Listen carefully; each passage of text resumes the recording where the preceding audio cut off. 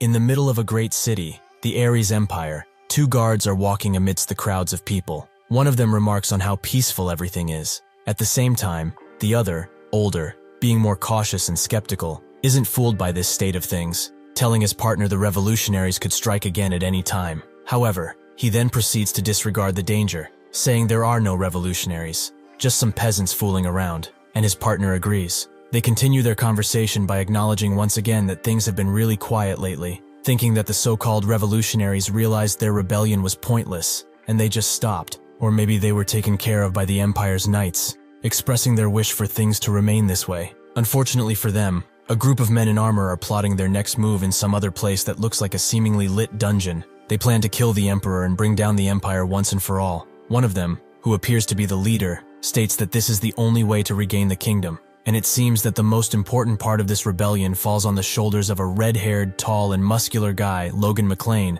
to protect the sacred text at all cost. Logan says that he is aware when some other dude bursts into the room saying that Logan is for sure a patriot. He doesn't understand what he means by this, and asks the guy to explain himself. He does so by telling Logan that countless people were sacrificed to take and protect the secret text from the Empire, and that being in possession of that book makes you the #1 target of the Empire's military, and so by doing this horrendous job, he becomes a patriot. However, Logan cuts his expectations short, telling him that he didn't volunteer for that job, to which the other guy replies that his role is indeed given to him simply because of his proficiency in the ancient tongue. Still, the fact that he's doing it without complaining is also patriotic enough. Logan shouts at the guy, making him tremble in his underwear, telling him that what he's saying is an insult to his other comrades, and that his motives don't lie within patriotism, but revenge. He proceeds to tell his life story, how he was a good-for-nothing loser, always growing up in his brother's shadow. Ranyan, an image from his past appears, a fight between him and his brother, in which Ranyan emerges victorious.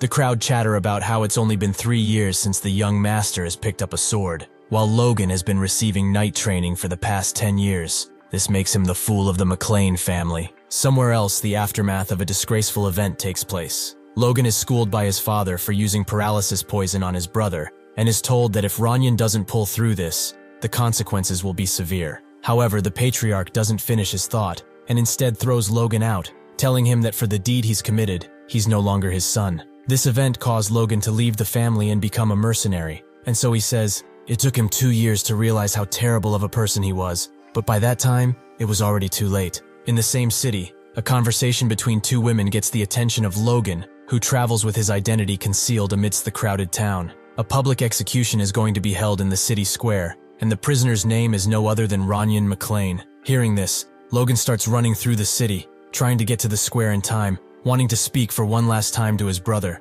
praying that he's still alive. However, when he gets there, what he sees makes him sick to his stomach. A guard is holding Ranyan's head up for the crowd to see. The guard shouts for everyone to hear that this is the end of a fool who dared to stand up against the Empire, while everyone is cheering for the death of Ranyan. Logan decided to take revenge on the Empire for killing his family and taking away his chance to beg for Ranyan's forgiveness. At the palace, Logan is followed by a group of armed guards as he manages to steal the secret book, but it seems that now he doesn't have a way out. He fights and manages to kill some of the guards before he gets surrounded and his surrender is demanded. Logan looks around, realizing it might be where he meets his end, and thinking that he has no other choice, pops a magic marble that explodes, killing everyone instantaneously, himself included. A manifestation of Logan's conscience is shown, and what he's thinking is depressing. Looking back on his life, he can only see all the regrets he has, and how he lived with one purpose, the need for revenge, taking comfort in the fact that he at least got to fuck those Empire bastards over.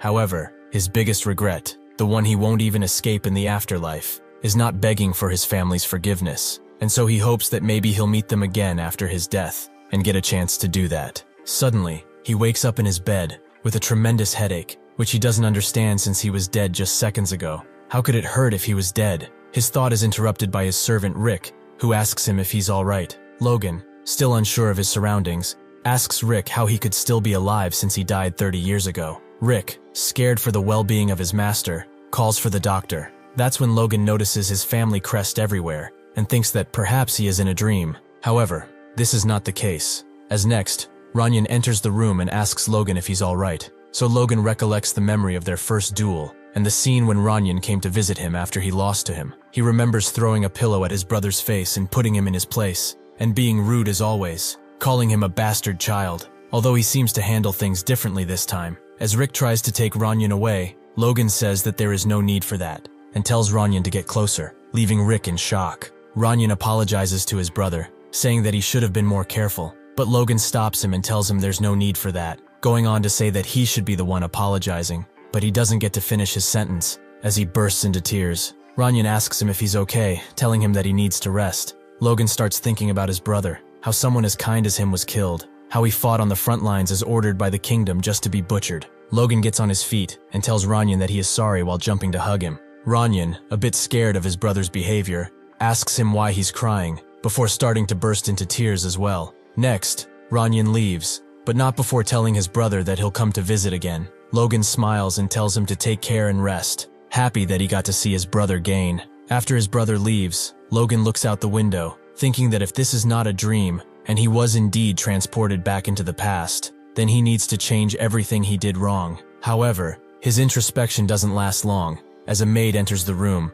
and starts apologizing to Logan, to which Logan replies by asking why is she doing that. Then Rick comes to take Mary away, taking the blame by saying that he forgot to tell her that Logan was resting there, and that he shouldn't bother him. Rick also apologizes, and that's when Logan realizes that he was such a big piece of shit, and that he also used to mistreat his servants as well. Logan proceeds to tell them that everything is alright, as she did nothing wrong, and asks Rick to bring him a pen and a piece of paper. Stunned, Rick asks what he's going to do to Mary with a pen and paper. Logan, annoyed, tells him to send Mary out and just bring him what he asked for. After he does, Logan thanks Rick and tells him that he can leave as he doesn't want to be disturbed. Rick, even more intrigued by the good way Logan is treating him, asks him if he's indeed alright and if his head isn't perhaps hurting. Logan proceeds to shout at Rick that he's fine and to get out. Rick happily obliges after hearing his master scream at him and advises him to rest. Then he proceeds to get out of the room and tell the other servants how he's just been screamed at and that he must be fine, telling everyone to get back to work. Even though annoyed, Logan acknowledges that these are the consequences of his own actions and that he must be patient. He continues by saying that the most important thing right now is to write down everything that will happen, more specifically, the war against the Empire that is about to start. 10 years from now, a disaster that will kill both his family and the nation, and preventing that from happening is his goal. However, a more imminent danger needs to be taken care of first, the war of the fiefdom that will occur a year from now. A war that will begin abruptly, and that is going to partially destroy his family, bringing it into dark times. Walking down the corridors of the castle, going to see his father, servants start bowing before Logan, and unexpectedly, one servant stumbles down, dropping the sheets she was carrying. She's trembling in fear, thinking how she could have fallen, from all people, right in front of the young master, thinking she is going to suffer greatly for her carelessness. Logan offers his hand and asks if she's okay. The servant, shocked and happy that she isn't getting her ass beat for what just happened, takes Logan's hand, but not before noticing the awkward grin on his face. Bro genuinely looks like a psychotic killer. Seeing this, she gets back on her knees and starts begging for forgiveness. Logan, stunned, asks her what's wrong, and realizes that changing his behavior overnight is strange, and that they may need time to adjust, concluding that he needs to take his time and actually show them that he's not the same sociopath madman he was before. After all, it can't just be because of his killer-looking smile. As he reaches his father's study, his presence is announced by Rick. Before entering the chambers, he remembers the events of that day again, the day when his father threw him out and told him that he's no longer his child. He remembers how in his previous life, he resented his father for years after being kicked out, for being a cold-hearted figure who gave up every expectation of his son and didn't even think to visit him after he collapsed in an official duel, of how cruel he was and how he heartlessly cast away his child. He then continues to acknowledge how stupid he was for thinking all of those things, and thinks how heartbroken a parent must be for them to kick out their own child. He simply greets his father, stating his presence respectably. Seeing his father, he starts trembling, thinking about how he wants to tell him he's sorry. However, he snaps out of it quickly, as his father, the patriarch of the House McLean, Patrick McLean, doesn't show to be in any way moved by his presence. After all, even though it's been 20 years for Logan, Patrick got to see his face every day. Logan continues to state his business, saying that he's there to ask for his father's permission to go into isolated training on the family plot, to which his father remains a little shocked. It appears that this is Logan's plan to win the regional war, to strengthen the whole territory forces, the forces of the knights and the soldiers, to reinforce as well as develop new weapons, and several other methods. For all of this to work out, he needs money. But there is one problem. The McLean clan is notorious in the kingdom as being the bigger family. However, Logan thinks there is a way to earn a lot of money at once, an incident set to happen in 3 months from now that could bring him a whole year's worth of the family's budget at once. But for that,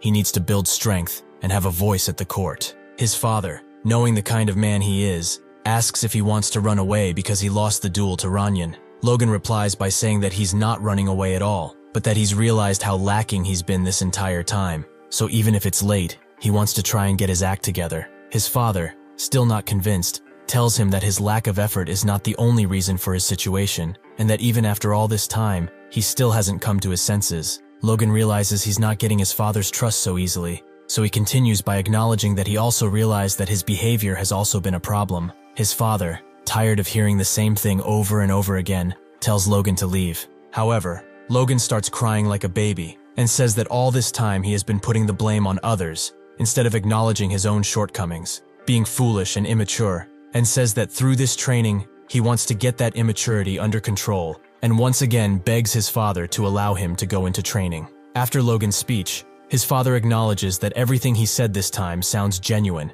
and not like a lame excuse, and asks Logan for how long he's going to be training. He replies that his set time is around 3 months, and his father asks if he thinks this is enough time to catch up to Ranyan. This is not Logan's goal, but he simply chose a short amount of time to do his best. With a slight smile on his face, his father sees the change that occurred in Logan's behavior and allows him to go into training. Logan thanks and tries to leave the room, but his father stops him and tells him to keep in mind that it's still spring, so the family burial grounds can get too cold for sleeping, so he should take care to stay warm. Logan thanks him and leaves for his training. A few days later, Logan is on the training grounds, where only immediate McLean family members are allowed, so no one will come to disturb him. And besides that, the large area it constitutes makes it perfect for solitary training. It seems that the training method he plans to use is secret, and no one can know about it just yet. The Divine Sword Secrets. In his previous life, Logan memorized the entire book and then burned it, so the Empire wouldn't get his hands on it. A magnificent book with a golden hawk on its cover,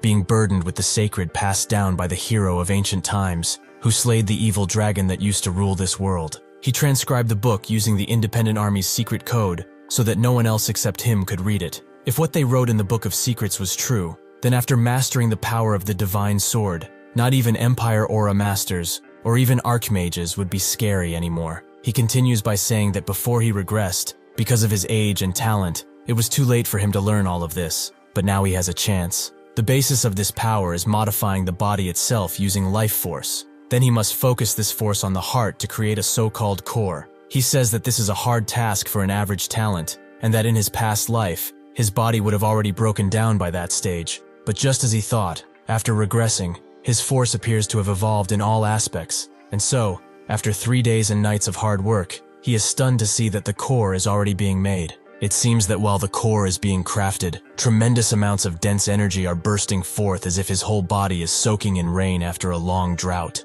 He proceeds to take out his sword as if the contents of the secret book are correct. His constitution and senses have taken a complete turn, and everything changed in a way that's suitable for wielding the sword. He says that even though he doesn't understand how the core of the force has been crafted so quickly, it means that at this rate, after 3 months, he can get even stronger, and so he goes back to his training. Until the last day of his training, it appears that Logan has learned only one of the 10 sword techniques recorded in the Book of Secrets, the sword that cuts through time and space, a technique called Time-Space Slash. And with the single core he has in his possession, which is a 1-star core, this is the only technique he can use, so he swears to succeed at it at all costs. A slashing wave goes down. Logan is sweating like a horse, but he did it. He managed to learn and use his technique to its full potential and cut a big tree in half, and he is very proud of it. Logan says that this power is way beyond his imagination, and that isn't a technique that a newbie force user could pull off, and even though he is worn out after just one strike,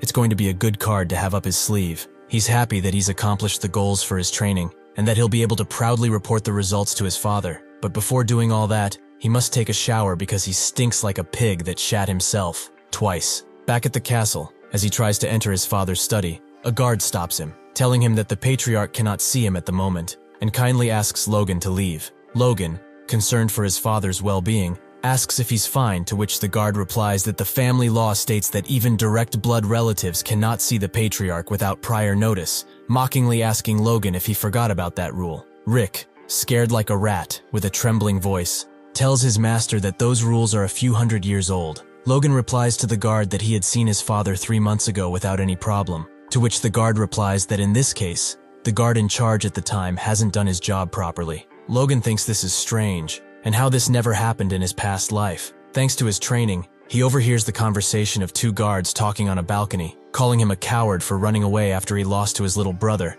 and saying that the knight knows he can't let out a squeak, and even if anything goes wrong, the guard will easily manage it himself. Logan realizes his reputation has hit rock bottom while he was gone training, so much so that even the family's knights take him for a fool. The guard tells Logan that next time should give prior notice before coming. Logan is disrespected and thinks that the situation is troublesome because he wants to show everyone that he has changed and to continue this change gradually. He asks the guard what his name is while taking something out of his inner breast pocket. The guard, thinking about what he's reaching for, replies that his name is Dominan. Logan continues by restating the events that just happened, how Dominan stopped him from seeing his father by invoking an old family rule that is dead, and how he humiliated him with a consistently insolent attitude. The guard is shocked by what Logan is saying and thinks about the sudden change in his character. Logan then proceeds to challenge Dominant to a duel by throwing a glove at his face. Everyone is looking down on the scene amazed, while Logan is taunting Dominan, telling him that he couldn't believe that he would have his tail between his legs against a rumored coward,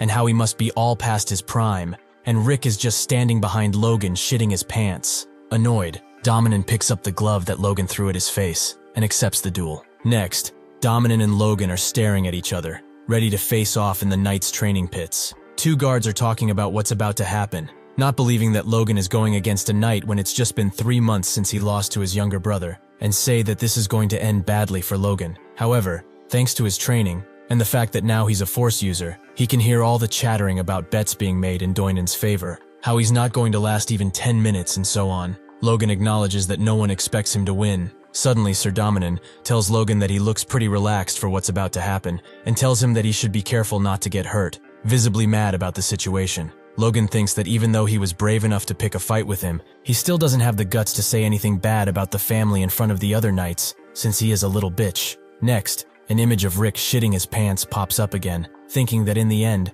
the young master has decided to fight with Sir Dominan, and that is probably their last day on Earth because they are screwed if he loses, then proceeds to stop breathing because of how scared he is. The referee appears and declares that the official duel between Logan McLean and Sir Dominan is about to begin, and that for the sake of safety, only wooden weapons will be used. The referee thinks introspects about whether he should be going through with this. However, there's nothing he can do, as Logan is being stubborn and isn't giving him any options, then proceeds to think that even though they are limited to wooden weapons, knights are mainly for users, so they could easily kill someone even with a wooden sword, then proceeds to start the duel, thinking that whatever happens isn't his responsibility anyway, and even though that is the case, he hopes for Sir Dominan to take it easy on Logan. As the duel begins, both fighters distance each other and take on their fighting stance. To the other knight's surprise, Sir Dominan starts charging his aura, and everyone is stunned by this move, using the force against a normal guy, which seems to be a rather brutal move. Rick thinks that this should even be considered cheating,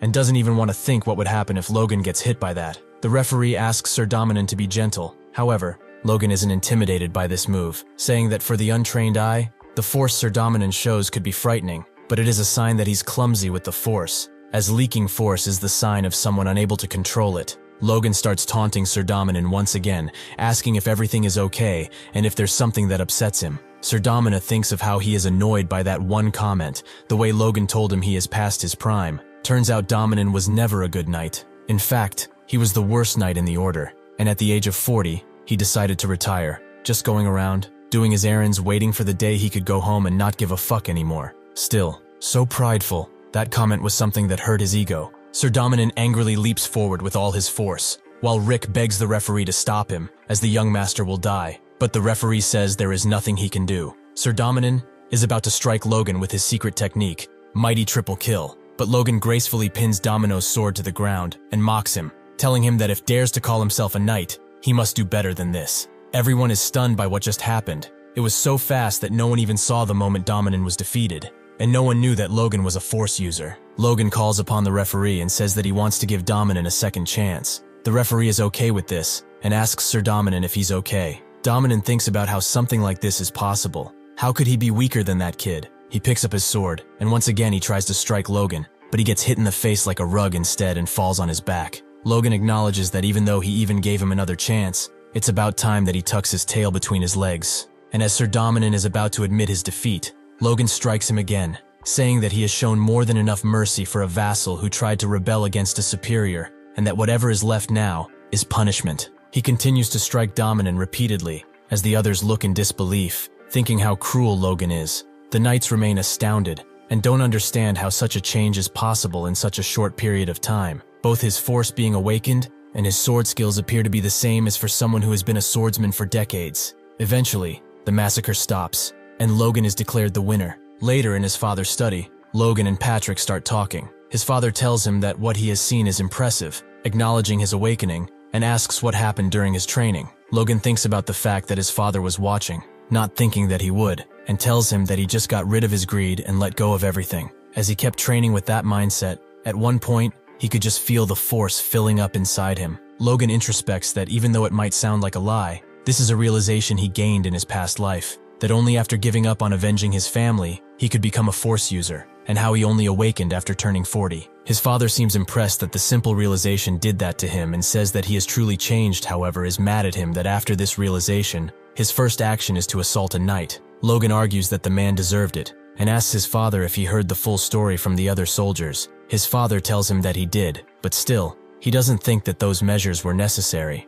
Logan says that it was, leaving his dad stunned, as that man was trying to fool the blood of his lord and make a joke out of him, and if left unchecked, he would have become a poison to the family's discipline. He then proceeds to think about how a hierarchy is the pillar that allows an organization to run, and when the hierarchy is shaken up, the organization itself falters. Besides, the one thing he realized after living as a mercenary for 10 years is that when it comes to a group of men with weapons, if you're reining them in, you have to make sure that you do it in one strike, and that today's event will be a lesson to the other knights. His father goes on to say that Dominan is definitely largely at fault since he forgot his duty in the first place and tried to fool Logan. But what Logan did was too much of a gamble, and that he should restrain himself for the time being. Logan is stunned to see that his father is forgiving him so easily, as this was not the case in his past life, and his father, seeing this jokingly, asks if he wishes a punishment, to which Logan replies that he's good. His father goes on to say that he's not accepting what he did as right, and that he also tells him that he is never to do something like this again without permission,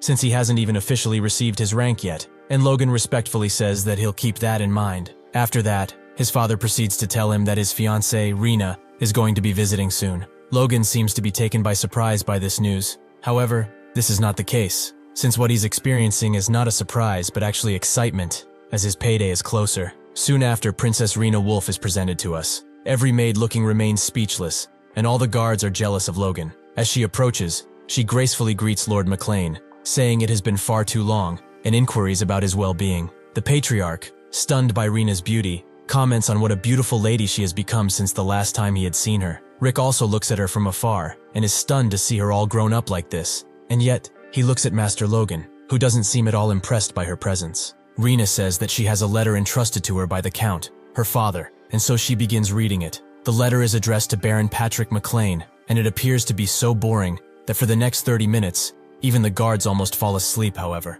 the conclusion the letter states brings everyone to their toes once again, as the final wish stated in the letter is that due to some unavoidable circumstances, for the arranged marriage between Rena and Logan to break off. After hearing all of these, Logan concludes that even though they've tried to go around it, the message is simple. They've thought that Patrick McLean would become an aura user, but instead, he has been stuck as a high-ranking knight for over 20 years, and to be honest, Logan is a loser, so it doesn't make sense for the Wolves clan to join hands with the McLeans. Therefore, they just prefer to go their separate ways. After hearing this, Patrick is furious, since they are breaking the marriage without any proper reason, and he takes it that the Wolves are trying to humiliate the McLeans. Rena replies that this is not the case, saying that she even asked to be the envoy, because she was concerned that Patrick would arrive at that conclusion, and so she wanted to clear the misunderstanding. Then she goes on to talk about how she still has vivid memories of her one-year stay at the McLean residence from when she was a child. Good memories that she had made alongside Logan in that beautiful and serene place, and that she does not wish to abandon those cherished moments that stayed with her for so long and that she considers so precious. However, even though that is the case, there is nothing she can do, as she is bound to her family, and she has no choice but to follow the decisions of the higher-ups. So the next best thing she can do is to come there and apologize to Logan and Patrick in person. Everyone is stunned by her words, saying that her heart is just as beautiful as her face. Everyone except for Logan and his stepmother, Marion Kairos. Marion asks Rina plain and simple what exactly is the reason for this breakup, saying that she would like to hear about those unavoidable circumstances. While this is happening, Logan thinks about his stepmother, how she is the biological mother to Ranyan, and how she has always regarded him as an enemy because of the matter of succession. Therefore, Logan thought she wouldn't involve herself in the matter. However, it seems that the family's honor is a different matter for her. Rina once again apologizes and dodges the question by saying that she is unaware of the reason for which this breakup is happening, and argues that she is only someone who shall marry and become part of another family. Therefore, her father doesn't discuss important family matters with her. Marion is furious, and she goes on to conclude that everything being said, she can understand that Rina has come to announce that she is breaking the engagement for no reason at all. Rina, scared shitless, with her white dress getting spots of brown, looks up at the McLeans and announces that for the inconvenience created, the Wolves are prepared to pay 3 million gold as compensation for breaking up the engagement. Seeing this, Dwayne Filsner, McLean's financial manager, is about to have a heart attack, and Logan is happy to hear it as well, thinking that he can have the money, although this is not going to happen. Hearing all of this, Patrick almost goes on a murder spree, asking how she even dares to propose something like that. A knight from the House of Wolves jumps in front of Princess Rina to protect her and pleads for the patriarch to calm down and continue the conversation. Patrick asks him if he's a high-ranking knight like him, acknowledging that it's an impressive thing to achieve for someone his age, then goes on to say that perhaps the injury of the Wolves family's rising star would be a fair trade for the disgrace to the McLean's family's honor. The knight goes on to say that his master, Kyron Wolves, named Lord McLean an honorable man, and said that he wouldn't persecute the young princess or a junior. Rina then goes on to speak, saying that she does not wish to buy honor with money either, and asks them to accept the gold as a gesture of sincere attempt to maintain the friendship between the two families, despite the unavoidable criticism that is to come from these circumstances. Lord McLean clenches his teeth, thinking that if he presses any further in the matter, he shall become a man without honor, and realizes that this is exactly why Kyron sent those young ones. Patrick goes on to say that a visitor is a visitor, be him a jinx as well, and that the McLeans are not persecuting their guests. However, he's not going to accept the Wolves' one-sided offer either, and in exchange for breaking up the engagement, House McLean only requests one thing: for the envoy, Princess Rina Wolves, to courteously apologize to his son, and that he will also refuse any other type of compensation. After all this has been said, Logan intervenes, saying that as the person concerned in the breaking of this engagement,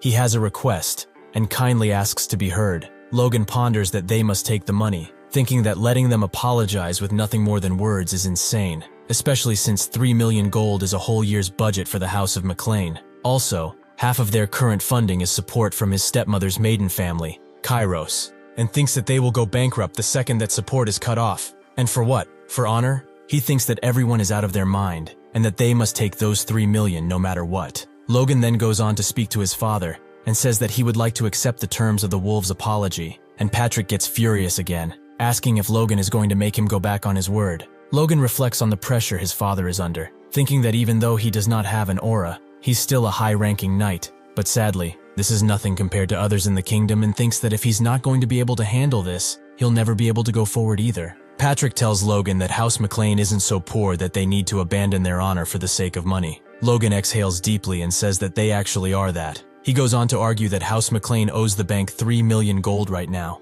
and a year's interest alone is 150,000 gold, and that without the Kairos' support, they would be bankrupt right now. They are the kingdom's greatest beggar family. He says that they are broke as fuck. At least that is what he would like to say. But since this is an official meeting, he's going to keep it to himself and tell his father that the very reason he must accept the money is for the sake of honor. His father then asks if he would have him go back on his word for honor, to which Logan replies that House Wolves have a higher standing than their family, and that the Count is also a Margrave of the East. And even though the House of Wolves is a leading power in the East, they're not the family they serve as their lord, and so ending this matter with just an apology makes him fear that rumors would go around that they've bowed down to the Wolves. Rina intervenes and says that the House Wolves aren't such an irrational family, and that they have the utmost respect for McLean's honor. To this, Logan asks if she doesn't find it ridiculous how she talks about rationality, yet she one-sidedly comes to break off the engagement. A memory from Logan's past life appears, and he thinks about how he then believed that Rina was genuinely sad about the unavoidable breakup. However, that was before a certain event. Rina and Logan are alone in a dormitory, and Rena thanks Logan for coming, saying that they might have to break up that day, but still she wants to create a last memory with him. Logan, thinking that his life as a master is finished anyway, asks for Rena to accompany him and run away that night. That's when Rena throws a knife at his face, and Logan is forced to pick up his sword and defend himself. Rena then undresses, and trying to shame him, starts asking if he really thinks that someone like him truly belongs with someone like her, then tells him to learn his place and get lost. She asks him why he is even carrying a sword since lost it to a kid, and tells him that he just made things so much easier for her. Logan doesn't understand what's happening, and Rena starts screaming when night bursts in. Rena accuses Logan of becoming aggressive and trying to take advantage of her, and since his sword was already drawn, it was a lie easy to believe. Logan recollects that he was already at fault for so many mistakes that not even his family believed him, and as a result, the McClanes were forced to apologize to the wolves and pay a heft compensation. He says to himself that because of her, he was never able to trust women, and calls Rena a hoe, and says that she belongs to the streets, but she's not getting away with it this time. After those events, Logan is thinking about his plan, and how he was going to change his reputation within the family, figuring that by slowly showing how he's changed and convincing them, then they would also change. But it seems that his fight with Dominan made him come to a realization. The soldiers have turned a blind eye even when someone disrespected him, and the rumors of him losing to his brother have spread while he was away. Therefore, he can't transform the family by gaining acknowledgement from people like them, and there are only 9 months left until the regional war starts, and his reputation isn't important anymore. The only important thing is saving the family. Logan steps on his honor and tells Rena that he'll accept the compensation of the wolves' family, regardless of his family's wishes, to which Rena remains stunned. The patriarch is furious, and asks Logan how he dares to oppose to deny his will, to which Logan replies that he cannot be satisfied with lip service apologies, leaving his father astounded. He continues by saying that if their honor can be compensated for with words that will disappear in thin air, its worth will be just as light as those words. Hearing all this, Rena tries to make the best of the situation and says that the wolves family wishes to obey the will of the Baron, the patriarch of House McClane, and asks Patrick what he is choosing. Logan sees through this and thinks that everything she's saying is for the sake of saving her father's face, and she's probably shitting herself at the thought of paying 3 million gold. The patriarch, looking down on Rena, says that as a representative of the McClane family, he is satisfied with just a sincere apology. However, he'll leave it to Logan to decide if the apology is sincere or not. Hearing this, Marion is furious. Patrick once again turns towards Logan and tells him to think carefully. As if he accepts money for his dishonor, he is opening the door for his honor to be traded in the future as well. Logan, without giving it a second thought, deliberates that he can't cave into his father on this matter, and says that as the person concerned with the breaking of this engagement, he accepts the compensation offered by the House of Wolves, which surprises Marion and visibly upsets Rena. After Logan makes his choice, his father, disappointed, says that he thought Logan had become a little better, but actually, he changed for the worse, and says that is his fault for not teaching him the true value of honor. Logan, even though he's not telling his father directly, ponders that everything he does is for the sake of the family. In his room, after he receives the hefty compensation from Rena, Logan is disturbed by a knock on the door, thinking that is Rick and inviting him in, but instead Dwayne enters the room, the financial advisor of the family. Seeing him there, Logan thinks about what he's up to. An inner monologue of Dwayne is presented, reminiscing how he, as the financial advisor, had to run the McClane estate on an ever-shrinking budget, dealing both with the soldiers who demanded new weaponry and also with the servants who were running low on winter supplies. How he had to make up for the lack of money by begging the patriarchs-in-law, not knowing if he was the financial advisor or a king of beggars, thinking that if this hadn't been his hometown, he would have resigned a long time ago. However, right now, he has the chance to be comfortable for at least a few years,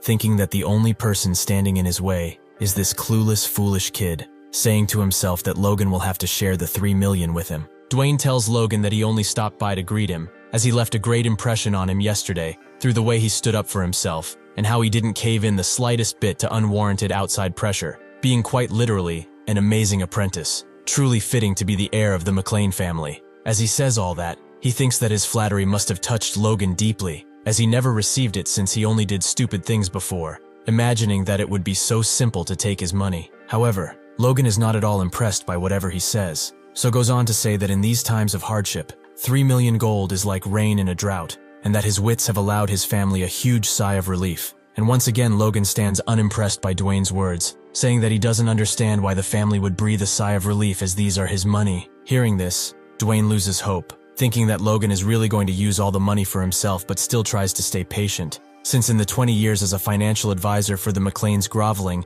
has already become a normal habit of his, and that this situation is no different. And so he starts crying, leaving Logan a little shocked, and making him ask if the family's situation is really that bad. Dwayne goes on to tell Logan that he doesn't know if he's aware or not, but the family does the Coopers Bank 3 million gold, and wants to continue by saying that the interest alone is 150,000 gold, but he doesn't get to finish his sentence, as Logan intervenes and completes it for him. Dwayne, stunned, asks if he knew that already, and Logan replies that the interest shouldn't be a problem, as right now it's harvest time, and he should be able to pay that with the money made from the crops. Dwayne tries to persuade him that even just running the barony generally costs a lot of money, and that they are always on a tight budget, and tries to say that if he could help them a bit, things could change, but is again interrupted by Logan, who doesn't want to hear anything about it. Dwayne asks why wouldn't he help him, as he thought that he opposed the Baron for the sake of the family. Logan says that he agrees with him, and he'll use the money for the sake of the family, but not for the immediate costs of running the barony. Instead, he needs to prepare for the future. Dwayne,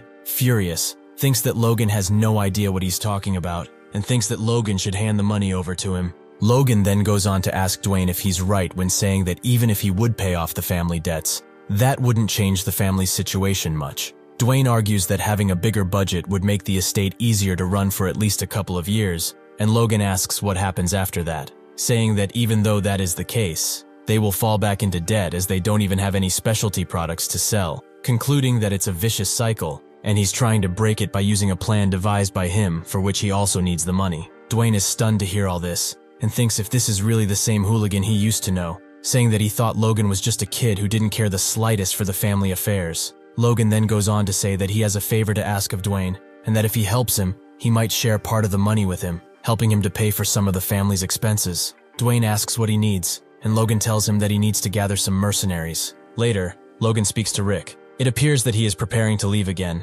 and Rick asks where on earth he is going and says that it hasn't even been that long since he came back from solitary training. Logan replies that he is leaving to make money, to which Rick says that he already has a lot of money, but Logan says he needs more. Rick goes on to say that for sure the Patriarch won't allow him to leave right now, as the atmosphere in the castle is tense, to say the least, to which Logan replies that he's not going to ask his father, and that he's just going to snake out. Rick is mortified by what he hears, but Logan doesn't care, thinking that if he can't overturn his reputation right now, it's impossible to change anything, so he has to gather forces from the exterior. Luckily, he is familiar with what is happening on the outside right now, as if it's just around the time he was kicked out of the family in his previous life, and concludes that his first move is to seek out a certain man. Rick tries to talk some sense into him, saying that he's not thinking straight and that becoming a runaway at his age wouldn't bring anything good for him. Logan is annoyed by Rick's persistence, and Rick asks what is he supposed to do if he just runs away, and tells Logan that if he's really going to leave, he might as well step on him on his way out, which he is about to do since he doesn't really care. Logan tells Rick that everything is going to be okay for him, as he is going to write a letter to his father, so no one will blame him. Rick asks what he is going to write, but Logan only smiles at him, and Rick sighs in relief. After Logan left, Rick took the letter to the Patriarch, and he looks like he's about to make the beaches of Normandy look like a fucking joke. The letter opens with a greeting to the Patriarch, and goes on to say that heartbroken by the engagement, decided to leave for some air, and that he will be back soon, signed by Logan McLean. After this, poor Rick just cries, and wishes for Logan to come back. A history of the McLean family is presented, and so it seems that even just 200 years ago, the McLean family wasn't in the position it's in now. The vast and extensive country stretched from the neighboring Turson Viscounty to the Sylvan and Perna Viscontis, as well as the Bifrost Plains were revered as the ruler and lord of the southwestern area of the Grandia Kingdom. But until the current Lord Patrick McLean, the useless work of the last 3 generations of ancestors caused their title to be demoted with the size of their territory greatly decreased. The vast storage of grain that was once called the McLean Plains was given to the most powerful vassal, and the useful land was divided among different vassals. The place that they ended up in as if chased out was the rough and dry land near the southern mountains, so the McLeans were bound to financial hardship. There were no suitable regional products, and the copper mines that were common in mountain territories didn't exist. Logan thinks that in this state, even if they win the regional war, they would need to ask for help from Kairos continuously, and so to end this vicious cycle, they need a lot of money, much more than the 3 million he already has, and says that there is someone here that can help him. As he enters the Grandia Kingdom's greatest trading city, Kale, a lot of voices start calling for customers for different items like rings, shields, or even just fresh vegetables and fruits. And Logan thinks that coming here helps him remember just how remote the McLean barony is. He goes on to say that based on his memory, the person he is looking for spent their youth in Kale, and that the residents said he lives around the area he's in. The man he is looking for is Goldbug Philip Claude. A description of the Empire is being depicted. The strongest nation within the continent, the Ares Empire, is a strong centralist nation based on the merit system. Therefore, as long as you are talented, regardless of gender or age, you have the chance to succeed, being a nation where you can enjoy power and riches, even as a foreigner, a person who is not a citizen of the Empire. A perfect example of that is Grandia Kingdom's Philip Claude. He is one of the wealthiest merchants who moved to the Empire and is the continent's greatest war merchant, called the Trader of Grandia Kingdom. However, in reality, even while being called Goldbug, he would support those from his home country and use his money to create the miracle of Grandia sovereign dominion. As he's strolling the streets, Logan sees a person on the streets and wonders, could that be him? The kid in the middle of the streets has just been scammed and thinks about how he's going to live from now on, since he doesn't have any money left. Logan watches him thinking how he heard that his business failed because he got scammed, but seeing it himself is more horrible than he ever imagined. While the kid thinks about ending it, Logan approaches him trying to make his acquaintance, asking if he is Philip Claude. Philip replies that he indeed is, and asks who Logan is, thinking that by his future, red eyes, and strong gaze, he might be dangerous. Logan says that he would like to talk to Philip for a minute, but Philip is still skeptical of Logan, wondering how he knows him. At that moment, Philip feels a strong emotion in Logan's eyes, one that the businessman Philip had seen countless times, that being greed. Philip goes on to theorize that by his timing and how he's wearing old armor, he's a mercenary gangster. Logan tries to make his motifs known, but Philip loses it and starts screaming that his payment date is not due yet, and that his commercial property sale will proceed to arrive in 3 days, so he should come back then. Logan assures him that he's not there to receive any of his debts, but Philip barks like a mad dog and tells him once again that his sales haven't processed yet, and tells Logan to go away. Once again, Logan tries to calm Philip down and tells him that he's not there to collect any money, but instead to invest money, leaving Philip shocked, asking if by that he means to invest in Philip, and Logan replied affirmatively. Then Philip goes on to think that if he's not there to receive money from him, then he must be a crazy bastard, crazy to want to invest in someone like him who completely failed, yet he's also wondering that maybe Logan is telling the truth, and asks him how much he wants to invest. And Logan asks him in return how much does he need, saying that he'll support him enough to repay his debts and make a comeback. Philip, still not convinced, analyzes the look on Logan's face and the dirt on his armor, saying that he must have come from far away, and so he realizes something. Logan once again tries to ask Philip how much he needs, but Philip replies by calling him a nasty bastard and says that if he wants to scam him, he should have prepared properly, just like the other bastards that just scammed him. He goes on to say that Logan is not an investor, and by the looks of that crest on his armor, he must belong to the Southwest McLean barony, calling them a beggar family that needs to live off the coattails of their in-laws. How could they want to invest when that family can't even repay their own debts? Also, he tells Logan that if he got caught impersonating a noble, he'd be executed, and says that anyway, he chose the wrong person, as he is really broke. Logan analyzes things from another perspective, thinking that even though he's at the bottom, Philip makes quite astute judgments, as expected from a future magnate, and wonders how could he appease him, while Philip is whining in the middle of the street that he doesn't even have enough money to eat or die. And at that moment, Logan gets an idea. He asks Philip to pay attention to him for a second, and shows him his aura, leaving him perplexed. Philip thinks that someone who's a genius like him, who has awakened force at such an early age, would be so stupid to throw it all away for the sake of a scam. Philip apologizes, saying that a lot has happened to him, and that he is a little sensitive, and asks what was his business with him. Logan says that he wants to hire him forever, paying his debt as a freebie. Philip is once again skeptical, asking if the McLean family even has the money for something like that. Logan asks how much his debt is, arguing it must be around $250,000, saying that he'll pay his debt and give him an additional $300,000, and reveals the money he had been carrying with him all this time. Philip looks at Logan and thinks he is an angel, so he goes on to sign the contract. The terms are that if the subordinate, Philip, ever tries to purposely harm the boss, they will feel excruciating pain as if their soul is being torn apart. Just a formality, really. The witch that sealed the contract tells Philip that if he doesn't like that, he should awaken force himself and become at least a high-ranked knight, or pay a 4-circle mage or hire several hundred times the amount of money as the contract that has just been struck, and ask them to lift the curse, leaving Philip astounded once again. She sends them away on a positive note, telling him to swipe by again, and Philip wonders if he just got fucked over. thinking that he was out of his mind when he thought of Logan as an angel, especially now when he realized that he just paid an expensive magic contract just to make him his salve, when just one page of the contract is worth 30 slaves alone. Logan goes on to say that they can't really trust each other now, since they've just met, so if he invests a fortune, he needs a reasonable guarantee, and assures Philip that once they get to build some trust in each other, he will get rid of the contract, and throws his hand in a sign of good companionship. Philip thinks that this contract is a mess, with no detailed period of time or conditions, but he has no other choice than to trust Logan for the time being. So he shakes his hand. Philip asks what Logan needs him to do, to which he replies that first, they need to buy some monster meat. Upon hearing this, Philip calls Logan a psycho. Logan thinks that Philip's reaction is normal, as monster blood and meat contain poison, so burning them would be common sense. However, in a few years, the situation will change drastically, as it becomes known that you can make a monster blood neutralizer with common ingredients, and some areas lacking in food begin consuming monsters. That winter, cases of disabilities were being treated upon consumption of the monster Kalok. Even those that had their private parts injured became physically sterile and saw the effect, and just a year after those events, the Royal Mage Tower validates them. Kalok becomes impossible to find throughout the continent, as once species disappear simply from the research results that they are good for virility, and so Logan thinks that knowing this, he can easily make 3 million, or even more than that. Seeing what he got into, walking around with a madman, Phillips looks at Logan disappointed and wonders if he wouldn't be better off just running away. In a tavern,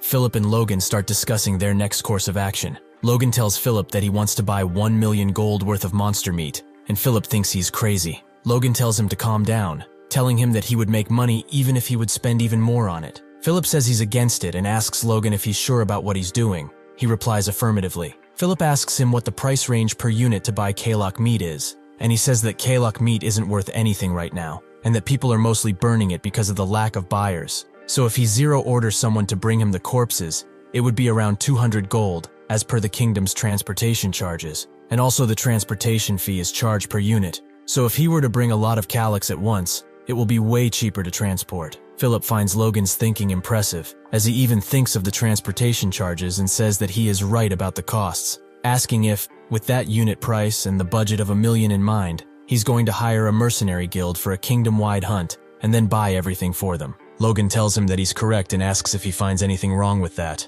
Philip explains that his plan is completely wrong, and that since all the monster meat is being thrown away right now, he should just hire a merchant guild for the price of beef, and everything is solved. He goes on to say that there are merchants out there that would bring and sell anything for $1, and even if that's trash to be thrown away, they'll ask each other to acquire it for them, and he is so confident to even say that they will probably bring him all the Kalok meat in the kingdom as soon as he asks for it, all cut and ready. Logan is amazed by Philip's idea, thinking that his investment is already paying off, and being a little sussy, he calls Philip an adorable punk for some reason. Philip tells him to not overthink money matters from now on and leave it all to him. After all, his faith depends on Logan's future. Logan then proceeds to give Philip a list of things, cartridges made of ironwood, springs and glue, and tells him to stay in Kale and buy all those items in bulk. But Philip once again gets a little skeptical and asks Logan if he's trying to open a toy factory, to which he replies that he has something even better in mind. Actually, Logan made Philip buy the raw materials for weapons of war,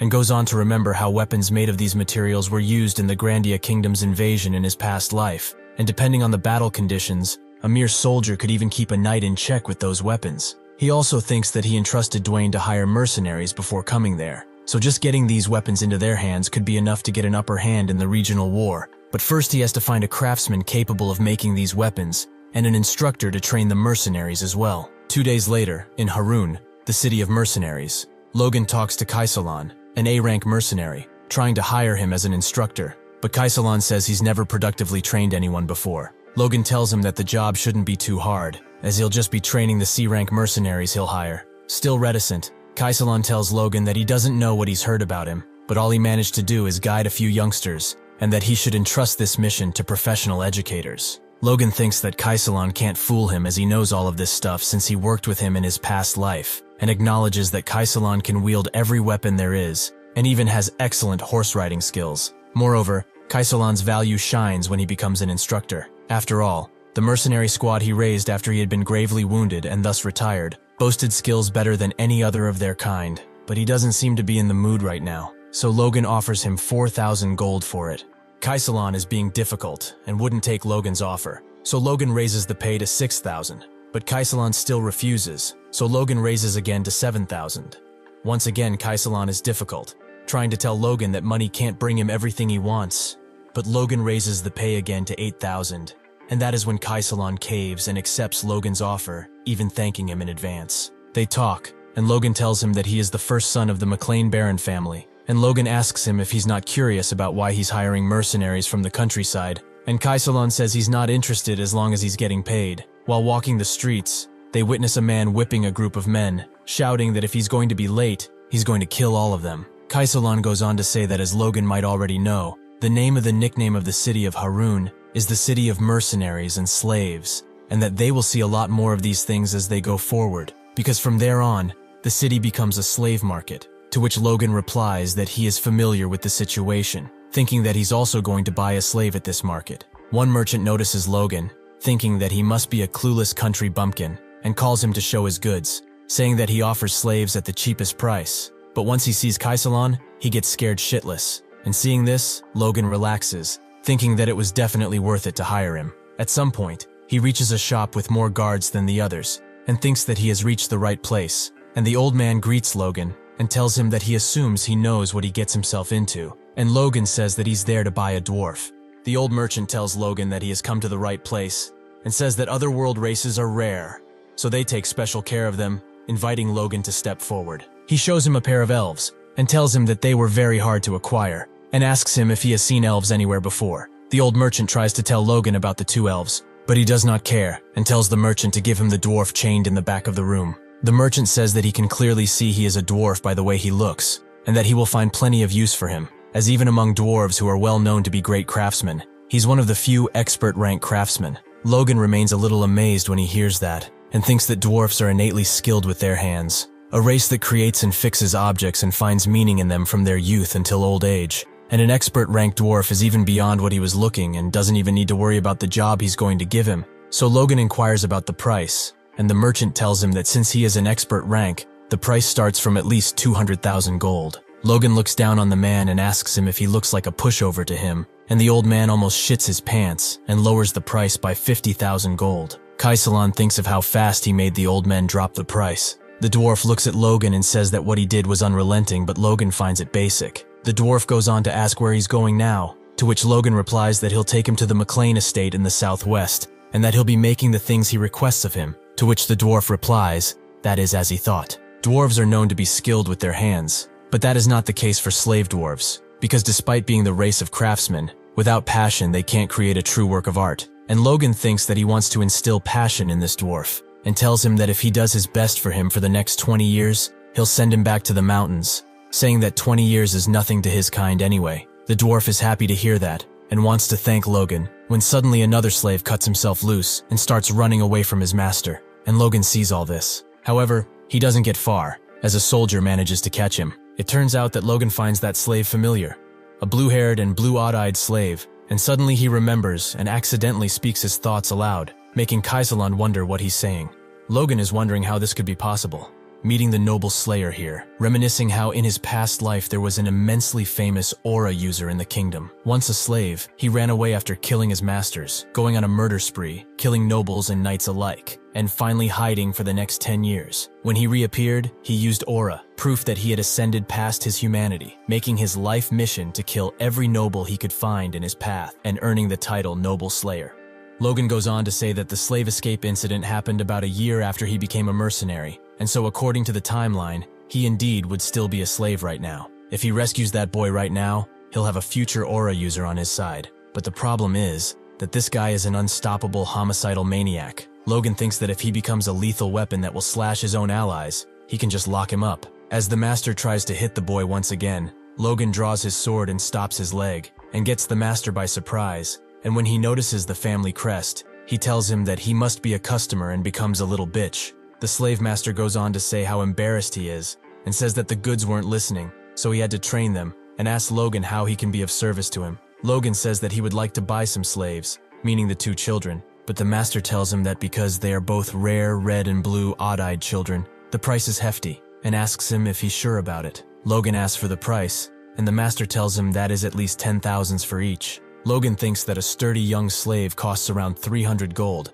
and yet he dares to set the price 100 times higher for 2 kids that are barely skin and bone. Logan goes on to say that considering the worth of the noble Salyer, 10,000 gold is cheap, but there is no way this guy knows about that. And besides that, he doesn't want to let this scumbag make money behind his back. And so Logan says that 30 times the asking price for a sturdy slave for 2 kids that are about to collapse soon with one looking like he is on the verge of death is kinda expensive. The master goes on to argue that they are the only ones here, and Logan says that he'll pay 500 gold for each, a price higher than that of a healthy slave, which should be more than enough. The master haggles, saying that at that price, he's not even going to get back the money he has invested. Logan gets annoyed and asks the master if he thinks him that stupid not to know what a slave costs, and the master shits his pants. The master goes on to think that Victor is always causing him trouble, so he's sure he'll also do it in the future, and goes on to accept Logan's offer. Kaisalon carries the injured kid on his back, saying that it's impressive how he got up already since his injury wasn't one to allow such a quick recovery, and Logan goes on to say that he truly got back on his feet in no time. What actually happened is that Logan has been releasing force along the way to heal the kid, which is even better than the magic of most low-level priests. However, he is stunned to see that the other kid might have detected his aura, while even Kaisalon failed to catch it, but he dismisses it as a coincidence. Victor jumps from Kaisalon's back and tries to attack Logan, but he doesn't even manage to get a punch in, as Logan catches him by the neck and tells him that if he doesn't know if he's full of spirit or just plain stupid, he goes on to ask if he understands the situation he is in, and asks Victor if he looks as weak as that petty slave merchant to him. He tells Victor that it's great that he's full of fighting spirit, but he should learn to pick his opponents wisely, and tells him that he hopes this will be the last warning he needs. He goes on to say that if he obeys, he guarantees that he and his little sister will be safe, but if something like this happens ever again, he will get rid of them both. He drops Victor, thinking that should be enough, and tells him that he plans on fostering him as a knight. Victor asks if he refers to him,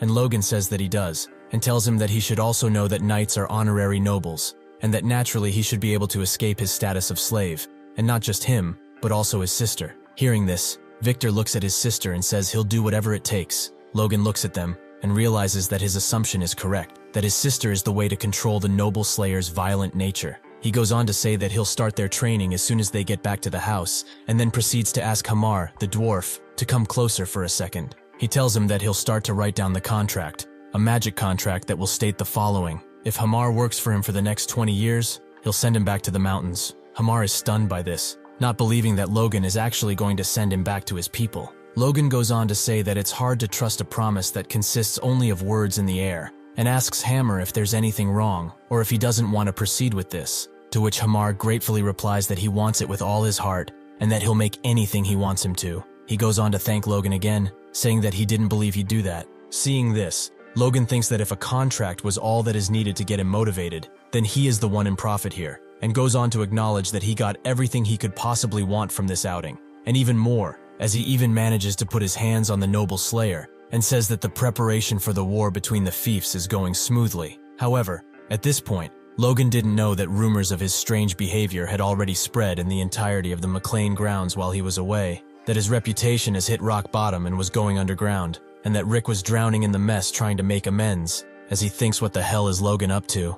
Next, it appears that Logan has returned home, and there's no one as happy in the world to see him as Rick. Logan looks at Rick, and asks him how he's been, to which Rick replies by asking Logan if he's serious while asking such a question, and almost having a stroke. Rick continues by asking Logan what he has been up to while gone, and if he's heard the rumors that have been circulating about him, that he is a perverted monster file that spends 150,000 gold on monster meat. As it turns out, just a few days earlier, Philip has gathered all the merchants he could find, and told them he wants to buy monster meat in the name of the young master Logan McLean. Turns out that even by then, people have already heard about Logan, and how his engagement was broken, and how he ripped off his fiancée. Philip himself started some strange rumors about monster meat, trying to increase the number of sellers, but he didn't know that his master Logan had such a past, going on by saying that he thought he was just a crazy scumbag. However, Philip saw an opportunity in those rumors, and set the price of monster meat as low as he could while still making the merchants run for it, like they would for hot bread,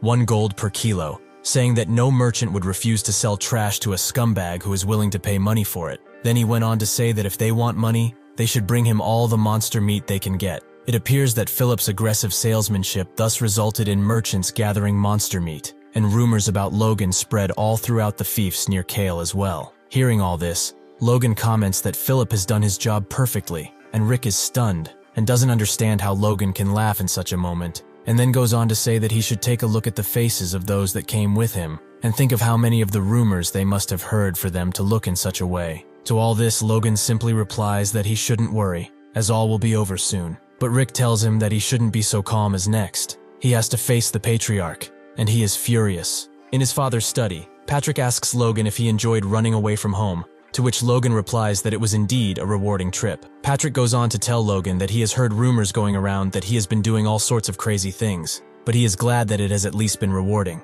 Logan defends by saying that rumors are just what they appear to be, senseless lies, and that he has no shame whatsoever for his actions. His stepmother goes on to speak and tells Patrick that it is just as she has said before. Logan has no awareness about his position and how his actions can dishonor his family name. However, Logan doesn't let her finish, and cuts in by replying that what she says is a bit excessive, as he merely spent the money from his engagement breaking as he saw fit. Marion intervenes again, asking Patrick if he heard what he's saying and if he still sides with him after all that, but Patrick shouts that this is enough, and kindly asks her to leave, as he wants to speak to Logan alone for a moment. Patrick tells Logan that this will be the last warning he's given.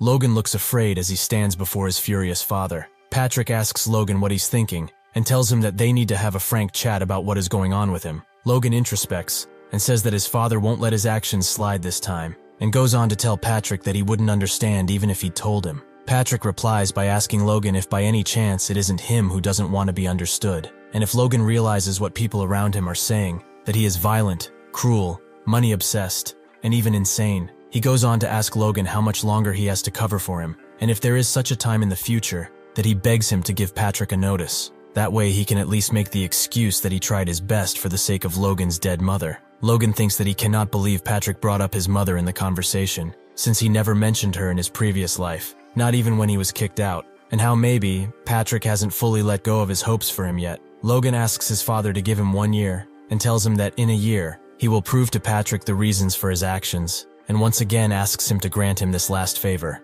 Next, we see Patrick alone in his chamber, thinking about what just happened, acknowledging how strange the world favor sounds between a parent and child, and thinking that if Logan hasn't proven his words after a year, then he'll have to make a decision, as he is the patriarch of McLean before he is a father. A picture of Logan's mother appears, Raina, to which Patrick apologizes, saying that he does not understand what is going on with their son. Patrick monologues that he promised to protect him at all costs, and to raise him well, but in the end, he was too neglectful. As he walks the castle's halls, Logan meets his younger brother, and what he sees leaves him stunned. Ranyan has awakened the Force. Ranyan tells Logan that just as he thought, Logan caught up with him right away. Logan is happy to see that Ranyan has awakened the Force at such a young age, just 14 years old, and thinks that in his previous life, Ranyan's Force hasn't awakened until the war between the fiefs, but it awakened so quickly this time. Ranyan tells Logan that it's all thanks to him, and Logan doesn't understand what he means by that. Then Ranyan goes on to say that the knights were stopping him from meeting Logan when he returned,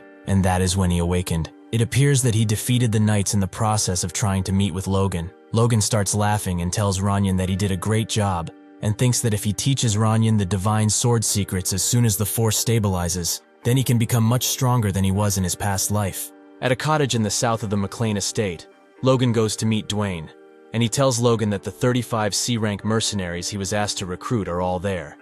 It appears that the mercenaries are mad at Logan, asking themselves if this whole thing isn't some kind of scam, since they were called there 10 days ago, and until then they've never met Logan. One of them ever remarks that a lowly baron family wouldn't dare to begrudge a mercenary guild unless they're crazy, and another one comments that they may never know, as the rumors about Logan have even reached them as well, and they are bad enough. Then they go on to comment on Logan's appearance, how he is carrying a sword and armor, trying to act like a soldier. Hearing everything, Logan thinks that he gotta pull on the reins with these rascals that fight for a living, or he will never get through to them. Logan then addresses one of the mercenaries and asks him if he thinks that wearing armor and carrying a sword is funny, to which the guy replies that he doesn't understand what he means by that, and thinks about how could Logan hear his comment from over there. Logan goes on to mock the guy by saying that you can for sure think that, but only if you have the skills to back it up. Then he tells the guy that he is only a lowly C-rank mercenary, and asks him what non-existent skills of his give him the right to look down on others. He then rhetorically asks if he offended him, acknowledging that even a lowly man like him has pride, and tells him to step forward. Logan then makes a bargain with the guy, telling him that if he manages to hit even a single blow on him,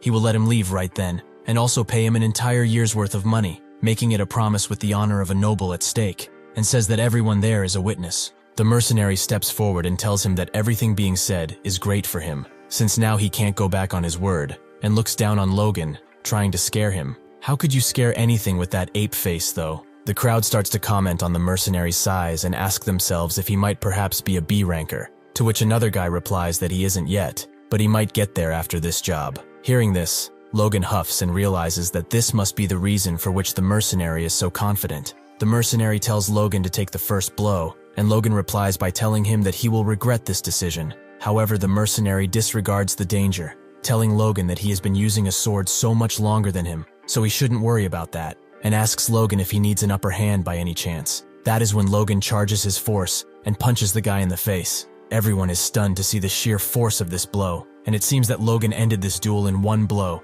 leaving the guy dead on the ground with his teeth flying into the sky. The other mercenary looks in disbelief, while Logan simply stretches his shoulder, huffs, and asks if there's anyone else who wants to run their mouth for no good reason. The mercenaries can't believe that Logan is a force user at that age, and think that this is ridiculous. Kaisalan looks at Logan and thinks that he thought him to be out of the ordinary, but he never realized he was this good. And then Logan goes on to say that no one will comment ever again from that point on. After that, he goes on to formally introduce himself as Logan McLean, the one who called upon them, and then says that many of them are probably wondering why is he throwing money around and hiring mercenaries, and tells them that he wants to train them to be crossbow cavalrymen. Dwayne and Kaisalam look surprised, and the mercenaries are not sure what to think of this idea, one of them even saying that they would just spend all their time reloading them. Kaisalan then quietly whispers to Logan that crossbows aren't efficient weapons for cavalrymen to use, but Logan says he already knew that, and Kaisalan asks why he'd want them to use crossbows if he knows. Logan goes on to explain that crossbows are far more destructive than bows,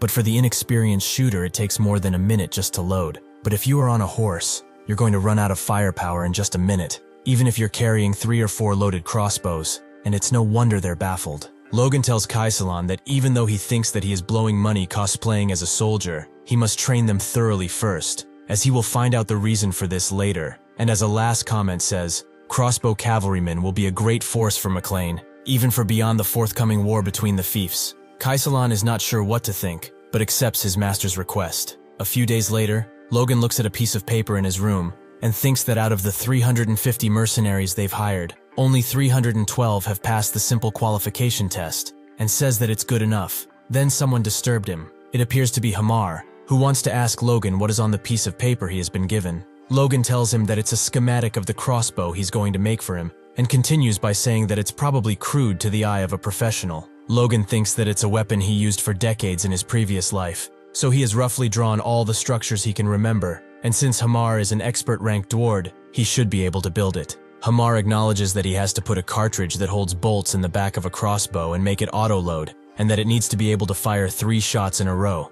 Than asks who the hell came up with such a stupid idea, to which Logan replies that he did, and Hamar looks annoyed. After that, Hamar goes on to say that it is a marvelous idea, but with the twisted string in a structure like this, the strings won't hold up and they'll break. Also, if you put a wooden box like this behind it, it's going to be uncomfortable for the shooter as well, and asks Logan what he is going to do about that, to which Logan replies that this is not his problem, and that Hamar needs to solve it, and upon hearing this, the dwarf looks furious. Logan tells him that it was a joke, and goes on to say that he must reduce the size of the bolt to reduce the cartridge itself, and tells Hamar that he's right in saying it's a one and done, and instead, they can make the cartridges prefabricated and have them reload every time you shoot, and that they will call them magazines for convenience. Hearing this, Hamar is stunned, and says that even for a skilled shooter, a crossbow can't fire 2 shots in a minute, and that it would be like a weapon that's beyond our time, and Logan thinks that this is because that is a weapon created in the future. Hamar then tells Logan that to think all it takes to make something like this is a cartridge, spring, some wood, glue, and a bowstring.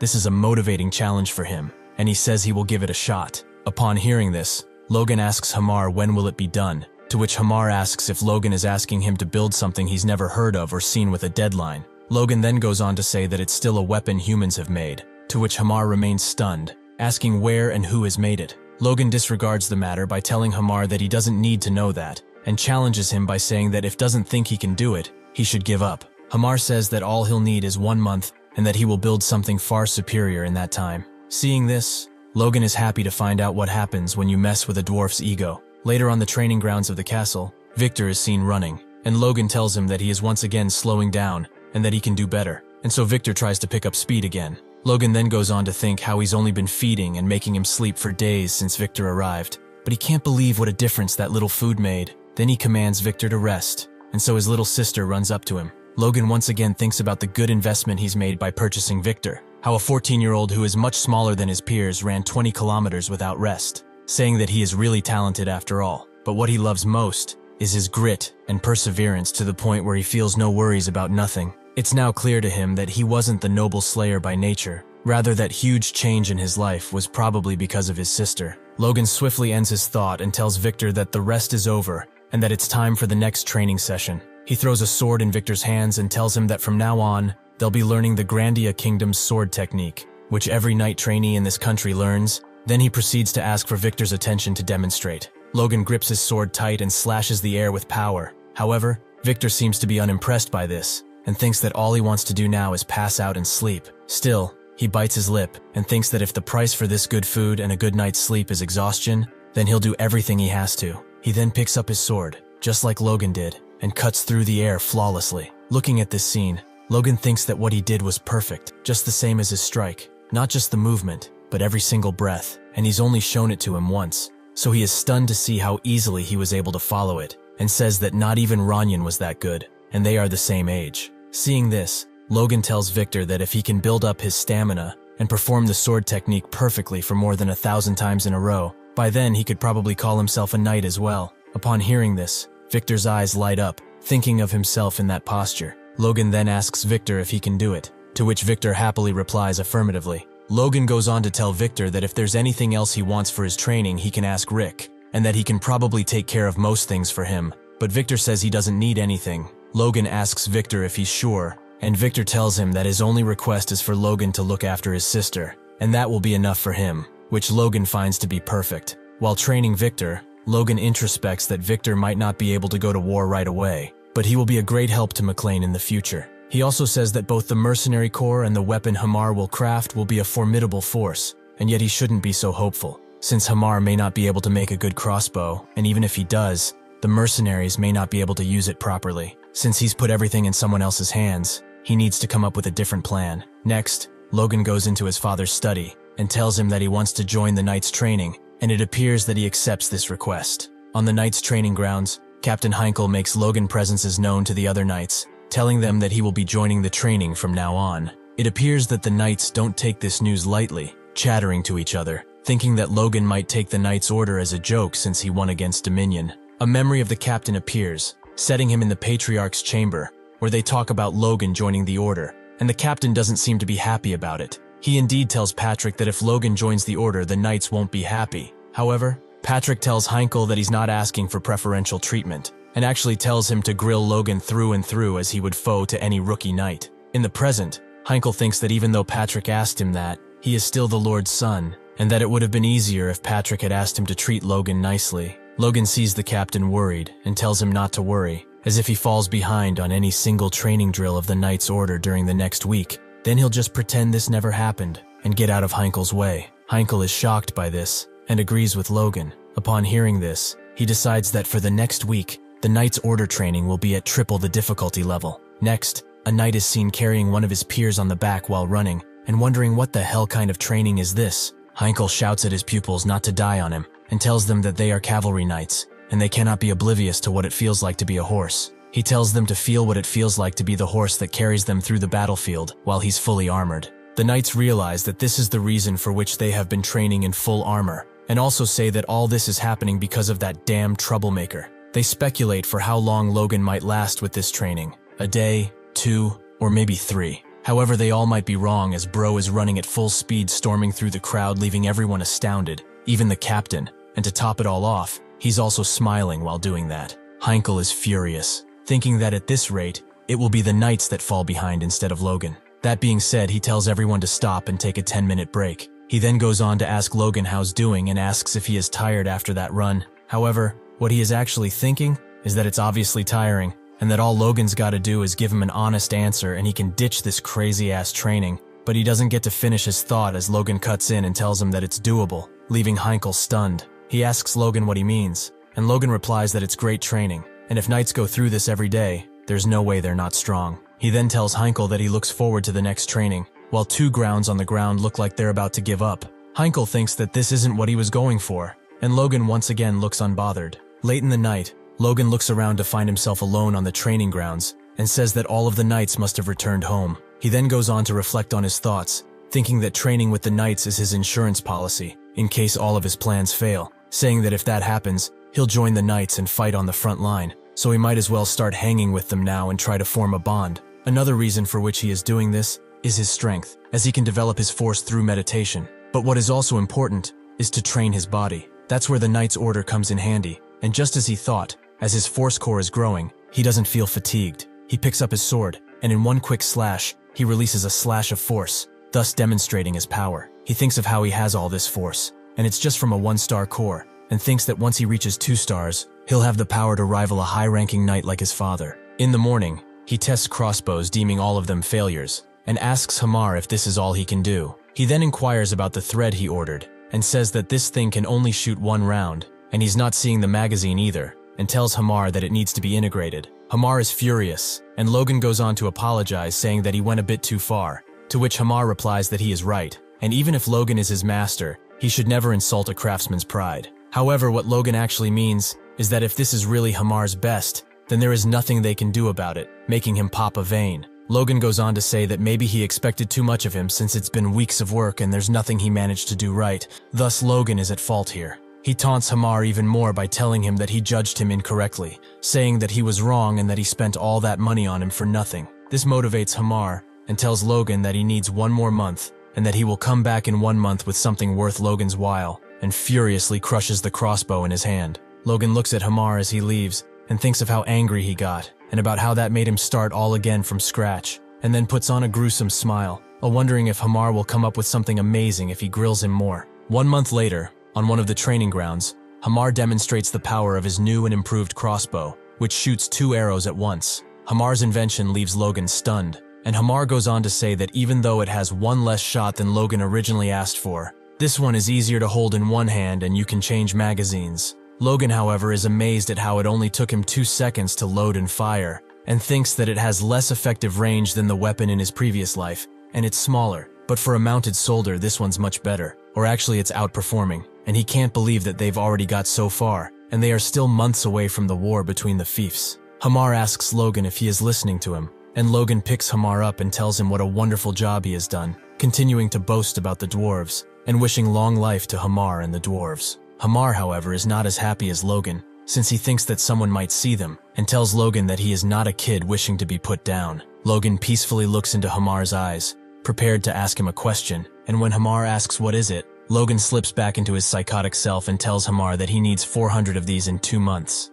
Next, Logan has given Kaisalan and the other mercenaries the crossbows, and they're all amazed by how far the dart goes, and by the fact that they shoot consecutive shots as well. Kaisalan looks down at the invention and asks himself, how could this be possible? How could a crossbow even do such a thing? A muzzle-loading crossbow of this range, power, and speed. With this, an army of 300 or more mounted troops could do such things that Kaisalan shudders just at the thought of it. Kaisalan then proceeds to tell Logan that he is truly amazing, and realizes that this was Logan's plan all along, and Logan tells him that he is correct. Logan goes on to think that Hamar went through quite a hard time. Even though Logan had extra craftsmen assist him, he never expected him to complete the order 2 months ahead of schedule and even make 100 extra crossbows, as expected of an expert-ranked dwarf. He is obviously superior. Logan says that he'd also like to share this with the knights and soldiers, but there is the issue of funds and the possible leak of technology, so he should hold off on that for now. Logan tells Kaisalan to equip the mercenaries with crossbows and clear out the monsters from outside the territory, but Kaisalan thinks that is impossible.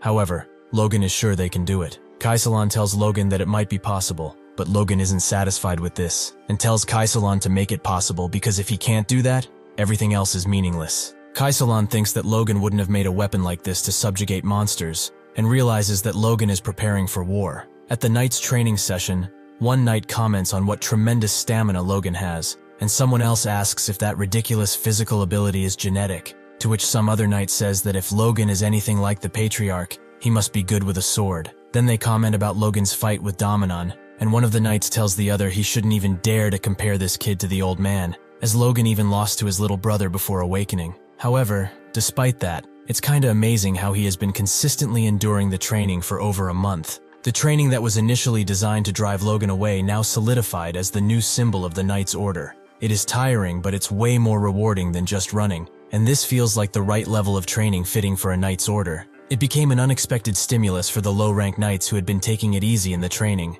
And also, the knights began to truly understand and empathize with their horses, and the bonds among the knights were strengthened as well. Heinkel thinks that he merely persisted with the training since the first young master wouldn't quit, but he can't believe all these results. His lucky charm walked in on his own 2 feet. At night, in his room, Logan thinks that after pushing his body hard with training, he will stimulate his internal consciousness with meditation. Therefore, the iterations are synergizing with each other, and he's making solid progress. And lately, he's been seeing signs of a shift in the Force. If he can improve his martial powers as per his expectations, he can surpass all the monsters he saw in his previous life. That's when something unexpected happens. Logan's core grows. Logan starts saying some gibberish, and Logan's core becomes a 2-star core. Logan says that now he has the basics to learn the next secret technique of the sword secrets, Iron Slash, Killer Iron Slash. Just considering the power that the first technique gave him, he is sure the second technique will be far more powerful than expected. And if he can just master that technique before the war, even a high-ranking knight wouldn't scare him.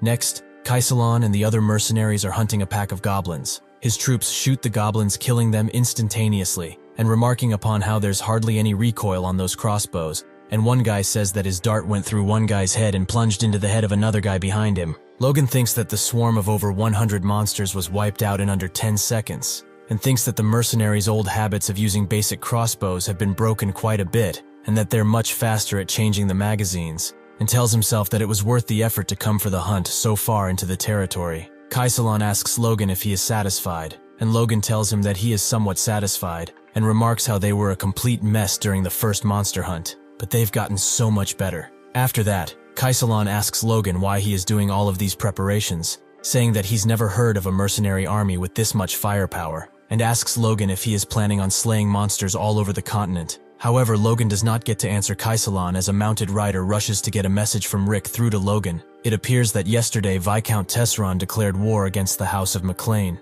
In the McLean war room, Patrick and the other higher-ups of the family are looking through a crystal ball as Viscount Tesseron states that, for the grudge of his ancestor over his wrongful death, he blames the House of McLean, leaving Patrick stunned. Some nobles char, asking themselves if what he's saying makes cause for war. Heinkel and Marion ask Patrick what he's going to do, and Heinkel continues by stating that just the Knight's Order of Viscount Tesserons has numerous more soldiers than they do, and even with Patrick on the battlefield, the chances of winning are slim. That's when one of the other nobles comes up with the idea that they should choose to guard the city and call reinforcements. However, this is a bad idea, as if that happens, the knights who can use force will be pushed, and the inside of the city will be a complete chaos, while some other guy proposes sending an envoy to propose peace. Patrick outbursts into a fit of rage, tells everyone to shut up, and goes on to explain that even if the royal family's authority isn't as strong as it used to be, these people just instantly declared war without even asking for permission,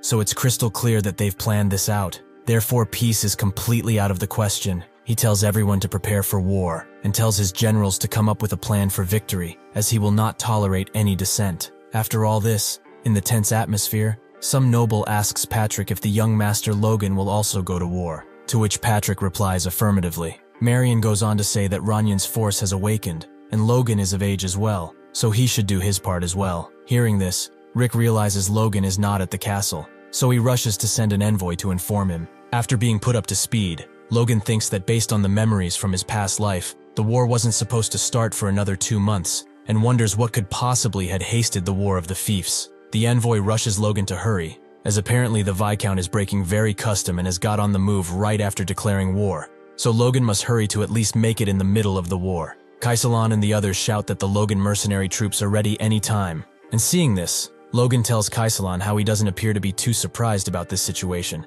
to which Kaisalon replies that for a mercenary, if there is no war, they want to start one. He continues by saying that they've got their hands on a great weapon, so it's natural that they'd want to use it. Logan looks at his army and says that these guys are much too confident, but doesn't think much about it and says that what they are feeling is valid, as they've trained hard the past months, and overwhelmingly massacred the monster flocks, and goes on to say that it doesn't matter when the war starts, because all they've got to do is win. He thinks that they've got enough combat power right now, so he commands his troops to march for the McLean Plains, certain that this war will conclude in a victory. Back at the barony, the war began sooner than the McLeans thought. The day after the declaration of war, Tesran's troops showed up at the McLean estate, and their numbers exceeded the vassals' expectations. Captain Heinkel informs Patrick that the Viscount's army is formed of 100 knights alone, over 1,000 normal troops, and almost 10,000 conscripts, telling the Patriarch that it's an all-out war. Hearing this, Patrick thinks that Tesran has gone mad. He's not just clashing with a main force of knights,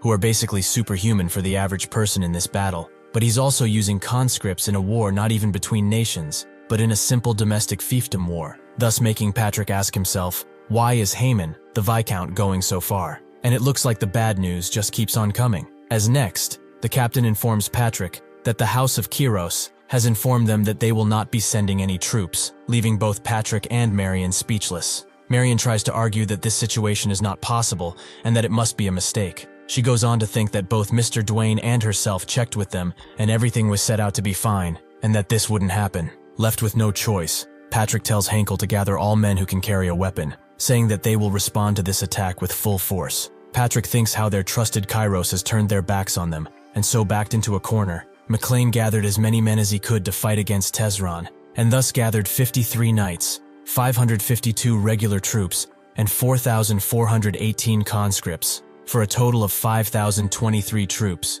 But this force wasn't even half the numbers of the Tesran's army. On the battlefield, two soldiers chat, and one of them asks about where is the first young master, Logan, to which the other replies that he went out a long while ago and hasn't come back yet. Some other soldiers comment that he probably won't come back and that he must have run away after hearing the news. Hearing this, Runyon turns around and asks them what are they talking about, telling them that there is no way Logan would do that. He thinks that Logan already expected this war to happen, and that's why he taught him this secret move, and that there is no way he'd run away. Some other soldiers hear what Runyon said and begin to think that the rumors are true, that the son of the fief's lord ran away. After this, Patrick is seen standing next to Runyon, and he tells his younger son that he must play the role of his brother on his behalf, and tells him not to waver at any cost. He goes on to think that he does not want to believe these rumors, but that doesn't matter right now, as the only thing that matters is the winning of the war. So he commands all of his troops to charge forward and crush those scums attacking their home. Next, Tesran is seen with a smirk on his face,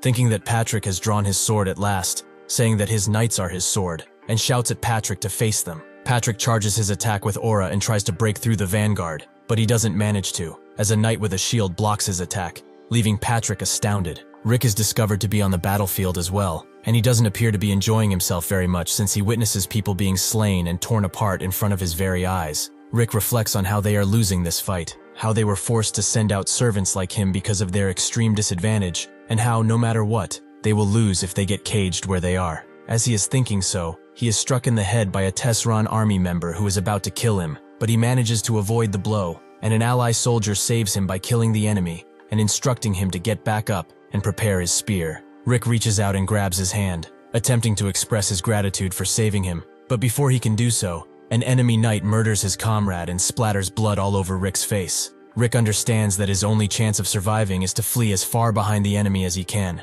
Suddenly, mounted soldiers charge toward him as he passes between the bodies of both his allies and adversaries. Rick knows that they have also been surrounded from behind, and fears that this may be the place where they will all perish. While fighting the knights who halted his onslaught, Patrick's adversary assures him that he lives up to his name, and that they have made several preparations, but he still finds it hard to trust his condition. While observing him, Patrick considers how this man resisted his deadly blows that also contained force, and how he was surprised Tesran also had a high-ranking knight. He continues, reasoning that the other knights must be at least intermediate rank knights, and wonders if this explains why they do not fear him. Patrick asks them if they are the ones prepared to deal with him, to which the other knight replies by asking Patrick how he likes the preparations. Seeing that he is surrounded by 4 knights, he thinks that if he gets blocked there, so will the knight's order, and so he picks up his sword and charges toward his enemy, vowing that this will never happen. He clenches swords with the high-ranking knight, but he is attacked by some other guy from behind with a spear, yet luckily for him,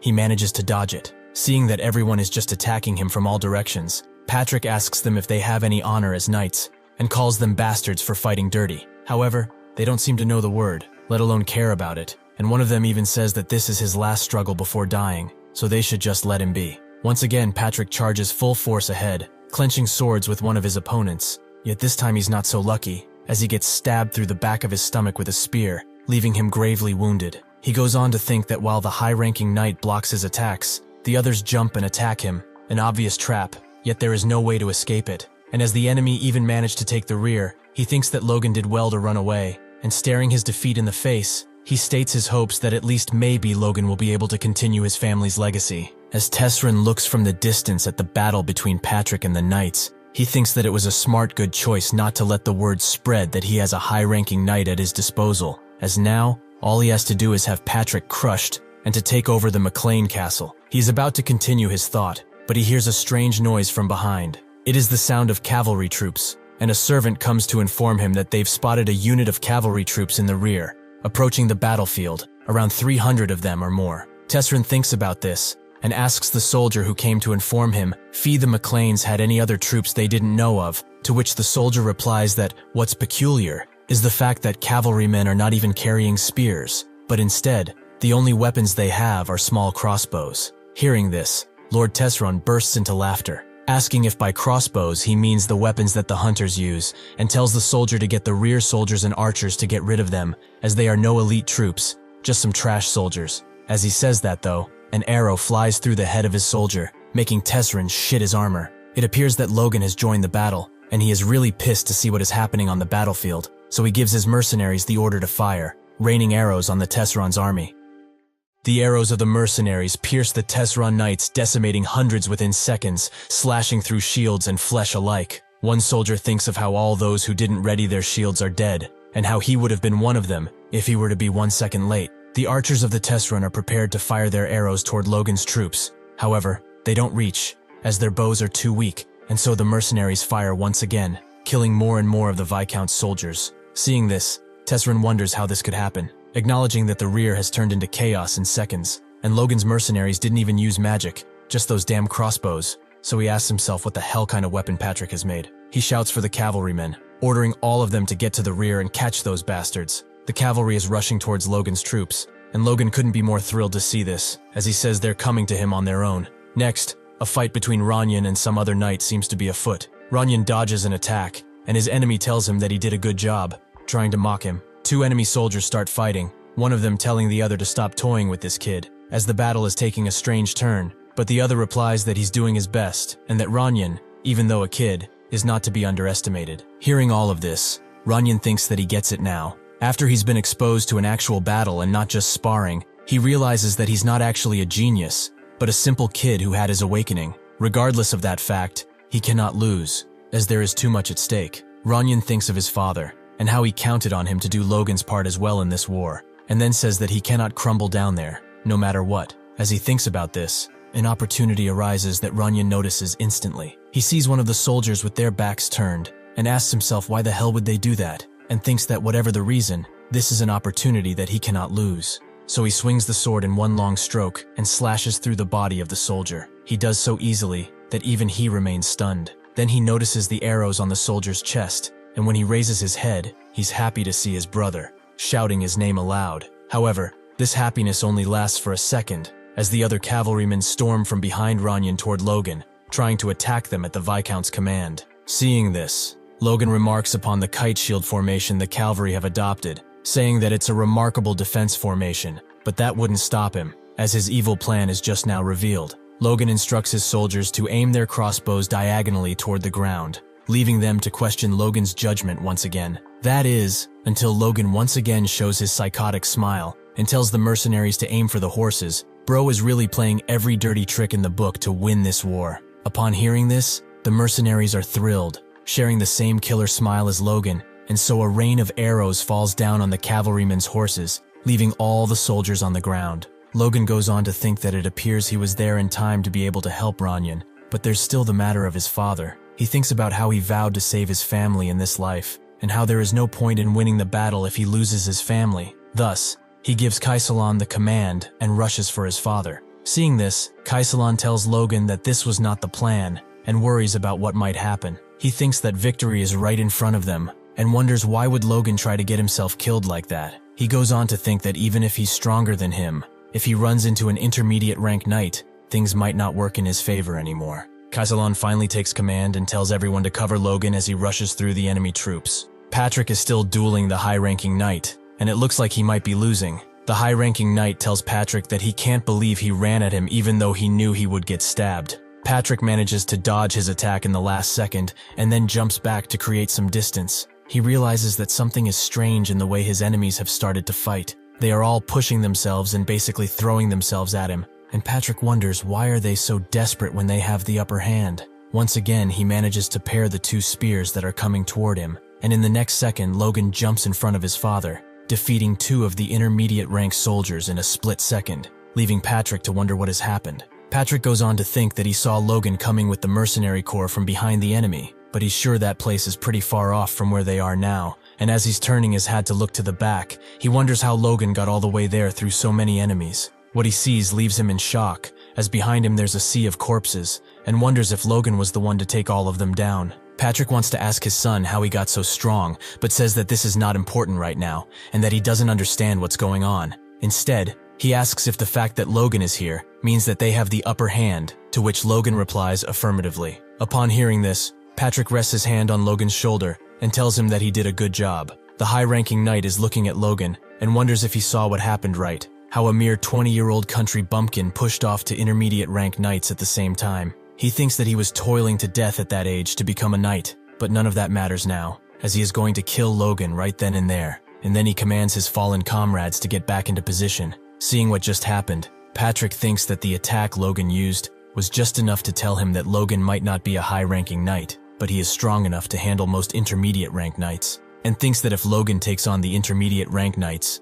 and he tails on the high-ranking knight, they might have a chance to win. However, this is not going to happen, as Logan throws his hand in front of his father, and tells him that he will face the high-ranking knight alone. Patrick tells Logan that it's too much for him, and even though he acknowledges his progress, he's still a high-ranking knight. Patrick doesn't get to finish his sentence, as Logan punches him in the guts and makes him fall to the ground. Logan tells Patrick that in this state even he could win against him, and asks his father to have trust and leave this up to him, to which Patrick reluctantly agrees. He tells Logan to be careful, to which he replies that they should be quick and end this. The high-ranking knight is stunned to see Logan come at him instead of Patrick, and gets annoyed thinking how a whelp like him would even dare something like that. Logan storms through the battlefield, charging his force, and clenches swords with his opponent, pushing him a couple of meters behind with just one attack, leaving him stunned. The knight goes on to wonder how could this be possible, since even with his wounds, he doesn't sense any remarkable power from him or a high level. Yet the fact that he's being overpowered could only mean one thing,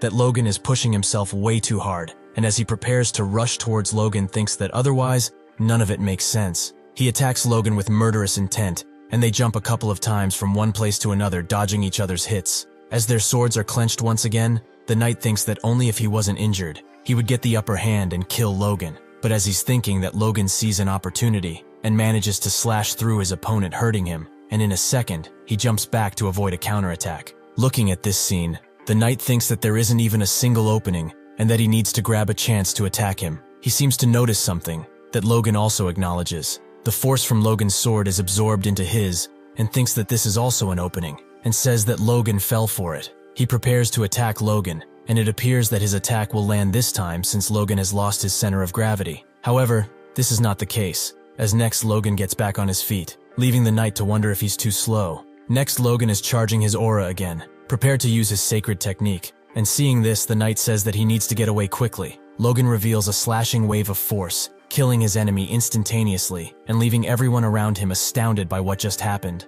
Then he goes on to shout that he, Logan McLean, has killed the enemy general of the Tesseron army. Hearing this, the Tesseron soldiers get scared shitless, wondering how could the high-ranking knight fall, as they don't even see the Viscount's flag anymore. They start dropping their swords on the ground and ask to be taken as surrendering prisoners. Rick starts chanting Logan's name, wishing good health to his master, and everyone follows his example. The Viscount, however, seems to be fleeing the battlefield, asking himself where did it all go wrong, and saying that he prepared a whole 3 years for this battle, how he even asked for help from other nobles and gathered 100 knights, and that damn Ginger with his cavalrymen and their weapons have ruined everything for him. He thinks that he should get back to his territory first. That way at least he'll make it out alive. As he gets to his castle, he orders the guards to open the gates, and they're stunned to see him there. As this is happening, another guard sees something in the distance and states that they are cavalrymen, with Logan at their command. Seeing this, Tessorn shits himself. Logan gets down from his horse and tells the Viscount that he was pretty quick to run away, and then as he stands before the gates of the Viscount territory, he shouts for everyone to hear that Tesrin lost the war, and then commands the garrison to open the gates and receive the true winner of this war. Looking down on the scene, the soldiers on the walls ask themselves if this is really true, and think that this might be why the Viscount came back in such a rush. However, a general shouts at them, asking if they are cowering after hearing the enemy's words, and they get back to their senses. He goes on to say that there are only a little over 300 enemies, and as Logan is charging his aura once more, he goes on to say that they cannot be defeated by siege by such a small force. The soldiers guarding the gates ask what the hell is Logan doing, and Logan leaps above the tens of meters tall wall and tells the general to open the gates unless they all have a death wish, in which case he'll kill them all and open the gates himself. Inside the palace, Tesron is gathering his most valuable belongings and money, and thinks that he should at least take some gold coins with him. Logan shouts at Teston from behind that he's finally got him. Falling on his back, Tessorn asks Logan how he got in there, to which Logan replies that his servants gave it away even before he had a chance to put his blade to work, and that this is saying something about his reputation as a lord of this fief. Seeing this, Tessorn is furious, asking himself how could his own servants sell him out. Then he goes back to being a little bitch, and tells Logan he wants to surrender, and that he'll compensate him with whatever reparation and share as per the convention of fiefdom wars, and begs Logan to spare his life and his family. Hearing this, Logan mockingly asks him about the conventions, and then looks down on him, saying that he does not have the right to bring up any of the conventions, as he announced a war out of nowhere and just barged in within a day. Logan is pissed, and with a vein on his forehead popping, he asks Tesron if he even has a conscience. Tesron still tries to appeal to Logan, saying that he must maintain the honor of the nobles, and that all prisoners captured in fiefdom wars are guaranteed their lives by the conventions. Logan agrees to those terms and says that he will respect the honor and customs of his own house, the House of McLean, so he'll grant Tesron his life and give him time and permission to take a certain amount of wealth and leave. Hearing this, Tesron wants to thank him. However, Logan interrupts him and says that if he were his father, would indeed do all that. He then says that Patrick is a man of honor, so much so that he'd accept a surrender without any conditions whatsoever. Then Logan notices a diamond-encrusted knife in a chest behind Tesron, and as he picks it up, he remarks upon its beauty. Tesron urges Logan to take the knife, saying that it has been made by the best craftsman in the kingdom. Hearing this, Logan denies Tesron's gift and tells him that he should take the knife with him and sticks it right through his chest. In his dying breath, Tesron tells Logan that he's a liar, as he promised him that he would spare his life, to which Logan replies that he never said that. Instead, he just remarked on what his father would have done. However, unfortunately for him, Logan is not at all like his father. Tesron wants to murmur something about the honor of the nobles, and Logan shuts him up by asking if he knows how many people died because of his greed, and tells Tesron to end his filthy life right there. Tesron falls lifeless on the ground, and Logan looks at him and thinks of how Tesron should thank God that he died such a simple death. As he makes a fist with Tesron's blood, he huffs and says that finally they are past the crisis, and he says that he has to wrap things up. To do that, he shouts that Viscount Haemon Tesron has ended his own life, and thinks that this should be enough. Just as he's finished, Kaisalon enters the room and tells Logan that he should take a look at the castle's underground prison. A few days later, on the outside walls of the Viscount Tesron's castle, Logan and Patrick are talking. Patrick tells Logan that he came straight to the Tesron castle as soon as he recovered. He asks Logan about the suicide of Haemon. Logan acknowledges this fact and says that Lord Tesron must have been in great despair to do such a thing. However, Patrick doesn't buy this and asks Logan if he killed Tesron. He then gets really close to his face. For some reason, they both look like they are mewing. Logan comes clean and says that he indeed deliberately killed Tesron, arguing that they must bring the Tesron fief back into their hands, and tells his father that he doesn't want to leave their bloodline alive to create future trouble. Hearing this, Patrick looks at his son and greets him, saying that he's an adult and that he must have had his reason.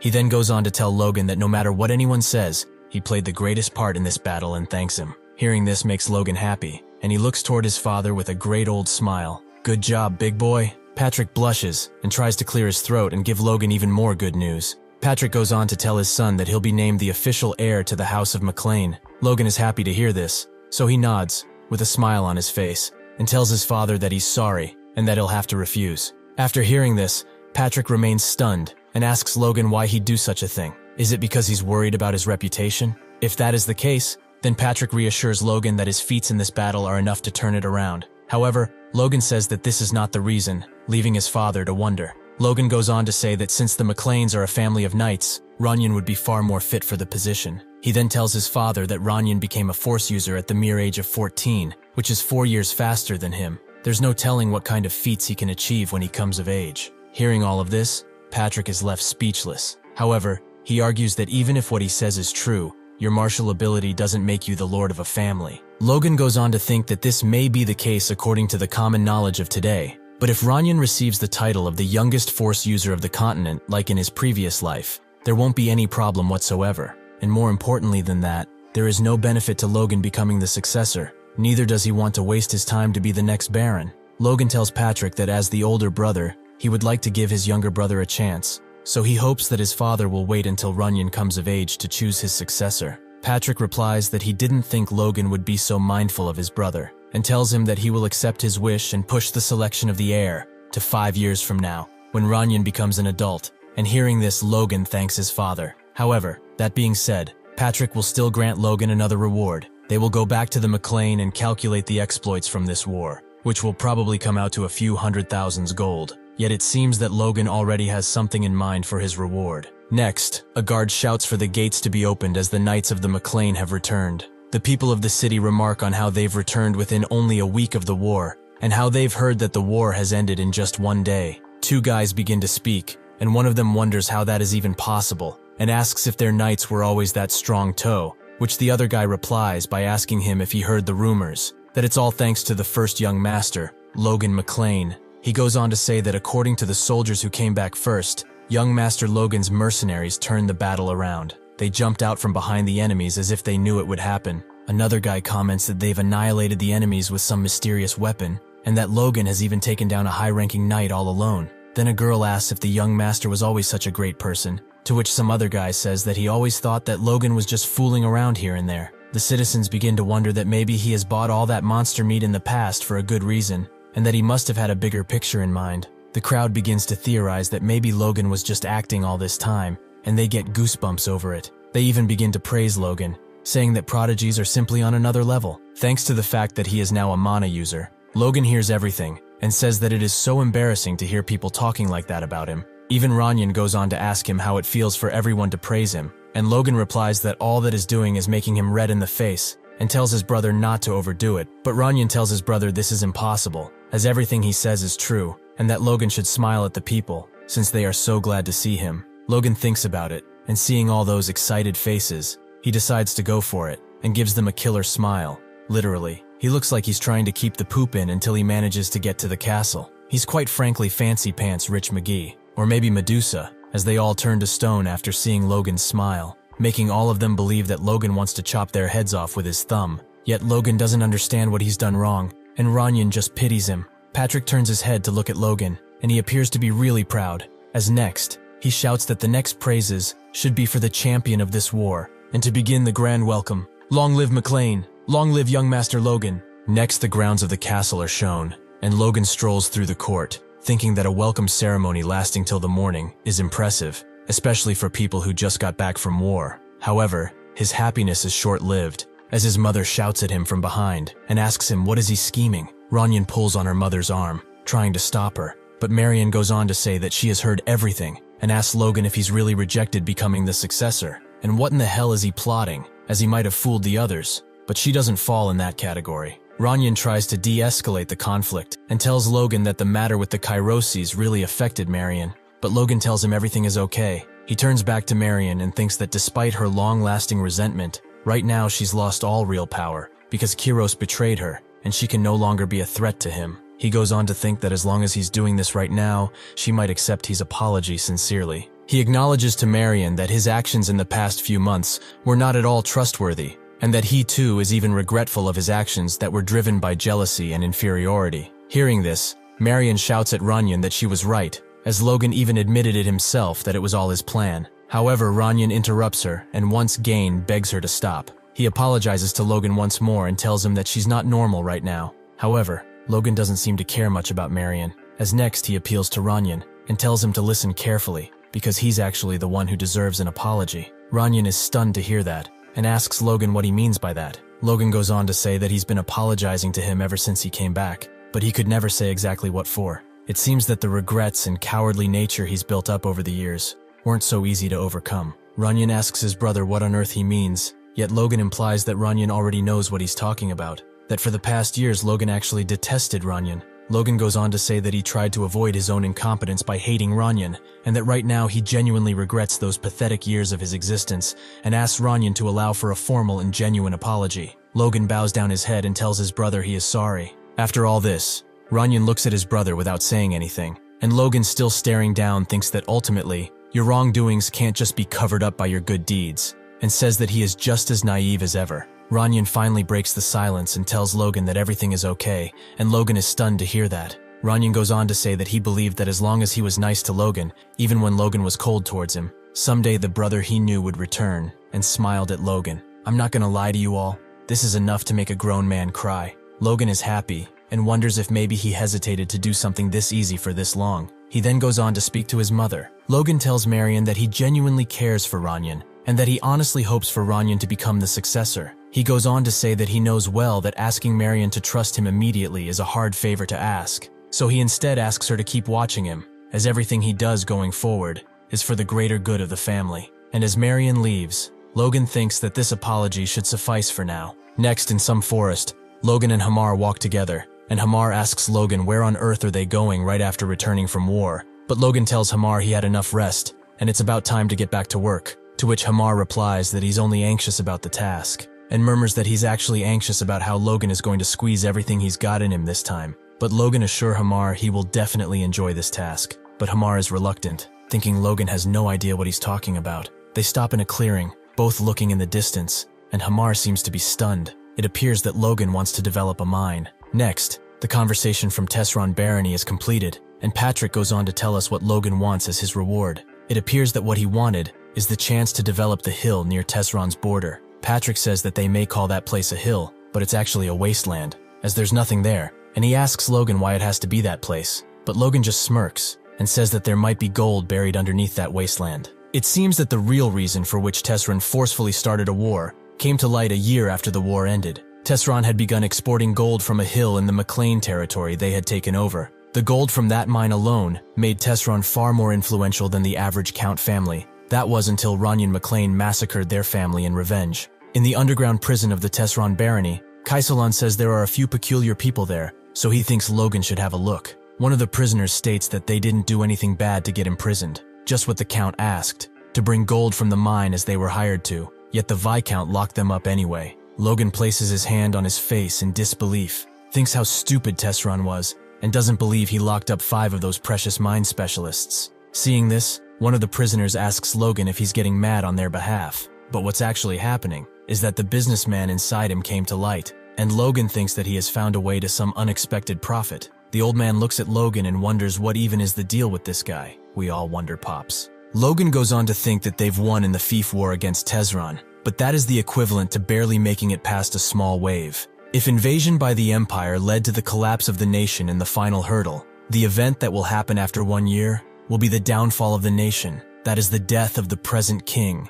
Samuel von Grandia. The king's sudden death led to a clash over the crowd among 3 princes, leading to a 3-year-long civil war that drastically reduced the kingdom's forces. Before the kingdom could recover, the Empire invasion began. Actually, it was the first cause that led to the downfall of the kingdom. Since McLean isn't part of a specific faction, maintaining neutral stance like this could leave them as a mere spectator. But Logan thinks this is an opportunity as well, and he can't just let it blow. He says that he's going to use that unrest to regain the country's past territories and become the Lord of the Southwest once again, and if possible end the Civil War, and something else. But just when Logan is about to say it, somebody interrupts him. Hamar is asking Logan what is he daydreaming about after calling him there, since he didn't even answer when he called out to him. Logan thinks that he didn't even realize it, and that he has to get his act together, as he barely got through a crisis just now. With the future in mind, he's got to build up forces as quickly as possible, but right now that's just going to sound like he's crazy. So no matter what, he's got to do it with his own money. That hill will become the cash cow to fund his endeavors.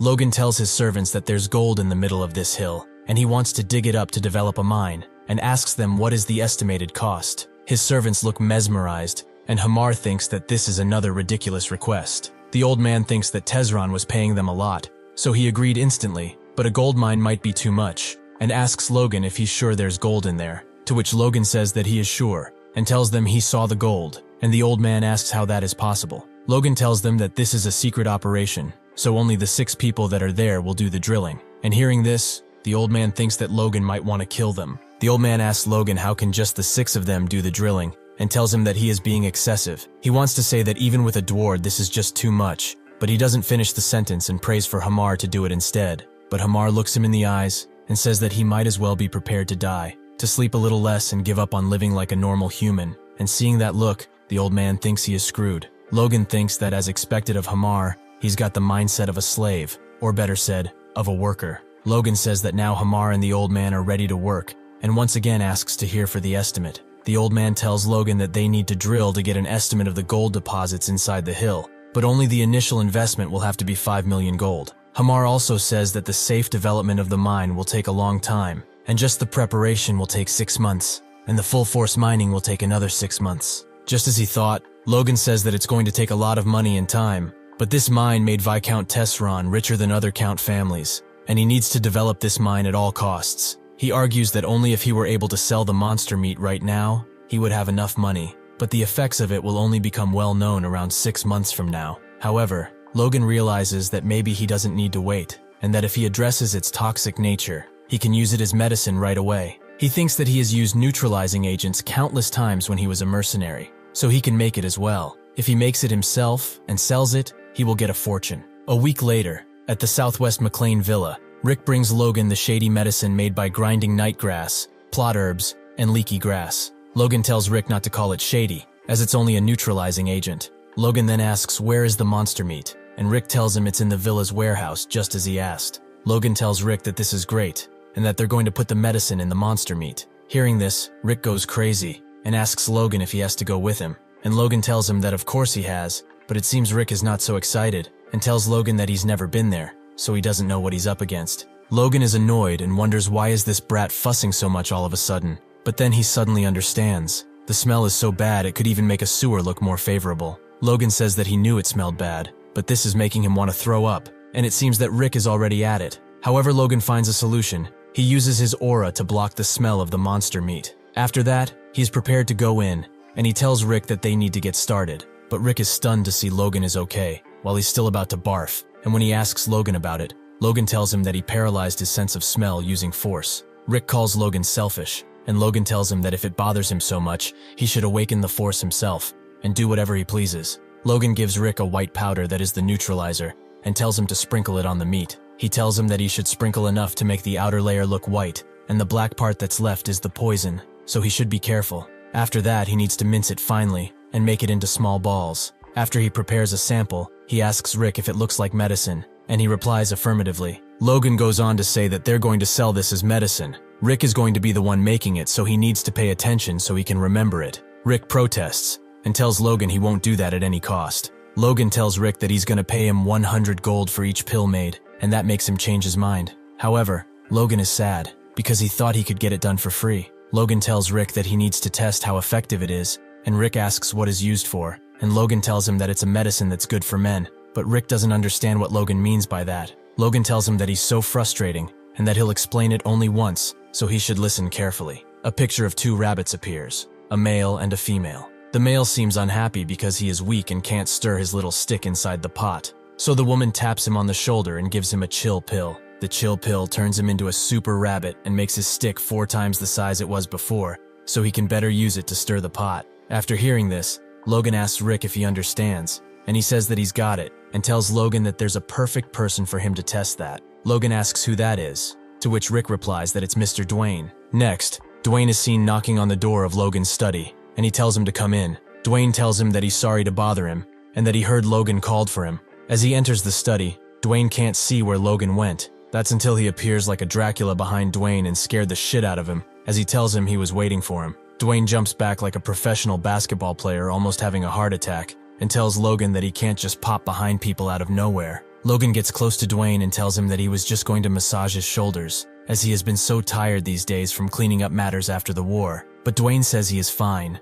and that Lord McLean is having a much harder time. Logan remarks on how he even collapsed because he is so low on energy, but Dwayne says this happened because Logan surprised him. Logan tells Dwayne that he knows he has been having a hard time. He then proceeds to shout at him that they are broke since they dug up every last penny they had for the war, and the servants and knights don't even know that, yet they keep pestering him asking for money. Thus, the administration is having the hardest time ever. Dwayne says that he must have misunderstood Logan all this time, and that he didn't expect him to be so deeply considerate to even think about the administrators. However, Dwayne doesn't finish his sentence, because Logan intervenes and asks if this might be the reason for which he has trouble in bed, and upon hearing this, the poor man remains still as a statue. He charges for the door and wants to leave, but Logan asks him to at least listen to all he has to say, and then proceeds to give him the medicine made in the backyard of his villa. Logan tells Dwayne that it's a patented product from the Philip merchantry in Kale, and that it has guaranteed results even from just one pill. He then goes on to think that he never even tried the pill himself.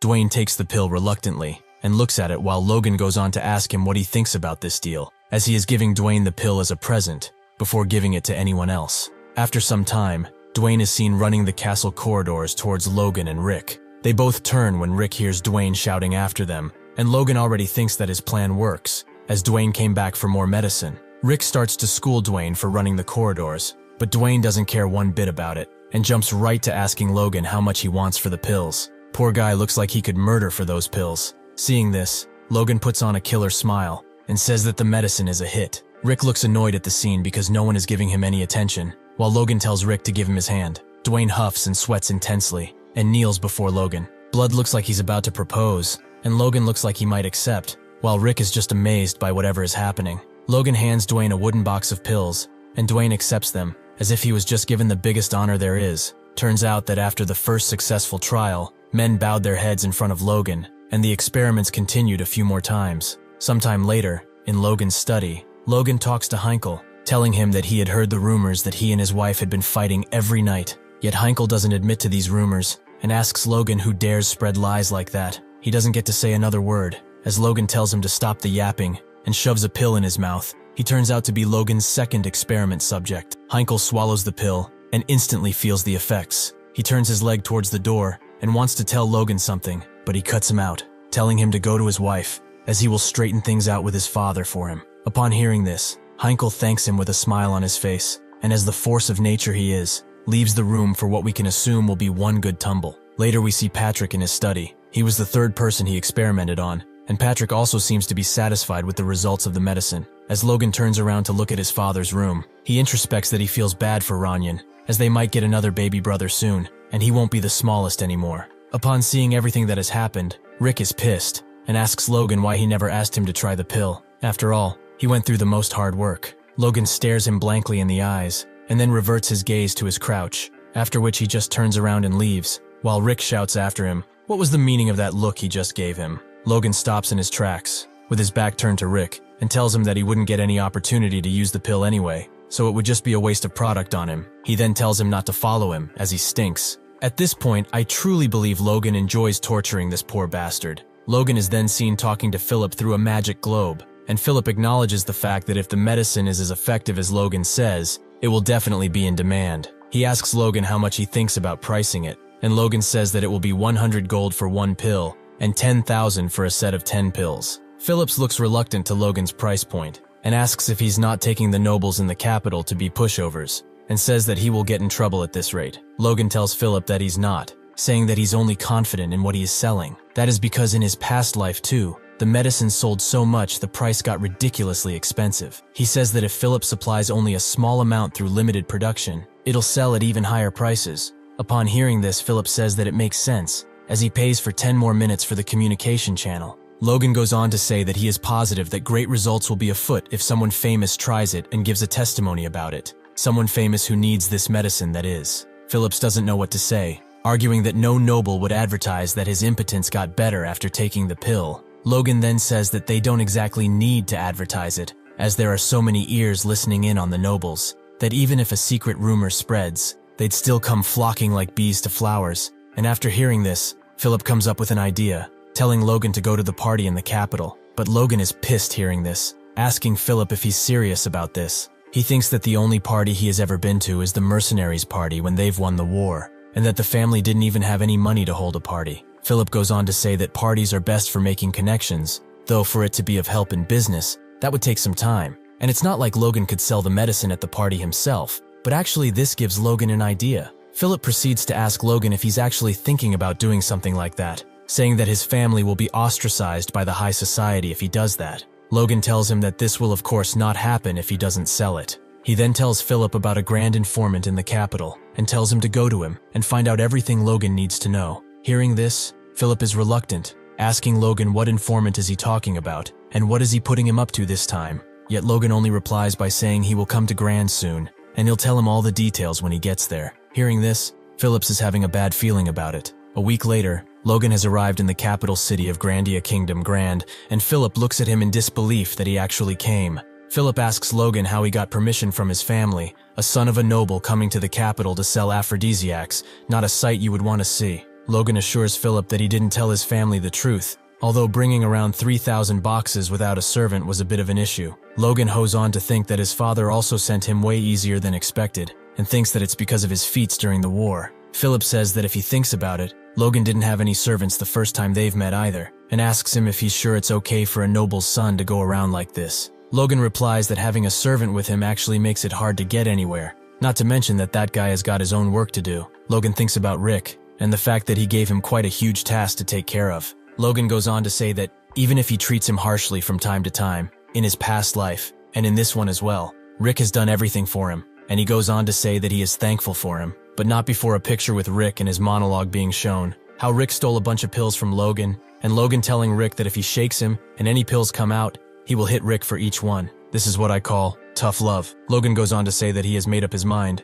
as he saw something just now, a flashback Philip thinks. Logan says that to celebrate all the work Rick put into this, he will name the medicine Impo Rick. The best way to honor a man's legacy is to name an impotence pill after him. Bearing witness to what Logan just said, there's not a doubt in Philip's mind or mine.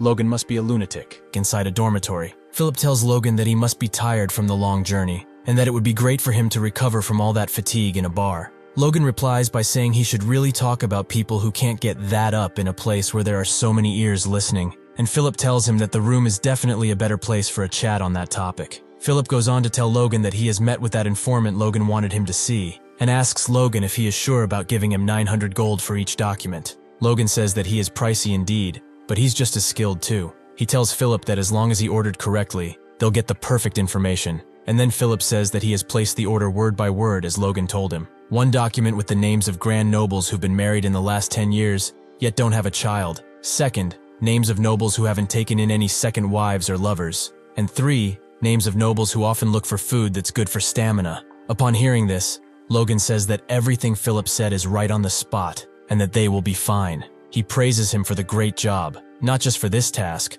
but for every single one he has told Philip to complete in the capital. Philip says that it wasn't that hard, and that the real crisis was the day he heard the news about the war later on. He tells Logan that he can't even imagine how worried he was, until hearing the news that the war was over by the evening. Logan looks down on a sheet of paper, happy that Philip worries for the situation of his clients. His happiness is short-lived though, as next Philip proceeds to say that when he thought about the mountain of monster meat he'd have to take care of, he couldn't even swallow food down his throat. After Earth, who the hell would buy that garbage? Pissed, Logan throws a piece of paper infused with force towards Philip, telling him to stop yapping his mouth and read it, and upon making contact with the piece of paper, he wonders why it hurts so much. Scared shitless, Philip starts reading the piece of paper while Logan asks him who on that list he thinks fits to be their first customer. With a tear falling down from his right eye, Philip seems to notice something. Logan sees this and stares at Philip, waiting for him to say something. Philip points his finger at a name on the sheet of paper and asks Logan what he thinks about a certain person.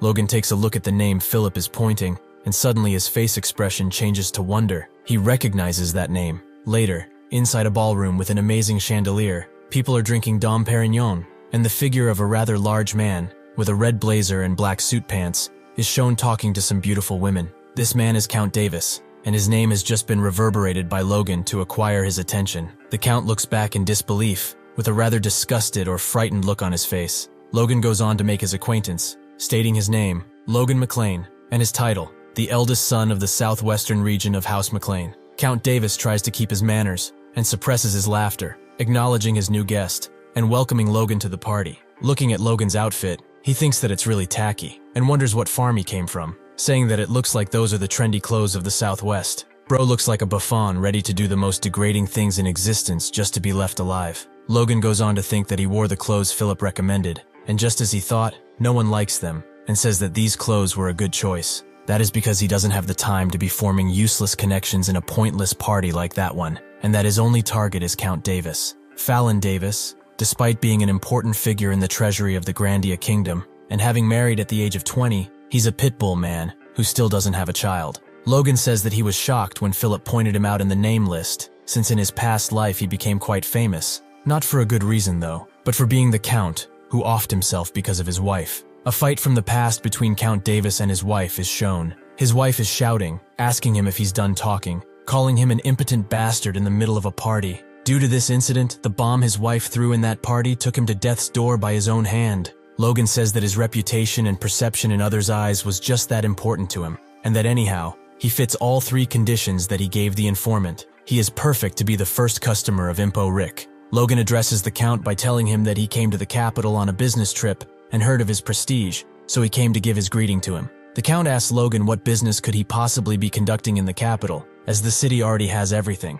He goes on to tell Logan that since he is from the outskirts, there must be fascinating goods there that are not available in the capital. This whole conversation is happening while two girls are chattering behind the Count's back. Logan is saying that he's sure that the good he is selling are not available in the capital, which is why he came here to sell it. He goes on to say that it is a specialized medicine for men. He gets right in the Count's ear and tells him that it's a sexual enhancer, and upon hearing this, the Count looks stunned. He bites his lip for a second, and then he shouts for everyone to hear, "How can the son of a noble sell sexual enhancers?" Two girls look at the scene, thinking how embarrassing it is. The Count thinks how a country bumpkin like Logan dare to act up in the capital, thinking that he has put him back in his place, by the looks on Logan's face that is. Yet Logan huffs deeply, and then goes to say something else to the Count. Logan goes on to tell Davis that, as a sign of courtesy, he brought a present for the influential people of the capital, and kindly asks him to accept it. He gives him a small box, and says that this is the product called Impo Rick, and it will be sold for 100 gold each. He goes on to say that he especially brought these three for the Count as a gift, and tells him it is a great medicine without any side effects, a fact to which he can attest to with his honor as a noble on the line. Davis hears all of this, and sheds a sweat. A few days later, Logan's doorbell rings. It appears to be a servant of Count Davis, sent to purchase more of the Impo Rick medicine. Logan and Philip greet him, acknowledging he is the Count's servant, after which he can be seen leaving with a leather briefcase, and Philip behind him, thanking him for the purchase and encouraging him to come visit them again. Philip goes back into the room and tells Logan the money, how much money they've made. 10,000 gold for 10 boxes, saying it's not bad for their first sale. Logan, however, is not as happy, saying that they have to make more than this, as even the rent for this teeny little shop costs 10,000 gold. Philip, however, says that this is to be expected since it's the center of the capital city, and Logan can't even imagine the trouble he went to, barely managing to rent it. He then goes on to say that strategically they need a shop, as seeing people gather with one's own eye has far more impact. Logan tells Philip he is right, and tells him that he'll be going for a party now. Philip doesn't seem to be happy that Logan leaves again, saying that he has been going to parties almost every day ever since he came to Grand, and that sometimes he even goes to 2 parties a day. Logan tells Philip that having Count Davis as their first customer isn't enough, and says that he should go and promote it to as many people on that list as possible. 1 week later, Count Davis' servant is walking down the street. He doesn't believe the fact that the Count asked him to purchase that medicine again, and that in the past, no healthy food had any effect on him. As he gets to the shop, he seems to be shocked. That is because there's a long ass line in front of Logan's shop of men wanting to buy the medicine. Looking at the people in line, the servant wonders why the queue is so long, and then the realization hits him. He recognizes every single one of them. One of the men in the line is the Chamberlain at the Viscount Talon, and the man in front of Jim is Count Hamel's butler. He adjusts his hat to cover as much of his face as possible, saying that this is going to create useless rumors and that he should quickly buy the medicine and leave. Just as he does that, Philip comes out of the shop to inform people waiting in line. He says he is very sorry, but unfortunately they are all out of stock prepared for today. Upon hearing this, the servants waiting to buy the medicine for their masters are shocked to the core. One guy comes to talk to Philip about the matter, and asks him what is this nonsense about being all out, as there was no mention of this before. Philip replies by saying he's sorry again, and starts explaining that Impo Rick is highly popular, but the supply isn't enough, so the sale is restricted to 50 boxes a day. 2 guys are stressed after hearing this, begging Philip to sell them some medicine, as if they return empty-handed, their lords might not be so merciful. While this is happening, Another lord with his servant is walking down the street. Seeing all the fuss, the lord sends his own servant to check what is happening, and Logan is watching happily from behind a building's corner. He thinks that by limiting the supply, the customers are stimulated to buy, and seeing people gathered makes the other nobles curious. It's all going according to his plan. Regardless of the request, Philip shouts for everyone to hear that their stock for the day is all gone, and urges them to come back again tomorrow. The next day, Philip is sold out again, and the situation also continues for the third day, leaving the nobles to ask how many days in a row can he be sold out. Philip goes on to say that this is amazing, as the daily sales have been all full for over a month, and that they've even sold out today as soon as they've opened up. He goes on to say that at this rate 4.5 million gold in 1 month might not be that far-fetched. Hearing this, Logan ironically asks who knew that the capital city Grand had so many impotent nobles. He says that they've increased the price by 3 times since the middle, yet there are people who would even pay extra to buy it, and that makes him worry about the future of his kingdom. After saying this, he looks up at Philip with a serious look on his face. He then smirks like a serial killer that has just found his next victim and starts laughing so loud, his voice is heard from the outside of the shop, making people turn their heads on the street. Turns out he is just really happy. He takes Philip by the neck and starts playing with his hair, telling him he's an admirable brat and that he did a really good job. As Philip starts to turn blue from the loss of air, he bows and tells Logan is all thanks to his efforts as well. Logan looks down on Philip and tells him that it's great he acknowledged Logan's efforts, as from next week, he will be getting 1% of the total sales for himself. Next, for some reason, Philip starts shouting that he'll give it all he has, and tries to kiss Logan. All this is happening while a mysterious figure is watching from the street. A man's witch face is covered by a hood, and his blonde beard. Next, at a witch's shop, Logan uses the communication line and shouts from the back of a room with a closed door. At least 10 tons of gold every year? Making heads turn towards his location. He quickly shuts himself up, looking at the door. He's asking the person he's talking to if he's serious, and that person turns out to be Hamar, telling Logan that this is the case, according to the miners, who are saying that there's a high chance the gold nuggets are in a deeper strata. Logan looks down on the communication globe like a madman, clenching his teeth and fists, thinking that even with a rough estimate 10 tons of gold corresponds to 100 million gold coins, going on to say that this is his jackpot, an even bigger lottery than he ever thought it was. Hamar goes on to say that the mining costs are no joke, and asks Logan if he has the means to pay for it, as it will cost a whopping 5 million gold to get started, and Logan assures Hamar that he has everything he needs. He tells Hamar to wait, saying that he will get all the money and workers needed in no time. However, Hamar doesn't really seem to care about us, and tells Logan that he'd just rather him be easy on them. Later that night, in the middle of the city, Logan is walking the streets, thinking that the initial investment costs for the mine are around 5 million gold, and if Impo Rick keeps selling as it is now, he can make around 4.5 million gold a month. He goes on to think that even if he only sells for 2 months, he'll still have plenty of money left, saying that he's got around 700 boxes of medicine left. He wants to continue his thought by saying something about going home to bring back more goods and starting the mine development, but something catches his eye, disturbing his thought. He looks towards the shop and senses someone is in there, and in an instant rushes towards his shop, thinking there might be thieves. He pushes the door violently against the wall and starts looking around, but it seems like the room is empty. Logan takes his sword in hand and thinks if the perpetrators might have disappeared, but he reminds himself there is only one door, therefore he must still be inside. Just as he thinks that, a cloak is passing behind him, which Logan notices a second too late, and swings his sword in the direction of the cloaked figure, but misses, while he shouts, asking for their identity. When turning around, there is no one in sight, and Logan remains still with his sword pointed towards nothing. He goes on to think this is impossible, as he definitely senses someone there. Once again he gets that feeling. He turns his head up, and asks himself if the thief is on the roof.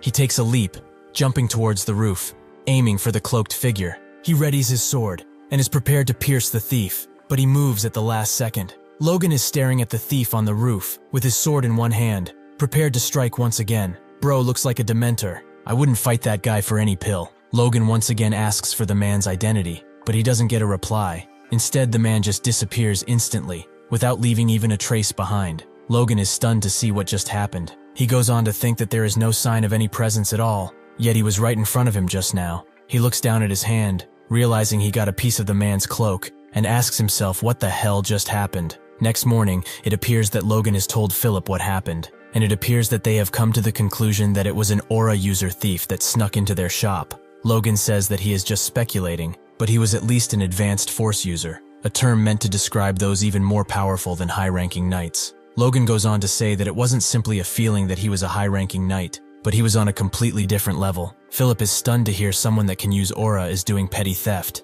saying that aura is enough to turn even a slave into a noble, and asks why would a person like that go around doing petty thievery. Philip asks what the men stole, and Logan says it's precisely what Philip thinks the men stole. Just 2 pills of the Impo-Rick medicine, that is all. After hearing this, Philip concludes that if he only stole 2 of the pills, it must have been that he wasn't after any money. Instead, he stole the pills just so he could use it for himself. Philip then asks if there are impotent people among aura users as well, and that is when realization strikes Logan. He tells Philip that he's right, and asks him if there was any name of an aura user on the list from the informer, but Philip tells him there wasn't any name, as the informant asked for extra charges for the information, as it was top secret, so Philip declined the offer. But thinking about it, there might be one person that comes to his mind, an aura user in the capital who doesn't have a descendant. A noble, muscular, well-dressed man with blonde hair and beard is walking the streets with his wife, looking at some kids playing. His face is kind, and his pale blue eyes appear to be filled with desire for a child. Yet he is startled when his wife asks him what he's looking at. He turns around and tells his wife he was just appreciating the scenery outside for a bit. He is sweating all over as his wife doesn't seem to buy this lame response.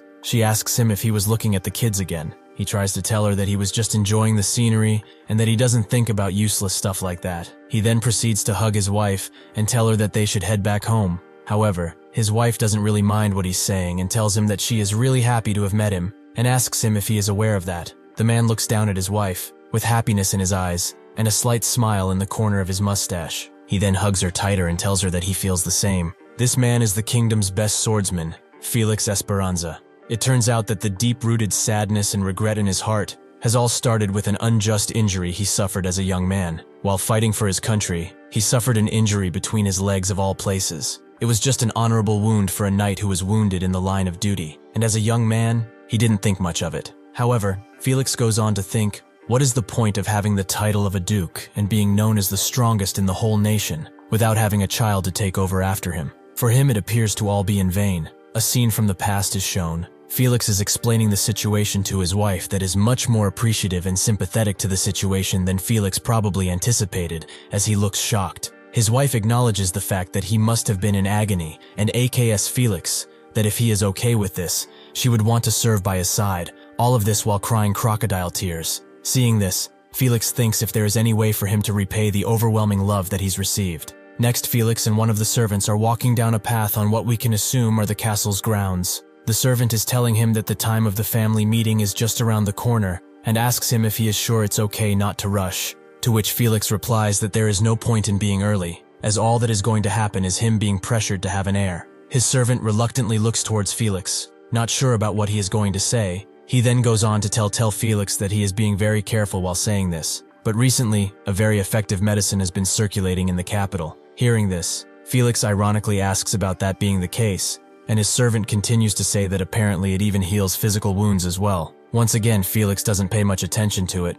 and the servant goes on to say that he knows he doesn't believe in this, but there's a lot of word of its users having had great effects. Hearing this, Felix puts his head down, ashamed to admit to himself that he has already tried the medicine, and by stealing it at that. Even if his wife's tears bothered him, he can't believe he went around committing thievery, an embarrassment to all the discipline he has maintained. Not to mention that after taking that medicine, nothing happened anyway. Felix tells Luis, his servant, that he should take rumors with a grain of salt. He then goes on to think that what he said is completely right, that medicine working is a simple fake rumor, and there is no way that medicine can fix something that even aura couldn't, and thinks that he should give up by now. At the gates of the estate, Logan is talking to a guard, which tells him that he cannot let him meet with Felix without an appointment. Logan only asks for the guard to tell Felix his name, as he is sure he will definitely meet with him after hearing who is looking for him. Before this event though, it seems that Logan and Philip talked it out, and Philip was amazed, asking if Logan was really going to personally visit the Duke. Logan replies affirmatively, and Philip is mocking Logan, asking if he will be going to the strongest man in the kingdom, and ask him if he stole from him, or if he is impotent. Philip shits his pants and asks if this is Logan's plan, yet Logan calmly asks Philip if he's mimicking him. Philip tells Logan that he should just act like nothing happened, otherwise he is just asking for trouble, saying that if things go wrong, they are screwed. In a hallway, seated on a chair, Logan is thinking that Philip is not wrong, but if the person yesterday really was the Sword Duke, he can't let this opportunity go to waste. A butler comes out of a room, opening the beautiful massive wooden door. He then tells Logan to proceed inside the room, where Felix is waiting near the window, behind his desk. As he is approaching the Sword Duke, Logan thinks this is the opportunity to form a positive connection with one of the strongest people of the kingdom. Logan gracefully greets the Duke, stating his name, and saying that he is the oldest son of the House of McLean. Logan looks up at the Duke and realizes something. Even though his age is around 70, he looks so much younger, and thinks that he must be repressing his aging using his strong aura.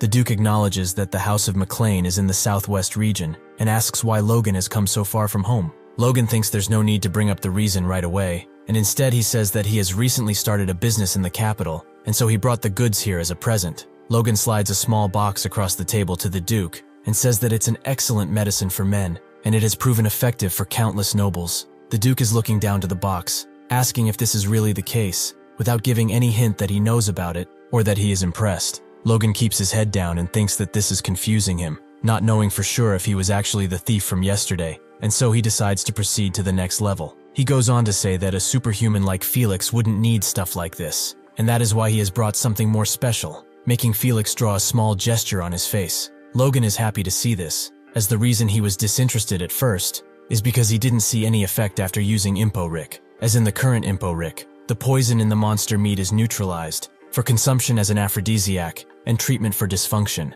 but that trivial poison has no effect on the body of a superhuman like Felix, so he concentrated that poison over and over, creating a potent concentrate. He tells Felix that it's a limited edition Impo-Rick, and that seems to stir the interest in Felix. Logan goes on to think that he is calling it a limited edition, but in reality, it's just 50 Impo-Rick pills concentrated into one. After experiencing the power himself, Logan says that he can guarantee its effect, since that gut-wrenching pain alone could kill a regular human without a force core, but if an aura user takes it, the situation is really different. Logan tells Felix that if the pill is up to his satisfaction after using it, he will please to hear from him, and he'll ready another supply of however many pills Felix wants, and that he will of course be meticulous with the confidentiality measures. The next day, Felix is extremely happy, sign that the pill has properly worked, and he tells Logan that he will grant him any favor in his power. Seeing this, Logan is exploding with happiness inside, yet he manages to keep respectable, and say that he doesn't understand what the Duke means by that. Logan Than goes on to explain that an aura user is the master of martial arts that moves the body, and the faster of force, the life energy. So Felix could know it with certainty. The medicine worked perfectly, not just as a one-time thing, but after 30 uses, the medicine's effect will accumulate and he can completely recover. His longest yearning and the pain in his chest may now be eased. Felix looks at Logan and says that he can't believe he was so considerate that he brought him a gift and didn't even mention his mistake, and also says that his sword skills that day were unbelievable for someone of his age, and therefore he is definitely someone you'd expect to be the owner of this miracle drug. He genuinely thinks this psycho-killer mastermind is impressive. Poor Felix has gone so long without getting any that he has lost his mind. Felix tells Logan that he might have been in a rush when talking, and says that he sees the possibility of being cured of a chronic illness thanks to Logan's gift, so he'd like to repay him for that, and then asks Logan once again what he wishes for. Logan stares with a cold gaze towards the ground, and states that in that case, he would want a useless book on swordsmanship.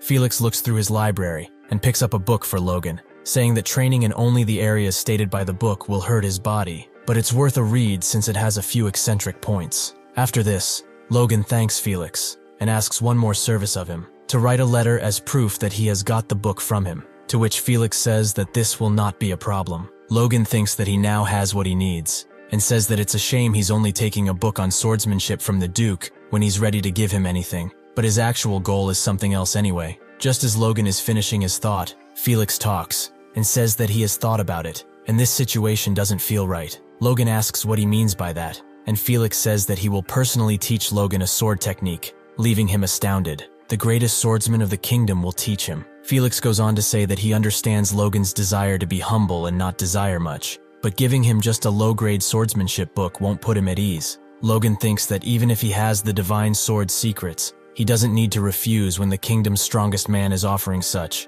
and so he ecstatically thanks Felix for the opportunity, thinking that he has hit the jackpot once again. On the Duke's training grounds, Felix and Logan are staying face to face, and Felix says that judging the talent of remarkable young talents is one of the pleasures of an old man. He then tells Logan to focus, as he won't be nice while teaching this, and upon hearing this, Logan readies his stance. Felix tells Logan to draw his sword, but he is overwhelmed by Felix's aura. A huge force is pressing down on his body, to the point where he can't even grab his sword. This is what a true aura user looks like. Logan asks himself if all aura users can do this, the skill to restrain the whole body using force like magic. If that was true, all battles would end with aura users fighting each other. Logan says that is not simply force, but rather, this has to be a special skill, he thinks, as he finally manages to draw his sword a little. Logan says he has to use the force to boost the senses and not the body, and then analyze this force that's restraining him. Every time he tries moving the Duke's force stimulating its starting point, therefore he is scattering the strength he puts into the move.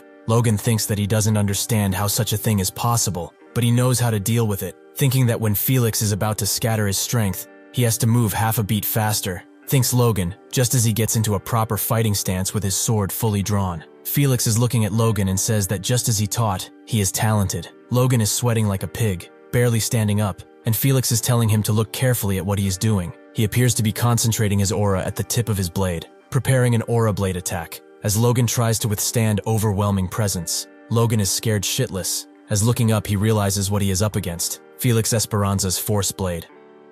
Logan is looking forward, acknowledging the force blade is coming towards him. However, he seems to have one very serious problem. Felix's aura is too strong for him to withstand. He thinks that the Duke's force is forcing itself onto his body, therefore disturbing his senses, and that red blade's force is becoming even stronger. He looks forward in despair, wondering if there's anything he can even do about it. Suddenly, he realizes something. Logan's force is neutralizing the Duke's force on its own. He introspects how his intuition is telling him that he cannot dodge this attack, but there might be another way. Logan conjures the force inside his body, shaping it into the form of a protection circle around him. Seeing this, Felix remains stunned, wondering if Logan is really going to use force in the face of Felix's attack. He goes on to take an aggressive stance, with the sword behind his back, charged with force, prepared to strike Logan down. He takes one step forward, and leaps towards Logan with a killer sight in his eyes. Logan, holding his defensive stance with his blade forward and surrounded by his protective aura, feels a surge of fear as he faces the imminent assault.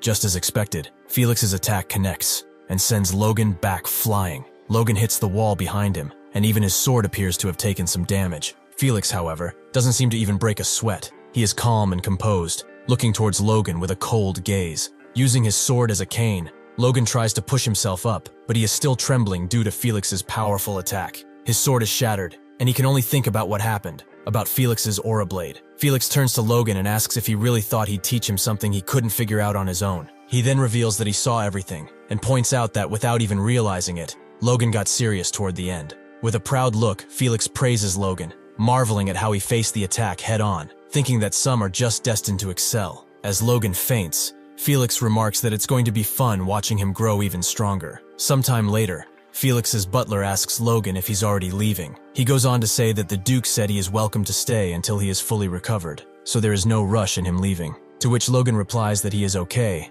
and that thanks to the potion the Duke gave him, he is completely fine. Hearing this, the butler tells Logan that he will be escorting him to the door. Outside, the butler wishes Logan a safe journey, and Logan thanks him for showing him out. After that, he quickly leaves, rushing away from the butler's sight. Seeing this, the butler wonders where Logan disappeared so quickly. It turns out that Logan turned a corner and is still hurting after Felix's attack, saying that the pain is killing him. He says that however much it hurts, he couldn't just use an expensive potion for a facile wound like that, and that he can't believe he would hand over a superior grade potion that is basically unfindable, like it's nothing. Logan goes on to say that his force evolved all this time so he can heal the internal wounds himself, but the wounds that the Duke inflicted on him are going to be hard to deal with after all. He then looks at the potion and says that whatever the case may be, he still gained more than he lost. Logan then proceeds to take out a note from Felix, stating the coordinates of the communication channel of his mansion, and that if Logan ever faces any trouble while learning the skill of the Force Blade, he can get in touch with him. Logan is happy, wondering who would have thought that Felix would think so positively of him.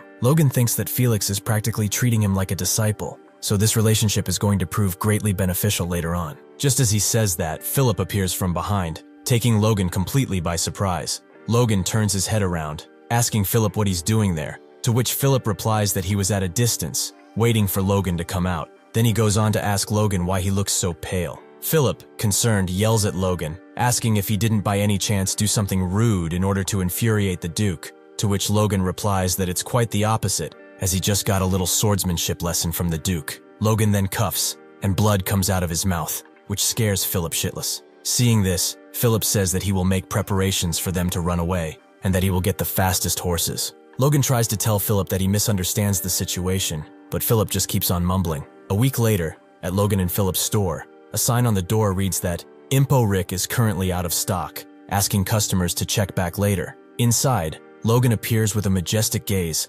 announcing that the total profits from selling Impo Rick have reached a staggering 4.1 million gold. Philip, impressed, responds that if sales continue at this rate, surpassing 4.5 million gold in a month won't be hard either. They exchange confident glances, fully aware of their success, and share a joyful cheer that echoes outside the shop. However, the celebration is short-lived, as Logan, ever serious, asks Philip if he's so pleased that he won't need a bonus this month. Philip, quickly snapping back to reality, pleads with Logan not to ruin his daydreams. Philip then mentions that he ensured the monster meat he purchased in Kale would be handled smoothly, and Logan commends him for a job well done. Philip then suggests that Logan consider buying a house in the capital to offset the costs of lodging, noting the savings it could bring. Logan, however, dismisses the idea, explaining that they'll only be staying in the capital for another year and a half, so there's no point in making such a commitment. He advises Philip to focus on Impo Rick for now, adding that they'll have to move elsewhere eventually,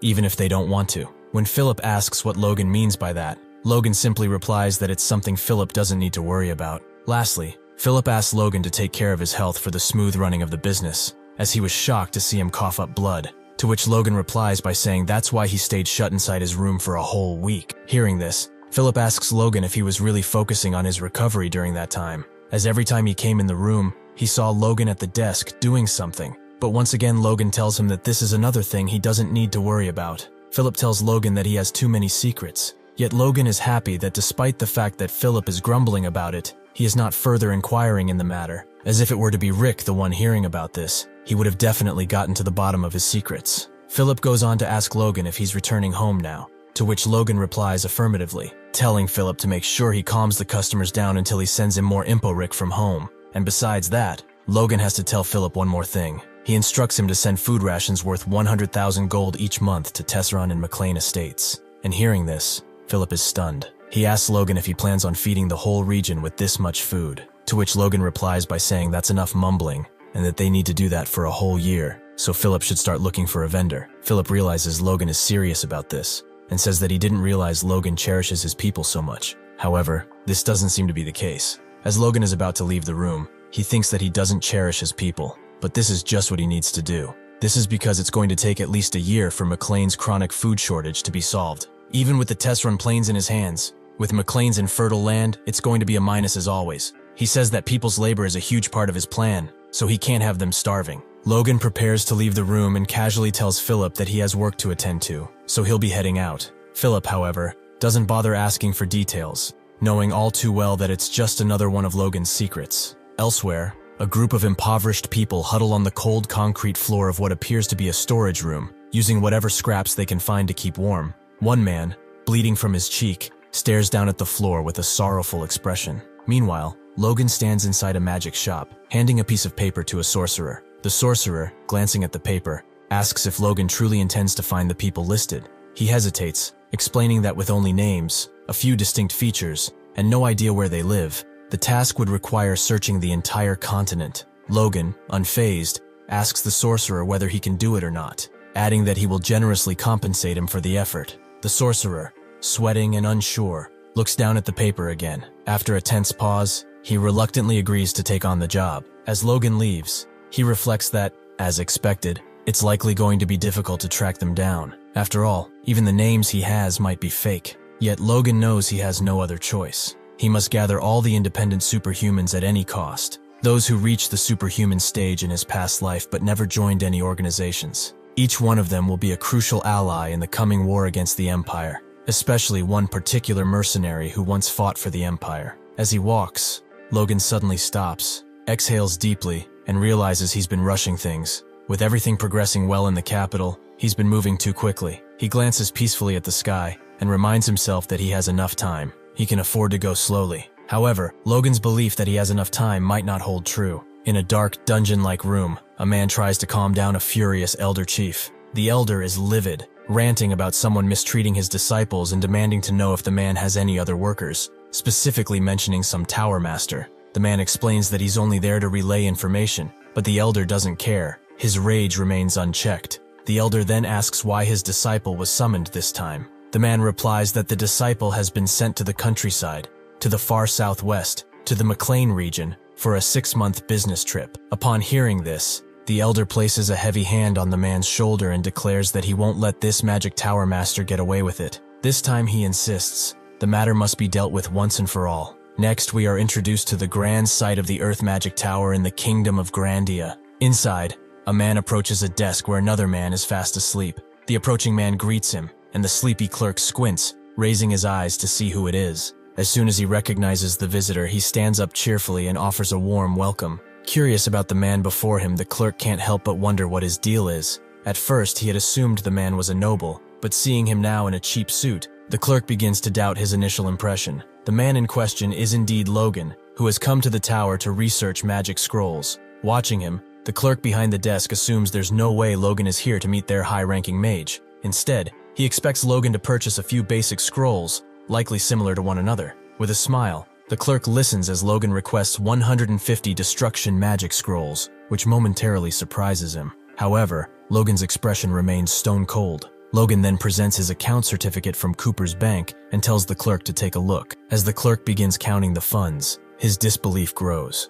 The total adds up to an astonishing 4 million gold, leaving him completely stunned. He looks down, visibly shaken, unsure of how to respond, but finally stammers out an offer to personally escort Logan upstairs. Logan listens calmly, acknowledging the offer. Destruction magic, a 4th circle earth-type range spell, has the potential to bring down rock walls depending on the caster's skill. However, due to its drawbacks, slow activation time, obvious signs of use, and limited effectiveness on only rock and dirt, it was rarely used in combat. Despite these limitations, Logan sees its potential in construction. He believes it could greatly accelerate mind development and address other issues he's facing. Logan is now speaking to an older man who asks him if he really wants to buy 150 scrolls, and Logan replies affirmatively. The man, Radio's great, is the master of the Earth Magic Tower, and he admits he's a bit nervous since they haven't had such a generous customer in a long time. Logan recalls how, just a few minutes earlier, the master had rushed over when he heard Logan wanted to buy 155 scrolls, an unusual reaction for someone of his rank. It turns out Radios is a 5th-generation Magic Tower master, but only possesses 1.5 million golds, indicating the tower's bad financial situation. Logan reflects that the master's vulnerability works to his advantage. He then tells Radios that his own house McLean is just a small fief in the southwest, understanding if the master hadn't heard of them. Upon hearing this, the master apologizes to Logan, acknowledging that it seems his young trainee made a mistake. He assures Logan that he will give the trainee a strict scolding. However, Logan waves it off, saying it's unnecessary and not a big deal, to which the master replies by telling Logan that he is very generous. All of this while the guy at the counter thinks he is done for. The master, though, seems to be really annoyed by the whole situation, as he almost missed out on a pushover like Logan because of that trainee. Despite Logan's reassurance, the master silently reflects on the situation. In these peaceful times, earth magic is primarily useful for farming or soil construction, so he wonders what kind of noble would spend so much on expensive scrolls for something so mundane. Frustrated, he thinks to himself about the ignorant fools who gossip, claiming the magic tower has grown weaker since he became its master. He also seems to have diminished the tower's budget quicker than he had to. The master, assessing the situation, thinks to himself that it's fortunate Logan seems like an easy target. He decides he needs to handle Logan carefully and try to extract a large sum of money from him. With that in mind, the master tells Logan that, to be honest, there might be an issue with fulfilling his request. Curious, Logan asks what the problem is. The master explains that, as Logan may know, crafting a 4th-circle scroll requires the leadership of at least a 5th-circle mage. Unfortunately, the tower is currently lacking in high-ranking manpower, making it difficult to produce the scrolls at the scale Logan is requesting. However, Logan remains unfazed by the master's explanation, showing little interest in the details. He simply looks at the master and bluntly asks him what he's going to do about it. The master glances back at Logan, surprised by his lack of reaction. This wasn't the response he had anticipated, but he decides to press on and test the waters anyway, hoping to gauge how far he can push Logan. The master continues, explaining that, as Logan might be aware, the per-unit cost of crafting a scroll is quite high, making it impossible to produce them in advance. Upon hearing this, Logan calmly stands up from his chair and tells the master that it's too bad there's nothing that can be done about it. As Logan heads toward the door, he informs the master that he had intended to purchase 150 scrolls every month. However, if the tower cannot even produce that many in an indefinite time frame, he will take his business to the royal family's magic tower. Hearing this, the master panics and leaps in front of Logan to block his path. Desperate to retain Logan's business, the master asks if Logan really plans to buy 150 scrolls every month. Logan confirms this and adds that over the next 6 months, he will need a total of 900 scrolls. Upon hearing this, the master looks as though he has been transported to the 9th circle of heaven. He gazes at Logan with awe, as if he has seen an angel. Logan then remarks that if producing 150 scrolls at once is too much for them, handling an order for 6 months' worth would be an even greater challenge. Just as Logan is about to leave through the door, the master makes a dramatic move, throwing himself onto the floor and grabbing onto Logan's boot. He desperately shouts that they will take care of the order. As this happens, Logan asks the master if he thinks his order is possible, to which he replies that it's 100% doable, all while dusting off Logan's shoes with his robe. The master continues, informing Logan that each 4th circle scroll costs 10,000 gold. Therefore, 150 scrolls would total 1.5 million gold. As he processes this, the master's eyes light up with greed, his pupils turning into gold G's, and his face transforms into a picture of avarice. He quickly realizes that with Logan's planned purchases, he stands to make over 9 million gold in the next 6 months. After finishing his dramatic display of enthusiasm, the master stands up and proposes an alternative to Logan. He acknowledges that the 9 million gold is a tempting sum, but suggests that hiring a mage might be a better option than continuously buying scrolls. Confused, Logan asks which mage the master is referring to. Logan reflects that aloof mages usually prefer to avoid dirty work, opting to sell scrolls instead, and wonders why the master would suggest lending him a mage, who would be even more expensive. He considers that with a 4th circle mage, he could achieve the effect of 300 scrolls each month. He then asks the master if they have a 4th circle mage willing to work at a construction site in a rural area. The master responds, clarifying that there may have been a misunderstanding. He explains that not even he has the authority to command a 4th circle mage as he pleases, which Logan had anticipated. Instead, the master offers to deploy 9 2N circle mages and 1 3 RD circle mage. He explains that these mages are disciples who have extensive experience working in teams at various construction sites. In return, the master requests that Logan reduce the number of scrolls. Logan considers this offer and thinks it might be a good deal. Given the long-term nature of the construction work, deploying a team of mages could be more beneficial than hiring a single 4th circle mage. However, Logan is reluctant in hiring mages specialized in construction, wondering what kind of people they are. Suddenly, a group of worn-out and battered men appears before Logan, led by the 3 RD circle mage named Grick. These guys look like they've just came back from war. Stunned by the condition of the men, Logan struggles to find his words. Just then, the master interrupts, telling the group that now that the formalities are over, they can return to their quarters. The men quickly flee, visibly frightened, leaving Logan bewildered and wondering what just transpired. Infuriated, Logan turns towards the master and tells him that they look like they are about to pass out. The master responds, acknowledging their disheveled appearance but assuring Logan that they are young personnel with the most construction experience in the magic tower. They are specialists in their field. Logan reflects on the master's words and thinks that, despite their appearance, the mages seemed quite capable when he roughly assessed them with his senses. With a 3 RD circle master and several 2 N circle experts among them, and all in their 20s, they represent promising talent regardless of their condition. Despite the success, Logan remains suspicious. He doesn't fully trust that the master will actually send his disciples to the countryside as promised, and wonders if he should somehow test the master. Logan confronts the master, saying that even if he follows through on his promises, the scrolls are of a higher grade, which reduces the overall count. He adds that swapping out 2nd circle mages in exchange doesn't seem like a fair deal, and the master responds, assuring Logan that the team of 10 mages should be sufficient, especially with a 3rd circle mage leading them. He insists that their combined abilities will more than make up for any reduction in the scroll count.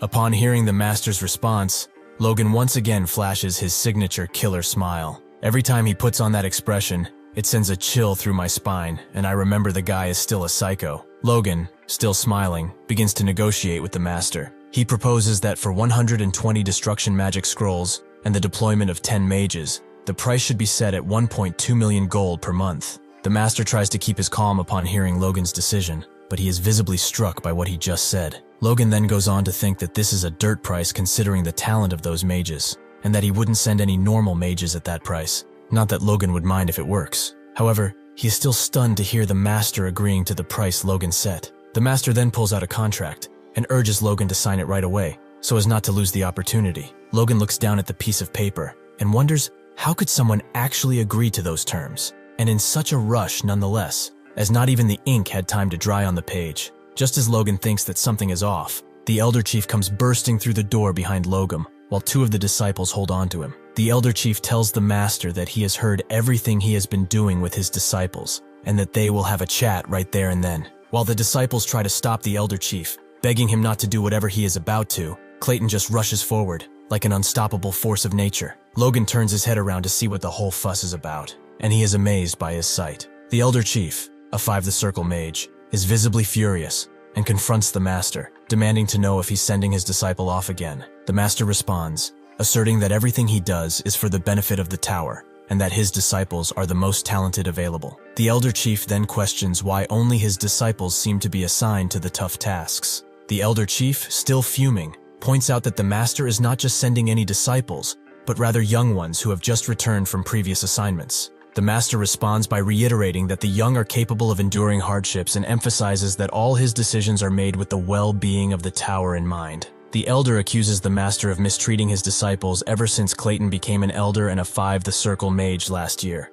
The master, however, dismisses the complaint, claiming that Clayton has lost his sanity and that such behavior is unacceptable, especially with guests in the tower. As Logan observes the scene, he begins to understand the underlying dynamics. Clayton, having advanced to the 5th Circle and becoming an elder at a young age, seems to be a source of threat for the Tower Master, and in order to undermine Clayton, the Master is taking out his frustrations on the young disciples. Despite the tension, Logan remains indifferent to the internal conflict. He's simply pleased that the discord within the tower is working to his advantage. The Tower Master then turns to Clayton and coldly declares that if Clayton is unwilling to follow his orders, he doesn't care about their fate. He tells Clayton and his disciples that they can leave immediately if they wish, and the elder asks if he is serious with this comment. Upon hearing the Tower Master's ultimatum, Clayton begins to channel his magical powers, clearly ready for a confrontation. Despite the impending clash, the old man remains unfazed and calmly asks Clayton if he truly wants to go through with a fight, while at the same time also charging his own magic. The earth around them starts to shake,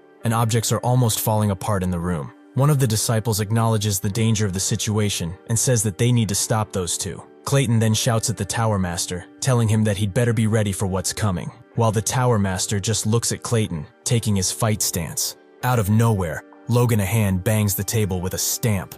Their attention is drawn towards Logan, who doesn't seem to care even the slightest about their confrontation. The two remain stunned at what Logan is doing, and the young disciples are also amazed by what just happened. Logan shows the other man the piece of paper he just stamped. It's the contract he was going to sign with the Tower Master, now completed. He then simply tells the 10 people waiting in the room to follow him, and also addresses Clayton and the Tower Master. He tells them to sort it out themselves, and that the contract is still valid even if the Magic Tower Master changes, so there will be no issue with the business. The Tower Master acknowledges how they have shown a pathetic side of themselves in front of their guest, and tells Logan that he will send the scrolls his way as soon as they are done. Yet Clayton tells him that he isn't done talking to him yet. The Master asks Clayton if he's saying that he will force the official contract of the Earth Magic Tower right now, and scolds him, telling him to know his place. Clayton then proceeds to tell the Master that if he's going to ask this way, then his decision is final. Clayton will follow his disciples as well. Both Logan and the Tower Master look amazed at Clayton. The Master then says Clayton must be mad.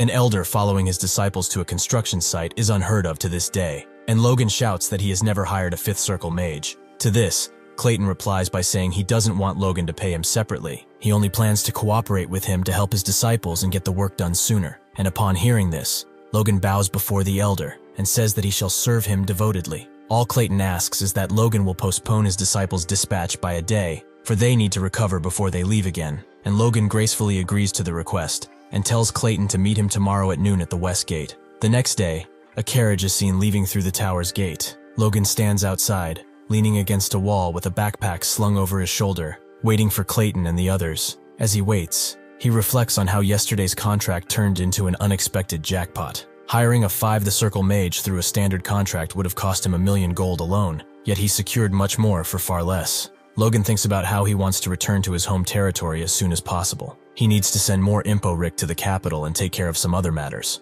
However, his thoughts are interrupted when someone calls out his name. The person calling Logan's name turns out to be Rena, who acknowledges that quite some time has passed since they last saw each other. As Logan greets her casually by name, Rena points out that they weren't close enough for such familiarity, calling the situation a bit embarrassing. Logan, understanding what she means, quickly corrects himself and addresses her more formally as Princess Wolves, adding that indeed, it's been far too long since they've met, also saying that she's simply being rude as always. Rena looks down at Logan from her luxurious carriage, while holding a fan to cover half of her ugly ass face. She says that there have been rumors circulating in the capital, and that she's heard Logan was getting into some quite an embarrassing business these days, and asks if the House of McLean is facing troubles by any chance. What she actually means, though, is to ask if his family finally went under, and if Logan isn't embarrassed to walk around looking like a poor person. Logan, keeping his cool, replies graciously that, as Rena might be aware, he is quite ambitious when it comes to making money, and that his family's situation is nothing for her to worry about.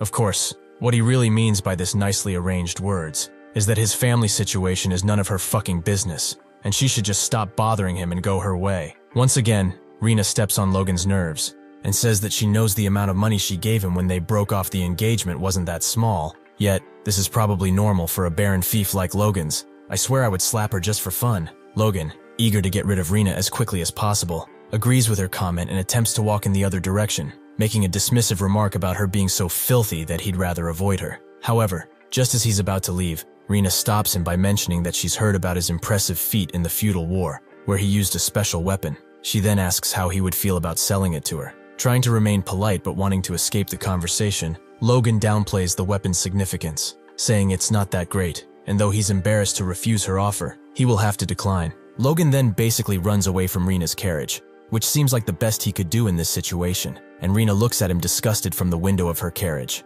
As he walks away from the gate, Logan thinks how even after he got famous in the capital for selling the Impo-Rick medicine, not a single noble showed any interest in the feudal war in the countryside. But Rena, no, rather the wolves, are too invested in, and says that this is quick, even for a relation with history. He thinks that the structure of the crossbow that he's made is quite simple, so can only hope to use it a couple more times before the blueprints get out in the open, and it's going to be built by everyone. This is when a voice interrupts Logan's thoughts. This is Clayton and his disciples, which tells Logan that he thought they would meet at the western gate, and asks Logan what is he doing coming their way. Logan starts pushing Clayton and the others the way he wants to go, and tells Clayton that he ran into someone annoying earlier, that being the reason for which he was walking towards them. 3 carriages are then seen making their way through the woods. Of course, Logan is riding with Clayton and one of his disciples, and Clayton seems to be mad about something. Clayton turns his head around to look at Logan, and says that this carriage is big enough to carry at least 5 or 6 people, and that the coachmen seem pretty experienced as well. Therefore, Logan must have spent quite a lot for their comfort. Clayton then gets grumpy, telling Logan that he didn't have to bother with all his doing, and that he spent all this money for nothing, while his disciple tries to keep him in check. Hearing this, Logan looks at Clayton, and thinks that this wouldn't be the first time a mage has a high sense of pride. He then tells Clayton that he is honored to attend to such great mages, so everything he does is just basic, while thinking that he's hired a 5th circle mage for free, so buttering him up is no big deal. However, Clayton doesn't reply to this. Instead, he just looks out the window and keeps acting grumpy. After the night has fallen, Logan and the others seem to have set camp in a clearing in the woods, and Logan says that it's pretty late to travel now, so they will rest there for the night and continue towards their destination tomorrow. After this, Logan sets up a campfire and starts to meditate. Out of nowhere, a man holding a knife appears, and he seems prepared to strike. He throws his knife at Logan, but he senses it and lowers his head in order to dodge it. And then, without breaking his meditative state, he asks who is there. One of the men gets out of the shadows and praises Logan for the way he dodged that, saying that it's pretty impressive for a young master. Logan gets up, and the man goes on to say that he's heard all the rumors about him in the capital, and asks Logan if he isn't the one that gathered a ton of cash by selling some strange drug. Logan is surrounded by 5 men, and he is wondering if they might be thieves. He annoyedly huffs, and tells the man that all he wanted was to practice what he last learned by meditating freely. Yet this is the perfect opportunity since they interrupted him. He then grabs his sword and tells the bandits that they will have to act as his practice partners to pay for the intrusion. One of the bandits scoffs at Logan, laughing and mocking him, asking what nonsense he's rambling about. Logan, unfazed by the taunts, remains silent. Without hesitation, he swiftly slashes the bandit's throat, ending the man's laughter in an instant. 2 of the men look down at their companion and can't understand how Logan moved so fast, and call him a bastard. One of them then jumps to attack Logan. Seeing this, Logan takes an aggressive stance and prepares to strike. Just as the bandit gets close to Logan, prepared to drive his knife through him, Logan dodges and slashes his gut in one swift motion, and also sends him flying through the air. Seeing this, the other bandits lose their composure and are amazed by his strength. The guy landed with his back hitting a 3, and he appears to have lost his consciousness. 2 of the men are down, and 3 remain. One of the bandits realizes there is no way they can take down Logan, so he urges the others to flee as fast as possible. But that's when the staggering realization hits him. He cannot move his legs. Logan then appears to charge his aura, and the way he holds the sword and how he looks at his enemies seems familiar. He mimics Felix's movement from their training. Logan manages to charge his sword with enough mana in order to replicate the attack Felix taught him, the Aura Blade, and it seems like a whole ass execution is going to take place. Logan places his foot forward for a more sturdy grip, and then slashes through the air with tremendous force. He manages to hit 2 of his opponents,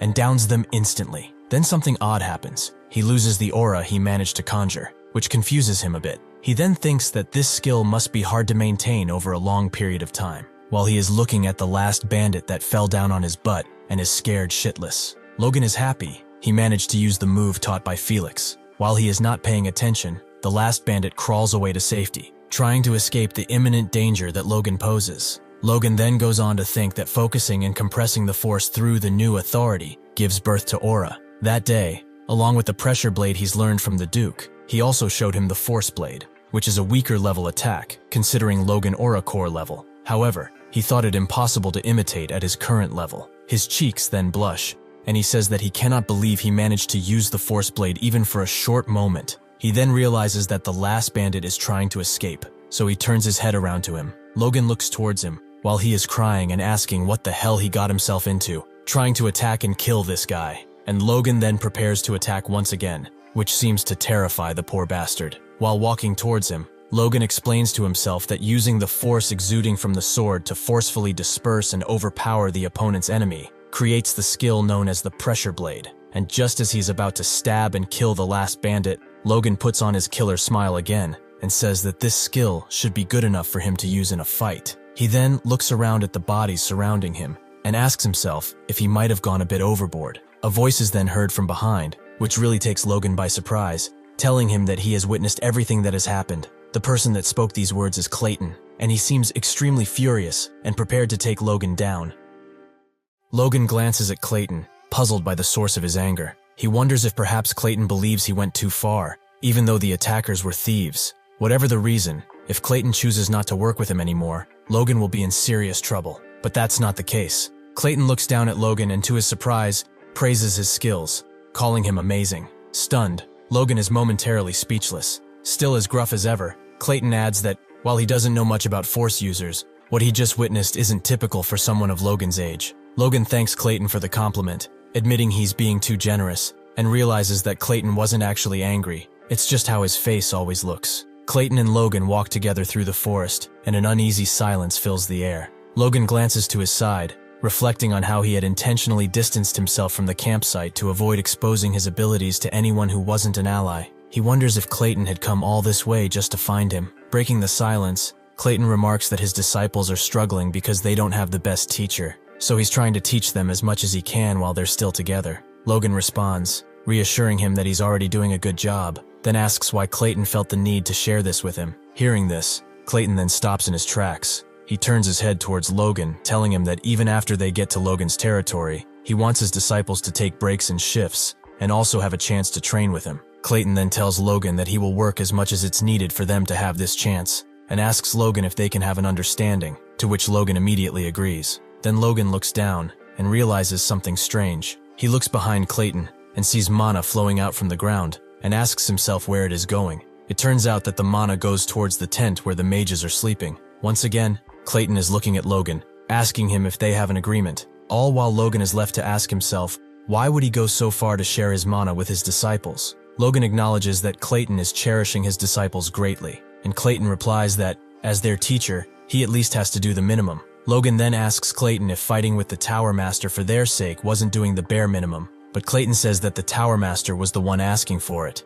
The next day, the flags of the McLean estate flow majestically in the wind, and the estate looks beautiful on this sunny day. In his father's study, Logan talks to Patrick, who seems to have heard the story of Logan's travels, and asks him if he gained a lot of experience during his time in the capital. Logan replies by informing his father that everything he learned was immensely helpful, to which Patrick says that it's all good in that case, and asks Logan if he wants to report anything else. Hearing this, Logan thinks there could have been a better way to approach the subject, rather than being so direct. He casually mentions to Patrick that his business in the capital is thriving, and that profits will soon start rolling in, which leaves Patrick astonished. Rising from his desk, Patrick asks Logan what business he's referring to. Logan explains that he's been commercializing the medicine he had previously given him. Patrick looks as if he's about to faint, and asks if Logan really went all the way to the capital to sell sexual enhancers. Placing a hand on his forehead, Patrick sighs, reminding Logan that, despite his promise not to interfere, this is still quite the surprise.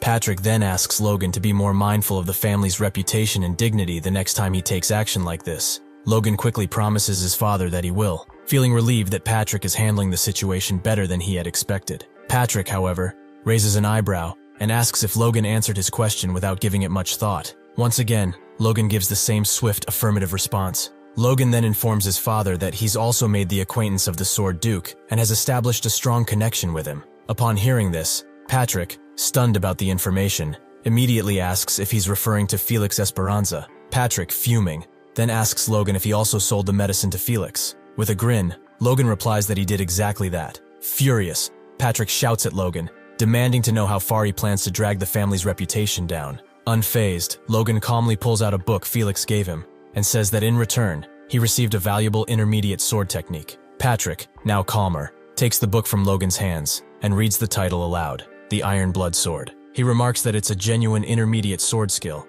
guaranteed by the Sword Duke himself. However, Logan knows this isn't entirely true, as he had written that comment during his stay at the Sword Duke's mansion. Logan then reflects on how an imperial merchant had unearthed the Iron Blood Sword from ancient ruins. It was considered one of the top intermediate sword techniques of the time. Initially, the merchant had copied and sold the book to only a select few, but eventually, it was leaked, and copies of the entire technique began circulating throughout the market. Over time, it became so widespread that knights across the continent, and even common folk, could learn it. However, he also thinks that this event is only bound to happen 10 years from now, so having the knights of the family learn this skill right now will greatly help their forces advance. Logan goes on to think that if they also add in the mixture the sword chi, and even the divine sword secrets, his father and Ranyan could use those as their trump cards. Yet all that being said, the Iron Blood Sword technique moves force to an extreme, so it could inflict internal damage during training, and there is no way Patrick would allow for something like that to happen. But adding the Sword Duke's name to the book will definitely make Patrick accept it. Patrick reads the contents of the book and says that this is on a completely different level from the worn-out records the family has passed down, and that this book is of a far superior quality. As his hands tremble on the book, Patrick thinks that in reality, gaining proper intermediate sword skills for a noble is hard, and that he even considers this the reason for which he was stuck in level for the past 10 years. Patrick then goes on to tell Logan that properly mastering this technique will raise their Knight's Order's overall strength by at least 30%, and wonders how they could ever repay the Duke's kindness. Hearing this, Logan thinks that it's great he thinks that, as he has a proposal for his father. Logan should also properly master the technique in order to show it to Felix and repay him. However, Patrick suddenly rushes out of the room, cutting Logan off before he can say anything. He tosses a stamp at Logan and tells him that mastering the Iron Blood Sword technique is now his top priority, leaving Logan in charge of everything until he succeeds. It's at that moment Logan realizes the gravity of the situation. Patrick has just thrown him the family sigil, symbolizing his temporary authority over the family's affairs. Patrick bolts through the door, calling back to Logan to assist Dwayne with the family matters in his absence, promising to return once he has mastered the Iron Blood Sword technique to perfection. He hastily thanks Logan and departs, not giving him a chance to bring up the matters he wanted to discuss. Logan is left standing alone in his father's study, holding the family sigil, completely at a loss for what to do next. Logan stares at the family seal, realizing that having it in his possession means he can now act freely without needing anyone's permission. As this thought sinks in, Dwayne bursts into the room, exclaiming that he's heard all about Logan's accomplishments in the capital. Logan, now determined, silently vows to accomplish everything he desires before Patrick returns from his training. Dwayne quickly begins pleading with Logan for money to help with the family's financial situation. Logan, skeptical, asks if Dwayne didn't already receive funds from the battle with Tessrin. Dwayne shouts in frustration, explaining that those funds are nowhere near enough to maintain both fortresses. The battle caused a severe labor shortage, and because of this, production will drop significantly this year. To make matters worse, the Kairos have also cut off all aid, leaving the family in an even more precarious position. Dwayne, desperate, drops to his knees and begs Logan for money, pleading since he's heard about the fortune Logan made in the capital. But Logan simply smiles and says that he is sorry, but he's already spent all the money. Hearing this, Dwayne can't believe what Logan is saying, so he replies by telling him that he heard Logan has made at least a couple of million, and asks him where on earth could he be able to spend all of that money in so little time. However, Logan just looks down on Dwayne, smiling, without saying a word. Dwayne looks up at Logan and tells him to stop these shenanigans, as it's not funny. Yet Logan just keeps his composure, maintaining the same exact look, looking down on Dwayne. And seeing this, Dwayne starts sweating bullets. He then asks Logan if he is serious about all this, and Logan nods affirmatively. He then bows back down in despair, and asks Logan where on earth he managed to spend all of that money, to which Logan replies that he has spent 1.2 million gold on magic scrolls and images.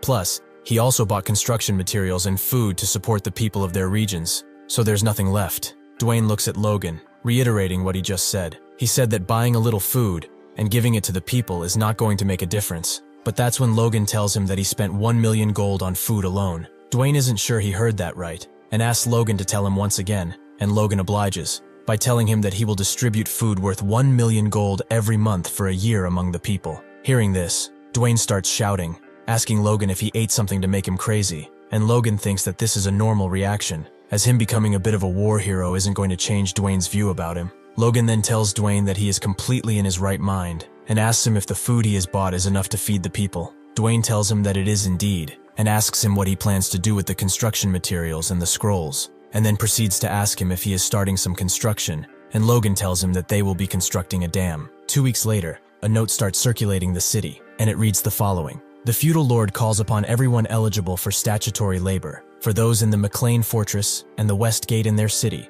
to those in the Storm Fortress and those in the East Gate in the outer city. Seeing this, a man from the Tesran Fortress declares that they've finally reached this point. The nobles are exploiting them without restraint. One commoner from the McLean Fortress adds that forcing them into statutory labor during the peak farming season is madness, as it will leave their children starving. Another voice chimes in, lamenting that they barely survived the battle, only to find the feudal lord now trying to crush them. They furiously question whether the message they received leaves them with a choice, to die fleeing, to toil in labor, or simply to starve. They realize that in the end, all paths lead to the same result. With determination, they grab their pitchforks and any tools they can find, seemingly ready to rise up against the feudal lord in rebellion. Everyone has gathered in front of the McLean estate, and Logan asks if everyone is present. A young man turns to an elder and asks if they are really going to go through with this. The elder replies firmly that the lords are treating them like dogs, while they barely scrape by, living off grass just to survive.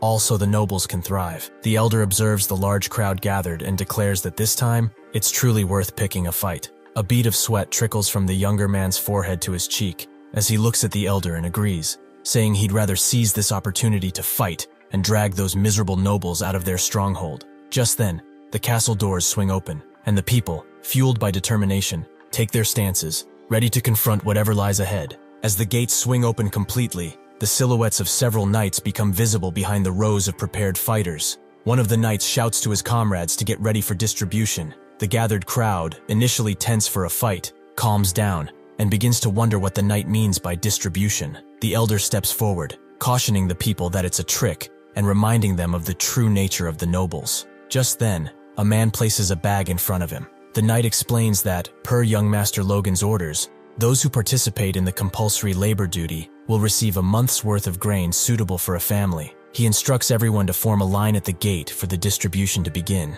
Hearing this, the crowd drops their weapons and rushes to line up for their share. The old man clutches his bag tightly, looking down at the ground in silence. He trembles for a moment, then lifts his head and shouts for all to hear, "All hail Logan McLean!" Then as the other people turn towards him, he does it once again, and the people let out a smile, thinking that the old man is right, and so they all start hailing for Logan. On the walls of the estate, Dwayne and Logan are talking, and Dwayne asks him if he really needed to force a compulsory order to have them gathered here, as he could have just asked them to gather there. Logan replies by saying that if he had done that, not even 1/4 of them would have come, since after all, they don't trust the nobles. He explains that nobles consider their people as their property, and any nobles with sense consider it their duty to protect their people. But living as a mercenary and an ordinary person in his past life, has taught him that for the commoners, between good and bad nobles, there is only one difference, that being which one takes away more from them. Logan tells Dwayne that even his father thinks about knights more than the people, as after all, he thinks the knights are the strength of a nation.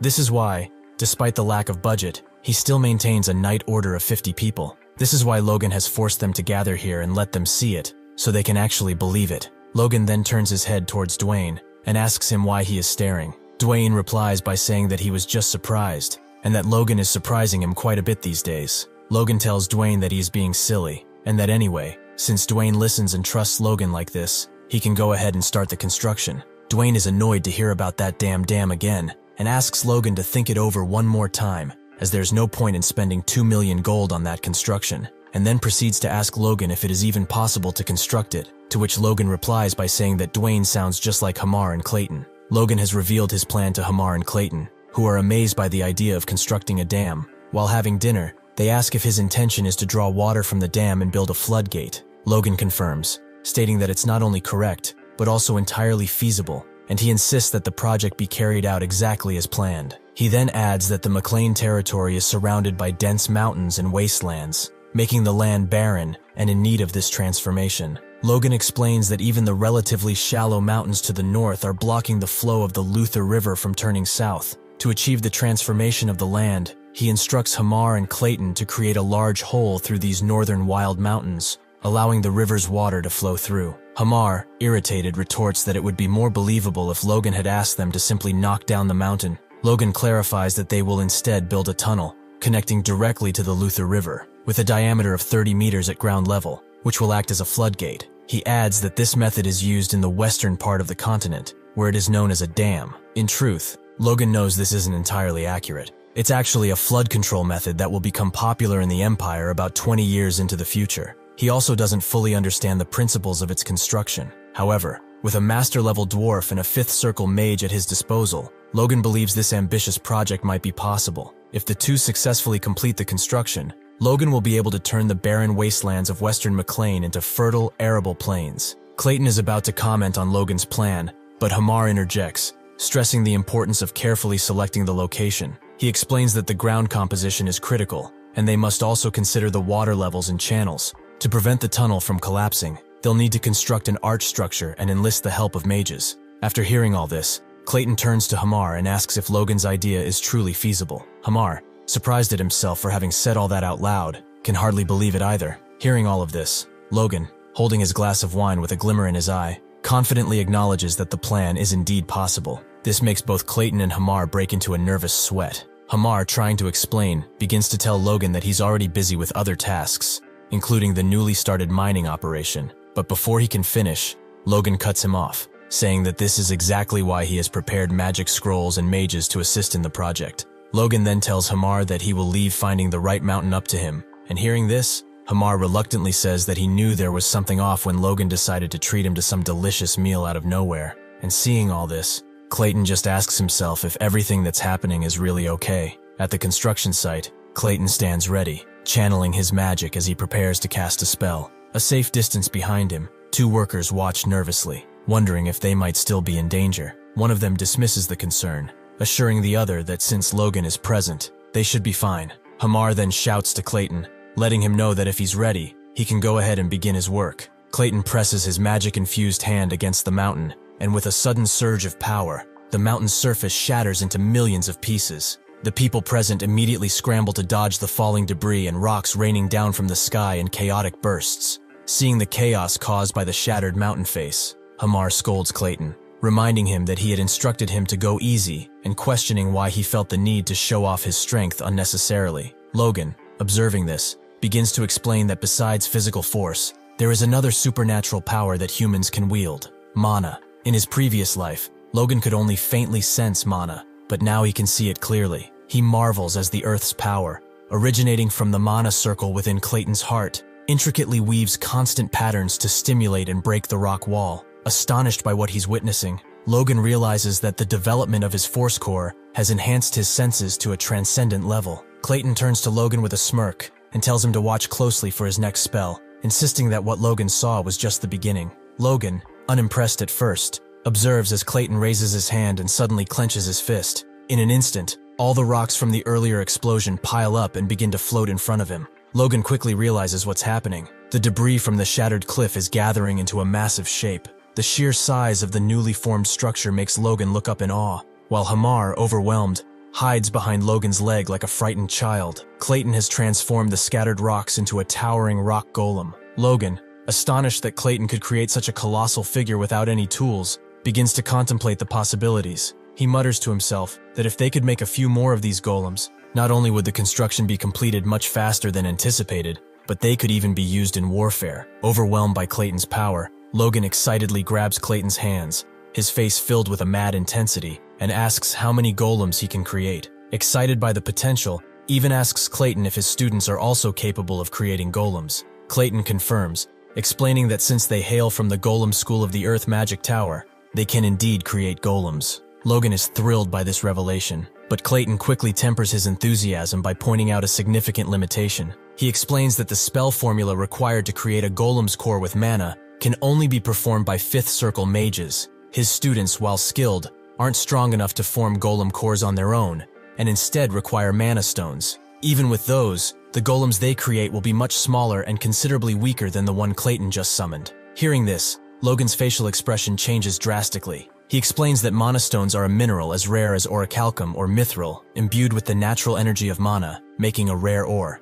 It cannot be artificially produced, and since it is used for magical assistance or artificial creation, it is also quite expensive, and that makes Logan think that mana stones aren't that cost-effective for this job. Yet Logan can't be looking at cost-effectiveness in a war, since if he can win by investing some money, that is good enough. He then proceeds to ask Clayton if his golem would also get stronger if he uses mana stones, to which Clayton replied affirmatively, saying that its strength and speed would increase, and it would last many times longer. However, since he is a 5th Circle mage, he'd need the highest grade mana stone for that. Even so, for a 2nd Circle mage, Golem spell a low-grade mana stone is good enough. It can last for about 24 hours, and it can become many times stronger compared to an adult man. Hearing this, Logan goes on to think that a low-grade mana stone costs about the same as a piece of gold. Their cost-to-cost benefit ratio is too low for all that money, but for a short war like the last war between fiefs, it could easily bring a much greater result. Dwayne arrives at the construction site, and upon seeing the massive golem punching away at the mountain, he is utterly terrified.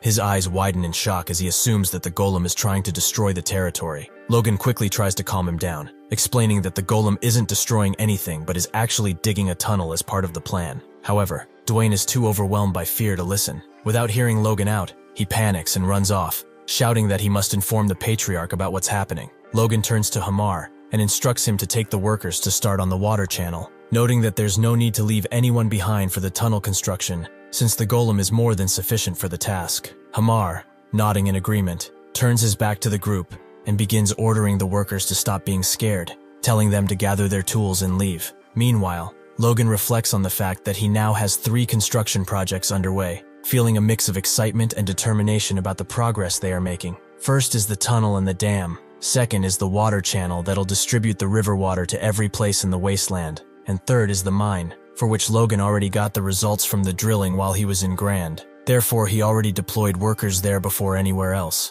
Logan then thinks that after coming back from the capital, he's been busy with the dam construction, so he couldn't keep watch over the mine, so he will pay a visit there tomorrow. The next day, people are seen coming in and out of the mine, with Hamar among them, looking particularly grumpy. Logan approaches Hamar and comments that they haven't seen each other in a while. Hamar retorts, asking what Logan is talking about. Clenching his fist, he accuses Logan of making him run back and forth between the mine and the water channel, expressing his frustration. In a fit of rage, he tells Logan that he can't keep up with the workload anymore and suggests that it would be better to just kill him instead. He laments that he can't even take a break and questions whether work will stop if he's not there. Hamar then demands to know why he has to shoulder all this hard work alone. Throughout Hamar's outburst, Logan stands speechless, unsure of how to respond. Meanwhile, one of the other workers notices Hamar's explosive frustration and warns the others that they need to intervene before things escalate further. As Hamar slumps back onto the ground, tears in his eyes,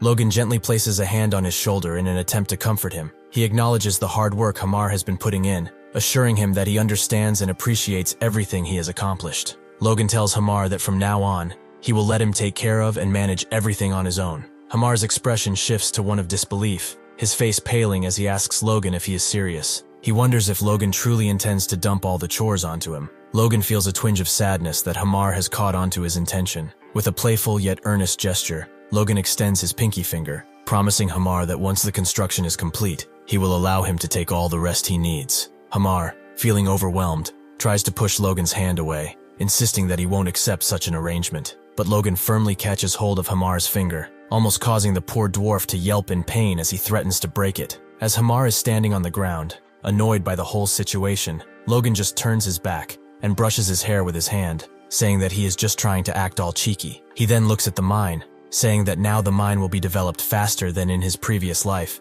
and even though he is not sure about the dam, he hopes it will work out. In the end, that is the only way his plans will succeed. Logan activates a communication channel to speak with Philip, who informs him that the construction materials will be delivered without any issues. He also mentions that he has secured an agreement for the lumber they've been trading, which will bring in an additional 100,000 gold per month. This news brings a smile to Logan's face. Pleased with the progress, Philip, filled with excitement, tells Logan that once they finish building the mine and clear the land, the territory will be completely transformed. He then tells Logan that he would like to come and see it for himself one day. Logan glances at the globe for a moment, deep in thought, before responding that Philip should visit next year. Curious, Philip asks why next year, but then quickly adds that he probably won't get an answer, even if he asks. Logan then shifts the conversation, revealing to Philip that there have been rumors circulating in the capital that there is a problem with the royal family. Philip asks Logan what problem he is talking about, and Logan replies that he heard about it when he was at the Sword Duke's house,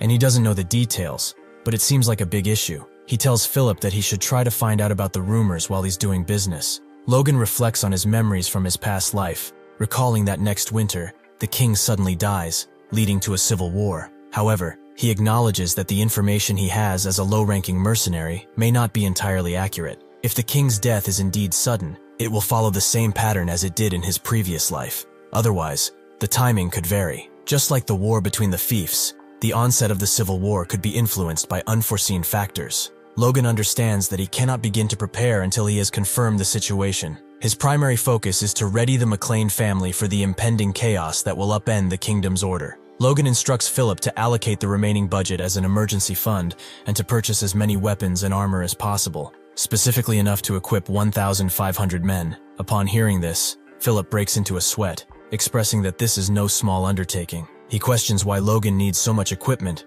when the McLeans only have around 100 knights. Logan clarifies that the equipment is not intended for the knights, but for the soldiers. This revelation sends Philip into a frenzy, incredulously asking Logan if he has truly lost his mind. He argues that no one fully arms their soldiers in war, deeming it a waste of money. However, Logan refuses to entertain the objections. Internally, Logan reflects that while his actions may seem unusual, they are driven by necessity. The last war resulted in significant casualties among his territory's people, drastically reducing the expected output. To counter this, he needs to minimize conscription while maximizing the strength of his knights and regular soldiers. Arming the most vulnerable regular soldiers is a crucial part of that strategy. Logan then asks Philip if his judgment was ever wrong, to which Philip reluctantly says no. Then he puts a smirk on his face and tells Philip that this being the case, they should proceed as discussed. Philip says that he understands and that he will discreetly find out more about the rumor. With this, Logan says that from securing funds through the mine, ensuring food supply with dam construction, and improving the soldiers' armament, the basic preparations for a leap forward are progressing smoothly. An enormous stack of papers sits on Logan's desk, overwhelming him as he fumbles through the documents. Dwayne stands beside him, directing his attention to specific papers and explaining what he needs to do. Read that, sign the other one, and so on, before adding that he will bring the next set of documents for Logan's review later. Reading one of the documents, Dwayne informed Logan that he had once again signed a document without properly checking it, questioning whether he intended to continue this carelessness. Meanwhile, Logan could only think about how long he had been buried in paperwork. Dwayne noted that this had been ongoing for nearly a month. He emphasizes that acting as Lord required more than just a day or two of work, and Logan reflected on how he had never seen his father work this much. Dwayne continued to explain that he had been handling most of the work for the Patriarch, leaving him astonished at the revelation. Logan questioned why Dwayne had dumped all the responsibilities on him, to which Dwayne asserted that as the future successor, Logan needed to thoroughly understand the affairs of the territory. Just then, the door opened, and Logan shouted at Dwayne, insisting he was not the successor, and Dwayne simply asked if anyone else agreed with that. At that moment, Kaisalan entered, looking troubled. He hesitated before speaking, finally managing to relay that Hamar had become trapped in a collapsed mine. The news sent a wave of fear through Logan, who was instantly alarmed by the urgency of the situation. Logan rises from his chair and asks Kaisalon how it happened. Kaisalon explains that one of the mine tunnels has collapsed. Concerned, Logan immediately inquires about the extent of the damage and whether they've found Hamar, while Dwayne interrupts to ask when their territory even had a mine. Ignoring Dwayne, Kaisalon reports that over 50 meters of the tunnels have collapsed, making it impossible to locate Hamar's exact position. Upon hearing this, Logan rushes toward the door, saying there's no time to waste and that they need to head to the mine immediately. Once again, furious, Dwayne asks where the hell did a mine come from.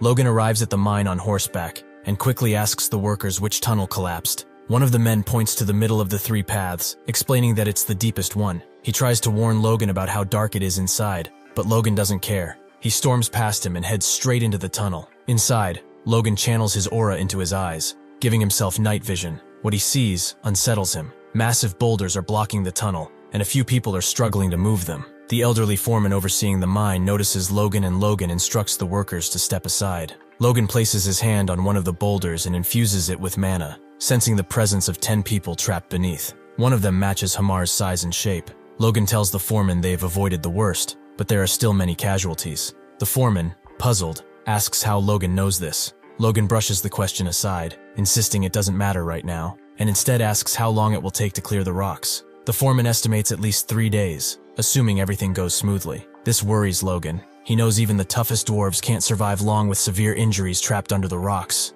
The longer it takes, the slimmer their chances of survival. Realizing the urgency of the situation, Logan knows he has no choice but to act quickly if he wants to save them. Outside the mine, Logan and Clayton are talking, and Clayton asks Logan why they were called to this place. Logan tells Clayton that he will get straight to the point, and begs the mages to rescue Hamar and the workers that were trapped in the mine. He tells Clayton that they will be properly compensated, yet Clayton doesn't seem to care much about money. He realized that this was the reason for which Hamar was so busy, going back and forth between the mine and the dam. He tells Logan that since people are hurt, they will gladly help, and Logan thanks him, and tells Clayton that he will make sure to repay the favor. Clayton thinks that he was curious why Logan bought a destructive magic scroll and never used it, and realizes the mine was the reason.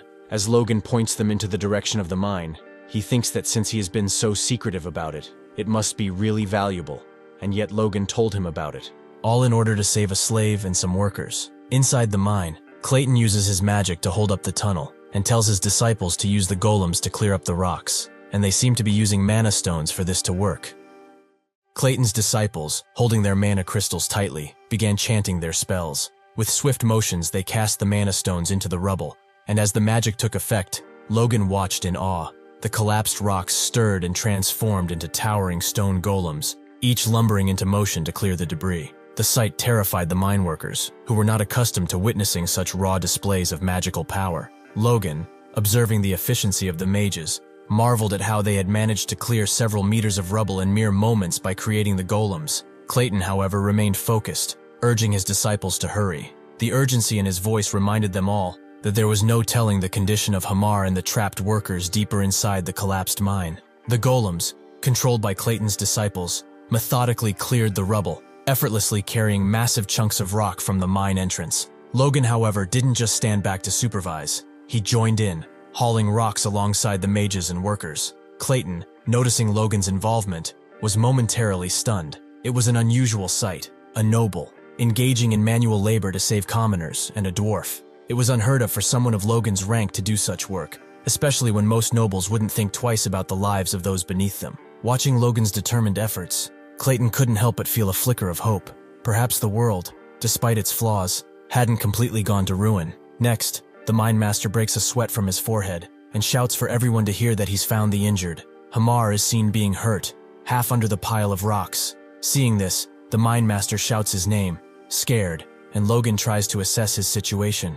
It appears that despite the magnitude of the accident, the injuries Hamar and the others have are minor, and that they've just fainted due to shock. Looking down on the scene, Logan is grateful, thanking the gods that everyone got out with just some minor scratches. Later, in the infirmary, Logan asks Hamar what happened. Hamar explains that he dozed off while using a destruction scroll, admitting he's been overworking himself lately. Logan, visibly upset, remains silent. Sensing this, Hamar tries to reassure him. saying that despite the accident, everything is fine and he'll be back to work soon. Just as Hamar is about to add that the workload isn't too hard and he can manage it in a day or two, Logan interrupts, telling him to take as much time as he needs to recover. However, when Hamar realizes what Logan just said, he stops speaking, unsure of what he's heard. He then asks Logan if he really wants Hamar to rest, and Logan replies by asking him if he will be fine without doing so. Hamar then shouts at Logan that he will rest. Even if the world burns on fire, he will rest. Even if the aliens come, he will rest. Whatever happens, his rest won't be interrupted. As Logan leaves Hamar's room, he marvels at the power of magic, impressed that the rescue operation was completed and everyone saved within just 2 hours. He begins to consider something he desires, but his thoughts are interrupted by Clayton, who appears beside him like a ghost from Christmas past. Clayton startles Logan by shouting, "You have a truly wonderful mind," leaving Logan speechless. Clayton nods knowingly, and Logan wonders if he has discovered that the mine is filled with gold. He realizes this could be troublesome, as he's unsure if Clayton would keep it a secret. Clayton then asks Logan why he went so far as to reveal the mine and ask for his help.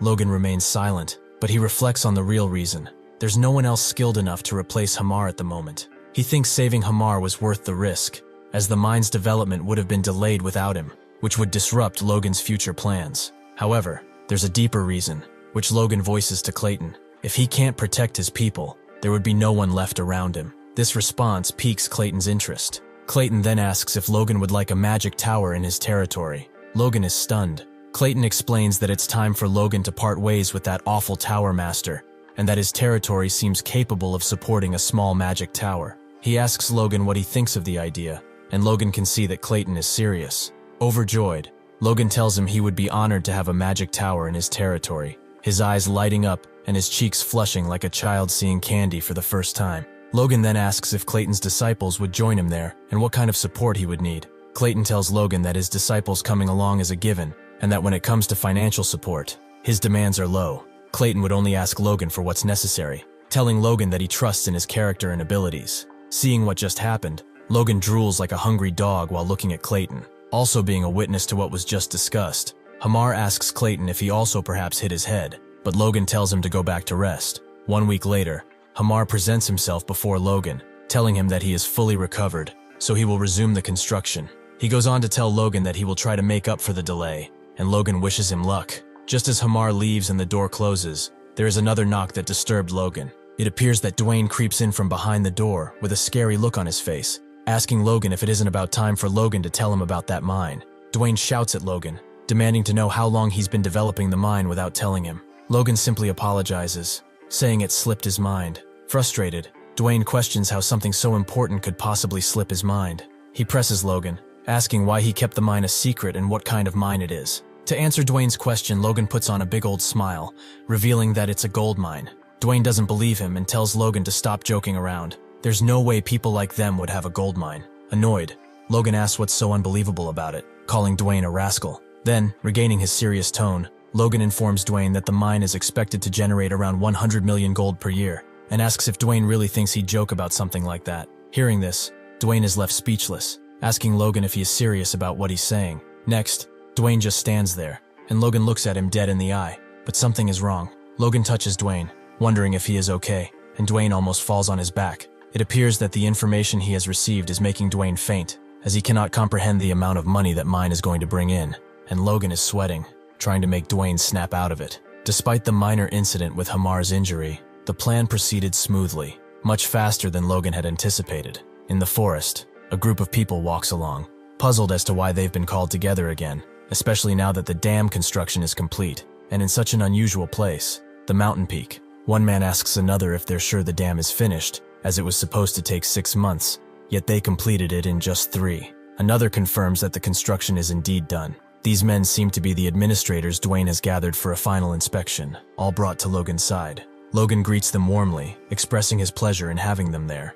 Acknowledging their busy schedules, he asks them to stay and witness the opening of the dam. One of the administrators looks on skeptically, thinking it's a waste of time. In his mind, bringing water from the Luther River to sprinkle over the wasteland won't make any difference. He feels Logan should have invested the money more wisely, perhaps on repairing the southern wall. The other administrators also question why Logan went to such lengths. Unable to come up with an answer, one of them asks Dwayne. Meanwhile, Dwayne is once again amazed by what he sees. He stares at the dam, realizing it wasn't built merely to sprinkle water on the wasteland. It's actually connected directly to the underground channels of the Luther River. If they can continuously supply water through the canals, this vast wasteland could indeed become fertile land. Logan looks around and notices that everyone has gathered, construction workers, mages, and administrators alike. Concluding that it's time to begin, he turns to Clayton and gives the signal. Clayton obliges, preparing to start the process. Seeing this, Hamar becomes grumpy and asks if they really have to do it this way,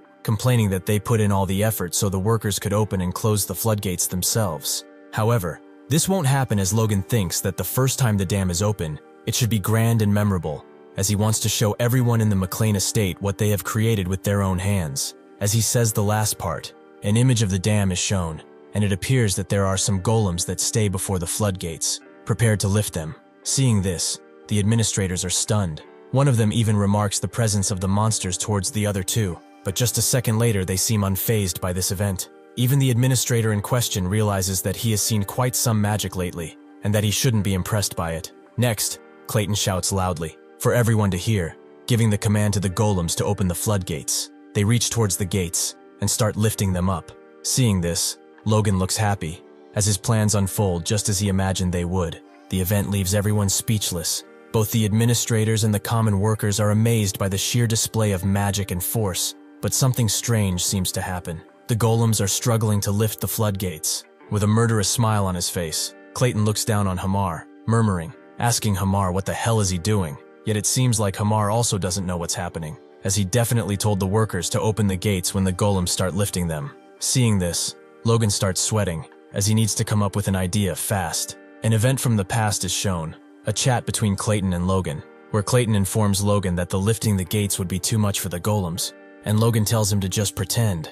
It looks like the golem's strength was purely meant for show, and that in reality, it takes about 100 workers turning the pulleys to open the floodgates. Logan thinks that this wasn't a part of his plan, and wonders what he could do. Clayton shouts at Hamar that if his golem's reputation for strength gets tarnished, he will be holding him responsible, and Hamar replies by saying that it's just a fact that the golems are not strong enough. While all of this is happening, it seems that Logan has got an idea. He suddenly tells Clayton to command the golems to break down the gates. This leaves both Hamar and Clayton speechless, making Clayton ask if Logan is really serious about this. Logan tells Clayton to do as he says, as they can just rebuild the gates later. And even though hesitant for a couple of seconds, Clayton does as Logan wishes, and the golems start punching through the gates. Seeing this, the workers are wondering if they are really going to break them down. After all, their hard work was just done. Next, the gates break, and water starts flowing down, taking the golems with it, and everyone remains perplexed when they see this. Even Logan lets out a big old blushy smile of happiness. For the first time, I can see that bro might actually be genuinely happy and have a heart. The townsfolk that have worked on the construction are letting out tears of happiness as the water flows down, acknowledging its presence and their success. Logan then thinks how this will solve the food problem during the Civil War, and that they don't need to rush the reclamation as they can start farming next spring. Even Dwayne is happy and jumps on Logan's back, scaring him, telling him how wrong he was about the dam and asking for forgiveness. Logan then tells him that everything is good and mocks him in a friendly manner, asking why such a big guy like him is crying so much. However, not everyone is so happy with this outcome, as Hamar is crying in the corner, asking how much time is going to take him to rebuild the gates again. But Clayton steps in, saying that he will help him rebuild them once again. Logan then tells them that they don't need the gate urgently, so they can just take a week off, and that they will finish the mine construction after that, telling Hamar that they will once again get a long vacation once that project has also been completed. This once again brings joy to Hamar's eyes, asking Logan if he really means what he's saying. Logan replies by reassuring Hamar, but what Hamar doesn't know is the reason behind Logan's thought, that being that they are going to be busy again soon. Many farmers will come to reclaim the now fertile land, but it will be hard for them to travel from the city to the plains every day, so they will build a totally new village for them to live in. Logan turns to Hamar, preparing to tell him how great he is at construction, but realizes that this isn't the proper way to do it. He utters Hamar's name, making him turn around in order to inquire. He then tells Hamar that construction must be difficult even for him, as after all, he's never even heard of dwarves being good at construction. This makes Hamar go crazy, asking Logan what in the hell is he even talking about. He tells Logan that after weapon making, construction is what dwarves are best at. Hearing this, Logan realizes that he has Hamar right where he wants him.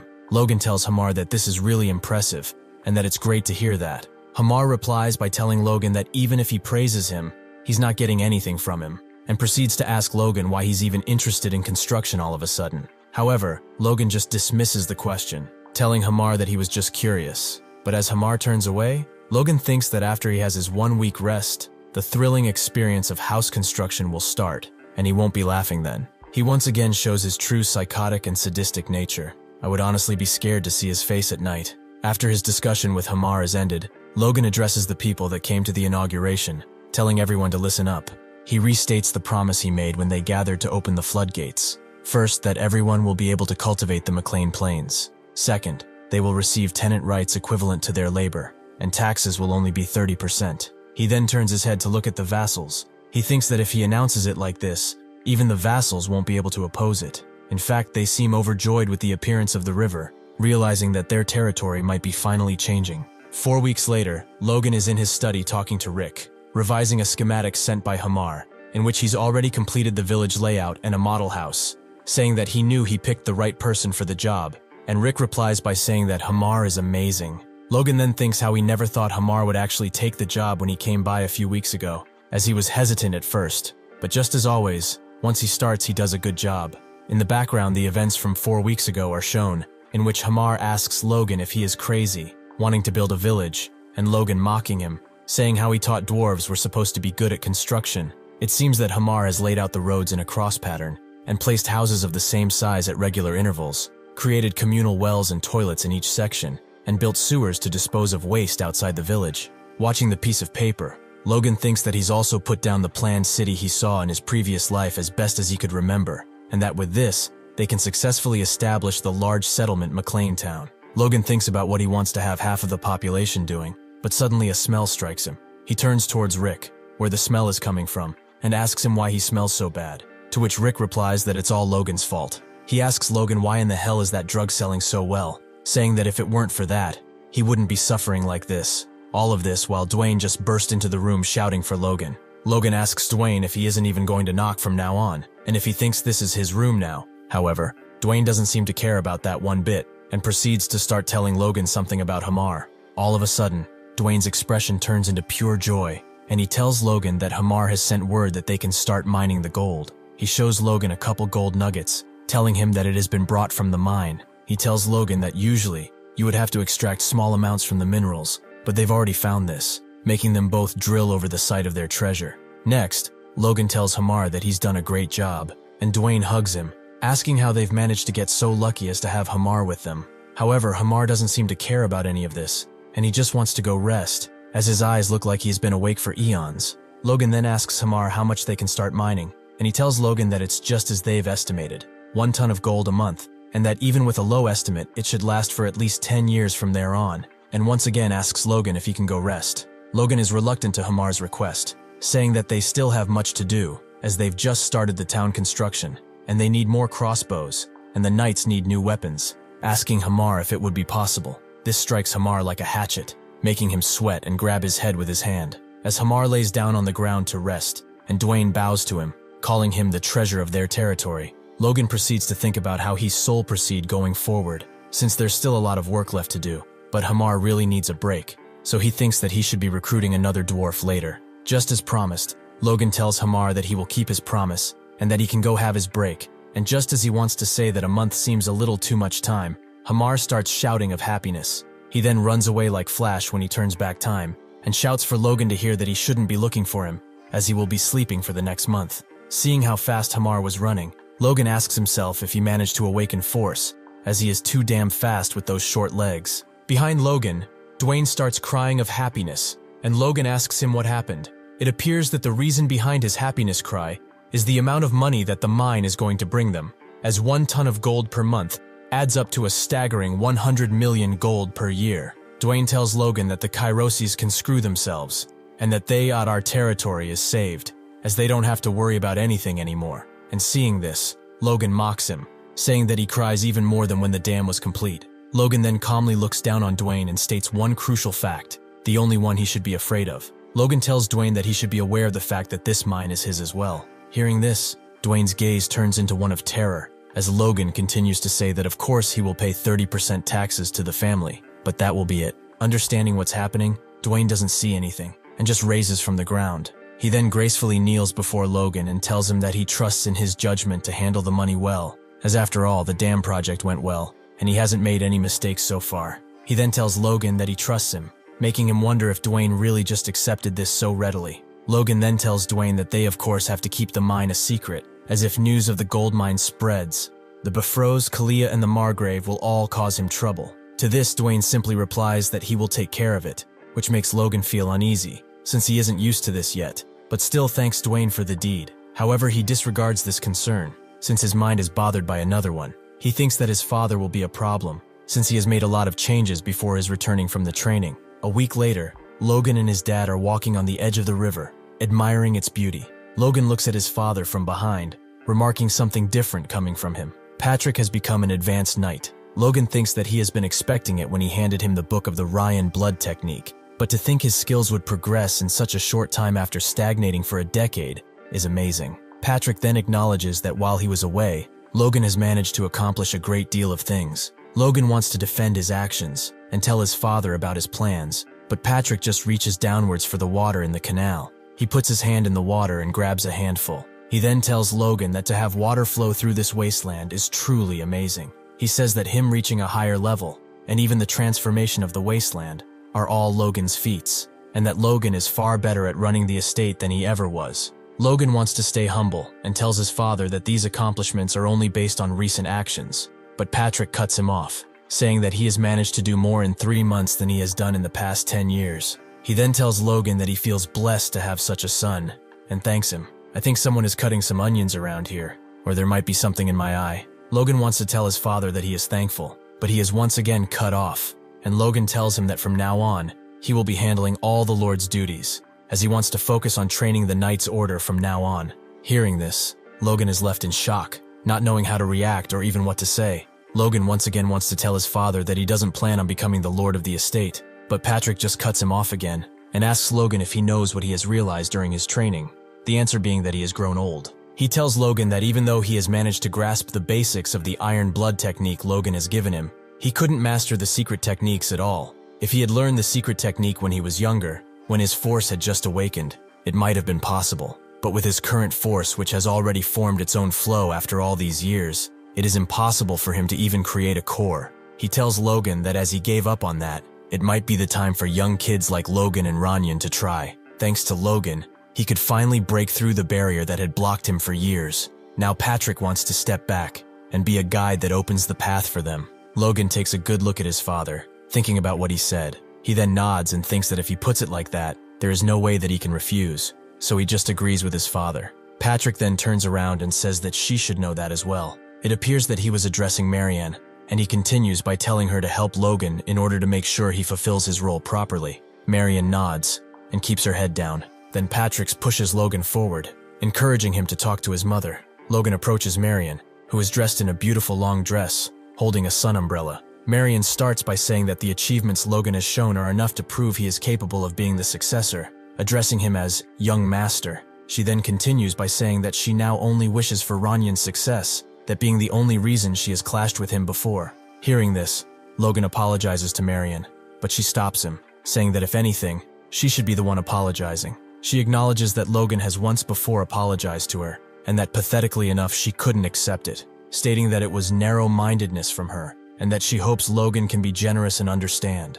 As Logan sheds a sweat from his cheek, Marianne continues by stating that she heard about Logan teaching Ranyan how to fight with the sword. Filled with passion, Logan tells Marianne that maybe it's because Ranyan might be a prodigy, but it only took him 1 week to form a force core, and that he has already mastered some technique. Looking down, Marianne comments that it's been years since she had seen Ranyan that happy. She then asks Logan to also continue caring for his younger brother Ranyan in the future. She then turns her back and says goodbye to Logan. However, Logan seems to be displeased with the direction in which things were going, so he feels the need to shout that parents shouldn't use honorifics when talking to their children. From now on, Logan wishes for Marianne to comfortably speak to him as she did when he was young. He then proceeds to call Marianne mother as well, which makes her stop in her tracks and even shed a tear. Logan's mother then continues her walk back towards Patrick, who is looking at Logan from a distance. Patrick nods at Logan as a sign that he did well, and Logan nods back as well, acknowledging his father's thought. Yes, Man can communicate telepathically. Logan then watches as his parents walk away from him and towards the castle's grounds. Next, at what seems to be the Tesseron estate, Logan and Patrick are talking. Logan tells his father that once the town is completed, they will start clearing the weeds and reclaim the land for farming before spring comes next year. He tells his father that they are hoping for a much greater yield than the McLean Plains that their ancestors lost, and Patrick is concerned, asking if the residents will readily move their homes. Logan replies to his father by saying that they will, as they plan to give priority in reclaiming rights to those moving into the town, and the new houses will also be better than the thatched houses most of the residents are living in now. Logan informs his father that he has had Dwayne put up a recruitment notice for soldiers, and asks Patrick if he will take charge of their training if they become regular knights, to which Patrick instantly agrees, as he sees them as potential knight candidates. Patrick tells Logan that he has been doing a great job, but on the other hand, there is still a problem, and then proceeds to turn his head around towards the left side. He takes a wooden stick and strikes it against his hand,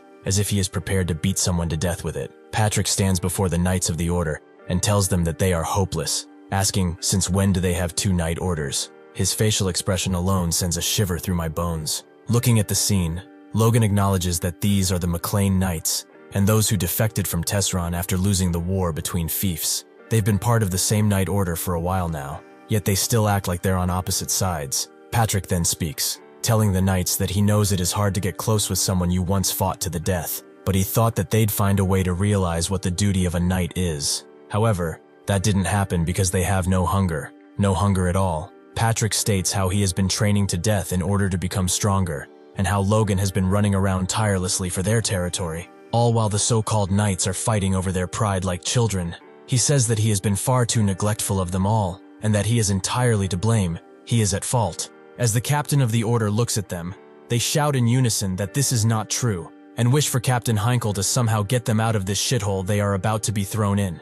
Heinkel turns his head to the right and shouts Patrick's title, and seems prepared to confront him. In reality, he tells Patrick that he looks much more spirited, and asks him if he has become an advanced knight. Patrick replies by saying that he will straighten out the attitudes of the knights for him, while charging his wooden blade with so much aura that it shatters. He then screams at the knights to feel and learn swordsmanship firsthand as he chases them. He tells the knights that when they are being grilled like dogs, they won't have time for silly thoughts. While doing this, Patrick thinks that he will make sure to discipline them and hand over a proper knight's order to Logan. In his study, Dwayne is signing documents as happily as ever, thinking that 20 years in administration, he has never known signing documents without worrying about the budget could make him this happy. Behind Dwayne, 2 vassals are speaking, one of them asking what is wrong with Logan. Ash A has been monopolizing the budget for the past couple of days, and in just a split of a second, Dwayne jumps in the discussion in order to protect his master, saying that there is a good reason behind whatever Logan decides to do.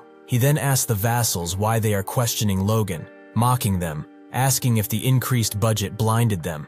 He then proceeds to answer his own question with another question, rhetorically asking where they think the budget has come from in the first place. He tells the vassals to just do as the master says as he skims over a paper. All of a sudden he drops his pen and starts sweating as he reads the contents. Just minutes later he is in Logan's study, asking what he's going to do with 10 million gold worth of gold bars. To this Logan replies that he is going to buy mithril, 100 kilograms of it to be more specific, a statement which leaves Dwayne astounded. He then pushes Dwayne into a wall towards the back, in a sussy position, telling him to just sign the damn document, asking him if he doesn't trust him anymore. Dwayne replies that he cannot sign that, and asks Logan what he's going to do by buying something 1,000 times more expensive than gold. A chat between him and Philip is then shown, and it appears that Logan wants to buy mithril for the knight's war equipment, which leaves Philip stunned, saying that what Logan wants to do is impossible. Hearing this, Logan goes into shock, looking at Philip with a lost gaze. Annoyed, he asks Philip why it is impossible,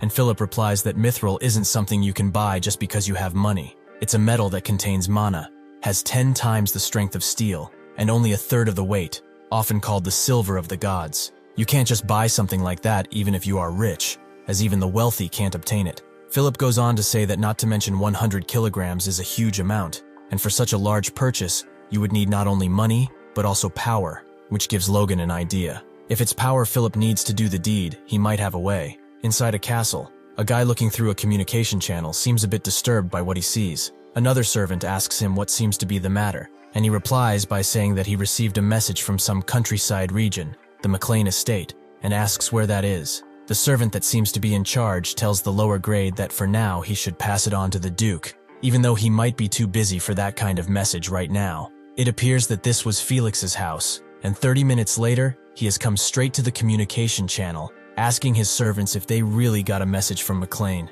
Seeing this, one of the servants remarks on how fast the Duke came, and wonders if there might be someone important in that boonies. Sitting on his chair, Felix greets Logan, saying that it's been far too long. Logan asks Felix if he's been doing well, and Felix replies that he has been indeed doing good. Except for the lack of news from someone he has taught personally, he has been doing fine. Logan remains humble, and tells the Duke that he could have never sent a personal message to him, as he knows his place, and Felix replies that he is still a smooth talker, and tells him that regardless, Logan has called at perfect timing, as he was thinking about expressing his thanks anyway. Hearing this, Logan doesn't understand what the Duke means by this, and wonders if he did something for him unknowingly, or if this might be a threat disguised as a thanks. However, this is not the case, as Felix blushes, smiles, and informs Logan that his wife is pregnant. Logan shares the joy, and congratulates Felix on his success of becoming a father. Felix once again thanks Logan, telling him that is all thanks to him, and Logan asks how could that be, as Felix did it himself.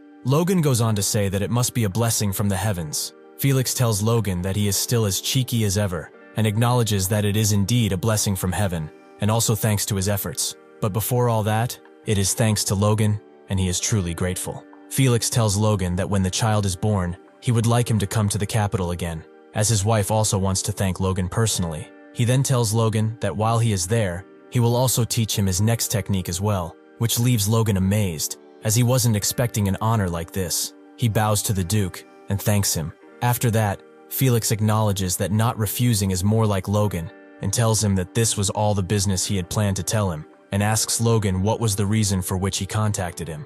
Logan then directly asks Felix if he could get him the 100 kilograms of mithril he needs. Hearing this, he is amazed, asking Logan if he really said 100 kilograms and not 100 grams. He states that Logan needs someone with power. Felix then asks Logan if he really made that much money, and says that his medicine must really be something. Felix then goes on to say that even he doesn't invest that much in his own knights, and that he has underestimated his generosity. Hearing this, Logan thinks how he feels that the misunderstanding is getting bigger. Felix tells Logan that he will be taking care of everything for him, and Logan gracefully thanks him. Felix goes on to say that it's not a difficult task, but Logan should make sure to attend the party when the child is born, and also has one more request. When that happens, he would like for Logan to call him teacher instead of all those distant-feeling titles. He tells Logan to let him know when things are organized on his side, and then promptly proceeds to hang up the communication channel, leaving Logan to look into an empty ball. Just seconds later, he starts shivering, and then he lets out a scream that scares even the main at the other end of the hallway. Logan is really happy, as to be the disciple of the Sword Duke must be the most awesome thing that has happened to him so far. He was only going to ask for a small favor, but Felix has handed him the golden rope. He then says that he should go to Hamar now and talk about the mithril equipment. However, he then reconsiders the idea, saying that he should let Hamar have his vacation first, as not everyone can keep going just looking at the future like him, and thinks that Hamar will be more efficient after a short rest. Logan then boasts himself, stating what a benevolent employer he is, and how blessed Hamar must be. In reality, Hamar had nightmares of Logan for weeks after he received his vacation. Next, on the McLean Castle outskirts, we can see a gathering of men. These are the men under 20 who came for the soldier recruitment process, and passed a simple test. Dwayne asks Logan if he really needs to recruit this many people, as traditionally, the lord of the estate would only need to recruit about 10 times the number of knights. But Logan tells Dwayne that he is going to handle this himself, and so Dwayne shuts his mouth. Logan thinks that no matter what anyone says,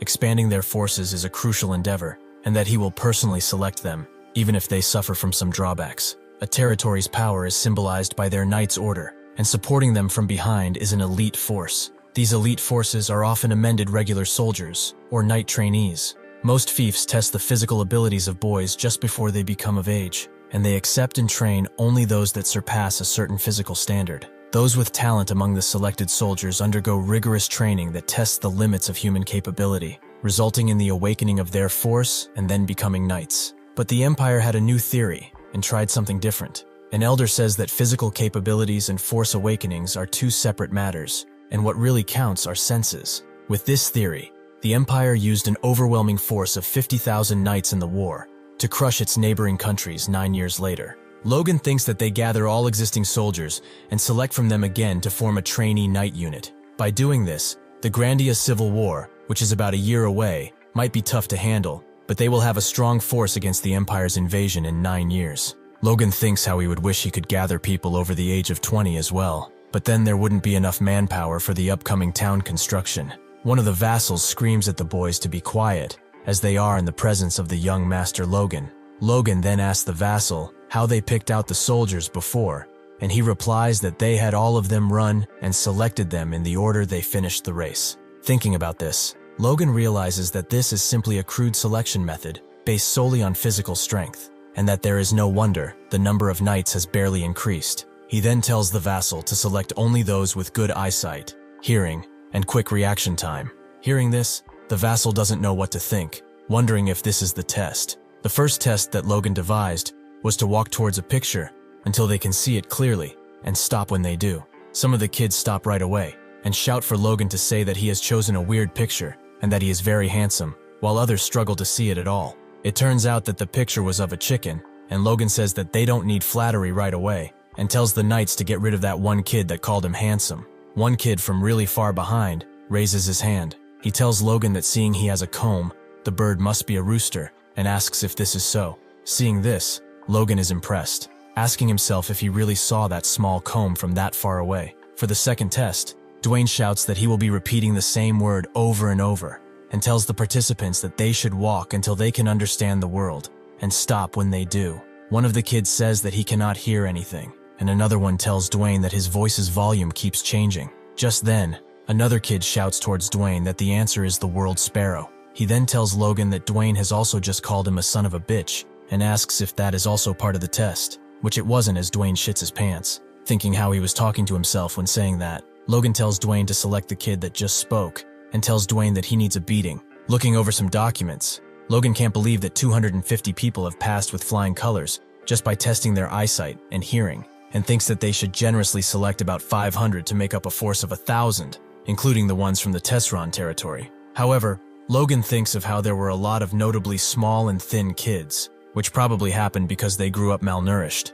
Making them like Victor might be a stretch, but they can feed and train them well until they become sturdy enough. Come to think of it, Logan says that he should check on Victor, and as this happens, Dwayne and the vassal inform Logan that they are leaving. On the castle's training grounds, Victor can be seen practicing his swordsmanship, forcefully swinging his sword from left to right, even catching the attention of some knights. One of them acknowledges Victor's diligence, while the other asks if his swordsmanship isn't perhaps a bit aggressive. On the other hand, Victor only thinks about what Logan has told him, how if he can perform the sword technique 1,000 times flawlessly, he can become a knight. Yet the most important thing is to awaken his force. Victor strengthens his grip on the sword's handle and says that he needs to become a knight quickly. While his sister is looking at him worried, Victor can only think that Logan is not going to wait after him forever. Just then, Victoria turns around and sees Logan. He gestures to her not to say anything, as he wants to check on Victor. Looking at him, Logan thinks that Victor has definitely got great talent.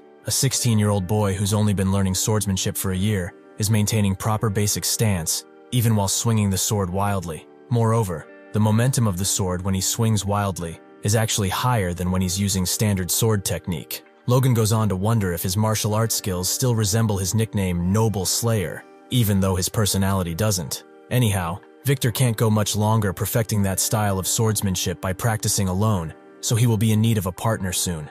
Logan shouts Victor's name, and Victor acknowledges his presence by turning around. Logan goes on to tell Victor that tomorrow, he is planning to leave the McLean Castle estate to train soldiers in the Turson territory, which will probably last until the winter. However, Victor doesn't understand what Logan wants, so Logan explicitly tells Victor to come with him to the Tesron territory. That is, of course, only after he discusses this with his sister. While his sister pets his head down with a cloth to get rid of the sweat, Victor asks if he cannot take Rhea along. Logan asks Victor if he really wants to take his sister to a training camp full of men, and asks him if he really thinks that is a good idea. However, Victor doesn't want to hear it, so he screams at Logan that he wants to take his sister along, and Logan thinks of how he is usually very composed, yet he turns into a child whenever the matter involves his sister. Logan huffs, and tells Victor that Rhea can tag along, and Victor thanks him. Anyhow, he then points his finger at Victor in a menacing manner and tells him that if any problems arise, he is the one responsible to take care of them. To this, Victor instantly replies that he is aware and that he will be taking good care of his sister. Logan then goes on to ask Victor if his sister is really that precious to him, and he replies that Victoria is his only family, but Logan isn't convinced, asking if this is the only reason. Hearing this, Victor bites his lip, hesitates, but in the end gets it out of his system. He tells Logan that their parents are dead because of him. He tells Logan that Rhea has no parents because of him, so he needs to protect her, his only remaining family. Logan looks down on Victor without saying anything. He is left speechless. He then regains his composure and places his hand on Victor's shoulder, telling him that it's all right and to keep up the good work he has been doing. A few days later, we are at the Tesron castle, and it seems that Kaisalon is grilling the kids selected by Logan. He tells them to take 5 laps around the inner castle wall, and as a punishment, the last 100 to finish will do 2 more laps. Hearing this, the kids are frightened and don't know what to reply to Kaisalon. However, Kaisalon isn't at all touched by this, and shouts again, this time louder,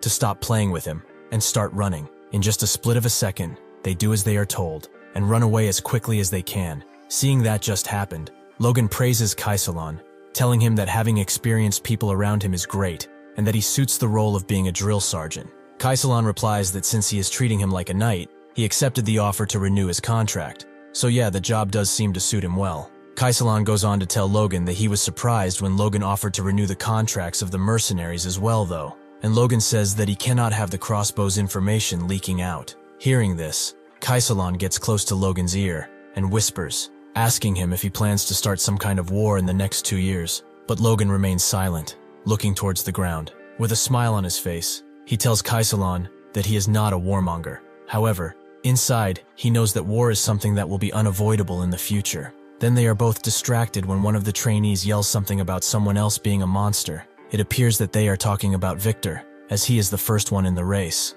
2 other guys stop, asking what the hell is that guy made of, and another one replies by saying that Victor is a slave, Logan's slave nonetheless. Hearing this, the first guy gets ambitious, and says that if a slave can do it, then he must be able to do it as well. He starts running again, shouting that he won't lose to Victor, while the other one remains still, about to throw up. Seeing this, Kaisalon realizes that once again Logan was right. The Victor effect, as they've named it, is really making a difference. Logan says that he doesn't expect them to have exceptional physical abilities right away. Instead, he thinks that if they have the will to not give up, that is enough to turn them into warriors. Victor is definitely absorbing force, and it won't be long until his force awakens. And when that happens, he will become the soldier's strongest motivator. However, something awful will happen. Contrary to what Logan hoped for, in the not-so-distant future, Victor has done it.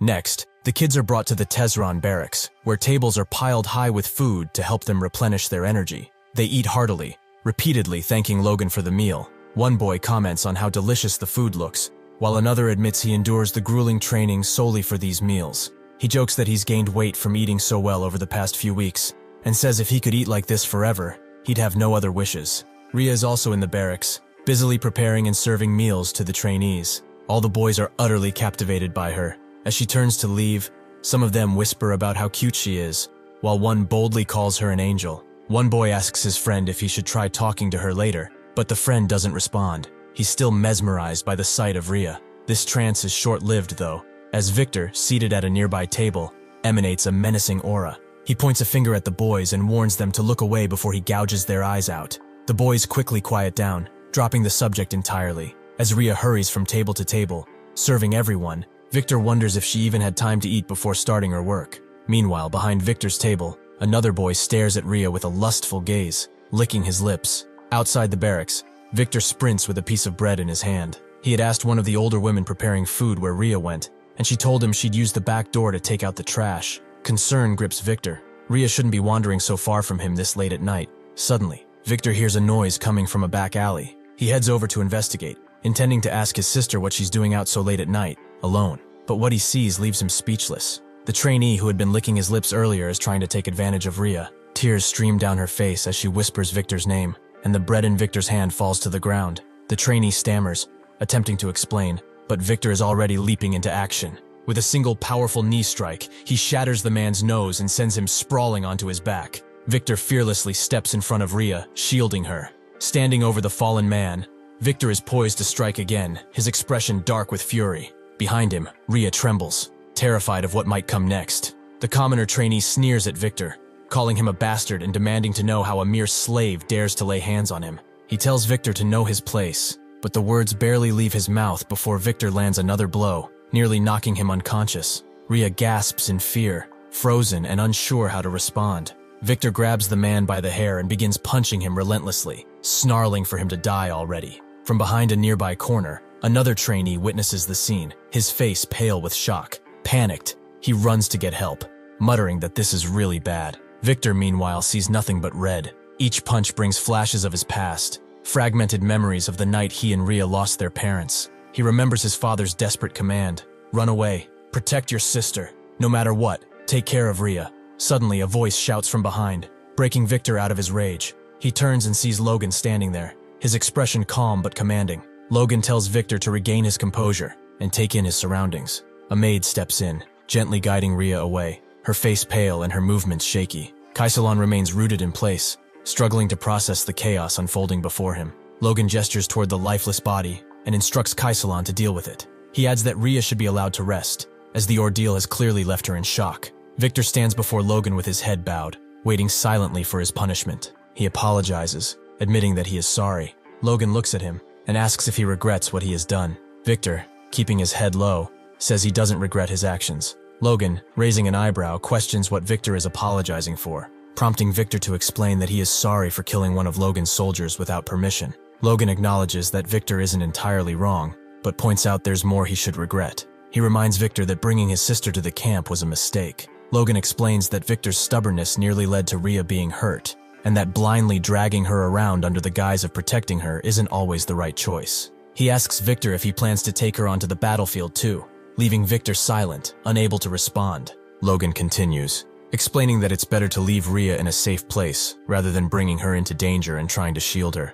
Despite knowing this, Logan allowed Victor to bring Rhea because he wanted him to learn the consequences of his actions. Logan reflects on how he hadn't wanted the situation to escalate so far and feels deeply sorry for what Rhea had to endure. Once again, Logan asks if Victor understands the lesson, but Victor only nods quietly. Logan hopes this will teach Victor to temper his overprotective nature. Victor eventually speaks, asking what his punishment will be. Logan counters by asking if he's scared. Victor replies firmly that he isn't, and will accept whatever punishment Logan decides. After a brief pause, Logan tells Victor that while killing someone is undoubtedly a crime, Rhea was an innocent victim in all of this. He acknowledges that Victor acted well in protecting her, but warns him that next time, he must seek permission before taking such drastic action.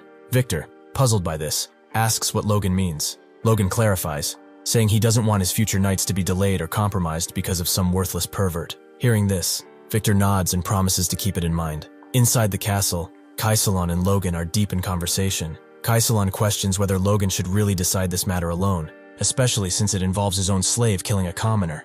Logan calmly replies that Victor is his property, and thus the responsibility lies entirely with him. He adds that he has heard troubling stories about the deceased trainee, how he was notorious in the village for his perverse behavior, even before joining the camp, and how he had made inappropriate remarks about Rhea. Kaisalon listens but remains confused about Logan's point. Logan explains further, framing the incident differently. He states that he merely used his property to rid the world of a heinous criminal. Logan then asks how this version of events sounds. Kaisalon hesitates before asking if Victor killed the trainee under Logan's orders. Logan nods, affirming the interpretation with a subtle smirk. Logan proceeds to outline his plan, saying the trainee's crimes will be exposed publicly, and his body will be hung on the castle gates as a warning. He instructs Kaisalon to inform the soldiers of this decision, ensuring the narrative is clear. Kaisalon shifts the topic, noticing Logan marking something on a map. Curious, he asks what Logan is plotting. Glancing at the map, Logan replies that it's a surprise, even for the soldiers. The markings on the map highlight areas where monsters have recently been sighted. News of Victor's actions spread quickly, leaving the soldiers in shock. However, when they learned what the dead trainee had intended to do to Rhea, their shock turned to fury. Many were so enraged that they expressed a desire to dig up the body and desecrate it further.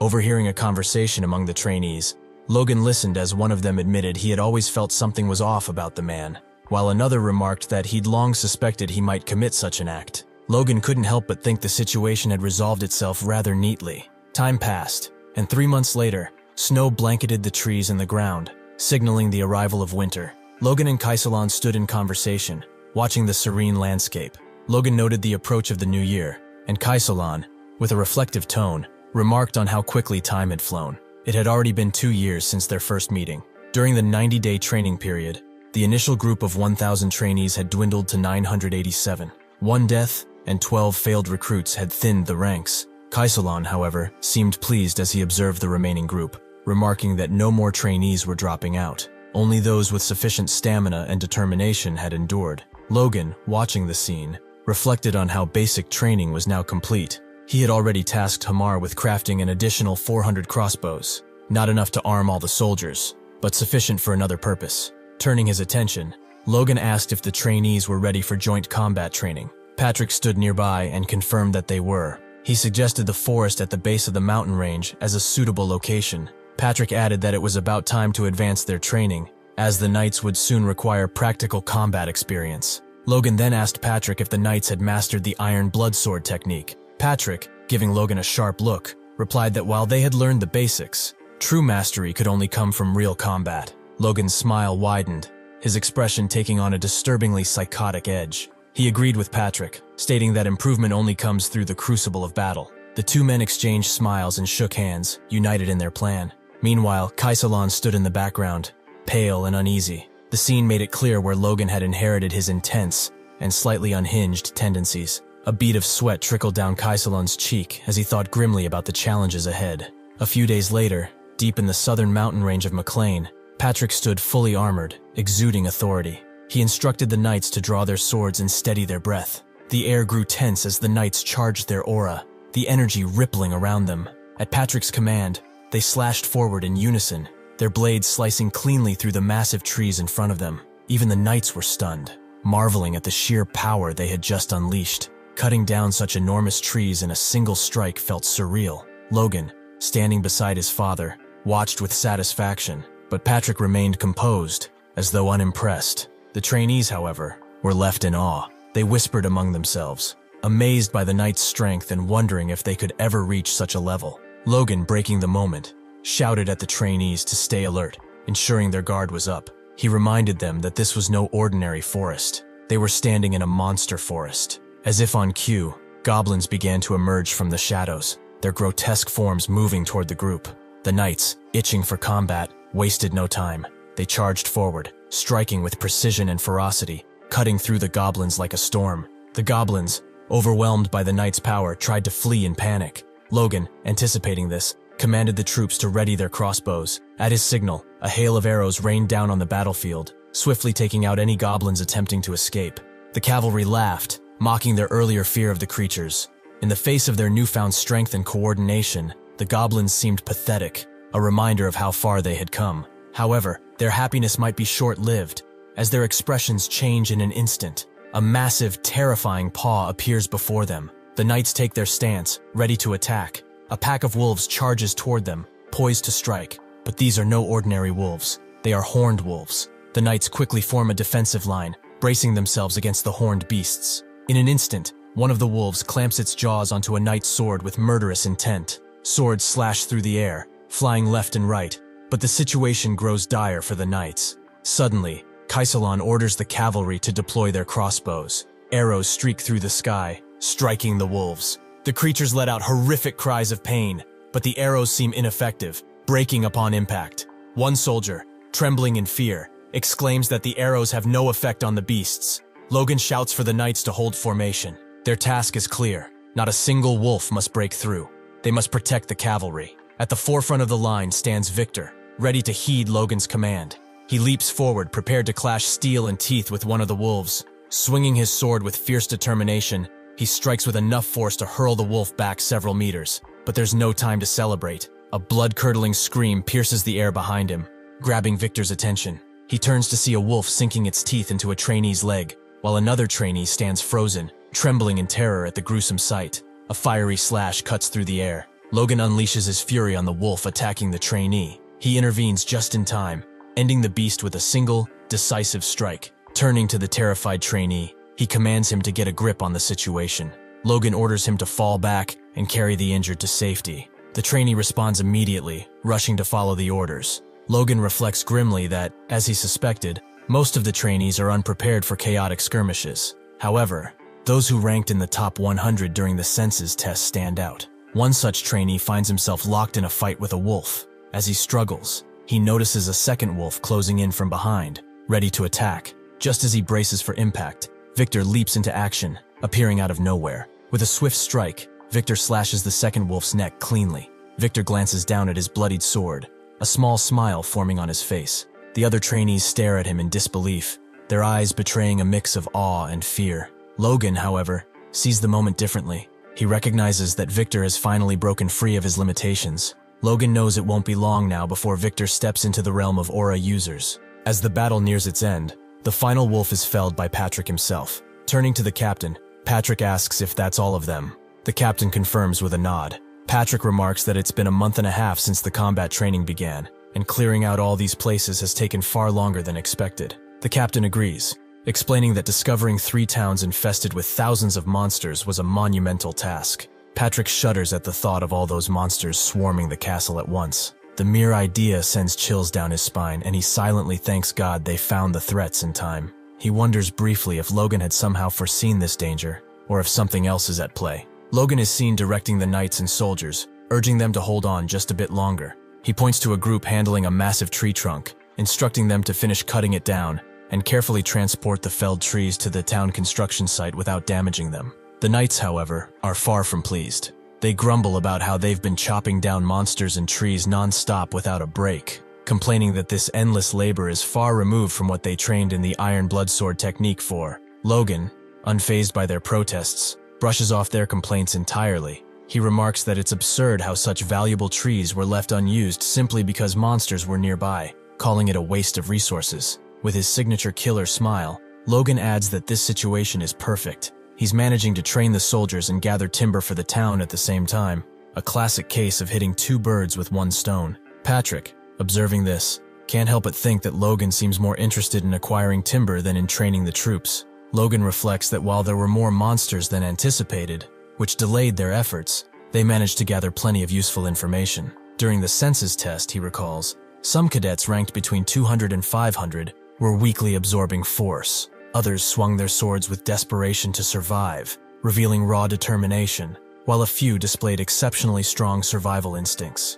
He ponders whether Force Awakening might require a 6th sense, survival instinct, or perhaps sheer fighting spirit. Logan muses further that if they achieve the expected outcomes during the Grandia Civil War this winter, they could rapidly bolster their forces for the inevitable conflict with the Empire. His thoughts are interrupted when Hamar notices the faint smile on Logan's face and asks why he's laughing. Logan, as usual, dismisses the question, saying it's nothing of concern to Hamar. Shifting topics, Logan tells Hamar that with enough timber now secured, they can proceed with the construction of McLean Town. With only 1 month left before spring, he asks if Hamar can complete the project in time for the cultivation season.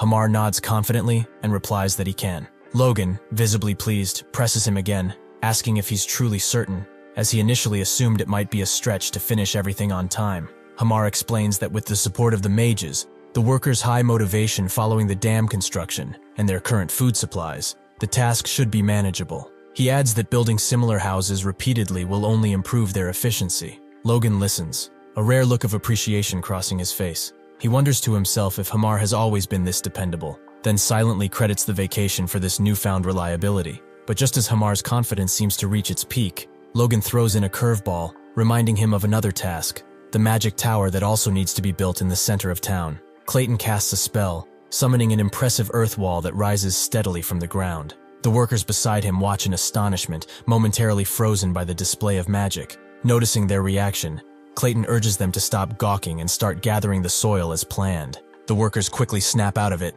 and get to work. As they continue, Logan approaches Clayton, thanking him once again for accommodating his seemingly unreasonable requests. Logan acknowledges that building a magic tower in a new town, rather than an established city, couldn't have been ideal. However, Clayton dismisses the concern, saying Logan is merely flattering him.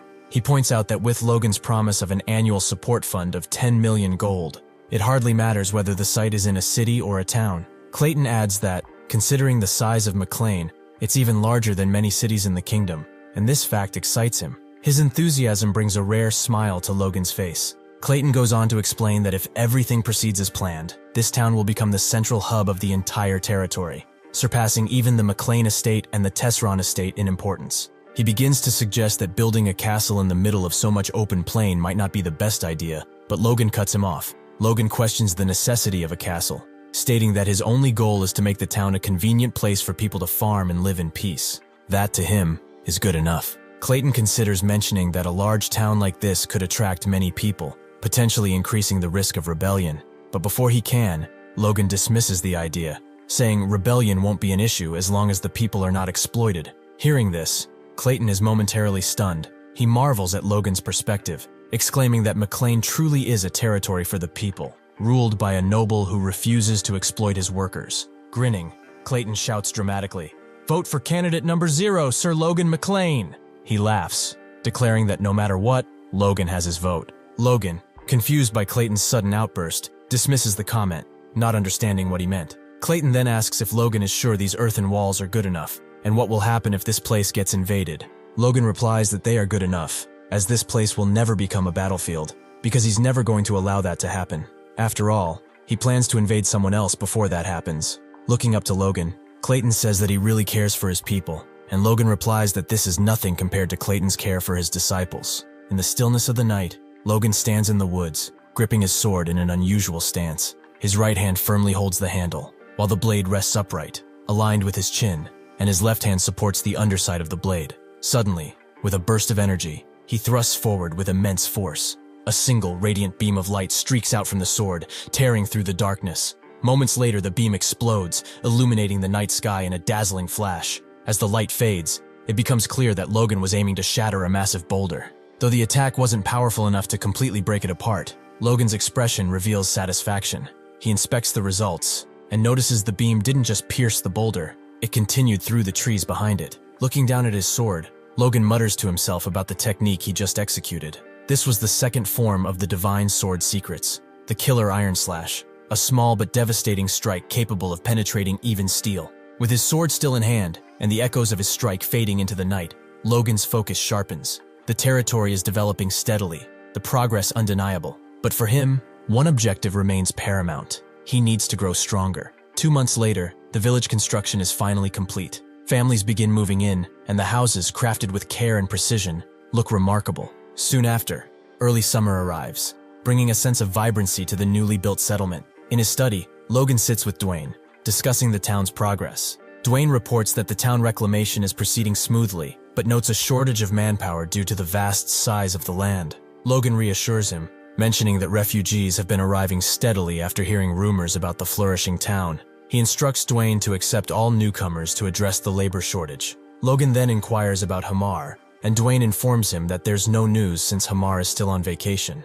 He adds that this vacation is unusually long, implying it will be some time before Hamar returns. Logan briefly wonders if he gave Hamar too much time off, but quickly dismisses the thought. With the town construction and crossbow production complete, he figures things should run smoothly in Hamar's absence. Dwayne hesitates before asking about a rumor he heard, that Hamar received a large quantity of mithril before leaving. Logan confirms it, explaining that he gave the mithril to Hamar so the dwarf could experiment with it during his vacation and create new weapons for the knights. Dwayne raises an eyebrow and remarks that this doesn't sound much like a vacation. Logan responds with an awkward smile, arguing that handling rare metals is a dream for dwarves, and that Hamar should be thrilled with the opportunity. Dwayne, unconvinced, remains skeptical, but doesn't press the matter. With a satisfied nod, Logan concludes that the town settlement is complete, the land reclamation is under control, and there's only one remaining concern to address. Elsewhere, Viscount Max Peretta is seething with anger, slamming his hand on the table. The cause of his fury? The McLeans have successfully reclaimed the wasteland. He scoffs at the notion,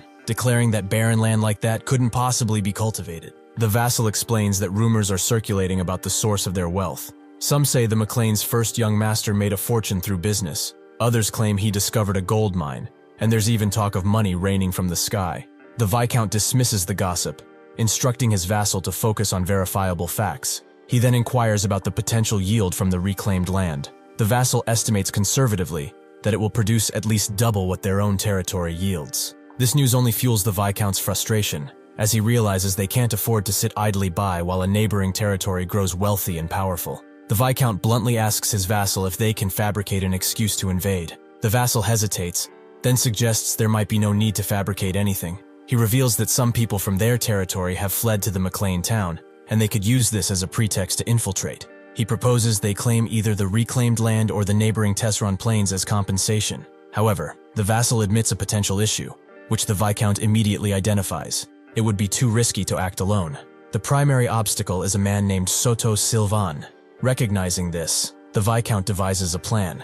He instructs his vassal to contact the Silvan Viscounty, noting that their people might also have fled due to similarly high taxes. By uniting their forces, the two Viscounties could overpower the MacLeans. The vassal, impressed, kneels before the Viscount and praises his wisdom, declaring it a sound and strategic choice. Inside Logan's study, the atmosphere is tense as Patrick, Logan, Dwayne, and Heinkel discuss matters of training and military expansion. Logan states that they've selected about 300 particularly talented recruits, and they are training them separately without any immediate assignments. Patrick, raising an eyebrow, questions whether Logan truly believes that 300 recruits are worthy of becoming knights. Logan nods affirmatively, without hesitation. Dwayne, surprised by the number, remarks that it seems quite a lot, while Heinkel goes further, calling it an absurd number.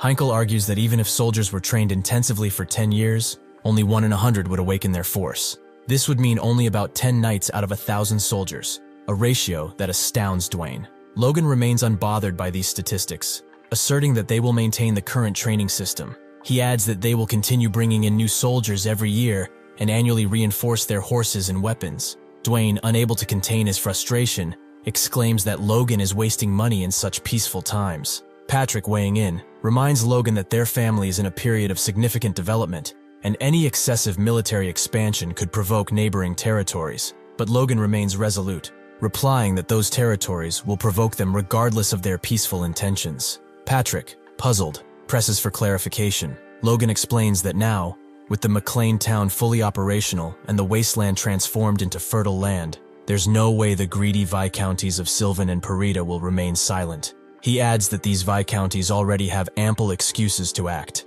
Heinkel interrupts, stating that they have no excuses. They haven't done anything to provoke these territories. However, Dwayne suddenly shouts, cutting off Heinkel. He insists the real issue is the influx of refugees. Logan calmly urges his father to consider the unusually high number of refugees they've received recently, and to ask himself how many of them might have come from Parita or Sylvan. He suggests that if he were in their place, he would use this as the perfect excuse to act. Dwayne, now furious, shouts at Logan, demanding to know why he didn't prevent the situation if he was aware of it. Patrick, however, seems to piece it together, his expression darkening. He asks Logan directly if he was aiming to start a war from the very beginning. Logan's answer is blunt. They are enemies they will need to deal with eventually. So why wait? The room falls silent. Everyone, from Heinkel to Dwayne, is disappointed in Logan's cold pragmatism. They ask how he could even entertain such thoughts. Patrick, with his hand on his head, quietly wonders if he gave away his authority too hastily. Suddenly, Rick bursts into the room, looking for Logan.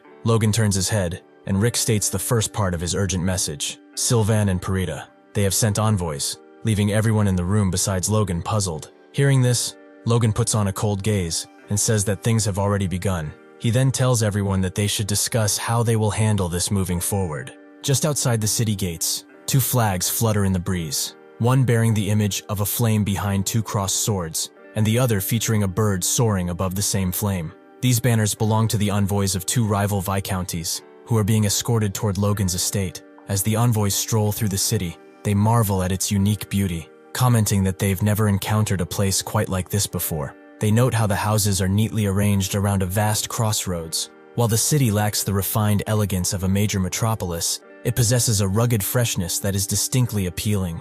Most strikingly, the commoners appear unusually clean and cheerful for a place of this kind. Observing all this, the envoys conclude that this city is certainly worth taking over. One of the envoys attempts to strike up a conversation with a soldier, remarking on how pleasant the city is. He adds that he doesn't know who came up with the idea for its design, but calls it an impressive effort. The soldier agrees, affirming that the credit belongs entirely to the first young master. The envoy, surprised, expresses disbelief, pointing out that the first young master is barely 20 years old. He asks if the soldier truly means to say that all of this was the young master's vision. The soldier confirms with pride, praising Logan's extraordinary abilities. He explains that Logan is far more advanced than any other prince of his age, consistently prioritizing the welfare of the land and its people. While he is strict in training his soldiers, Logan is also fiercely protective of them, using his exceptional strength to shield them in times of crisis. Moreover, he has brought remarkable development to the land. earning the loyalty and admiration of all who serve him.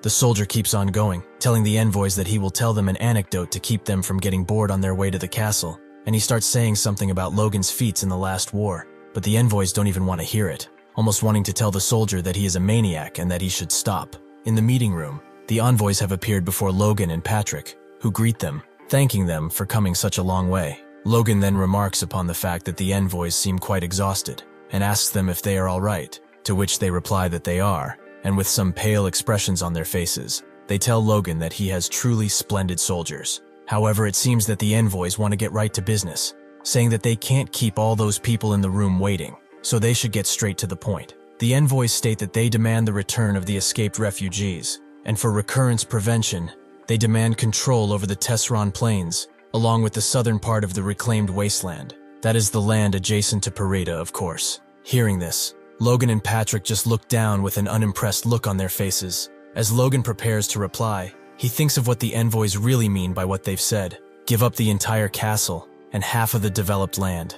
They're basically asking for a war. Realizing this, Logan turns on his father, thinking how he told him this would happen, and Patrick is looking back with a sweat dripping from his cheek. Realizing Logan is right, he just nods in agreement. While Logan and Patrick mumble something on the balcony, Heinkel sees they are distracted, so he decides to take control over the situation for the time being. With an authoritarian stance and no fear in his voice, he turns to the envoys and asks if Sylvan and Parida really want to go to war with McLean right now. After saying this, everyone in the room goes mad, calling the envoys and their masters madmen, saying that they have gone crazy and telling them to get out of the palace right then. One of the envoys gets so scared that he points his finger at Logan and Patrick, telling them that they cannot intimidate envoys like this, and if they don't want war, they should have the knights retreat. Hearing this, Patrick gets furious, but keeps his composure, staring at the envoys with a cold gaze, and telling them that they are the only ones who are declaring war,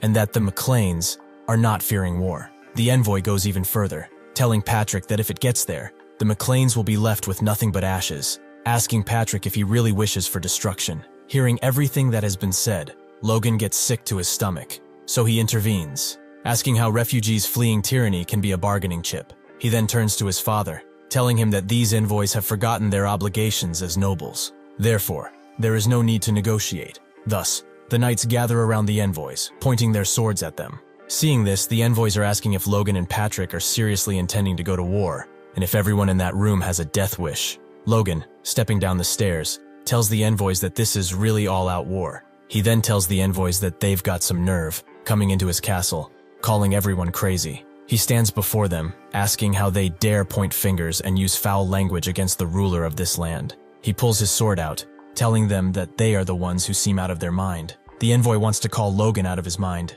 but he doesn't get to finish his sentence. Seeing that Logan approaches, he tells the guards to stop him, so they rush to attack Logan. With murderous intent in his eyes, Logan prepares his sword, raising it above his head. In one swift motion, he strikes one of the guards. Blood splatters from his mouth, and it seems it's over for him. He is now dead on the ground, with his face towards his former comrades. Logan then uses his formidable speed and kills all the remaining 5 soldiers in just seconds. He menacingly approaches the envoys, telling them that if they intend to draw their swords on another's land, they should be prepared to die as well. One of the envoys, scared shitless, tells Logan no tot come any closer. As Logan continues his approach, the envoy asks Logan if he thinks McLean will be safe after touching him, as he is an envoy of the Viscount. However, Logan couldn't care less about it, so he just swings his sword, killing the man instantly. Seeing this, the other envoy drops to his knees, telling Logan that he will serve McLean's will, and that he will convey each and everything to his lord.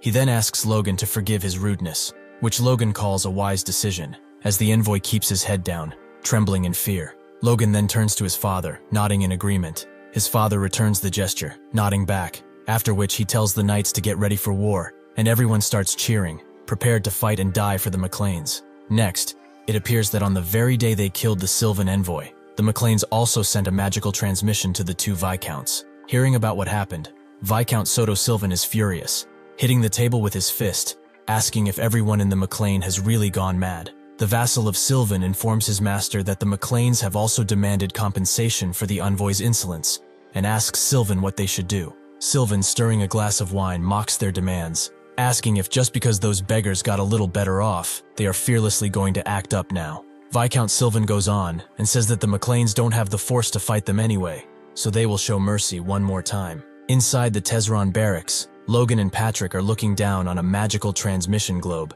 summing up the Sylvan demands, returning the runaway serfs, paying a compensation of 10 million gold and handing over the Tesron plains. It seems that this is their reply after 2 days, and after everyone ran to Tesron as soon as they've sent the message. Patrick asks Logan if there even was a reason for rushing so much, since even though Parita and Sylvan might not be aware of it, the McLeans do possess the forces of easily crushing a single viscounty. Logan tells his father that they have to occupy Sylvan as quickly as possible, as the more overwhelming force they show, the less of these petty taunts they'll have to see in the future. Also, there's no need to mobilize the conscripted soldiers. If they quickly occupy the Sylvan castle with just their regular troops, Parita won't dare make a rash move. Hearing this, Patrick says that the key is how quickly they can capture Sylvan, and Logan tells him that he is correct. As they talk, a knock on the door interrupts them, which seems to be coming from Kaisalon, who states his presence, wanting to talk to Logan, which Logan indulges. Kaisalon enters the room, excusing himself,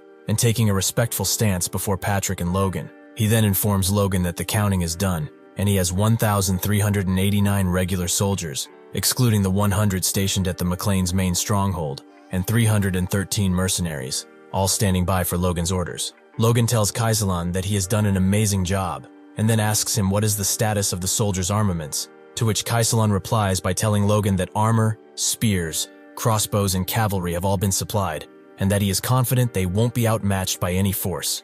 Logan turns his head slightly towards his father and starts to think. He has 5 times the crossbowmen compared to the war with Tesron, and his father and the knight's levels have improved by mastering the iron bloodsword. He thinks to himself that they will not lose to Sylvan and Parita even if they attack together, but they mustn't engage both of them right now. If they merge both those territories, his family will give 5 fortresses. That will give them territory comparable to the Margrave. If that happens, both the first and second princes, vying for the throne, will become desperate to draw McLean into their ranks. So he mustn't attract the attention of those factions now. That is because the person he intends to make king is the third prince. The fourth prince became king in his previous life, but threw away the McLean after using it, with his purges during his reign also significantly weakening the kingdom's power. The second prince isn't much different either. Therefore, the only reasonable choice left is the third prince. Despite being the third prince, he's the son of the current queen. Even though young, the king considered him for succession of the crown due to his outstanding talent. Unfortunately for him, he was a prince of misfortune, ousted before he could establish himself because of the king's sudden death. Right now, he is the only one who can avoid the tragedy he saw in his past life. Knowing all this, he will win the civil war and make the third prince king. And in order to do that, he has to remain unnoticeable, maintaining just enough territory to keep 3 fortresses, similar to a large viscounty. However, it seems there might be something else standing before Logan's plans. Logan leaves the matter away for now and asks Kaisalon if he has some good news, since he is so cheerful and smiley, to which Kaisalon replies that he indeed has. Victor has awakened his force, and he's been waiting to report it directly to Logan. Hearing this, Logan is extremely happy and excited, and tells Kaisalon to bring him in at once. As Victor steps into the room, he excuses himself. With blushing cheeks and the repercussions of training still showing on his clothes, he wants to tell Logan about what happened. Logan, however, is too excited to wait, so he tells Victor that there is no need for a long explanation, and that Victor should just show him instead. And Victor agrees. Victor stares down, concentrating, and what seems to be gray smoke appears around him. Suddenly, his force shows at full power, and it seems magnificent. However, when they see it, Logan and Patrick remain astounded, as they've never seen a gray aura before. Logan is happy to see it whatsoever, saying that in 2 years, Victor has done something that others need decades to do.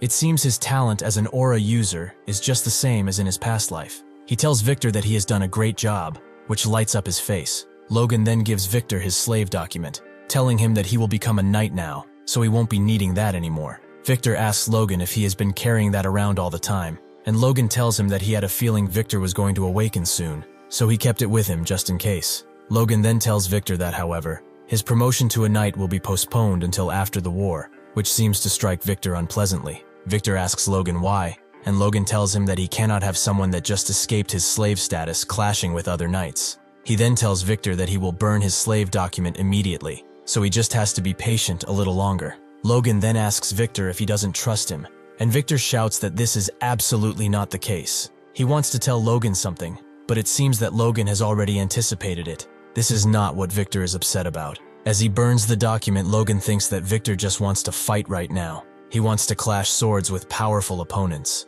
Logan then thinks that he has already prepared an opponent for Victor to face, and that he'll let him fight to his heart's content when the time comes, and that opponent seems to be Runyon. After burning the document, Logan dismisses Victor's situation and tells his father that they should send a reply to Sylvan, and Patrick asks him what he plans to say. Logan says that he will question their legitimacy for protest and state that their envoy's behavior was extremely rude. However, Patrick thinks this is not the proper way to handle it. Instead, he tells Logan to skip the formalities and get to the real point. Hearing his father say this, Logan smiles in approval. It seems that Logan cut right to the crap, and he prompted the soldiers to move towards the Viscounty. In front of the Sylvan Viscounty, Logan's banners stay tall, and he shouts for Soto Sylvan to come and face his sword. The soldiers on the wall shout for someone to inform the Lord that someone with a burning banner has come to occupy the castle. At once, Soto Sylvan comes to see what the fuss is about, recognizing McLean's banner and asking if these lunatics dare mock him.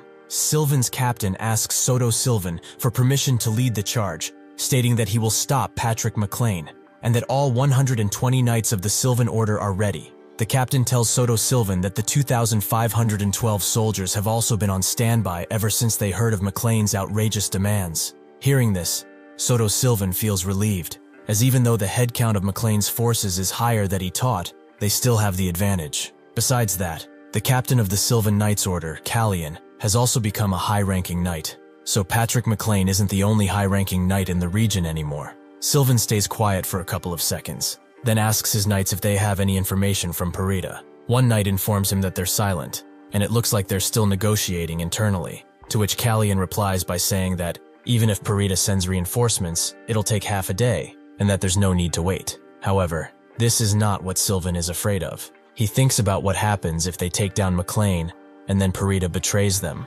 Sylvan then turns his head around, asking his advisors if they don't find it strange how a declaration of war has been stated right after sending a message of protest, with the McLeans rushing in as if they were waiting for it, and Parita remaining silent. Something doesn't add up. Sylvan asks Callian if he thinks this is normal, and Callian replies that it's probably not. Soto Sylvan concludes that McLean and Parita have joined hands against him, as otherwise, none of this makes sense. Just as Sylvan thinks they are trash, and trembles in fury, someone screams from behind him. They ask if Sylvan is scared, which catches his attention. This was Patrick, it seems, mocking Sylvan, telling him to keep hiding in his castle like the fox he is, and informing him that he will personally cut off his head. Hearing this, Sylvan is even more annoyed, so he makes a decision. He turns to Callian and orders him to contact the barony of Bifrost and tell them that after they take down McLean, they will offer them tribute worth half of its value. Callian doesn't understand why he should do this, and Soto Sylvan screams that he tells him to do whatever it takes to keep Paretta and those scums from making a move, and destroy the McLeans completely, and that it must be done before Paretta's reinforcements arrive, so the captain confirms the orders. Sylvan is mad with fury, asking himself how Paretta dares betray him, saying that after he takes down McLean, Max Paretta will be the one to follow. In front of the castle, Heinkel, Logan, and Patrick are discussing their strategy, with Heinkel asking if it wouldn't be better to provide covering fire first, before charging into the castle. Patrick tells him that they can't do that yet, since they can't afford Viscount Sylvan escaping, and Logan nods, telling Heinkel his father is right. Logan states that Sylvan thinks their forces are superior, so they'll come out soon. He says that he knows Soto Sylvan, and he cannot stand being insulted, so they should wait a bit longer. Hearing this, Heinkel gets suspicious, asking himself how could Logan know Soto Sylvan, since he has stayed in McLean all his life. Next, the gates of the Sylvan Viscounty open. The Knights of Sylvan rush on horses towards the battlefield, and they establish a front line before the gate. Patrick quickly assesses the situation and says that Sylvan has 3,000 regular troops,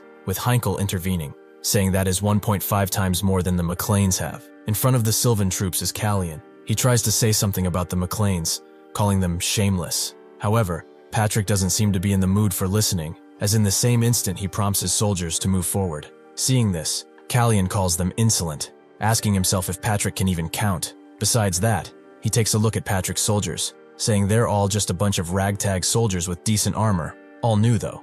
So the McLeans must have made a lot of money. Callian thinks that they have the knights leading and cavalry supporting them, with all of them being in standard formation, and the fact that it's standard means it's proven to be effective. Seeing the insolence the McLeans show towards them, Callion says he will show them to their place. As the soldiers and cavalry move forward, Kai Solon gives the mercenaries the order to lift their crossbows. They listen and prepare to strike. Seeing this, Callion asks himself what the hell is Patrick thinking, even going as far to say that he is disappointed and telling his soldiers to raise their shields as the McLeans are preparing to shoot arrows. Kai Solon gives the order to the soldiers to fire their crossbows. They comply, and arrows start raining above the Sylvan soldiers, who have now raised their shields. Callion smiles behind his shield, thinking there is no way these arrows will have any effect. That changes though when the tip of the arrow makes contact, as it seems to pierce through the shield. And not just pierce, but actually go right through their shield. Callion charges his force, realizing something is wrong.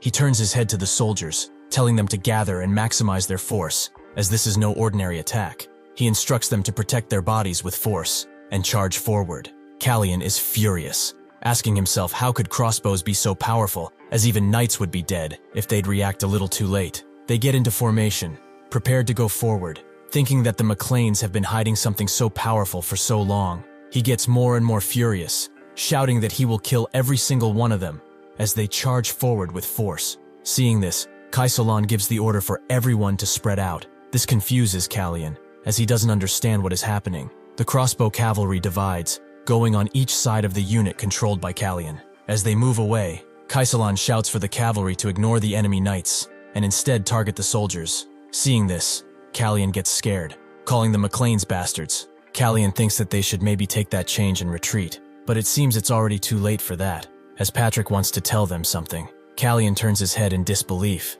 not sure of what he sees. It seems that Patrick has charged his force blade and tells the Knights of Sylvan to face him if they dare. When Callion realizes what happens, he remains stunned by what Patrick can wield. Just as Patrick is prepared to strike, Callion realizes the danger he is in. He jumps away from his force just in time to avoid Patrick's attack, an attack so brutal that he has managed to down 4 knights in one go. Only now Callion realizes what he is really against. Patrick has reached the advanced rank. He even goes as far as to ask Patrick when he managed to reach advanced rank. Just after breaking their ranks, Patrick gives the order for the brave soldiers of McLean to annihilate the enemy, and the McLean knights start charging forward. The McLean soldiers clench swords with the Sylvan ones, and they clearly have the advantage, as you can see the desperation and struggle on the enemy's faces. Callion looks around, trembling, asking himself how could that happen. The McLean soldiers are slaying the Sylvan enemy left and right, with no intent of leaving anyone alive. On the battlefield, even Heinkel acknowledges that just a couple of months ago,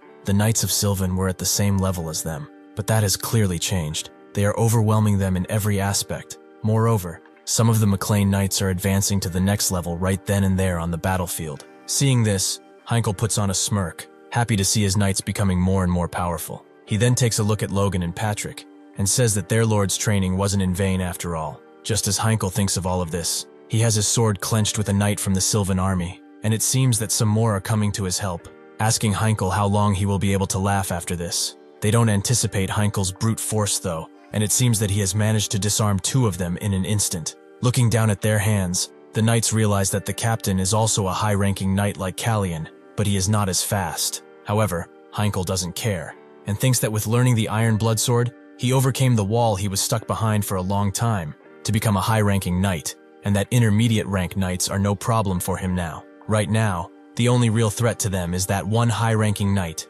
Callion. Heinkel smirks and says that there is no need to worry. Logan then charges towards Callion as fast as he can. Seeing this, Callion realizes he is in trouble. The fear on his face gives away the fact that he is surely weaker than Logan. Next, an image from the past appears, with Logan thinking about his training. Having completed the second style of the Divine Sword Secrets, he had progressed almost to the level of a high-ranking knight, but the wall he had assumed would be easy to overcome had remained impenetrable for the last few months, and a period of anxiousness, where he felt like he could glimpse beyond it. He thinks that if it's a high-ranking knight from another fief, he hasn't learned the iron sword like his father or Heinkel that he fights. Maybe he could be able to surpass that wall. Seeing Logan come towards him, Callion realizes he is in a pickle. Logan and Callion clench swords, and it looks like Callion might be overpowered by Logan.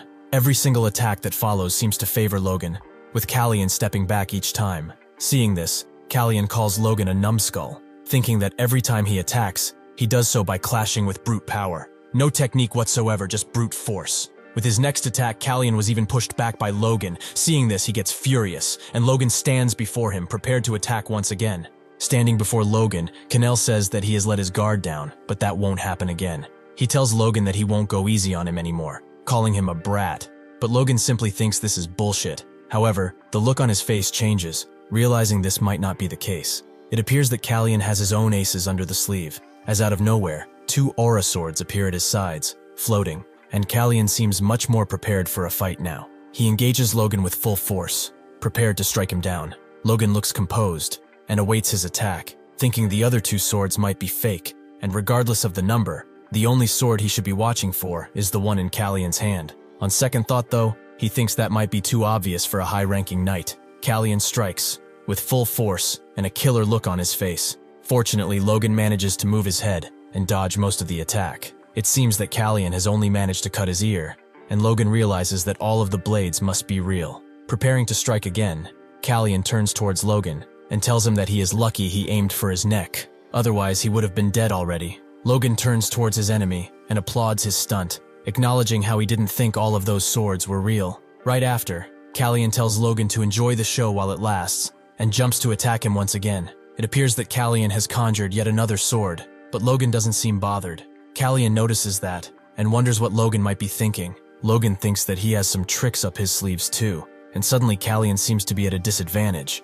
He realizes this has something to do with Logan's strange aura. The closer he gets, his swords seem to be failing, like they are entangled in Logan's aura. Realizing this, Callion releases his own aura to counter Logan and tells him not to fuck around. Seeing this, Logan is intrigued, boasting Callion for creating more swords even under the influence of the Force Blade. Callion, however, isn't in the mood for talking and tries to slash Logan down once again. He thinks that he has the advantage, as Logan's aura has faltered. And this might be true, as Logan has gone into a defensive stance, trying to dodge Callion's attacks. He even says that he feels like he is fighting with 5 men at once. Logan thinks that he must calm down, as he only needs to restrain 1 or 2 of his aura blades with his own Force Blade. This way he can create a gap in Callion's defense. Even if he takes a few steps back, he only needs to take it slow. Logan tried to infuriate Callion even further, asking if this is all he can do, calling him so weak that it bores him. Callion, definitely annoyed, prepares to attack Logan once again. With full force, he raises his sword above his head, prepared to strike Logan down for good, shouting for him to die. Suddenly, Logan's heart seems to be surrounded by aura as well. Logan stares at the aura blade coming towards him. He looks death in the eyes and prepares for the worst. He closes his eyes, and the blade is just millimeters away from his face. However, his core seems to change, becoming a 2-star core. In an instant, he dodges Callion's attack and gets behind him. And not just that, but it seems the battle has turned around once again into Logan's favor. He even managed to injure Callion quite badly. Callion realizes that something has changed, but he cannot tell what. The only thing he can be sure of is that in that instant, Logan's speed far exceeded his. He thinks that the worst that could happen actually did happen. Logan tells Callion that he must give him a present for becoming his experience, which scares the shit out of Callion. Logan raises his sword, pointing it to the sky, and charges his aura. Seeing this, Callion realizes what happened. Logan has become a high-ranking knight. Logan uses his sheer force and leaps high into the air. He's prepared to strike Callion down for good with his next attack. As Callion looks in disbelief, Logan thanks him for playing, telling him it's been a pleasure. Logan decides that he will take down Callion as flashy as possible, to raise the morale of their troops, and at the same time, to make his enemies despair. Logan charges his aura and prepares one of his secret techniques, the Divine Sword Secret's first style, the Rippling Divine, releasing a huge wave of aura. Callion tries to block the attack, but it seems to be pointless. Logan has far surpassed Callion and brought him to his knees for good. Seeing this, the Sylvan soldiers realize the battle is basically over. Logan raised tall, holding his sword with both hands, looking majestic. He gets up from the rubble and shouts for everyone to hear. He has slain the enemy leader. Seconds later, another voice shouts from the walls of the barony, saying that they've captured Soto Sylvan. This is Patrick's voice, who tells everyone that they will show mercy to those that throw their weapons and kneel, telling everyone to surrender. Looking at his father, Logan smiles, asking himself, when did Patrick even get up there? After the war, it seems that the Sylvan fief has lost 42 knights, 1,223 soldiers, Soto Sylvan and Callion. On the other hand, it seems like the McLeans have only lost 5 knights and no soldiers at all. The battle that began in a day took only a few hours, before ending with the overwhelming victory of the McLeans, a victory which is bound to start another war, somewhere else. a man is informed that Sylvan lost to McLean by one of his vassals. The vassal, even though he thinks he might be overstepping, tells his superior that he believes it might be time for him to make a move. This man is the Lord of the Southwest region. Back at the Sylvan Viscounty, Soto Sylvan is kneeling before Patrick, which tells him that he is giving him one last chance. He must apologize for his sins, take the minimum of his belongings, and leave this land along with his kin. Soto Sylvan, looking up in fear, tells Patrick that this sort of courageous overtake of control will not be tolerated by the royals. He goes on to say that it will be impermissible by the Lord of the Southwest, Count Bifrost, which seems to upset Patrick deeply. Logan, behind Patrick, hearing what Sylvan just said, thinks that this is the worst thing he could have said to Patrick. The fall of the McLeans can be attributed to the mismanagement of the Count at the time, but the one who caused a rebellion to profit off the chaos was Bifrost, one of McLean's vassals. McLean's former bountiful lands became the Bifrost Plains, and it naturally made Bifrost the Lord of the Southwest region. Logan thinks that thanks to the royal intervention, Bifrost didn't get the authority to order the McLean house to serve under him, nor would he have gained much from doing so anyway. But hearing that name is enough to ruin Patrick's mood whenever. Therefore next, Patrick asks Sylvan if he wishes to die without taking the opportunity he's just been offered. With a tear in his eye, Soto wants to say something, but he doesn't get to finish the sentence. Logan slashes his throat and leaves him to bleed. With his sword full of Sylvan's blood, he turns to his father, prepared to hear anything he might have to say. Logan tells Patrick that he respected his wishes for an honorable death and finished him off painlessly. Patrick nods with a smile on his face and tells Logan that he's done a good job. Seeing what just happened, Logan thinks that they've at least tried to give him a choice, so hopefully other nobles won't use this as a means to attack them, especially Bifrost, as they need to be careful, since he is an enemy they cannot handle just yet. A few weeks later, at the Sylvan Castle, Patrick and Logan are talking in what seems to be Soto Sylvan's old study. Logan tells Patrick that they are keeping watch, yet it seems that Parita hasn't made any moves yet, and Patrick asks if there are any reasons for him to do so. Logan asks what would happen if Parita decides to attack the Tesseron Castle, but Patrick dismisses it, saying that Clayton is there, so he should be able to hold them off, even if something happens. While Logan replies to his father that he is right, he also thinks that brute force wasn't the only thing that caused their victory against Sylvan. Instead, they've won because Viscount Sylvan underestimated them, while the McLeans have brought as much force as they could. That is with one trump card they've left behind, which they keep hidden at the Tesseron Castle. Clayton and his rock golems. However, he realizes that managing 3 castles like this won't work, so they need to make things more efficient. Logan asks his father about shifting the center of their land. He thinks that if they set towns as the center, it will make it easier to manage all 3 castles. 2 of the vassals present at the meeting also think that Logan is right, since they've cut down the monster woods, leaving the minimum amount of forces in McLean's won't be an issue. They should keep the knights stationed in the towns of McLean and leave them ready to be able to march to Tesseron or Sylvan on command.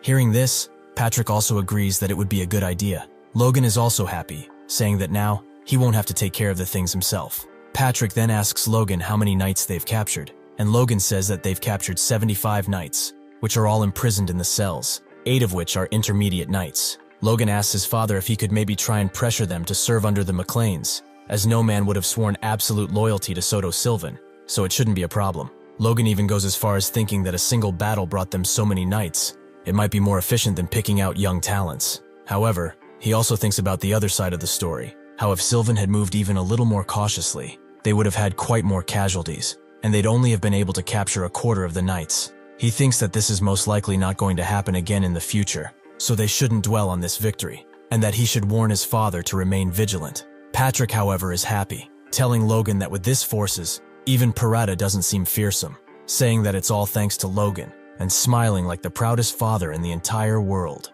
Seeing his father's reaction, Logan blushes and stays quiet. He turns around and says that he should let him enjoy it at least for today. Unfortunately, their happiness is about to be over, since a vassal comes in with news from no other than Bifrost, which leaves both Logan and Patrick stunned. The vassal looks at the piece of paper and informs everyone that he will read it aloud. Bifrost writes that, as the Lord of the Southwest, he expresses deep discomfort with the yearly wars by McLean, and just as he hears Bifrost calling himself Lord of the Southwest, Patrick almost has a crisis. The vassal continues to read the following. With a request from Viscount Sylvan, Parita and McLean must cease their conflict immediately. With every word that is read, Patrick seems to become even more and more mad, saying that they've started it, and now are asking for intervention, calling Sylvan shameless. but Logan thinks they should finish listening to what is said in the letter. Bifrost acknowledges in the following sentences that the reason for this constant conflict is the fact that he hasn't properly performed the duties of a lord and hasn't properly pushed for the coexistence within the region. Therefore he, Roger Bifrost, on his 50th birthday next month, invites the heirs of each family of the Southwest to come discuss the future goals for the region as a whole. And hearing this, Patrick's composure breaks, calling everything Bifrost wrote bullshit. His scream is so loud that it breaks the clothes on the vassal reading the letter. Patrick goes on to say that there will be no heir going to discuss any goals, as the McLeans do not serve under him. Finally, Bifrost says that not participating will signal an inability to discuss together, which Patrick interprets as a seemingly polite way of making a threat. Patrick says that no matter what, the McLeans will not bow to threats, but Logan goes against his father this time and says that the invitation sounds interesting. Hearing this, Patrick asks Logan what he means by that, to which Logan replies that it might be good to visit. Patrick looks at Logan with a face I've never seen before. He seems prepared to disown him or something. He then says that he respects his son's will. However, he starts screaming again, this time even tearing the last piece of paper covering the vassal. No matter what happens, they can't let themselves kneel to Bifrost, as he won't allow for that to happen if he dies. Hearing this, Logan takes a plant from somewhere and asks his father if he wants a burial now, but one knight stops him, saying there won't be any patricide now. Patrick then calms down and huffs. He tells Logan that he will hear him out and asks him what he's thinking, while the knight behind is happy there's no murdering. Logan tells Patrick that no matter what they do, there is no way they can beat Bifrost now, which Patrick acknowledges as true. Patrick states that they have around 2 advanced knights, 15 high-ranking knights, and a total over 300 knights, that being just part of their revealed forces. Logan tells his father that is correct, and even though things may seem to be going well for them now, they are crossing a fine line, since now that they've overtaken Tesrin and Sylvan, Bifrost is watching closely. If they try to flaunt themselves when they are next to them, they might end up trampled. They also need time to unite the Knights of Sylvan and have Parita serve under them, time to reorganize the forces. Logan thinks that he also needs time to properly learn the Divine Sword Secret's 3rd style, and time for the other knights to train. Patrick understands all this, but he says the Southwest is different from other regions, because unlike the lords of other regions, Bifrost cannot demand the allegiance of other nobles of the region.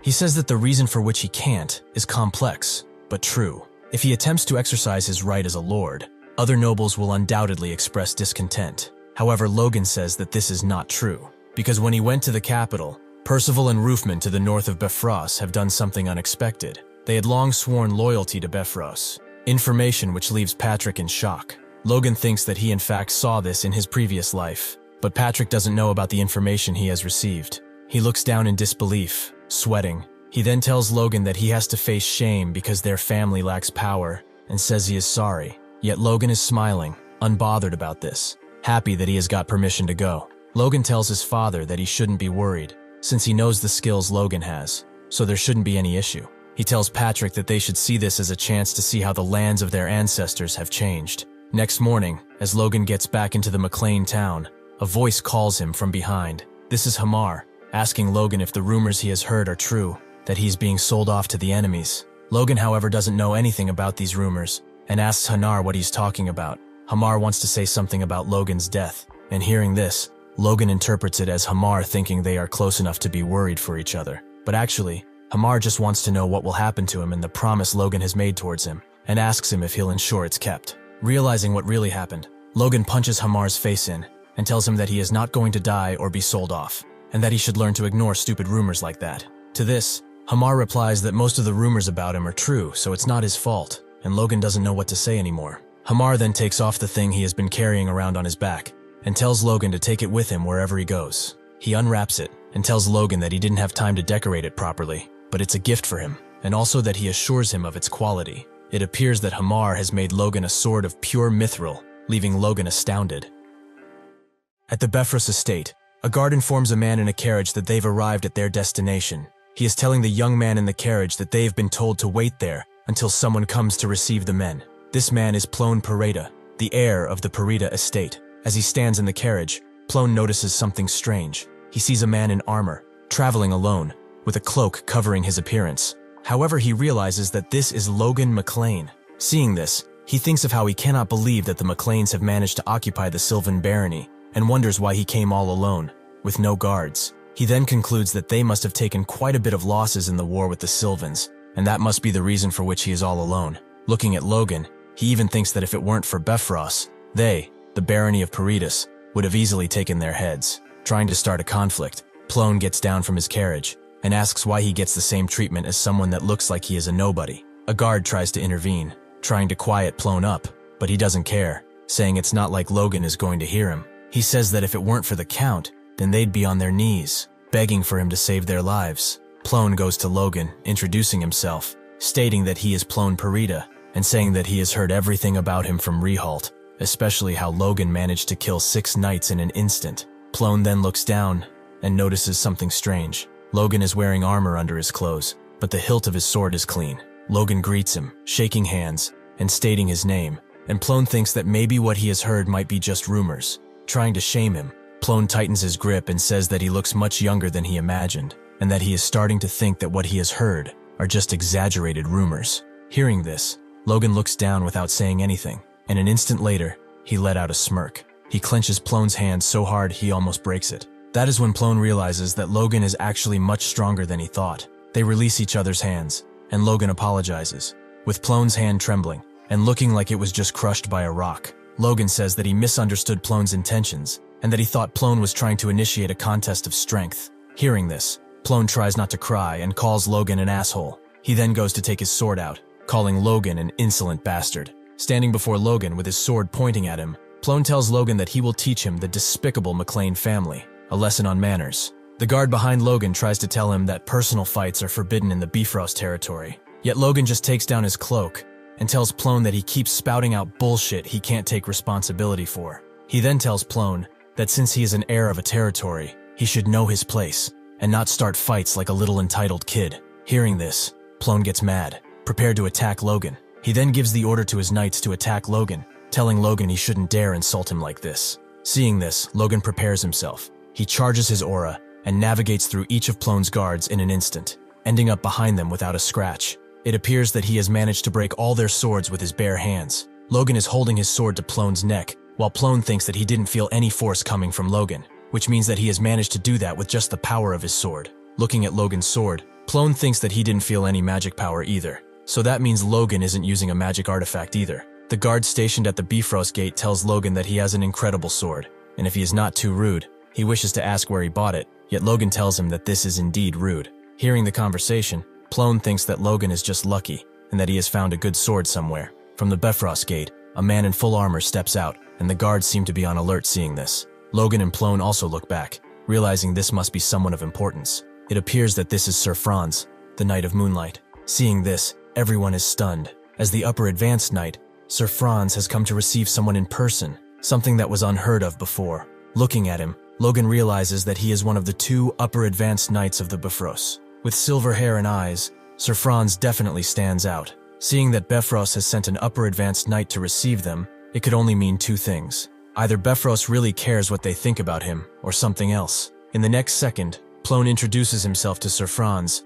and Sir Franz acknowledges his presence, telling him that it's nice meeting him. Sir Franz, looking down on Logan, says that since he is Perita, he must be McLean. Seeing this, Logan wonders if he might want to put pressure on them. Composed, Logan introduces himself, and Sir Franz says that this makes things clear now, and says that he is surprised. He asks Logan if he is an intermediate knight at such a young age, which stuns Plone and his knights. Hearing this, Plone realizes that this must be the reason for which Logan was so strong, and not just his good sword.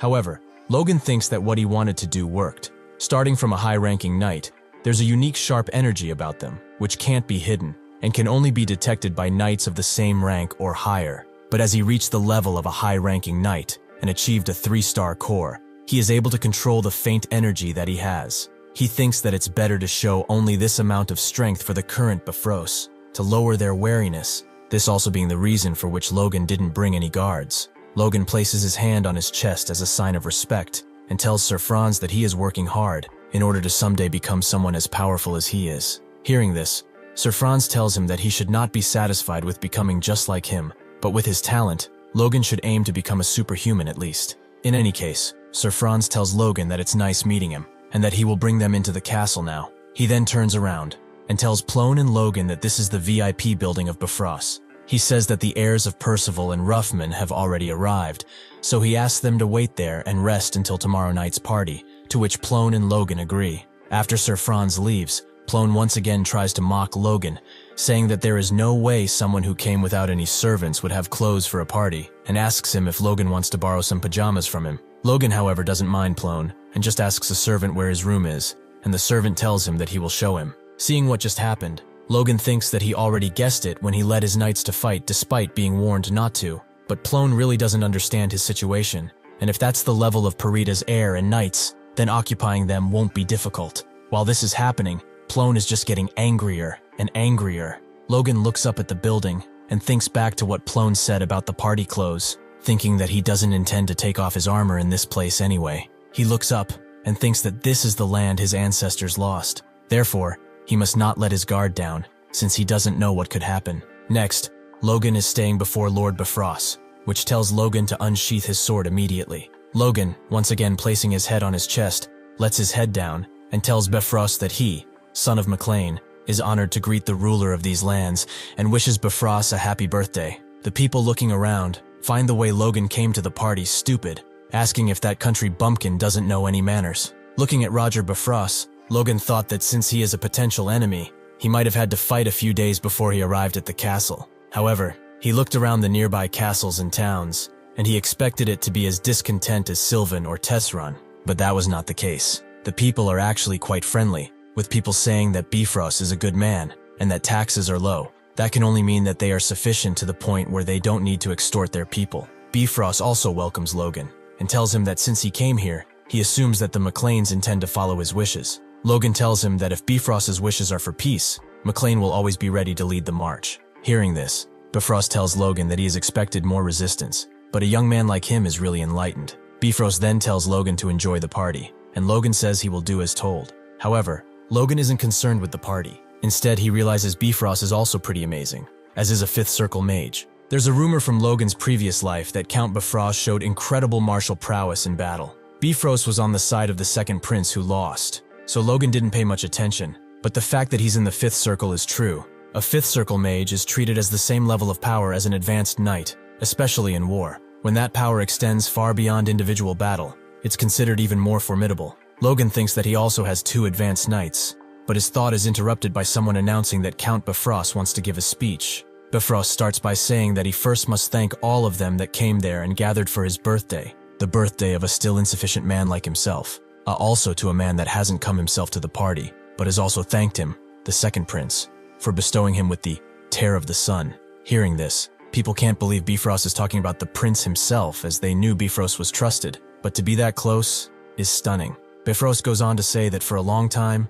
the nobles of the Southwest have spent their time scattered, unlike the other regions. And hearing this, Logan thinks that he might be saying the same thing as in his message. Bifrost raises his hand and says that it's time to put their meaningless traditions and customs behind them and bound together as one, as their highness, the second prince, the most likely to succeed the throne, wishes for the support of the region. Longa, sipping from a glass of wine, thinks this is just a fancy way to say shut up and come under the second prince and himself. Bifrost goes on to say that, coincidentally, they have start and the end of the Southwest from 200 years ago, with them today, the heir of the MacLeans, which leaves Logan stunned. Bifrost says that Logan is a great young man, and the highlight that led the MacLeans to victory in 2 recent wars, and a genius who has become an intermediate knight at the age of only 21. Bifrost saying that even the advanced knights he knows have failed to reach such prowess, making Logan wonder what Bifrost tries to do by complimenting him. He goes on to throw forward his hand, and says that he does not intend to force or bind such a talented man, but merely wishes to make him an offer. He addresses Logan, and Logan answers, listening to what Bifrost has to say. Bifrost tells Logan that Count Valtermine, the grandfather of the second prince, is searching for talented men like him, and is okay with it. Bifrost would like to recommend him to Valtimir, in order for Logan to become his student. Hearing this, Logan has no idea what to reply. Logan goes on to reply that he is honored by the offer, but he already has a teacher that he has devoted himself to. Bifrost asks if he is referring to Patrick MacLean, his father. Logan tells Bifrost that it is not, and that he was fortunate to be able to receive training from a great man, so he is sorry, but he has to refuse. Bifrost tells Logan that the young truly do things quickly, yet the Blazing Heat Sword himself will be visiting soon, so he asks Logan to receive just a little teaching from him. He tells Logan that he intended to provide this offer to all the heirs that serve under him present today, and not just him, and that Logan can even call that teacher of his. Hearing this, Logan doesn't seem to care about the teaching anymore. Instead, he thinks that Bifrost has sneakily phrased it as if it was official that the McLeans serve under him. Therefore, he wants to rope in the McLeans in whatever way, that being his ultimate goal. Logan thinks that it will be hard to refuse Bifrost again in this situation, but thankfully he has made preparations beforehand. He tells Bifrost that he is grateful for his compliments, and that he cannot refuse him if he wishes it so strongly. Therefore, he will keep himself anticipated. Bifrost thanks Logan for accepting his request and tells him that the choice of the McLeans will be the first step towards reuniting the Southwest. He also adds that before this event that took place today, his old friends Percival and Roofman had agreed to unite under the flag of Bifrost. In thankfulness for their deep loyalty, he intends to gift those heirs something personally. As he says that, some vassals bring into the room a table on which there are two objects. These objects seem to be two artifacts, a sword and a hammer. Artifacts are magical tools that hold or are injected with magic power, in order to make them have magical properties almost permanently. And it seems that these artifacts made by the mages that are called the Department of Wizards are more versatile than circle mages. Because of that, artifacts are defined into classes, based on the magic they are imbued with. Seeing these artifacts, Logan thinks that, of course, the Count must gift at least 12 million golds worth considering his status, as expected of the treasure collector. But their prices are absurd. Even one of the cheaper materials used is tilmithril, and to not waste the material, typically at least third-class magic is enchanted. And in order to make a third-class artifact, you need a gift-class mage, 2 classes above. So it's no wonder the prices surge so high. Seeing this, Logan wonders if Bifrost is really giving something like that as a gift. Just as he thinks that, Bifrost tells Ramon Percival and Eric Roofman to step out of the crowd. He asks them if they will swear loyalty to him. The two kneel before Bifrost. The Percival heir states that since he is representing the Percival family, he will pledge loyalty to him, and the Roofman heir does the same. As Logan sips some more wine, Count Bifrost says that he will accept those pledges. Thus, he will bestow Ramon Percival with the sword of Lambton and Eric Roofman with the hammer of Charkson. Hearing this, they say that they are honored. Going on, Count Bifrost says that he is not stingy with his gratitude, and that those that serve under him will be granted appropriate gratitudes. It appears that while he says this, he is staring at Logan, and so Logan puts down his glass. Seconds later, it appears that the heir of Parida comes from the crown, drunk as a pig, and asks the Count if Logan's sword doesn't seem better. He spills the wine, and says that to him. It looks like the Count is blowing things up, and asks everyone if they don't think the same. As Bifrost looks down on him, mad at what's happening, Parida says that he thinks Logan's sword looks a lot better to him. As a servant tried to take him away, saying that Parida is drunk, he insults the Count further, saying that he cannot recognize real talent. Seeing what just happened, Logan looks at Parida,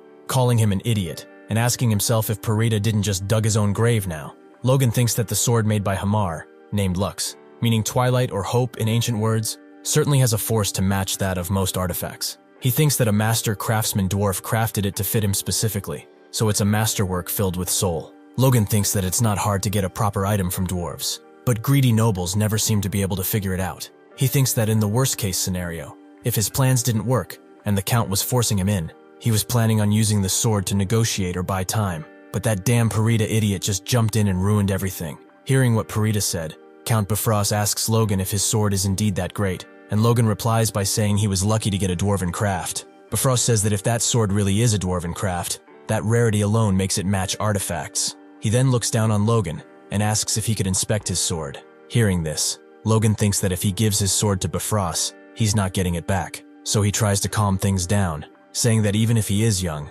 as a knight, he finds it hard to hand over his partner to others. Hearing this, Bifrost says he has never heard such old words from a young man, and instead of giving it to him to inspect, he proposes to Logan to display his might as a knight. Bifrost suggests an exhibition match, saying that with these men that have artifacts, it will be a good comparison, and then asks Ramon and Percival if they are intermediate knights. One of them answers that he might still be insufficient, but he did become an intermediate knight a few years ago. Bifrost, hearing this, says that it's settled. Ramon and Logan will fight, not in a normal match as this won't be much fun, so they should put something on the line. If Ramon wins, Bifrost will take the dwarven sword, but if Logan wins, he will bestow him with a suitable artifact. He then asks Logan how that sounds for him. He tells Logan to draw his sword if he agrees, and Logan smiles, saying that this situation is heading in a way he didn't expect, but there is no reason for him to refuse. Logan then draws his sword, and tells Bifrost that he will follow his command. Inside the training room, Ramon and Logan are facing each other, prepared to fight. Ramon tells Logan that since he is older, he offers Logan the first strike. Logan refuses, saying that there is no need for that, as he doesn't want to hear later that he had an advantage in this fight, thinking that he will be the victor either way. Hearing this, Ramon tells Logan that being called a genius has made him arrogant, saying that he will show Logan that there are skies above the heavens for his own benefit. Ramon then starts charging his aura. Seeing this, the women in the room say that Ramon's sword looks exquisite, and ask if all artifacts let off such a beautiful glow. Seeing this, Logan asks himself if he is trying to attract more attention or something, which would make him perfect for being targeted and dying. Logan thinks that this might have been exactly what Bifrost wanted, giving him an artifact more focused on flashiness than actual use. In contrast to that, Hamar's Lux is rather plain, but has perfect balance, sharpness, and durability. A sword only needs to serve its purpose well to be called beautiful. Ramon goes on to ask Logan if his pretty sword can handle an artifact, and Logan thinks that it doesn't seem like that dolt has the brains to know that,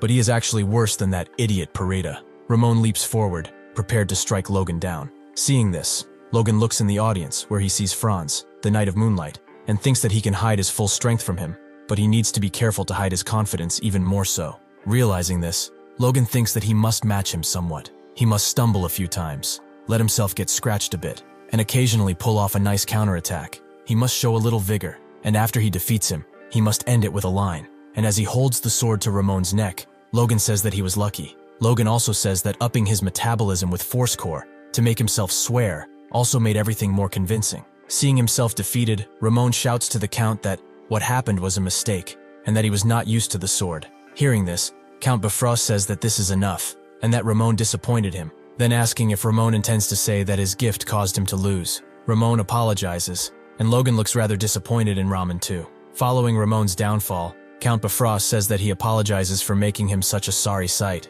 He tells Logan that his men have wronged him, so he will especially open up his treasury, and allow Logan to pick any artifact he wishes. Hearing this, Logan thinks that Bifrost is planning to keep him there at any cost, since he is confident that no matter what Logan takes, he'll be able to retrieve it. However, Logan won't allow him to do as he wishes. Next, a servant rushes in, telling the Count that the Sword Duke has contacted him for his birthday. This information leaves Bifrost stunned. Through the communication channel, the Sword Duke Felix Esperanza tells Bifrost that he deeply congratulates the birthday of one of the kingdom's most reliable pillars, and says that he is sorry to say he couldn't make it. However, he says that he is sure that those of them that attended are deeply appreciative of the Count's goodness, and Bifrost thanks him back. Seeing this conversation, Logan thinks that Bifrost is really getting down from his high horse and sucking up to Felix. Felix then notices Logan in the background and asks Bifrost if it's really him. Seeing this, everyone in the room is stunned. Logan thinks that this was the perfect timing for Felix to call. Bifrost is shedding a sweat, not knowing what to say, and Logan thinks that he has made the request, so he needs to follow along. Logan then steps forward, telling Felix that it has been a long time, addressing him as teacher. Once again, everyone remains astonished by what happened, understanding that this must be why he refused the Count in the first place. Felix huffs and says that he is at a loss of words to suddenly see the face of his student who never contacts him. He asks Logan when he is coming to the capital, as he wants to host a banquet for him. Logan says that he is sorry, but due to the troubles between families, he might have to remain at the Bifrost castle for some time, as the Count has made Logan an offer he cannot refuse. Hearing this, Felix turns to Bifrost, asking him if that is true. Bifrost changes his mind, saying that if the Sword Duke himself wishes for Logan, he can delay his needs at any time.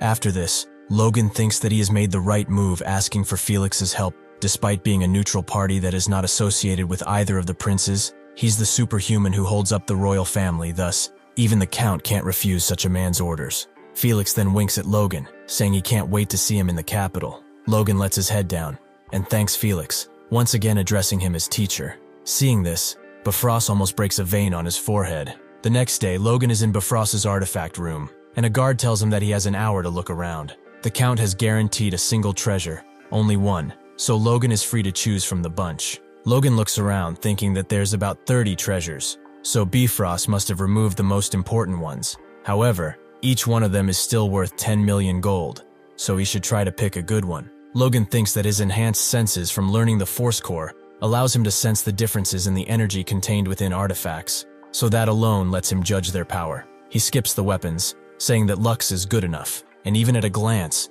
None of them are better than what Logan has seen at the banquet yesterday. He then sees an armor that's enchanted with fire and electric magic, but that will fry the wearer alive. He thinks that all of them are mediocre, yet something catches his eye. All the force is converging somewhere. He looks at one of the glass cabinets. Inside, there is a pair of armor boots. Logan looks at them, but he is skeptical, saying that he does not feel any magic from them, and asks if they are even artifacts. He notices something strange though. They continue to absorb Logan's force. He asks himself if anything will happen if he continues supplying them with force. Doing this, Logan is shocked. His force is being sucked in like a wave. Logan says that at this rate, he will suffer from damage. He then screams, saying that he wants to see who will win. He continues giving more and more force. Suddenly, a wave of force unleashes from the boots, and Logan is being pushed back. It turns out that his force has returned to him. That is when he realizes something. In the evening, Bifrost asks if Logan McLean has already left, with 3 days left until the party.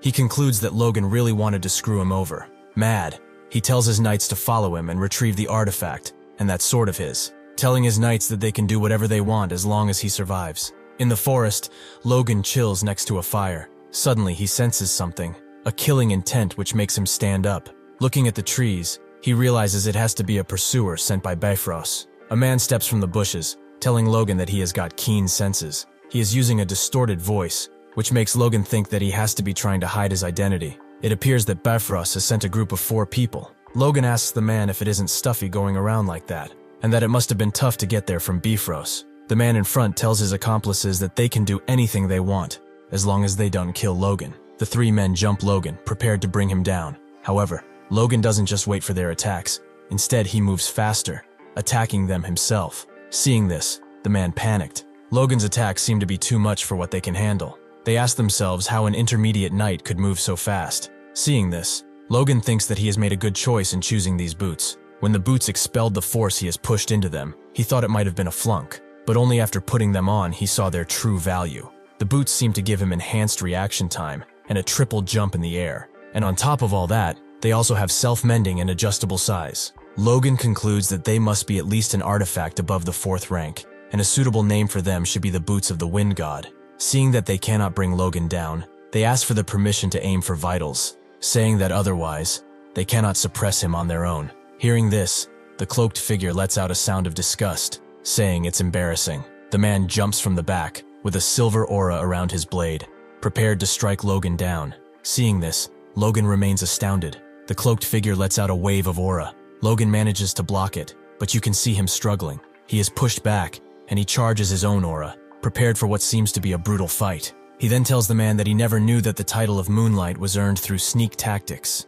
He then acknowledges his true identity, calling him Sir Franz. Uncloaking himself, Sir Franz says that Logan has not only hidden his true strength, but he has also exceeded it, telling him that he has an extraordinary artifact. It appears that this was indeed Sir Franz. Seeing this, Logan thinks that in the end he really chose to reveal his sense, and presumes that there was no point in hiding his identity now that he has shown his iconic force blade. Sir Franz tells Logan that he will be taking those artifacts as payment for the lesson he is about to give him, and Logan asks him what lesson he refers to, since he should be ashamed of his title, the Moonlight Knight. Hearing this, Sir Franz says that this is why he intends to make this a harsh lesson, and that he is grateful Logan came so far. Logan looks at Sir Franz, and wonders what is up with that peculiar stance of his, as it looks just like he's holding a whip. Sir Franz then starts using his force, attacking Logan. It appears that his force blade can actually move like a whip, which leaves Logan stunned. Blocking his attacks, Logan says they are relentless, and that he has been using his force blade since earlier, but it isn't working, so he doesn't know how long he can withstand it. Now that it has come to this, Logan must use everything he has got. Logan charges his aura, and manages to attack Sir Franz back. To no use, however, as Logan didn't feel any impact from the attack, even though he has used the first and second forms of the Divine Sword. Logan then notices something. In an instant, he does a black flip.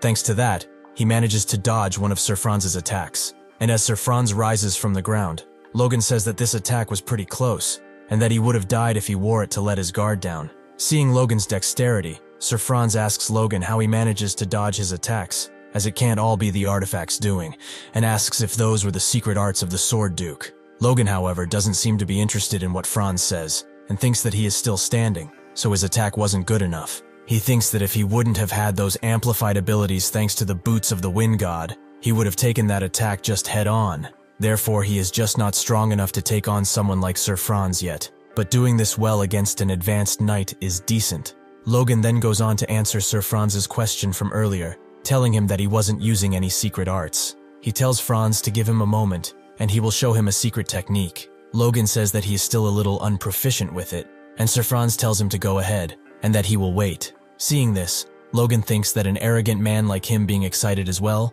makes things easier. In the end, all Logan can do now is believe in this secret art he has barely grasped even after a month of spending time as a high-ranking knight. Logan charges his aura, concentrating on his sword. He thinks that if he loses now, he won't just lose Lux and the boots, but Sir Franz will also make sure Logan will lose the ability to ever hold a sword again, so he must get a grip on things. He opens his eyes and says that now is the time. Just as he does that, it appears that Sir Franz is attacking. He screams at Logan, saying that he trusts his enemy too easily. Just before Sir Franz drives his sword through Logan's heart, something happens. Everything explodes around them. Seeing this, Sir Franz says that with this much impact, even Logan couldn't have escaped. However, Sir Franz didn't account for how strong Logan can actually be. With all his might, he has managed to conjure an aura blade. This is the third form of the divine sword secrets, and Logan is prepared to strike Sir Franz down with it. And seeing this, Sir Franz realizes he is actually in danger. The impact of the attack is great.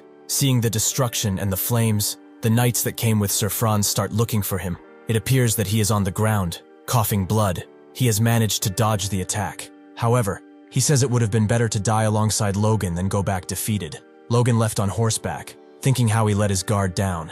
He thinks back to the moment Sir Franz came at him while he was charging the third style. He saw the coin-sized hole pierce through his right chest, which must have been from the rippling divine. His excited expression and all that chatter was just for show, but Logan was unable to look through all of that. At least he knows one thing for sure. With his skills and treasures, he can definitely defeat a high-ranking advanced knight. He wants to say how that alone is worth a lot, but it appears he's going to fall from his horse. He remained on the ground and the horse kept going. At the McLean estate, Rick and Dwayne are stunned to see Logan. They ask what has happened to him, and he tells them that he has fallen from his horse. Logan's return caused quite a fuss in the McLean household. After all, the heir who returned from Bifrost after 2 weeks looked completely disheveled. There wasn't enough proof to file a formal complaint to the Bifrost, and they might try to pick a fight under the pretense of defamation, so this incident was put to rest. However, Patrick is ashamed, telling Logan that he is enduring all of these hardships because their family lacks power, and that he cannot even bear to look at Logan's face.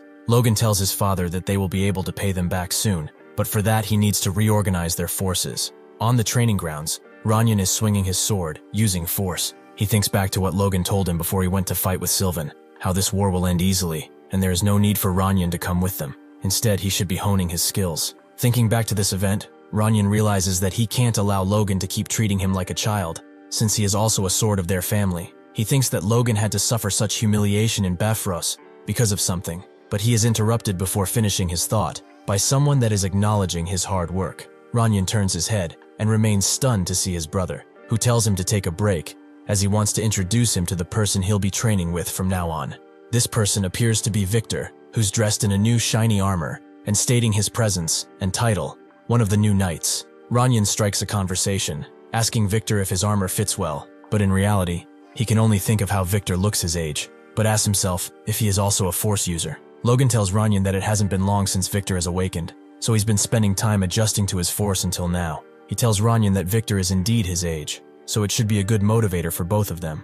Ranyan asks Logan what exactly he means by training together, and Logan replies that he means sparing. Then, as Ranyan and Victor are staying face to face, he asks them if they want to try it right now. Logan then gives the signal for them to start fighting. Victor attacks, trying to strike Ranyan's neck, but he manages to dodge the attack. Seeing this, Ranyan realizes that Victor is using the Iron Blood Sword. He then looks at Victor and asks himself he has really just awakened force recently. Seeing the sheer force in Victor's attacks, Ranyan decides he must do something. He decides that he will pay Victor right back, and so he charges his force, prepared to strike Victor down. Victor sees this and realizes he's in trouble if Ranyan's attack hits. Ranyan strikes, releasing a powerful wave of force, yet Victor manages to dodge it, leaping high into the air. He then prepares his next attack from high above, trying to take Ranyan by surprise. Victor plunges his sword into the ground, leaving a crater behind. but luckily Ranyan manages to move at the last second. Ranyan looks in the direction of Victor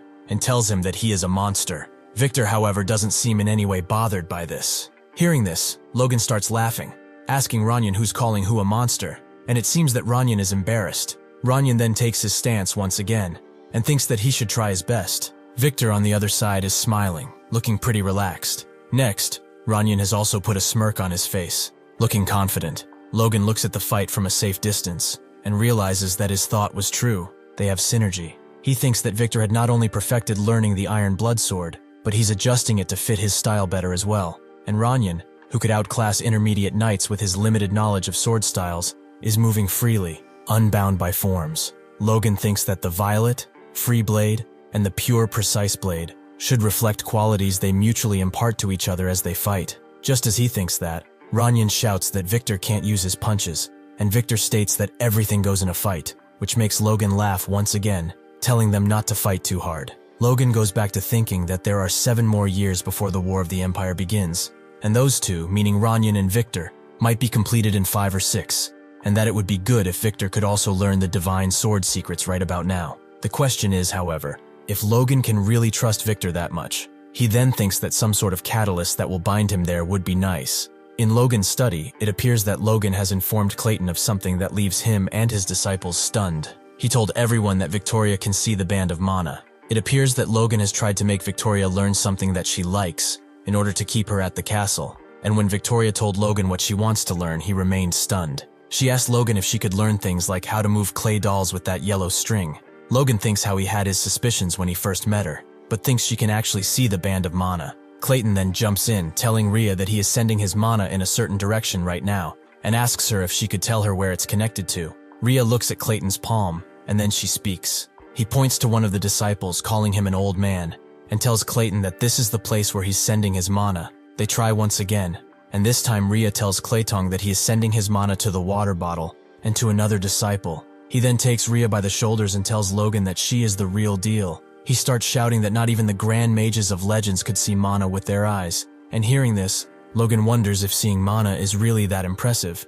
and thinks that it might cause a fuss if he admits he can see it too. Logan asks Rhea if she is sure she wants to learn magic, and Rhea says that if this is how she can control the giant doll, she does. Logan then asks why she wants to control the doll, and Rhea tells him that if she could control the doll, she would be able to do more things. Hearing this, Logan tells Rhea that this is a good goal. Logan then wants to tell Clayton that he will entrust Rhea to him, but he is already gone, telling Rhea that they don't have a robe meant for kids, and that he will need to have one tailored for her, and then shouts for someone to bring him a tape measure. While Clayton is measuring Rhea, Logan thinks that she has the talent of becoming a grand mage, and that both the siblings are geniuses, which raises even more questions about their parents. Logan then thinks that their forces are getting stronger at a good pace, so it might be the time for him to head to Grand, since he's made a promise to this master. He thinks that he's going to leave alone, as bringing an aid would only slow him down. However, not everything goes according to Logan's plans, as next, a few days later, a man shouts that it's his honor to serve him.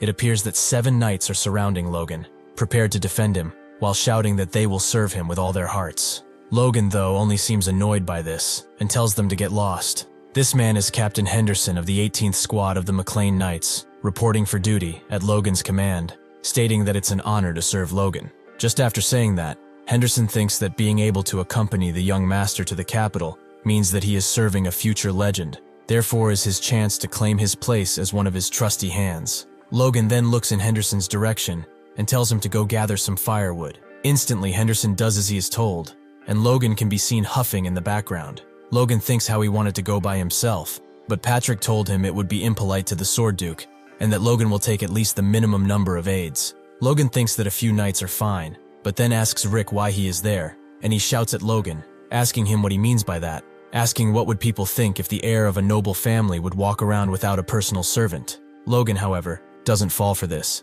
and asks Rick if he came because he wanted to visit Grand, but he doesn't reply, and a sweat is falling from his cheek. He then turns around and tells Logan that this is indeed the reason. He says that nobody in their fief will talk to him now, because they think he stinks, and that he also needs to get married, and prompts Logan to take some responsibility, as this is part of his doing. Hearing Rick yapping, Logan puts his finger in his ears, and says that they will only drag him down, as he is not only visiting his teacher in the capital, he has 2 goals for this journey. The first is to identify potential changes to the future, and the second is to meet the third prince to form a connection with the hill. Next, a history of the royal family is shown. It appears that the current king, Samuel von Grandia, had no heir until the age of 40, so he called forth 2 women to be his concubines from 2 dukes and had 2 sons. But after 10 years, the queen gave birth to the third prince over the age of 40. The third prince, with his innate talent for swordsmanship and a good attitude, surpassed his troublemaker brothers to become the next king.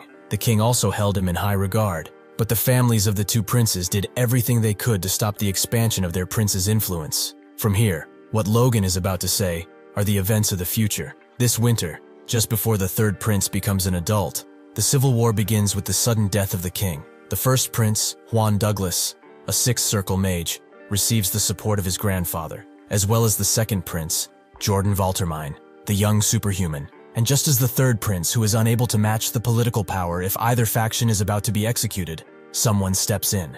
This is Felix, saying that is the will of the king for the third prince to live, and if the second prince will spare his life, Felix shall be the newfound king's blade. The most prominent of neutral nobles gave a statement that has managed to save the prince's life. Logan thinks that after that, the third prince gained the upper hand, but drove the country to ruin over the next 5 years, until the Empire attacked. That king used Ranyan as bait during the war with the Empire. Therefore, Logan's goal is to never allow that man to become king. He thinks that the second prince is cut from the same cloth as his brother, and he needs to see with his own eyes if the third prince is worthy of becoming the king. While he thinks that, a man states that his identity has been verified, and that he can access the castle now. Inside the castle's grounds, Logan's servants are stunned to see the grandeur of the place. Rick, on the other hand, seems to be more preoccupied with one of the maids passing through. He then goes to Logan and asks if he doesn't think that him getting things going with the Duke's maid would benefit his family, and then asks Logan if he could help him to get closer to that maid.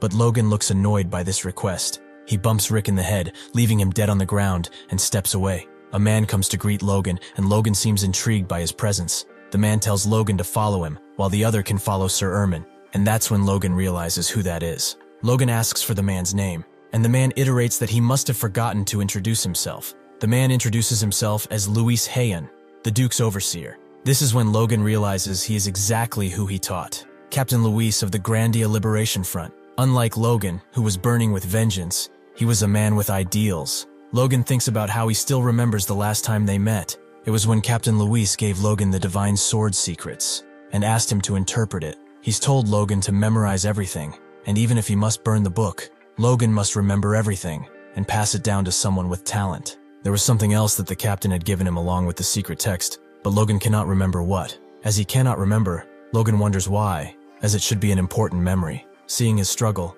Sir Luis asks Logan if he is alright. Logan almost calls Lucy captain, but fastly corrects himself, calling him overseer, and thanks him for the concern, saying he must have not rested well last night. Luis tells Logan that he must take good care of his body while he's still young, as even if it feels alright now, when he ages, it will all come back to Logan, and so he must take care. Hearing this, Logan remembers that Luis used to say that a lot in his past life as well, so it must be his saying. Thankfully, Logan has got a grip on things now, and regardless of what that memory was, it's now in the past, so he just needs to ensure it doesn't happen in this life. Inside the manor, Luis brings Logan in front of Felix's study and tells him that the Duke is waiting for him inside. He then tells Logan he will see him later, and Logan thanks him for showing him the right path. Just as Logan turns around, a voice shouts from behind, asking him what is he waiting for. Logan smirks and turns around. Logan prompts his feet in the other direction and says that it feels very nice to see him again, and that he is overjoyed that he seems as good as ever. It seems that Logan was addressing the Sword Duke and his wife,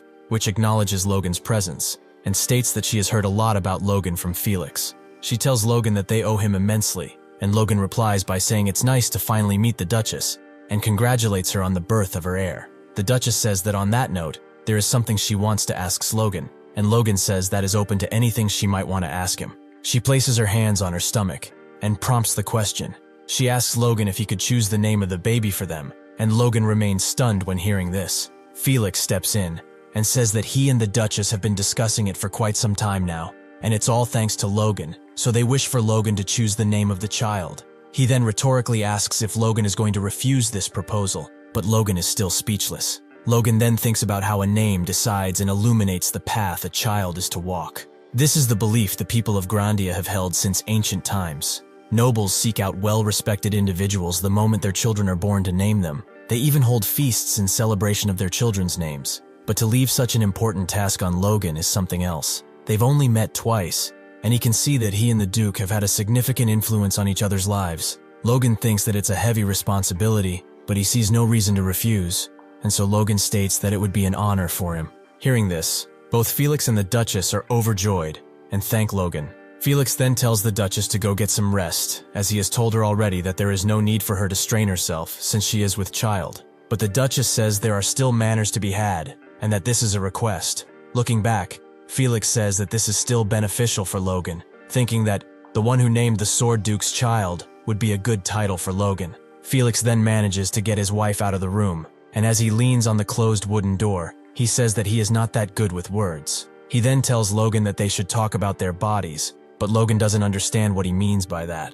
Felix looks at Logan and tells that he is surprised by how quickly his level has risen, and all in such a short time. He then tells Logan that he wants to see how strong he is now. Inside the training grounds, Felix and Logan are once again facing each other, prepared to fight. Logan leaps forward, prepared to attack Felix with all he has. In an instant, however, Felix dodges the attack and gets right behind Logan, prepared to counterattack. Seeing this, Logan huffs and turns his head around. He redirects his attack, but Felix manages to block it. Seeing this, Logan thinks that Felix blocks his attacks easily. Therefore, if it's a battle against his master, he can test his own limits. However, something interesting happens, as Felix tells Logan to stop. He then asks Logan what in the hell he is doing, and Logan is left speechless. He rhetorically asks Logan if this is his full power. Knowing quite well Logan has been restraining himself, and Logan replies that indeed he wasn't giving it his all. Felix then tells Logan to give it his hardest, and Logan starts charging his aura. Logan stares at Felix, taking his stance,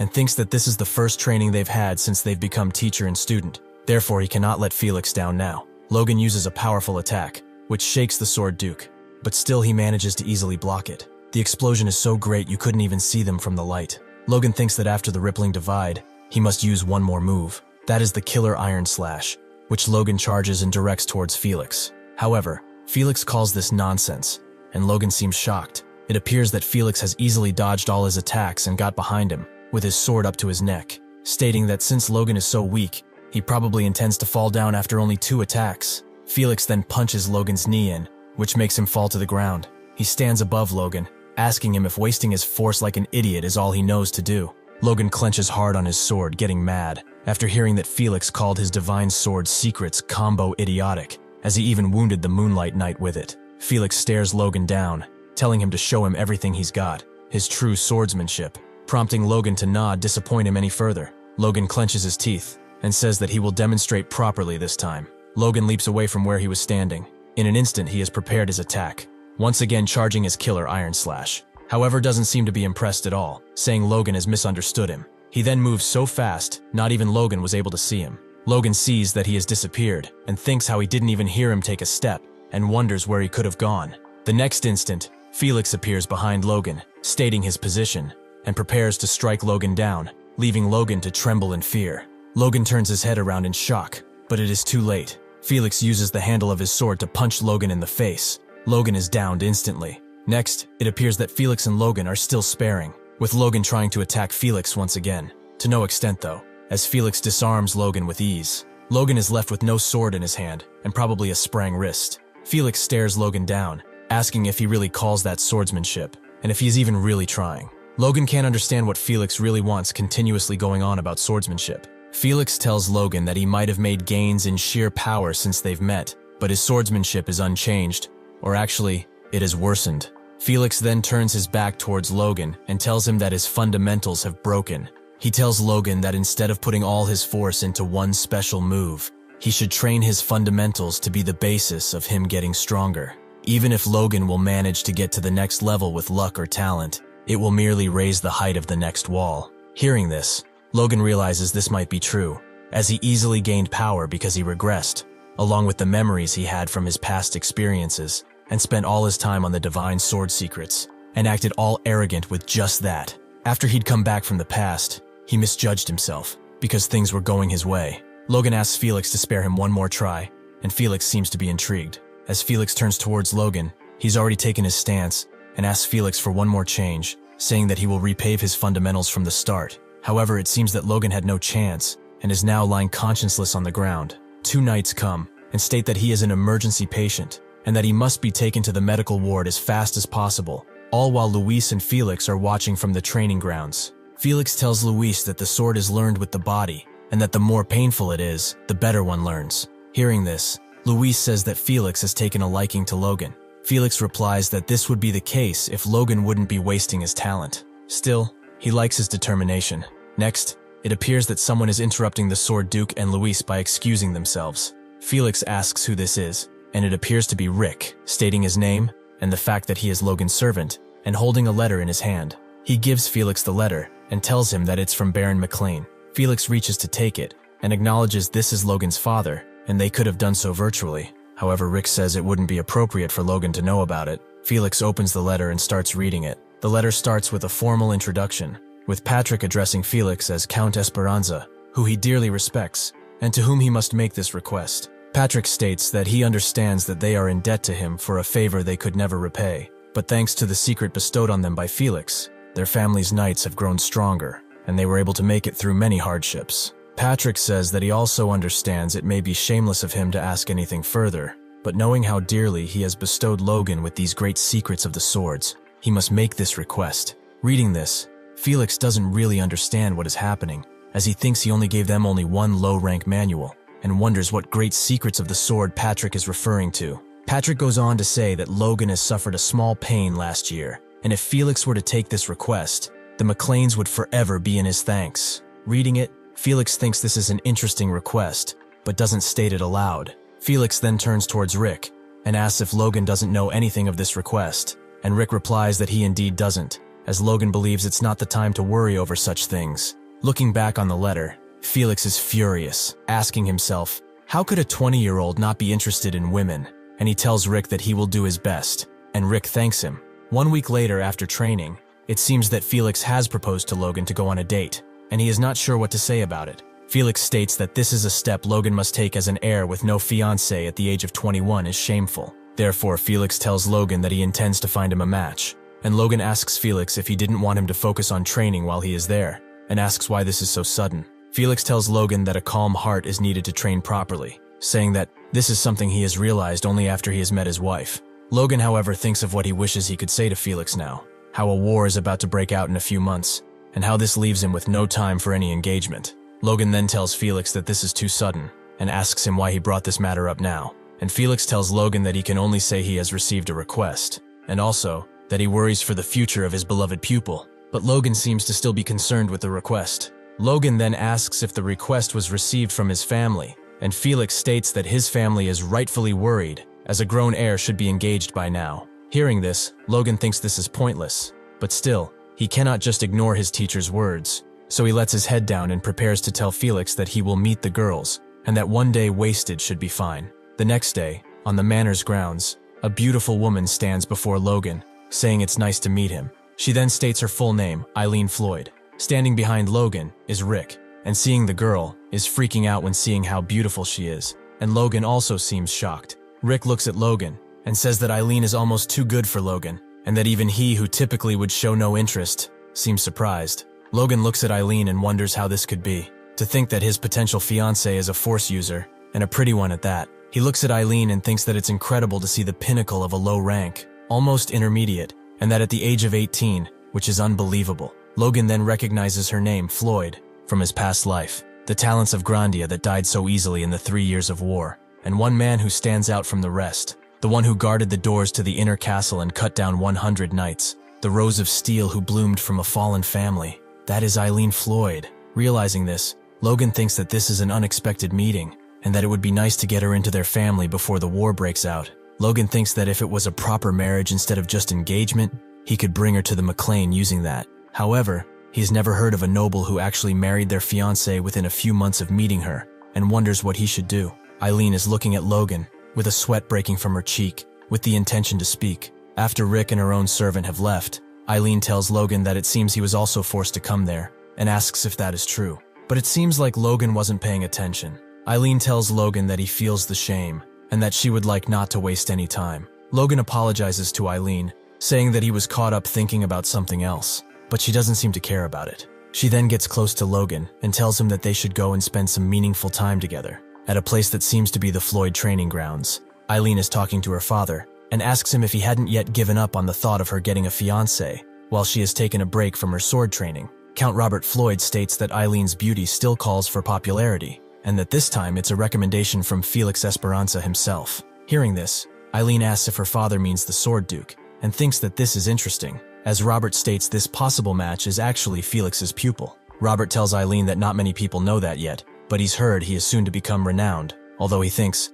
not as much as Eileen, who attained force at only 12 years old. It appears that Eileen's first fiancé has broken up the marriage after being beaten up by her. After that, Eileen was banned from training, but only for 2 years. Soon after, she beat up her new fiancé, who was qualified to become a knight, and proved her superiority to most knights. She became known as the maiden who beats up knights. Robert thinks that with a name like that, coupled with her will to be a knight, word about marriage soon disappeared, so they need to seize this opportunity, especially with a man that the Duke himself has proclaimed to be talented, since that means he could be a man who could handle his daughter. Once again, she asks Logan to spend some time doing something meaningful, and Logan is left speechless. As Eileen is bringing her hands together, Logan asks what she means by something meaningful, and Eileen continues, saying she has heard Logan was the Sword Duke's pupil. She then scays Logan if he would cross blades with her. Later, on the Knights' training grounds, it appears that both their servants have heard the news and wonder what the heck is going on, begging them to stop this nonsense. Eileen's servant asks if she is going to beat up her potential fiancé again, as the Count has begged her not to, but Eileen says that it's different this time. Those two looked down on her and were acting rude, saying that she has force, so she'll be great at laying healthy babies, or that they could take her down with their bare hands. So Eileen decided to teach them a lesson, saying she wished she could have beaten them up even more. However, she turns his head towards Logan and once again says that this time it's different. Across the grounds, Rick is begging Logan to listen to him, asking why he is warming up so seriously. As if the word spread that he has hit a woman, the Lord will have Rick flogged. Logan tells Rick not to worry, as this won't happen, as he has requested for the training area to be sealed off. Logan thinks that he has been wondering about Eileen's power ever since he has heard about her, asking if it was really true that she had slain 100 knights by herself. Logan says he will check it out, and Eileen's servant shouts at her, saying that since this is inevitable, she should make sure to win. As Eileen takes a breath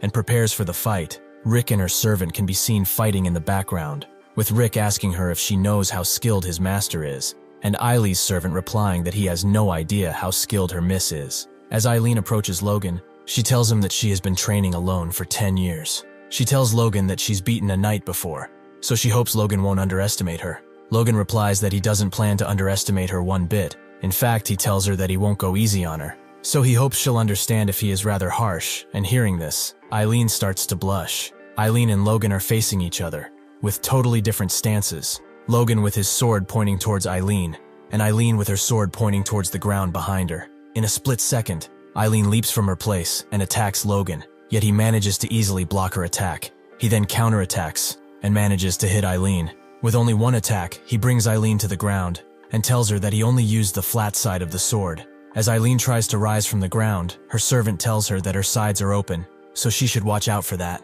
Eileen clenches her teeth with determination and tells herself that she will hit Logan at least once. The carnage then starts, as Logan manages to down Eileen constantly, and at the same time giving her tips, telling her that her grip is too loose, that she needs to move faster, and telling her that her sides are once again open. Eileen stands defeated before Logan, and Logan looks down on her. Seeing this, Rick is stunned, and Eileen's servant is crying for her lady. Logan tells Eileen that she seems tired, so maybe they should take a break. However, Eileen doesn't share his thoughts, and instead attacks Logan once again, this time almost hitting him, as Logan tells her that she should wipe off her sweat. Just as Logan stops her attack, Eileen realizes that not even her sneak attack will work on Logan. Logan, however, praises her for trying, and hearing this, Eileen remains stunned. Eileen looks at Logan and asks herself how come he is not mad, and Logan prepares to say something. Logan tells Eileen that she needs to move more concisely, and then smacks her in the head. No wonder lad has no cheeks. Eileen looks up and starts crying, and says that Logan is not to be played with. Looking down on Eileen, Logan thinks that seeing her bad habits, it looks like her learning swordsmanship alone is true, yet she has managed to improve with just a few pointers. Thus, she is really talented. Logan goes on to say that she is not able to use her talent yet though, and wonders if this is how Felix felt when he saw him, and says that this is rather unfortunate. Next, Eileen lets out a battle cry. She then starts running towards Logan. This time though, she is switching things around, moving from side to side instead of attacking head-on. Logan tells her that this is some interesting footwork, and an upgrade from the simple charge from earlier. Eileen once again prepares to attack, yet once again Logan easily blocks her attack. Seeing this, Eileen gets mad, stating that Logan keeps deflecting her attacks whatever she does. In the next instant, Logan gets behind Eileen and strikes her in the back. Logan, however, says that her talent is more than enough, and as Eileen once again tries to rise from the ground, Logan acknowledges that she has good potential. Once again, Eileen says that she will try one more time, and Logan thinks that her grit is a pass too. Seeing that she is injured, Logan gives her his hand, says that he will help her, but she is eager to try again.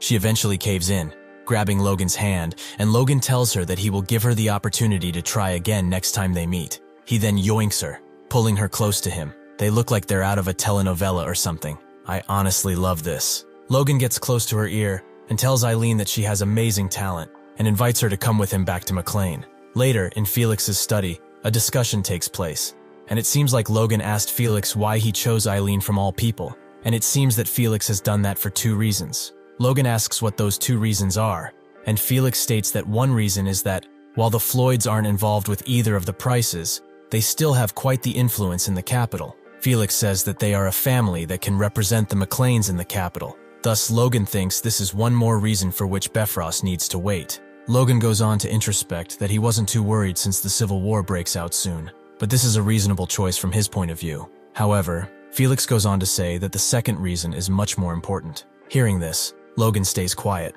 prepared to listen. It turns out that Felix was wondering how a wild guy like Logan would do with a troublemaker maiden like Eileen, but he never thought Logan would actually like her that much. As Felix laughs his ass off in the background, Logan thinks that he's quite strange sometimes. But what's good is good. Felix tells Logan that he saw how his face turned red when he met Eileen, and that now he finally looks like a boy his age. But Logan doesn't understand what Felix means by that. Felix gets up from his chair and tells Logan that he doesn't know how heavy the burden on his shoulders is. But someone as young as Logan with the face of someone who's had to hold up the entire world on his shoulders wasn't too enjoyable to watch. Felix tells Logan that he can share his burden if he wants, to spread his heart wide, trust the people around him more, and relax. Felix thinks that he might be overstepping, but tells Logan that from what he has heard, Eileen could give him that room he needs. Logan wants to tell Felix that his burden is one that only he can carry. However, it seems that Felix interrupts him, telling Logan that he shouldn't wait to have a kid, as he is speaking from experience. Next, it seems like there's a beautiful autumn day outside. Inside, however, Logan is sparring with some of the knights he had brought over with him. As the knight he is fighting loses his balance, Logan asks him how come he wasn't able to block his attack, and tells him to get a grip next. Logan thinks that it's been 3 weeks since he has arrived in the capital, and aside from that one date, he had been training daily, or at least sparring with these guys, but he thinks this is also training. Logan then asks himself why he feels more pressure from these guys now that they are in the capital, and wonders if he didn't perhaps beat them up too much. Henderson then looks at Logan with a look of, I can't even describe it, appreciation maybe, or perhaps even love. Earlier that day, it seems like the Knights of Esperanza and those of McLean did some sparring, and Henderson and the others lost. One of Felix's knights states how he said the Esperanzas require their knights to be mid-ranked. He then tells Henderson and the others that someone like them should still be learning how to swing a sword. He says that Henderson might have some potential, but his friends should go ask some knights in training to spar next time. They also say that sparring on the first day is really energetic of them, which Henderson found weird. Henderson then tells his friend that they are strong, but not as strong as the Iron Blood Sword, and his friend agrees. He then thinks back to what Logan told them, that he had received the Iron Blood Sword from the Duke himself. So are these knights using a weaker blade style. Seeing this, Henderson thinks that maybe Logan didn't get the technique from the Duke, and maybe he created it himself. In any case, they think that their young master had bestowed them with skills better than the Duke's. They are then calling him their great young master, and falling to their knees. Next, Henderson and the other knight are looking towards Logan, and he seems to be weirded out by it. He then turns his back, and thinks that he is not sure what's up with them, but they aren't causing any trouble, and that they seem to be focused on training. Logan then asks himself if he should maybe give them something to do. Somewhere else in the capital, a wooden sign states that the McLean's special product is on sale. It turns out that the one holding this sign is none other than Philip, and he yells that this is a rare opportunity, as the essential vanity product that made nobles gasp is now on sale. He then approaches a man, saying he sees the worry in his expression, and telling him that his medicine can solve all his problems. He then yells for another young man, telling him that he looks just like his master. That is before he realizes that this is actually Logan, who is really pissed to see what Philip is doing. Philip then seems to be bowing before Logan, explaining that there were too many competitors. In reality, Philip isn't actually bowing down. Instead, Logan is sitting on his back while he's forced to do push-ups, and Logan tells him that his form is dropping. Logan tells Philip that he will make sure Philip will earn even more money, so he doesn't need to pull this kind of stunt for sales. Logan rises from Philip's back and tells him to get up, as he is going to leave him with another business, and Philip asks what business that is. Logan then introduces Philip to the Knights, telling him that they are the 18th squad of McLean Knights, and that they will be in charge of guarding him, and Captain Henderson also tells Philip that he feels honored to meet him. Philip acknowledges the guard's salute, and returns it, and then asks Logan what he's trying to make him do, that he needs guards, and 6 of them at that. Logan tells Philip that there is no need for him to worry, as it's just a larger version of the business he's already been doing. Logan then tells Philip that before this year ends, he must get as much weaponry, war horses, and lumber as possible, which leaves Philip stunned. Hearing what Logan just said, Philip loses it, and asks Logan if he's trying to wage another war, but Logan calmly responds that this is not his plan, and that he is just being careful. Philip wants to say something, that every time Logan has done that, they've ended up in a war, but he stops mid-sentence, and thinks that he shouldn't say that, since it could be bad luck. He then asks Logan what's the budget, and Logan tells him that it's 30 million gold, and that Philip should try to get as much as he can within that range. Hearing this, Philip thinks Logan has gone mad. In reality, Logan thinks back to the war with Sylvan, and what he's learned from it. If they increase the number of their crossbow cavalry, soldiers will be able to take on low-rank knights. Individual soldiers can defeat a group of force users. If it succeeds, it will change the norms of the battlefield. It may not be on par with the crossbow of the Empire from his previous life, but it should come close. Philip then tells Logan that he doesn't think Logan quite understands how this works, and that he won't be able to get half of the supplies he wants, and Logan asks why that is. Philip tells Logan that if the demand suddenly goes up, then the prices will also skyrocket, especially for horses. Philip tells Logan that more money doesn't mean horses suddenly birth triplets or ponies grow up faster, and Logan now wonders if he's made the request too late and thought it'd be fine before the war. Hearing this, Philip asks Logan if he really spoke before the war, and then accuses him of planning to wage another war, but Logan denies it. Philip then shoves 3 fingers in Logan's face and tells him that he will break it down for him. He says that the price will likely triple. Philip thinks that he must stop this crazy act. Logan says that he guesses it can't be helped, and Philip wonders if this worked. Logan then tells Philip that it should be fine for him to go up to double the current market price. Hearing this, Philip realizes that Logan is not giving up, and like he said, the price will most likely triple. Once again, Philip prepares to tell Logan something, but Logan interrupts him. He tells Philip that if he successfully buys them cheaper than double the current market price, he will get an equivalent bonus. Hearing this, Philip asks how much money they are talking about. Logan states that his bonus will be equivalent to 3% of the price difference, which leaves Philip stunned. Philip tells Logan that he will do his best, while Henderson wonders if 3% is a lot, as he was never good with numbers. Philip, overjoyed, jumps on Logan's back, and Logan thinks that money really solves everything. He then thinks that he has got a tip for how he should train better from his teacher, and also that he has gained Eileen, a talent he had never expected. Things are going well, he says, but there are a few things he's still stuck on, that being the matter of King Samuel. He still doesn't hear any bad news about the king, nor does he see signs of internal conflict. Thus, Logan can only wonder if the king's death was truly a sudden death that no one expected. As Philip places his hands on Logan's shoulders, thinks that this is fine. His next course of action is to get his teacher's trust. He thinks it would be better if he would have had the chance of meeting the 3rd prince, but forcing it would make him look suspicious. He thinks that Felix's child will be born soon, so after he names him, he'll return with Eileen to the McLean estate. However, Logan's course of actions might suffer some altering, as next, Felix tells Logan that His Majesty called for Logan, and that Logan needs to come with him. Hearing this, Logan is left speechless, not knowing what to expect. At the royal's palace gates, a guard says that Duke Esperanza's identity has been verified, so he can follow the guard to the throne room. Felix and Logan are strolling through the court, following the guard towards the throne room. While they walk, Logan wonders why would the king want to meet him, as he is only the son of a countryside baron, and that typically he would have no chance to meet the king. Seeing Logan's face, Felix asks him if he is worried, which catches Logan's attention. Felix tells him that there is no need for him to be worried, as His Majesty only wishes to see the face of Felix's pupil. He tells Logan that His Majesty places high value on talent, so this will benefit Logan and won't hurt him in any way. Looking up, Logan tells Felix that he understands and starts to think of something completely different. He looks up at the palace and says that even the Empire was hesitant to destroy it and ordered for it to be preserved. That is the beauty of Grandfia. After the war with the Empire, it was designated as the headquarters, a symbol of the kingdom that caused as much trouble as its beauty. Looking up, Logan says that that future should never happen again. The doors to the castle are opening, and a lot of flags can be seen on the walls. Felix and Logan are walking through the beautifully decorated hallway towards another tall wooden door. As they reach the throne room, they both kneel, and Felix salutes the king, saying he greets the master of this nation. The old bearded man addresses Felix as friend, and says that he has always told him that he doesn't need to keep his manners in front of him. Hearing this, Felix goes on to rhetorically ask who would fulfill their responsibilities if the superiors don't, and that courtesy must be upheld. Hearing this, the old man says he sees that Felix is the same as ever, and that unwavering sight does assure him. The king waves his hand, telling Felix to raise his head, and that he also wants to see the face of his pupil. Hearing this, Logan can only think that he is really about to meet him being the King of Grandia,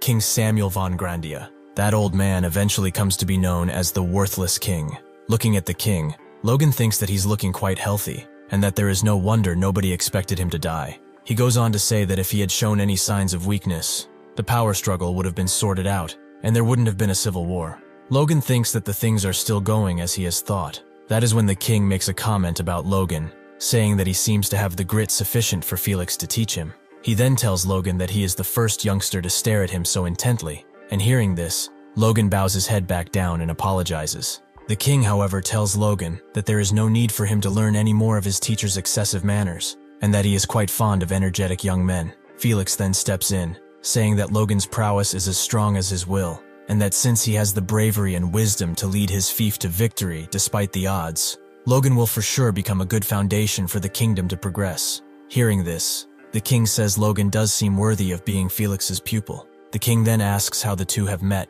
and Felix mentions his wound from the past, and the king says that he refers to the one from back when Felix was still a prince. After the king hears the whole story, he bursts into laughter, and says that is the most curious string of fate, and that he would have never expected it. The king then turns to Logan, acknowledging his name again, and Logan is at a loss of words. The king then tells Logan that he is very grateful to Logan, which leaves him stunned. King Samuel states that he has felt deeply indebted to his friend because of that wound, and it was one that he felt so sorry that he couldn't even bear to bring it up. He then looks down and tells Logan that to have resolved Felix's problem, for him, is the same as resolving the problems of his heart. Thus, he is very grateful to Logan. Hearing everything that has been said, Felix tells the king that he is speaking too highly of him, but Samuel doesn't want to hear it, saying that if it wouldn't have been for Felix, he wouldn't have been the king right now. The king then says that he must express his gratitude to Logan somehow, now that he is the king.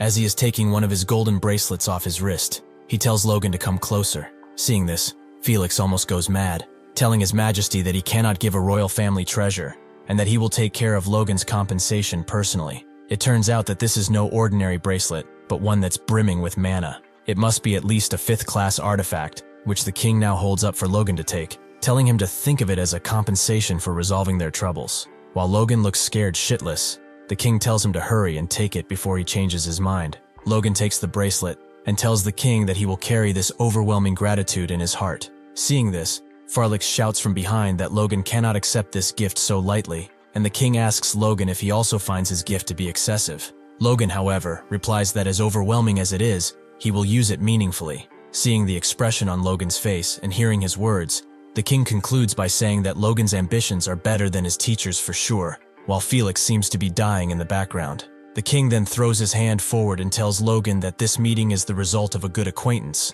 hoping that this gift will lead that connection to a better future. Logan looks down and Samuel tells Logan to serve his teacher like the sky, and to work for this nation just like his teacher. Hearing this, Logan thinks that he is not sure if what he's about to do is for this nation or for himself, but he can say one thing for sure: he will stop the Empire at all costs. Logan then kneels before the king and says that he will gladly do everything he is asked, with undying gratitude, addressing him as His Majesty. Next, while strolling through the palace's gardens, Felix says that His Majesty must have grown quite soft, He tells Logan that he was never the type to talk as much, and also the request to meet Logan. This events worry Felix that His Majesty might be hiding his worries in his heart. Hearing this, Logan tells Felix that he shouldn't worry. He goes on to say that it was a short meeting, but he could tell that if the king would have had a problem, he would have told Felix right away. If he hasn't said anything, it's probably something he doesn't need to know. After this reassurance, Felix looks at Logan, calmer, and smiles. He then tells Logan that he is right,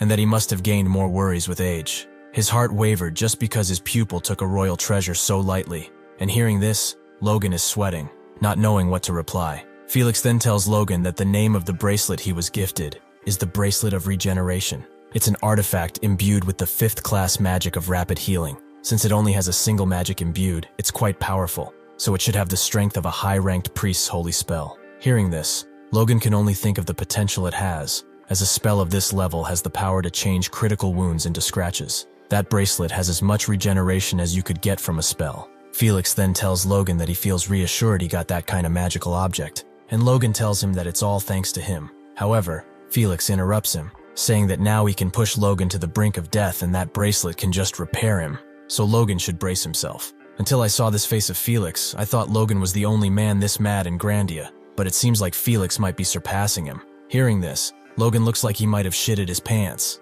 However, he thinks that this will also help him grow, so he tells Felix that he will try his best to meet his expectations. The harder he works, the more progress he will make. It also appears like Felix is keeping his promise. While on the ground, almost unconscious, Logan thinks that he can recall this scene happening before, and Felix asks him how long he's planning on lying around and orders him to get back up. While this is happening, a servant of Felix runs and screams for him. These events are happening a week after meeting the king, and the news this servant brings marks the news everyone had been waiting for. The Sword Duke finally had his child, and he threw a grandiose party that some nobles even found very large for a daughter. Therefore, Felix must really love this child. While at the party, people are talking, saying how they've heard the Sword Duke's pupil is participating as well, and seeing Logan, they ask if he is him, saying he is much younger than they would have anticipated. A man comes to greet Logan, saying that he is honored to meet him and wanting to make his acquaintance. Seeing this, Logan can only think that the title of being the Sword Duke's pupil draws a lot of attention, and that his days of selling Impo Rick at parties feel like ages ago. Logan then turns around and sees Felix. He is holding his Abby in his arms next to his Duchess, and he looks like the happiest man in the whole world. Next, a servant announces the presence of an important quest, the Bishop of Grandia's United Holy Order. This man is Crimson Matthew. The bishop goes to congratulate Felix on the birth of his descendant, and Felix thanks him, saying that he is honored he's come all the way there himself. The bishop says there is no way he would have sent a servant in his stead when the foundation of this country, the Sword Duke, had his first child, and it seems that the bishop's presence leaves the people around astounded. Logan then thinks that most nobles receive a holy blessing at birth, among which is the blessing of the 5th god of the 9, Agna, goddess of trees and life, a blessing that all parents wish for the sake of their child's health. On top of that, a blessing from the bishop himself. Leaves no wonder why Felix is so happy right now. Everyone gathers around the steps where the bishop, Felix, his duchess, and the baby are. The bishop takes the baby in his hands. He raises him high above his head and says that this mere servant requests the great 9 gods that oversee this world to bless this child. Looking at this scene, Logan realizes now the difference between holy power and mana. It's closer to the root than force and less visible than mana. That's why other people can't feel it at all and only see a bright light. The bishop goes on to say that in the name of the goddess of life, Agna, he blesses this newly birthed Esperanza. As he does so, tens of thousands of powerful streams of blue light shoot from towards the bishop and the child. Those who see this are astounded. Everyone then congratulates the Duke and tells Felix that, with such a powerful light, she is bound to grow up well. But this is not what actually happened, and the only people that seem to realize it are Logan and the bishop.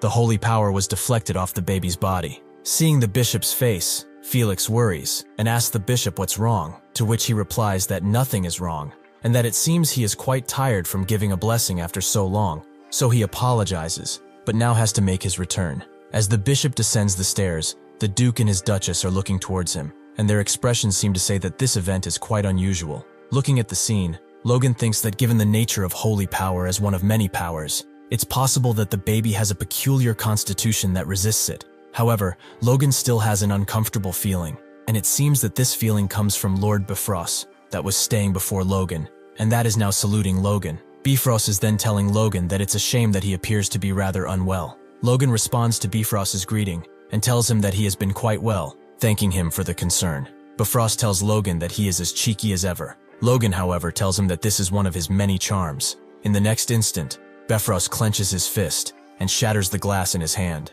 That makes everyone around him turn to look at what is happening. Bifrost says that it's the first time he makes a mistake like this, but given his age, he finds his hands slipping now and again, and his servant gives him a wipe to stop the bleeding and clean himself. Bifrost then tells Logan that the only reason for which he is alive is because, by some chance, he has become the Sword Duke's pupil. He gets close to Logan and tells him that thanks to that, he has managed to attract the attention of many higher nobles, telling him he is quite a lucky man. All of this, as he shoves the bloody wipe in Logan's hand. Logan takes the wipe and thinks that for a count, before is quite immature, and tells him that he is of course aware of how lucky he has been, thinking that he has even managed to regress after all. Bifrost tells Logan that he hopes he will be maintaining that attitude of his even after meeting the higher nobes. But Logan doesn't understand what Bifrost is talking about. Bifrost tells Logan that Romain von Grandia, His Highness, the second prince, wishes to meet with him, which of course Bifrost hopes Logan won't accept, which Logan interprets as Bifrost saying that he will kick his ass if he doesn't take the second prince's side.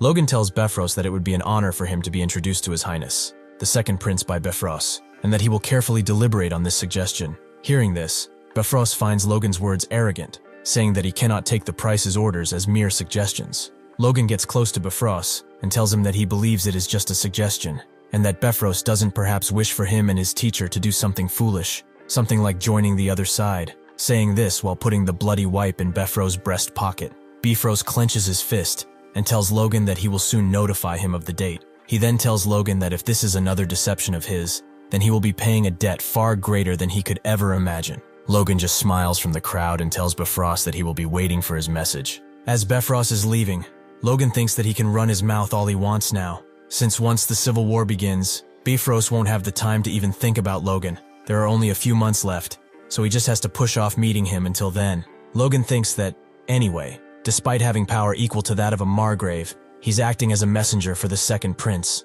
Therefore, Count Bifrost has become quite the laughingstock. No, more accurately, that would be Bifrost's destiny. It then seems that Bifrost is talking to Jordan Valtermine, the Blazing Heat Sword, one of the 5 dukes of the kingdom, a superhuman aura user, and also the second prince's maternal grandfather, which seems to notice Logan. However, only a couple of seconds later, he turns his head around. Logan thinks that he is openly ignoring him, and that he probably thinks nothing of someone like Logan.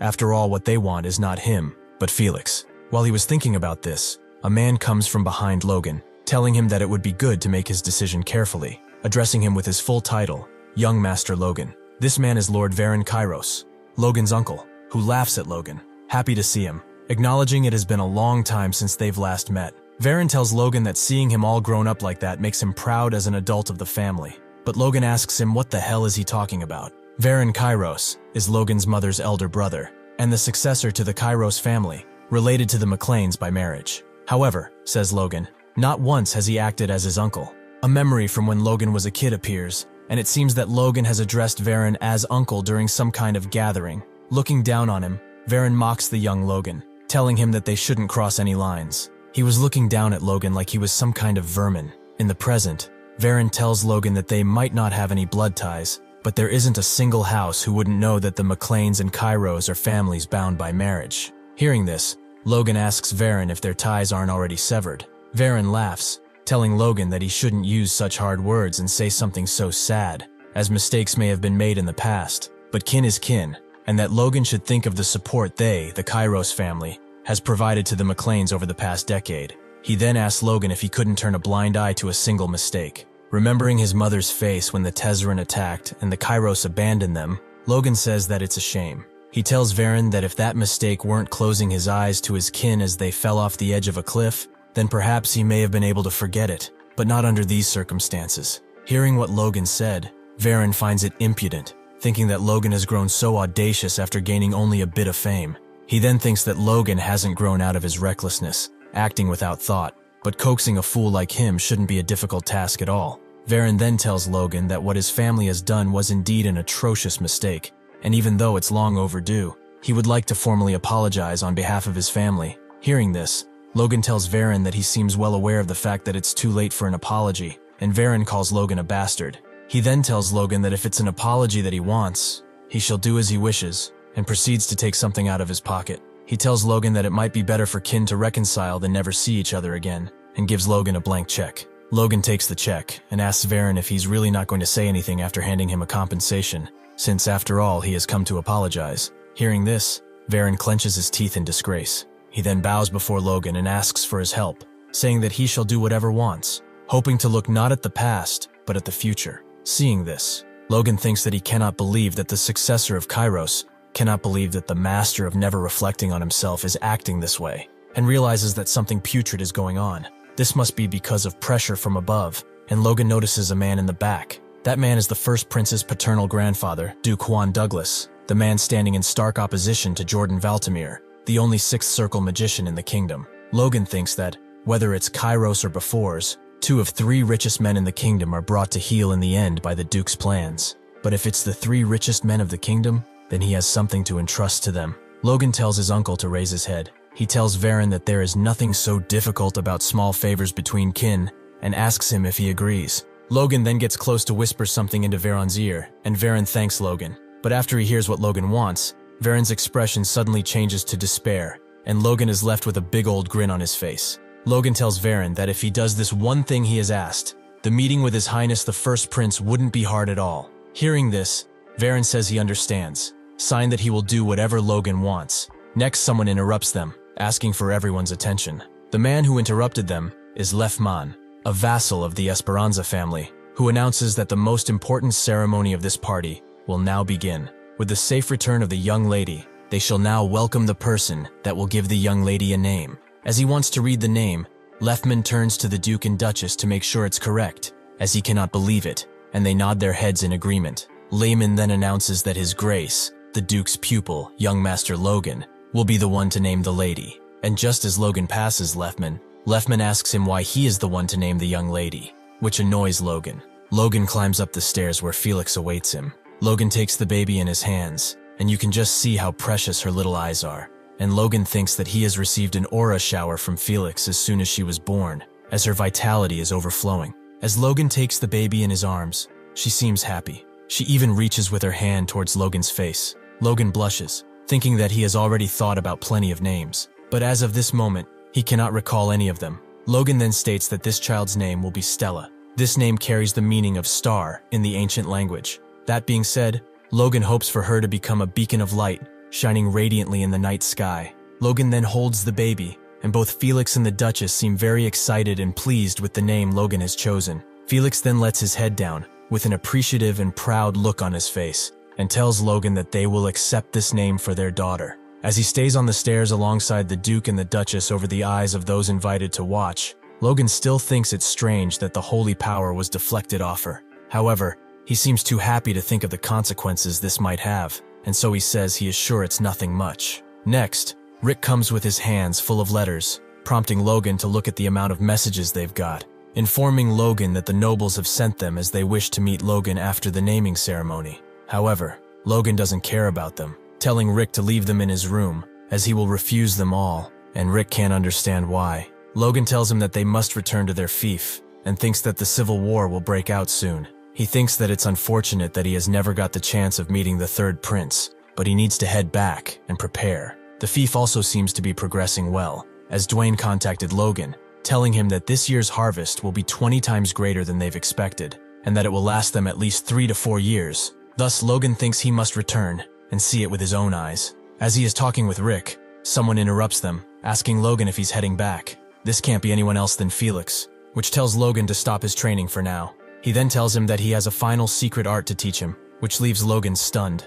As they stand before each other, Logan tells Felix that he is surprised, as he is teaching him a secret art out of nowhere. Felix tells him that he knows Logan possesses something even greater, which leaves Logan speechless. It seems that Felix is talking about the ancient secret art. He acknowledges that he has spoken badly about it once, but when used right, it would be even better than Felix's. However, Felix tells Logan to not forget one thing, and then asks him what's more important than that. And Logan replies, saying it's the fundamentals. Felix tells him that he is correct, and that he will now pass on to him the art that can amplify his fundamentals. Hearing this, Logan is not sure what to think about it. Felix goes on to explain that the basis of the martial arts style that he's built restricts the movement of the opponent and maximizes his own, leading him to ultimately control the area of battle. Felix clenches his fist and tells Logan that the heavy sword is the first proper manifestation of that thought. He then says that what he's about to teach Logan is the purification of his martial arts, which led him to become an aura user.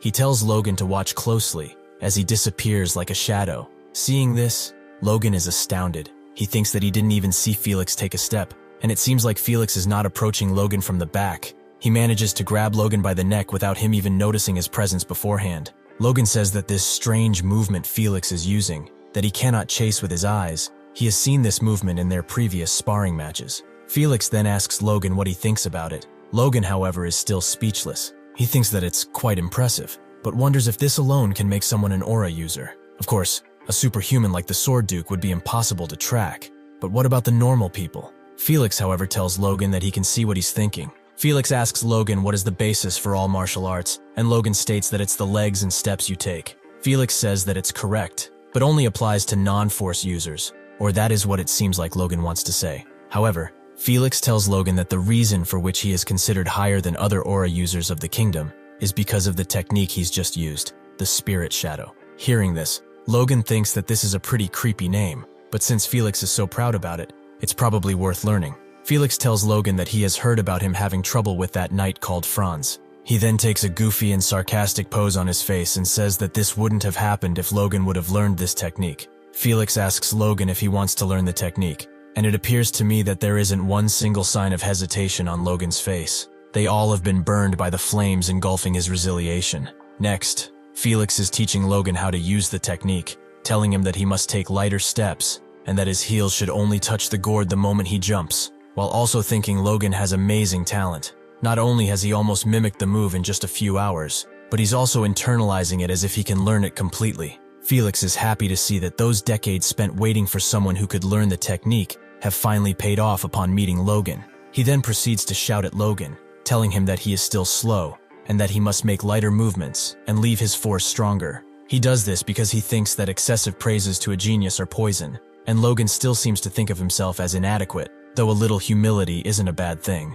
After some time training, Felix tells Logan that he should stop. He tells him that he has done a good job, and that he must practice it more to internalize the move. He then sees the expression on Logan's face, and asks him what's up with it. Logan says that this is for sure an amazing movement, and that he feels like he is already moving twice as fast than he was moving before. But this doesn't feel like a method that a knight could have created, but almost like something else. Felix completes Logan's thought, and tells him that it's perhaps an assassin's technique. Logan doesn't want to say anything, but it's clear for Felix that this is what he was thinking. Felix then tells Logan that he is not completely wrong. He tells Logan that when the king was still a prince, he had made Felix a fresh knight and his personal guard. His Majesty had always had plenty of enemies. Even before his rise to the throne, he has experienced many horrors that are hard to speak of. The young man, excited to have been appointed as a royal knight, faced more bloodshed than even the knights on the front lines. That was in order to protect a person against a horde rushing towards them. That man continued to imagine, more so than other assassins,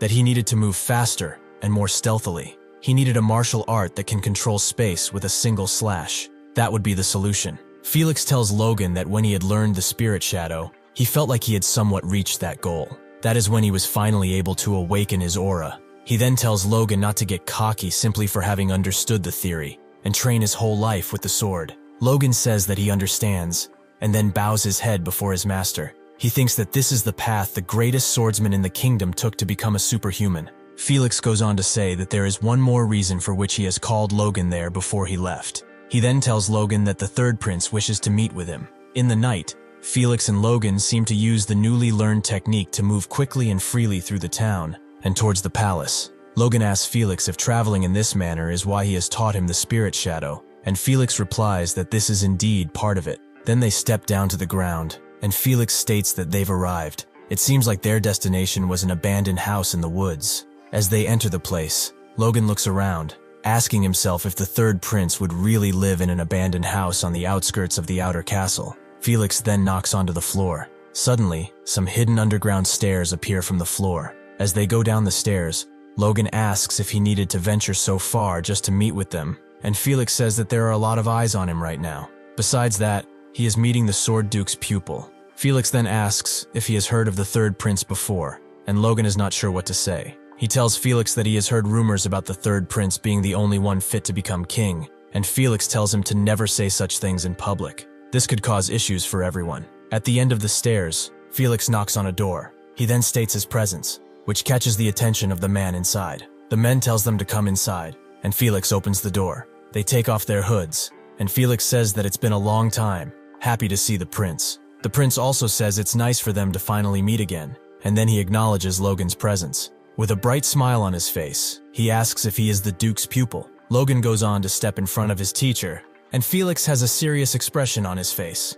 Logan kneels and formally greets the third prince, saying it's an honor to meet with him. As this is happening, Logan thinks he can finally see for himself. He can see if the third prince is really fit to be king. Next, it seems that the three men are enjoying a cup of coffee together, and the prince asks Logan how he has managed to become a high-ranking knight at his age, saying that it's a pretty impressive feat. And Logan replies by telling the prince he is praising him too much, and that he had merely gained a small insight from having a great teacher. The prince tells Logan that since this small insight brought him this far, he must truly be destined for far greater things than someone mediocre like him, which makes Logan spit his coffee, telling the prince that he didn't mean any disrespect, and the prince tells Logan that he was only jesting with him. He then tells Logan that he has heard of his tales, not only how skilled he is in combat, but also about how Logan managed to save his deteriorating family and even expand their influence. He tells Logan that he is truly an individual fit to be called a hero, and Logan thanks the prince for his praises, while he also thinks that the prince knows what's going on in the outskirts, which most nobles would consider unimportant. Logan then looks at Felix, who is nodding his head from side to side, signaling Logan that he wasn't the one who told the prince about these events. Seeing this, the prince tells Logan that since the Duke had praised Logan so highly, he had to conduct his own research, and then asks Logan if he offended him in any way. Logan tells the prince that this is not the case, and says that he is grateful for his deep interest. While looking at the prince, Logan thinks that he expected him to be just a little better than the other princes, but he might far surpass his expectations. Then the prince tells Logan that they should get to the point. He tells Logan that he might not be aware of this fact, but the fate of the country is at risk right now, as the nobles have split the country into two and are now fighting to eat the other half. He says that for now, there haven't been any explicit physical conflicts, but the situation is a ticking time bomb. The prince tells the Duke and Logan that those two idiots, without an inch of care for the common people, are the poison that will bring this country to ruin. That is why he needs talented men. He needs power to drive out those leeches that are sucking the country dry. Hearing this, Felix is stunned. The prince tells Felix that he understands his point and knows that he, a powerless prince, cannot command the Sword Duke's pupil to join his cause, but that is not what Felix meant. The prince tells Logan that he is the genius of the century and the kingdom's treasure. This being said, he hopes that talented men like him will fight by his side when the time comes. He then gives Logan his hand and asks him if he could do that for him. Logan thinks that this is exactly what he wanted and tells the prince that he deeply agrees with his opinion, and after meeting him in person he realized something. He tells the prince that sees no fault in the rumors of being the only candidate fit to be the king. However, there are some obstacles that prevent him from serving under him right now. The prince says that as he thought, he has no change, yet Logan says that this has nothing to do with it, as his potential alone is more than enough. He tells the prince that at the very least, it's a widely known fact that his brothers are displaying heinous behavior, which leaves Felix stunned. Felix steps in, telling Logan that he is not in the position to speak about the princes, but the third prince stops Felix, saying that what Logan said it's fine, and that Logan should in fact continue his thought. Logan tells the prince that his fief is currently at odds with Count Bifrost, saying that he is a fierce foe and hard to oppose at their current capabilities. So he must handle his own problem before he can heed the prince's call. Hearing this, the prince thinks for a second and asks the man if Bifrost isn't on the second prince's side. Logan tells the prince that if he gives him a little time, he will take care of Bifrost and aid him with the restored power of the McLeans. The prince will be his sword in return. Hearing this, the prince finds it interesting, saying that such confidence is expected from the Sword Duke's pupil. The prince throws his hand forward, telling Logan that he will also prepare him a gift for the moment this happens. As Logan throws his own hand forward, the prince tells Logan that he should feel free to look forward to it. Then they shake hands in agreement. Next, as they exit the old abandoned house, Felix asks Logan what he was thinking when he swore his allegiance to the third prince. Hearing this, Logan asks Felix if he came off as very direct, as he only meant after he takes care of Bifrost. But Felix isn't fooled, calling Logan a tricky brat and saying that he knows exactly what he meant. Logan then laughs and tells Felix that he did it because he trusted him, and Felix replies by telling Logan that he warned him he cannot guarantee anything. He then tells Logan that he knows this is not all of it, and that Logan can spill his worries to him if he wishes to, who knows. Maybe Felix will be able to help him. Hearing this, Logan looks up, without saying a single word. He then asks Felix who he believes should be king out of the three princes. Felix dodges the question, saying that it's not his place to decide, as this is His Majesty's choice. Logan then tells Felix that he's heard a saying that went something like this: the first prince will become a tyrant who will ruin the royal family, and the second prince will become a terrible king who will ruin the nation. Hearing this, Felix asks who dares say such things, but it turns out he's the one who said it in Logan's previous life, but he doubts that Felix's thoughts are very different from that, even now. Logan goes on to tell Felix that he believes in those words, and that he thinks the third prince will be better than the other two. He asks Felix what he thinks about this, but once again Felix is reluctant to answer the question. Seeing this, Logan tells Felix that what he actually wants to hear is Felix's own opinion. Felix looks down at Logan and thinks about what he should say. He then tells Logan the truth, that they share the same sentiment. Hearing this, Logan thinks that now he has his full agreement. It may be just a seed in Felix's thoughts for now, but when that unexpected situation breaks out, that seed will finally bloom. He then tells Felix to protect the third prince until he comes of age, even though he knows chaos will ensure before that. Felix tells Logan that he always knew he was quite intriguing, but says he has no clue what he is thinking right now. As they leave the castle's grounds, Logan starts thinking. In the past 2 months, he's accomplished many things. He checked on the king and became acquainted with the third prince. He gained trade routes and networks from Kairos and received a promise of cooperation. This should make his acquisition of supplies for the Civil War way easier. Thus, Logan thinks it's the time for him to return to the McLeans, and this is exactly what he does, as next we can see a carriage with 4 horses and knights on the sides that protect it. While strolling the fields, Henderson says that this trip was beneficial to them, as they've dedicated their time in Grand to training. His comrade also states that they even had the chance of crossing swords with the Knights of the Sword Duke, so it was worth accompanying Logan on this trip. However, he says that the greatest gain from this expedition should be that, as the soldier calls it, and Henderson agrees. It appears that they are referring to Logan's engagement. They discuss the matter, as Henderson would have never believed for Logan to find his match in the capital, and the knight says that he has heard rumors of Logan being decided on it from their first date. They then ask what Logan likes so much about her, and he can hear everything. He replies to himself with the answer to this question, which is Eileen's power and combat ability. Logan then looks at his new fiancée. He thinks that he is bringing her to use as a knight, but it's still an engagement on paper. Because of that, he had some trouble convincing her father. It appears that he was really concerned about her sweet little daughter becoming a knight, and the fact that Loga is taking her away just the day after they were speaking. He then concludes that if Logan touches her in any way before the wedding, he will personally behead him.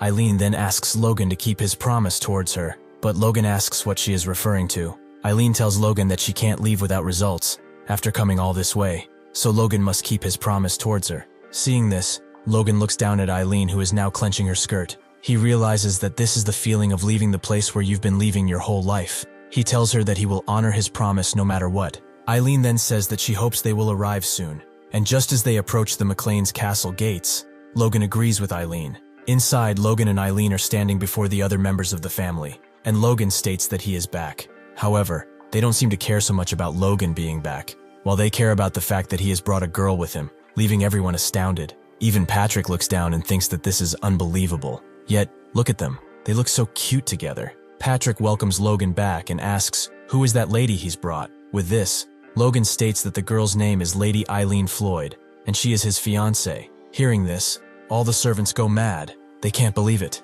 Patrick is overjoyed, thinking that when asking the Sword Duke, he was only expecting a courtship, but an engagement is more than everything he could have wished for. Patrick welcomes Eileen, wanting to say that he will be his father-in-law, but Logan interrupts him, telling everyone that Eileen is also going to be a part of the Knight's Order. Eileen then presents herself, once again stating her name and house, and saying that she shall serve them to the best of her abilities, both as a daughter-in-law and as a knight. Patrick turns white, looking like he is going to have a heart attack, and Ranyan is just happy. It appears that as the news of Eileen becoming a knight spread, there were different reactions to the announcement. For example, Patrick would murder Logan if it weren't for Dwayne that is holding him back, asking why he would wish for his fiancée to be a knight, saying that this is utter nonsense. Heinkel steps in and says that something like this never happened before. But in the end, who exactly is going to stop Logan? Runyon also comes to introduce himself, welcoming Ellie into the family. Or so he wanted to, since in just a couple of seconds, his mother comes and pulls him away, leaving both Eileen and Logan stunned. Someone else then comes and tells Eileen to run, and that catches her attention. This is Hamar, and he tells Eileen that he doesn't know what's going on here, but Logan is for sure fooling her. With the coming of Eileen, this whole court of nobles has turned into a bunch of crazy people. Even the commoners of the land have heard, with one person telling another that the young master is doing something weird again. Hearing this, the man asks what's happening now, and his friend tells him that Logan has brought home a woman to become a knight, and his fiancée at that. After finding out this news, the man calms down, saying that he thought his friend was about to tell him that they were going to flatten another mountain or something, and that this is not even surprising. Next, Eileen is on the training grounds, dressed with the McLean armor, standing among the other knights, prepared for training. Seeing this, Patrick can't believe Logan was serious about this, and Logan tells his father that he's never joking about these kinds of things. Patrick once again tries to reason with Logan, like that has worked before, telling him that Eileen is a woman, and that there's never been a female knight in the history of their kingdom. And Logan replies that she's a force user, and they're in a situation where they need to recruit as many useful people as they can. Patrick then says that the training regimen of the McLean Knights are much more intense than other knights, and even if she may be talented, she is still a woman. A lady of noble birth cannot join a knight's order. Hearing this, Eileen screams from a distance, saying she can handle it, leaving both Logan and Patrick speechless. She tells them that she will erase all of their doubts about her abilities. She will make them acknowledge them as a knight and as a woman.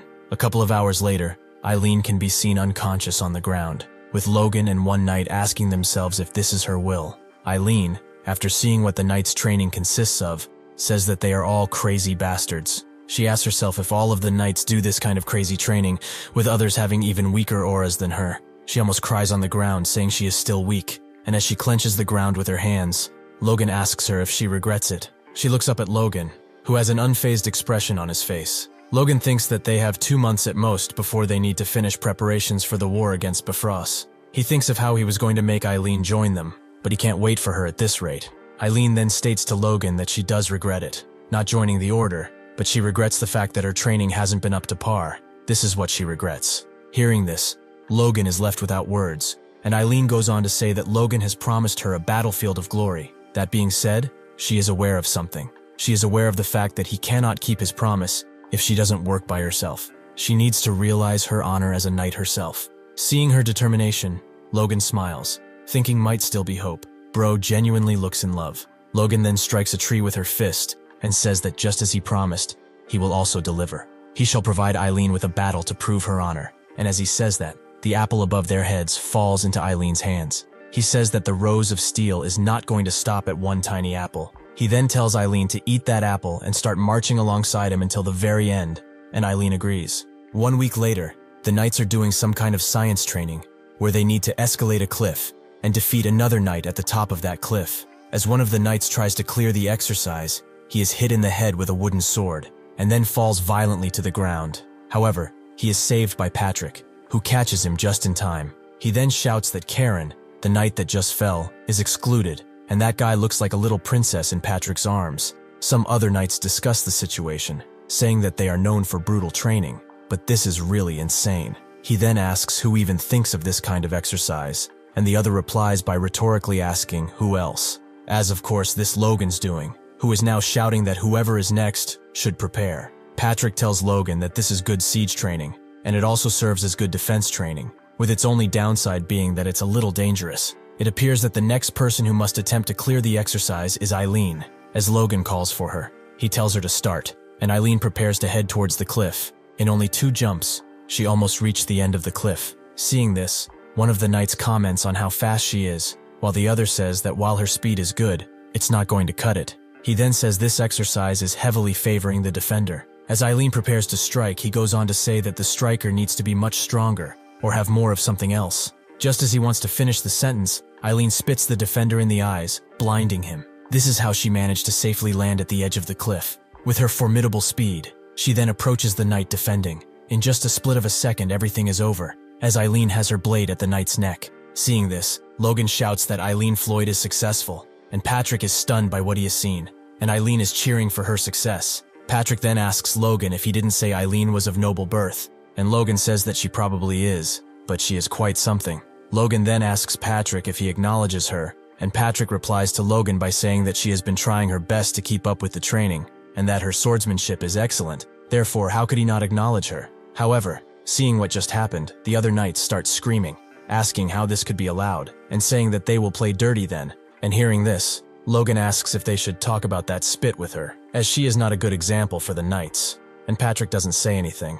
Logan looks at his father and says that the knights are getting used to the training, and their logistics are being handled by Philip. So there is just one more thing to take care of. Logan then puts on a serious face and tells his father that they need to talk about something. At the McLean estate, Philip is stopping people left and right, starting with Administrator Lugal. He tells him that he has just checked the storage, and it seems like they have a lot of wasted space. With this, they can reduce costs and increase the shelf life of their production. And hearing this, Lugal thanks Philip. He then turns to Dwayne, telling him that there's something about the upkeep of the town and the payroll that he wants to discuss, as there is an error there. So he prompts Dwayne to take a look, and Dwayne says he will do it. He then turns to Mr. Ferran and tells him that while the armaments are in very good shape, cleaning oil from Kalia is only half the price of Kale's, and Ferran tells him that a merchant really does know the prices. Seeing everything that is happening, Lugal asks Dwayne if Philip didn't arrive at the fief only yesterday, and Dwayne tells him that he knows the young master ordered Philip to assist in running the fief, but he certainly works differently than everyone else.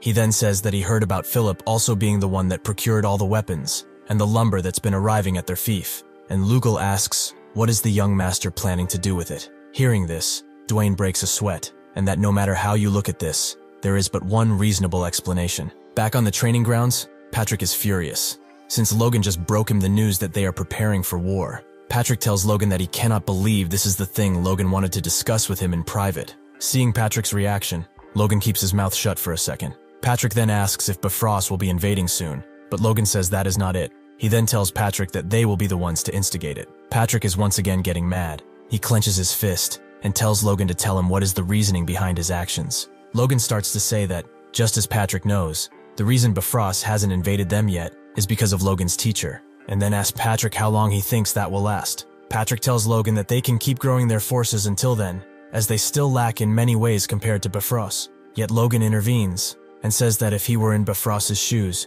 he would make sure that day would never come. He then tells Patrick that it needs to be done now. Patrick then inquires further. He asks Logan if he knows something he doesn't, and if so, to please tell him the truth. Logan looks down and thinks for a second. He then asks Patrick if he would believe him if he were to say he knows when the king is going to die, and that it will be soon. And hearing this, Patrick sheets his armored pats, thinking Logan might want to commit high treason. Logan tells his father that it's nothing of this kind, reassuring him that treason is not his plan. He then asks Patrick to assume that what he's told him is true, and how he thinks the situation will play out. Patrick says that it'd cause issues in the battle of succession for the throne. Logan tells him that he is indeed right, and that the fight between the first and second princes would escalate, and that Bifrost is one of the core supporters of the second prince. So he asks Patrick what he thinks will happen if they wage war against him once that happens. That is when Patrick realizes that they would essentially wield their blades against the second prince himself. Logan once again states that his father's reasoning is correct, and says that if they want to fight against Bifrost without outside interference,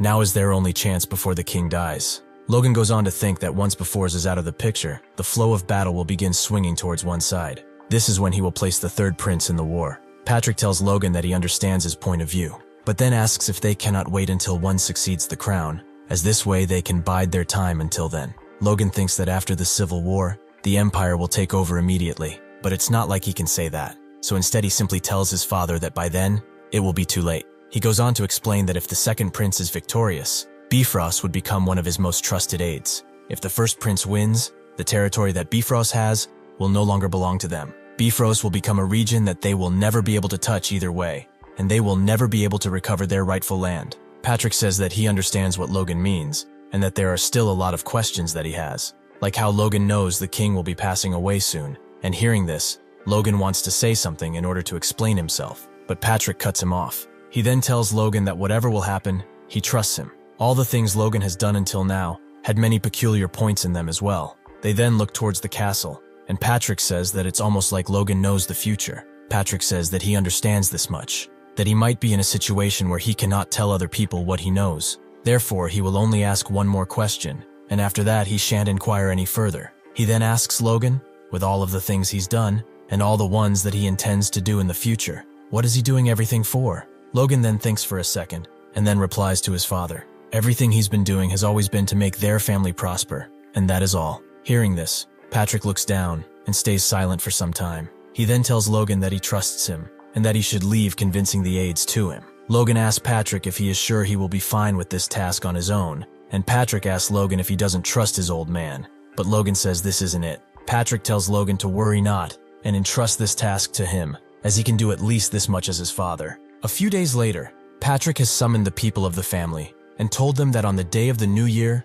they will wage war. Hearing this, everyone jumped as if they were electrocuted, a natural reaction, considering how their fief just became habitable. However, Patrick did not give up. He reminded them of the same as losing their land, the assassination attempt from Bifrost, and lastly, the danger that will inevitably come. As their blood continued to chill and boil, they soon realized the necessity of this war. Logan thinks that since they cannot mention the knight's death, he decided to take an emotional approach. They need to push forward, even if this is what it takes. Only 2 weeks later, 3 days before the end of the year, they left for war. There stood 152 knights, 1,000 crossbow cavalry, including trainees, and 1,532 infantrymen. Patrick yells for everyone to advance, and so they do. As they ride towards their destination, Patrick asks Logan if he has a specific plan. A conversation from the past appears, and Patrick says that Logan must have thought about some basic strategies before suggesting a war, and Logan says that he indeed has. As for now, they have no chance at a full frontal assault against Bifrost, so instead they will not declare war against them. And hearing this, Patrick gets lost, not sure what Logan means by that. Logan raises his finger, suggesting he has a brilliant idea. Somewhere else, a servant, scared shitless, goes to inform his lord of something. He tells his lord that the McLeans have declared war, as they wish to seek revenge for the shame of 6 months ago. This lord is no other than Max Peretta, the one Logan is going to wage war upon. And hearing the latest news, his face turns into the one of a ghost, and it looks like his soul left his body. At the Bifrost estate, Bifrost has been told of the McLeans declaring war against the Peritas, and he doesn't seem happy about it. A servant tells Bifrost that the Peritas have requested aid, and asks Lord Befors what they should do. Hearing this, Bifrost calls the McLeans fools, saying he was barely able to hold back because of his sword duke, but it seems they've gone and made a pretense for them. He thinks that their military strength is roughly double that of theirs, although it all depends on the rumored crossbows. He then turns back and asks Aslan and Franz if the preparations are complete, and they reply that everything is in order. Bifrost rises from his chair and tells them to prepare for war. He states that they will crush the Peritas when they're drunk of their victory, and drop them from heaven to hell. On the battlefield, Patrick is riding his horse as fast as he can. Heinkel shouts at him, saying that at this rate, they will reach Perita's castle within a day. Patrick says that this is good, and then gives the order for everyone to change directions. At the Perita estate, Max Perita is shitting himself, asking why the McLeans are not coming yet. A knight comes to tell Max Perita something about the McLean army, and Pereira asks what it is. He then informs Perita that the McLeans have disappeared. As Bifrost is riding towards Perita, a knight also informs him of the same thing, that the McLeans have disappeared from Perita and instead appeared at Bifrost, their territory. That is when Bifrost realizes what the McLeans' plan is. They are not where they are, at the first castle. Therefore, they must be at the second one, Castle Tomodo. Heinkel and Logan are talking, with Logan saying that this is it, and Heinkel agreeing. They have arrived at Bifrost's second castle and its massive granary, Castle Tomodo. Heinkel tells Logan that this is Bifrost's lifeline, where they store the majority of their provisions, and if they were to occupy it, the Bifrostes would suffer long-term consequences. However, he then asks Logan if they will really be able to win just by occupying this castle. Another conversation from the past appears, with Logan telling his father that they will declare war on Perita, but his true target is Castle Tomodo. Once again, Patrick doesn't understand Logan's plan. Patrick asks Logan if he is planning to lure out Bifrost using Perita, and Logan says that this is exactly what he's going to do, saying that they will do their utmost to avoid clashing with Bifrost's forces, and in the meantime, they will occupy Castle Tomodo. Patrick says that even if that happens, eventually they won't even have 2 days before meeting them, but Logan says that this is fine, as they only need to hold out until His Majesty passes away. And hearing this, Patrick is stunned. Logan explains that once that happens, all nobility in the kingdom will be forced to drop what they're doing and attend the national funeral. It would be a direct decree from the royal family, which holds immense authority. Enough authority to stop a war. Patrick realizes that Logan is once again right, as if Bifrost transgresses against the royal family, then he would immediately be convicted of treason. Patrick says that even if Logan said that he knew when the king will pass away, he still can't believe he came up with this, and then asks if he is absolutely certain of the date.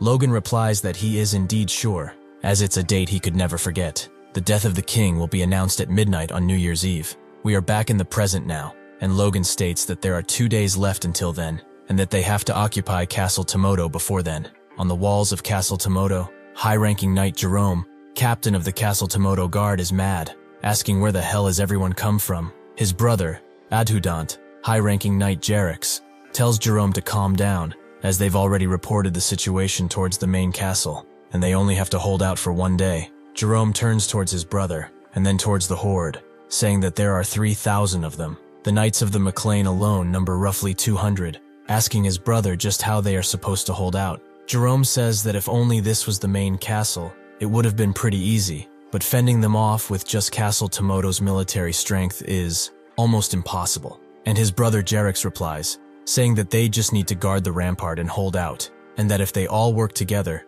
they can persist for a day. He then turns to the 3 ranking knights of the castle, Gale, Teres, and Typhon, saying that they will earn their keep now. And just as Jerix says that, a battle cry disturbed them. This is Patrick telling all his forces to advance, and it appears like this is exactly what they are going to do, with Logan holding a crossbow in the first lines. Seeing this, Jerome tells his archers to take aim. At the same time, Logan tells his crossbowmen to prepare. Just seconds later, he also prompts them to fire. The arrows imbued with force are flying towards the castle's walls. Seeing this, even Jerome gets scared, saying that they are really fast. Unfortunately, they all hit the walls. They don't have enough power to go over the walls, which is something that Jerix acknowledges within seconds. Seeing this, he laughs. He then prompts his own archers to return the fire. A rain of arrows is heading towards the McLeans. Luckily, they fall just at the point where they've stopped marching. Kaisalon, standing before Logan, says that it seems like this is the limit of even a longbow's range, and Logan says that the same goes for their crossbows, and that however much force they pour into it, it barely reaches the ramparts. Kaisalon then asks if they should cease fire, since otherwise they are just wasting arrows, but Logan says they should not, as it's worth keeping their enemies in check like this. Besides, if it's about the supply of arrows, Hamar has made more than enough of them, and hearing this, Kaisalon asks Logan to please give Hamar an adequate vacation. Logan then turns his head around to Clayton, who has also been brought to the battlefield, telling him that he has a request. Clayton said that he never thought they would have to join the war. He then turns towards his pupils and tells them they have to get to work. The arrows keep flying towards the rampart, simply hitting the walls. Seeing this, the 2 in charge of the castle are asking themselves just what in the hell are their attackers doing, as they are not getting any close and just firing arrows from there. Jerix wants to ask what they are doing when something literally shakes him. They ask what that sound is, and the other brother says that even though it's so subtle, even the ground is shaking. It seems that at the base of the rampart, a golem is punching the ground. Realizing this, the brothers don't understand what is going on anymore. They realize that Logan also has a magician, but they don't understand what that golem is doing. Another memory appears, this time from the newly constructed McLean town.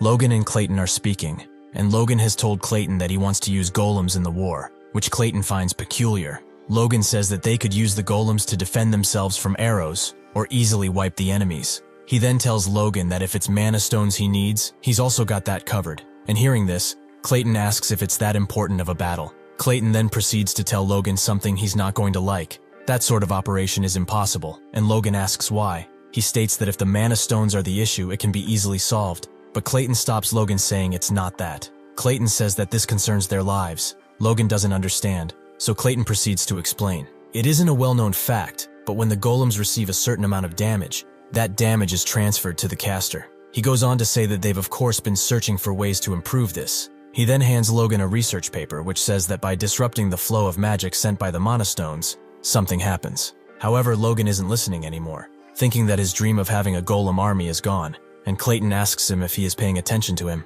but then Logan is just sad about it. Therefore, Clayton proposes something else. On the battlefield, the golems are digging a hole and are going underground alongside the mages. Seeing that the McLeans have also stopped shooting, the brothers are asking themselves what are they planning, and one of them even thinks that they want to dig a tunnel all the way under the wall. Jerick's, however, is not troubled by it. He tells his brother that they've started digging in the morning and it's already getting dark. So at this rate, reinforcements will arrive before the golems get to them. This calms Jerome a little, saying that then they just need to wait there until that happens. However, the calm goes away immediately, as the ground beneath them shakes, and they have no idea of what's going on. Jerome realizes that the structure of the walls might be in danger. He then turns to his brother and asks what would be the chances of the walls collapsing. Jerick says that this would be impossible. Jerome, scared, asks his brother if he doesn't feel the ground shaking under them, but Jerick keeps his composure, saying that they should not make any moves yet. Hearing this, Jerome goes mad and asks what will happen if the walls fall. He then asks why he thinks they haven't been attacking, as the McLeans must be plotting something. Jerome looks down and says that they must do something. He tells his brother that they need to strike their mages with something, and that he will be personally going down and taking care of it. Seeing this, Jerick tells him that Jerome is the captain, so he can't just leave and go anywhere he pleases. Therefore, Jerick will take some knights and go instead. Hearing this, Jerome looks at his brother. He tells him that he agrees with this plan, and Jerick is happy that Jerome has finally calmed down. Jerick then tells his brother that he panics too easily, and Jerome apologizes for it. Outside the castle's grounds, Jerick is leading a unit of knights, and one of them tells his captain that the sun is setting already, and Jerick replies that it can't be helped. He goes on to say that the forest surrounds them to the south and the west, so it's safer to make their way around the southern forest in order to attack. Minutes later, Jerick tells his knights that they've arrived. Looking at the McLean army, Jerick assesses the forces, 5 regular knights that he can see. He then spots something that scares him. That something is actually someone, Heinkel, and Jerick says that the level of force emitted by that guy is on a completely different level, so he must be a high-ranking knight just like him. He thinks that it's impossible for the McLeans to have that many high-ranking knights, so if he manages to kill Heinkeld, it will turn the tides in their favor. A knight then asks Jerick if he really plans to attack, as what they are seeing is an obvious trap, but Jerick doesn't care, saying that even if it is, there is no point in turning back now. He then says that they need to take care of them and return to the western castle walls. Hearing this, another knight says that Jerick must be worried about Jerome, since he's been panicking ever since the McLeans have invaded. Jerick then goes on to think about his brother. He says that he and his brother are special. Hailing from a commoner family, while also being high-ranking knights, was a rare occurrence, even throughout the entire nation. Thanks to that, they were awarded the glorious title of Guard Captain of the Second Castle. It may have been because of their background, but Jerome has always been nervous that this position would be taken away. The unnecessary mistakes and his loss of composure at the slightest problem. His reputation is already declining among the other knights. Even if Jerick tries his best to help him, there are limits. Thus, this fight could be their last chance, so he needs to win at all costs. Next, Jerick and his knights are charging into battle. Turning their backs, the McLeans realize they are being attacked from the back. Then they start running for the tunnels. Seeing this, Jerick wonders if they plan to escape through there. He thinks that they have more men, but they also have a high-ranking knight, so it's strange they didn't hesitate to run. Thus, Jerick realizes that this must be a trap.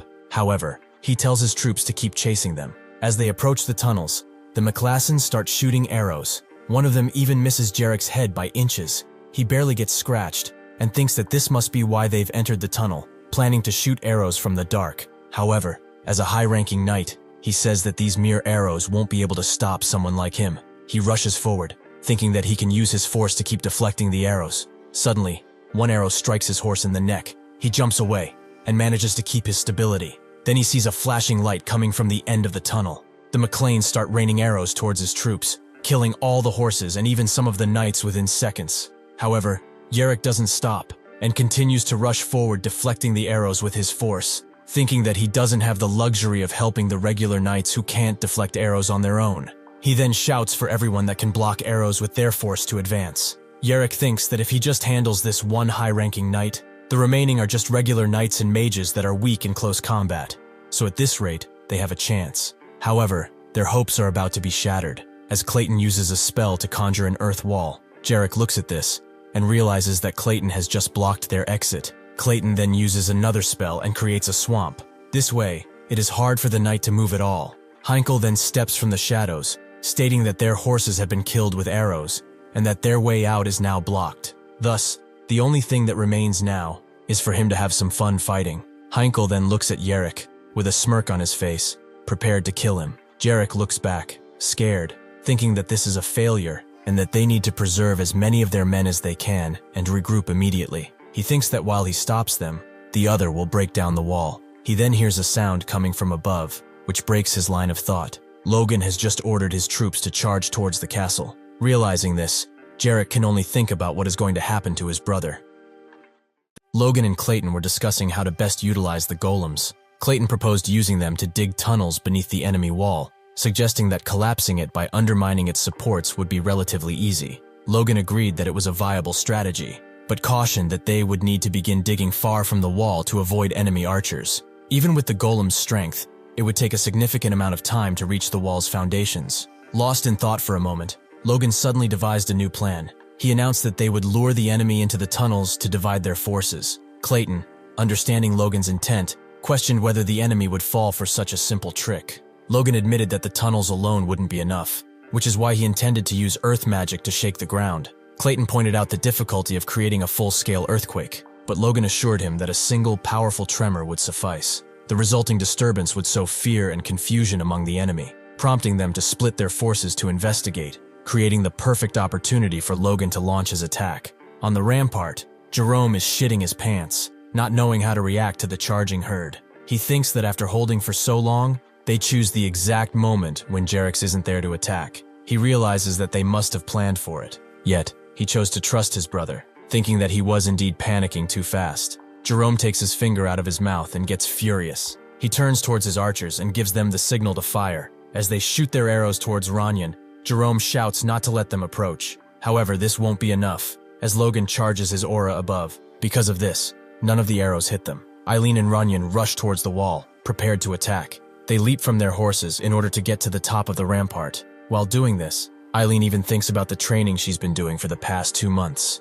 The cliff she's been trying to climb over and over. She leaps high above the enemy soldiers and prepares to strike them down. As she reaches for the ground, she states that these walls are easy compared to the height of that damn cliff. Looking above, one of the knights can't believe a woman is the one attacking him. Eileen, on the other hand, can only think about how she will ensure to find glory in that battle, letting out a powerful war cry. She then strikes the enemy down in one swift strike. She then tries to catch her breath. This proves to be a mistake, as she also lets her guard down, and an enemy soldier stays behind her, prepared to end her for good. She turns her head around, in disbelief. In the next second, the tip of a sword stops just millimeters away from her pretty face. Seems like an ally has managed to pierce the soldier through his liver and right lung, thus saving Eileen. This was no other than Ranyan, telling Eileen to get a grip, as spacing out is dangerous. Looking at the scene, Eileen remains petrified, and asks herself if she might perhaps be scared. She thinks that she's only realized what it truly means to be in a battlefield after slaying a person for the first time. Realizing this, she clenches her fist, then she smacks herself on the face, leaving Ranyan astounded. Eileen tells Ranyan that she is sorry to show him such a shameful sight. Then she thanks him. Eileen regains her composure and looks towards the battlefield. Seeing this, Ranyan is proud of his sister-in-law. As he turns his back, Ranyan tells Eileen that he's heard she wishes for glory on the battlefield, and then he tells her that this is also his desire. Ranyan tells Eileen that he wishes to contribute to their why and become even stronger. To become stronger so that he doesn't lose to him, who grows stronger at a scary rate every day. Hearing this, Eileen also turns her back towards Ranyan and smiles as he does. They are now back to back, prepared to fight the enemies that have now surrounded them. They both let out a battle cry, and with murderous intent in their eyes, they command the enemy to approach. Then they leap in opposite directions, swinging their swords in every direction that has an enemy. From the base of the rampart, Logan hears all the fuss. He looks at the wall and thinks that those two are way too excited for what is happening. He wonders when did Ranyan become an intermediate rank and got a new sword, stating that he is proud of him. However, he quickly gets his feet back on the ground, saying that now isn't the time for praises, as it's still dangerous to run so wild right now, and that at this rate the high-ranking knights will be drawn to those two. Realizing this, Logan also leaps towards the rampart, prepared to join the fight and help his kin. Seeing him, the soldiers are scared shitless. He even manages to do a superhero landing that seems to unbalance some of the enemy. He then uses his aura and keeps them from approaching. It's clear that they are no match whatsoever for Logan. He then raises Lux, imbued with mana, and prepares to attack. In one swift motion, he takes the neck of one of the soldiers and thinks that this is the way in which he can attract the attention towards himself, as he needs to take down the guard captain of the Tomoto castle. As he thinks that, Patrick starts shouting for the Bifrost Knights to pay attention. He states his name and raises his sword, full of fury. As he unleashes a powerful slash all around him, he tells the soldiers to run if they can. As he does that, he notices something from behind. This is Jerome, who has come to attack and stop Patrick. As they clench swords, Jerome tells Patrick that he will take his head for this. Patrick blocks his attack and mocks him, stating that in the end, he is the captain of the castle. As they fight, Jerome assesses the situation, acknowledging that Patrick is an advanced knight, but also taking account of the fact that just until recently, he was a high-ranking knight like him. Keeping this in mind, Jerome takes some distance and says that he can do it. He can take down Patrick. However, in the next second, Patrick unleashes a powerful attack. It unfortunately seems like Jerome wasn't able to stop this, as his head appears to be falling towards the ground. Jericho looks up and sees this. It appears like Jerome's head has ended right at his feet. A knight comes to ask what that golden flash just now. That is when he realizes what has happened and shuts his mouth. Looking down at his brother's head, Jericho can't comprehend what's happened. Patrick, however, seems unhinged as he just walks away and on to his next opponent. Seeing this, Jericho shouts that reinforcements are coming. He tells his soldiers not to give up, and they are stunned to hear their captain's voice. Jericho screams that he will be the one to take over command and tells his soldiers to fight till their last breath. Yet one of the knights tries to calm him down. Yet Jericho seems to be blinded by rage, as he just keeps screaming to not let their comrade's death be in vain. This is when Logan jumps down from the rampart and says that there are no reinforcements. He then asks Jericho if anger has clouded his eyes as he prepares to strike him down. Seeing this, Jericho looks at Logan and shouts that he will kill every single one of them. However, I don't think he will manage to do so in the 30 milliseconds left before Logan cuts off his head, although it seems like Jericho has managed to dodge the fatal part of Logan's attack. Yet Logan looks back at him and instead says that Jericho is going to be the one to die. Next, Heinkel and Clayton are talking to Logan and laughing, saying that thanks to Logan and Patrick, they were able to win without much effort, and that they didn't do much. Logan then places his hand on Clayton's shoulder, startling him. Clayton asks Logan why he is doing that, and Logan says that on that note, he's going to ask for one more favor from Clayton. Hearing this, Clayton is not sure what to expect. That is when Logan asks Clayton to create a large pool of water around the castle. That is before the enemies manage to arrive, of course. Bro is jumping from madmen to noble to a complete loony house with these faces. Nonetheless, a couple of hours later, the deed seems to be done.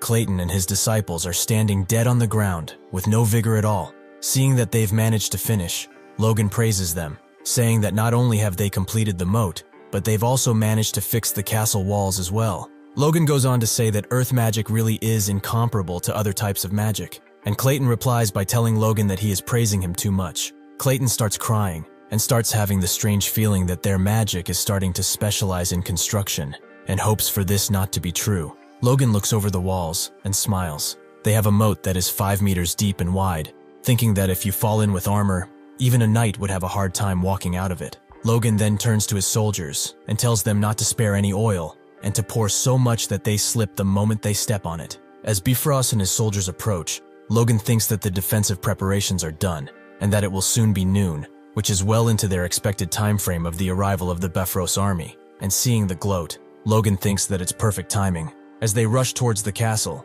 Logan states the presence of the enemy and prompts his man to be ready for a fight. Logan, Heinkel, and Patrick look over the rampart, prepared to take on Bifrost. Bifrost and Sir Franz are also looking towards the castle, preparing to start their attack. Seeing this, Logan looks over at the army and thinks that the king will die at midnight, so they only have to stake it out there until then. Before, however, sees something that gets him mad. It appears that Logan has planted his house's flag in Bifrost's castle, which makes him ask how they dare to do something like that, and also dirty the surroundings of the castle so much. Bifrost then asks Sir Franz about Jerome and Jericho, and Sir Franz informs him that they appear to have been slain. Hearing this, Bifrost realizes that this must be the reason for which the McLeans were able to make a moat, and thinks that those damn fools weren't even able to hold the fort. Bifrost then shouts for Aslan, and Aslan reports to duty. Bifrost asks Aslan, also named the Super Speed Knight, Aslan Liar, the Bifrost's Knight's Grandmaster, what are the numbers of the enemy forces? And he replies that by what they've confirmed from their men that managed to get away, the McLeans have under 150 knights and less than 2,500 soldiers. Bifrost asks if there are any variables, and Aslan reports that their lord seems to be an advanced knight, and around 10 people that appear to be earth mages. Hearing this, Bifrost thinks that Logan has prepared his sacred weapon. Bifrost then asks for the expected results, and Aslan starts thinking for a second. He then puts on a big smirk and starts laughing, saying that the only possible result is their overwhelming why. Looking over the rampart, Patrick states that the enemy has over 300 knights, and their number of soldiers easily exceeds 5,000. Logan acknowledges that, and says that they also have mages of the Wind Magic Tower, and that Roger Bifrost himself is a mage. Even though he is publicly known as a 4th Circle mage, in reality, he is in the 5th Circle, so caution must be taken. Patrick then looks at the crowd, and he doesn't seem happy at all. He says that on top of that, they also have Aslan Lyre and France, the Moonlight Knight. Seeing this, Logan thinks that Patrick must be getting nervous from the difference in forces. This is when Bifrost starts talking, and startles Logan, saying that in the lands that belong to their lord, he announces this to the filth that invaded without knowing their place. This is when Logan realizes that Bifrost has amplified his voice using magic, and tells everyone to be ready to fire. Bifrost then shouts for everyone to hear that he will personally uproot the McLeans. Then he prompts his man to charge forward. Seeing this, Heinkel realizes that they are charging without shields, and asks Logan if they are really that confident. Seeing this, Logan says that they will have to find out. He then tells his cavalryman to fire their crossbows. The arrows fly towards the enemy. However, they seem to be stopped by some kind of shield or force field. Seeing this, both Logan and Heinkel are stunned. The enemy soldiers, however, gain even more confidence. The mages next to Bifrost seem to be the one responsible for that magic defense. Bifrost even states that no matter how good their peculiar weapons are, they are nothing compared to magic. Logan, mad, looks down at the scene and realizes that the crossbows have been weakened by magic, and that aiming at the knights with this will have no effect. Patrick shouts for the cavalry to aim towards the soldiers, and for the knights to take their designated spots and prepare to fight. Logan then also screams for his soldiers to bash their heads in before they reach the top of the castle, and thinks that war has long been a fight decided by force users. As Aslan and Franz are approaching, Logan says that if his crossbows are not working, then he will just take them on himself. He prepares his sword and asks himself, how will those two proceed to attack him? It seems that the first one to attack is Aslan, who leaps from his horse and tries to climb the rampart just like Logan and his knights have done. An image from the past appears at a banquet, where some nobles ask how could that midget ever become a knight, and ask if he could even pick up a sword. With a short stance, the looks of a monkey, long arms, and a peculiar face, Aslan was always disregarded. He reminisces about the past, saying that his appearance has always caused him to be preyed upon wherever he went. But things are different now. He did not listen to those idiots, and with bone-breaking effort, he has become an advanced knight. As he approaches the top of the rampart, he thinks that now, everyone else is the prey. Just as he is about to reach his destination, though, something happens. He realizes that Logan and his man have done something to the walls. However, he is not going to let that stop him. Eileen looks down and sees Aslan. With a poker face, he asks herself if that thing climbing is a monkey. Hearing this, Aslan is stunned, especially since it's coming from a woman knight. That is when he loses his composure and slips. He falls violently to the ground, and a knight announces his fall. Looking down, Eileen almost appears to be concerned about him. As Aslan is rising from the ground, a knight shouts for everyone to be aware of the walls. He says that not even an advanced knight was able to climb it, and hearing this, Aslan tells him to shut his worthless mouth. He then looks back towards the rampart. He is looking at Eileen, who is now preparing her sword. Aslan gets mad and tells Eileen that he will enjoy her thoroughly. On the rampart, Sir Franz has managed to climb to the top and is now standing before Patrick, who is acknowledging his feats, saying he has heard tales about the Moonlight Knight. Sir Franz is also unhinged, prepared to fight, yet Patrick seems mad to the bone, stating that he has heard of how Logan owes him a grudge. Next, on the rampart, the Knights of the McLean are clashing with those of the attackers. On the same rampart, Eileen also seems to be fighting with someone, and not doing too well against them. As she rises from the ground, the person she is fighting even acknowledges her skill, saying she is not bad. This person is Aslan, who now asks if all the bitches in the McLean family are this daring. Seeing this, Eileen realizes that Aslan doesn't really care about the others, and instead is just focusing on her. More specifically, she realizes the fact that Aslan is just having fun with her. Aslan then mocks Eileen, asking her what is wrong, and if she is pissed because she is being toyed with by a monkey. Hearing what Eileen realizes she was right, and says that this is actually a relief. By Aslan giving her all his attention while toying with her, she is keeping an advanced knight busy. Aslan then laughs and tells Eileen that he will take his time playing with her. At the same time, Logan is fighting with 3 of the Bifrost knights. One of them even tries to irritate Logan, asking him what is wrong, as he has heard that the eldest son is a high-ranking knight, so there should be no problem for him. However, It looks like this mocking is only meant to be a distraction, as they haven't managed to push Logan back even an inch. The knights start discussing among themselves, and the one with the silver hair asks if the rumors about Logan wounding Sir Franz might be true after all. However, Logan interrupts him, asking what he is mumbling about. He goes on to say that the Knights of Bifrost must be fighting with their mouths instead of their swords, making fun of the attackers. Hearing this, the silver-haired knight calls Logan an arrogant bastard and says that he shall see how long he can hold out for.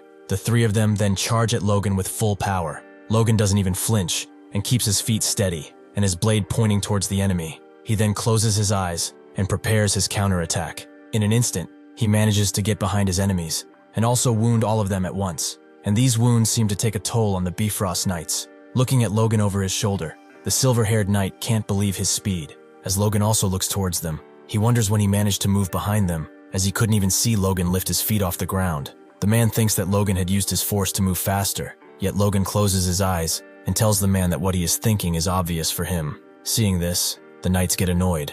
Logan turns his head and once again mocks the attackers, asking if they can't move because their legs are trembling in fear. One of the other two knights tries to calm down his silver-hair companion, saying that Logan is an amazing foe and that they have to be careful. Seeing this, Logan thinks that the high-ranking knights have this title for a reason, so they won't fall to the same shallow mockery twice. On top of that, all of them have also done something remarkable. As Logan was attacking, they've managed to protect their vitals with precise and minimal force usage. Logan then sheds a sweat. He clings harder to his sword, saying that he should forget the Knight of the Moonlight for now, as he is more worried about Aslan, the Swift Knight. He decides that he cannot waste any time fooling around with these guys, so he leaps in to attack and get it over as fast as possible. Seeing this, the knights prepare to withstand Logan's attack. However, they might be no match for Logan, as in the same instant he uses the spirit shadow thought by Felix and gets right behind the silver-haired knight, prepared to strike him down. The knight quickly realizes what is happening, but doesn't have the time to react.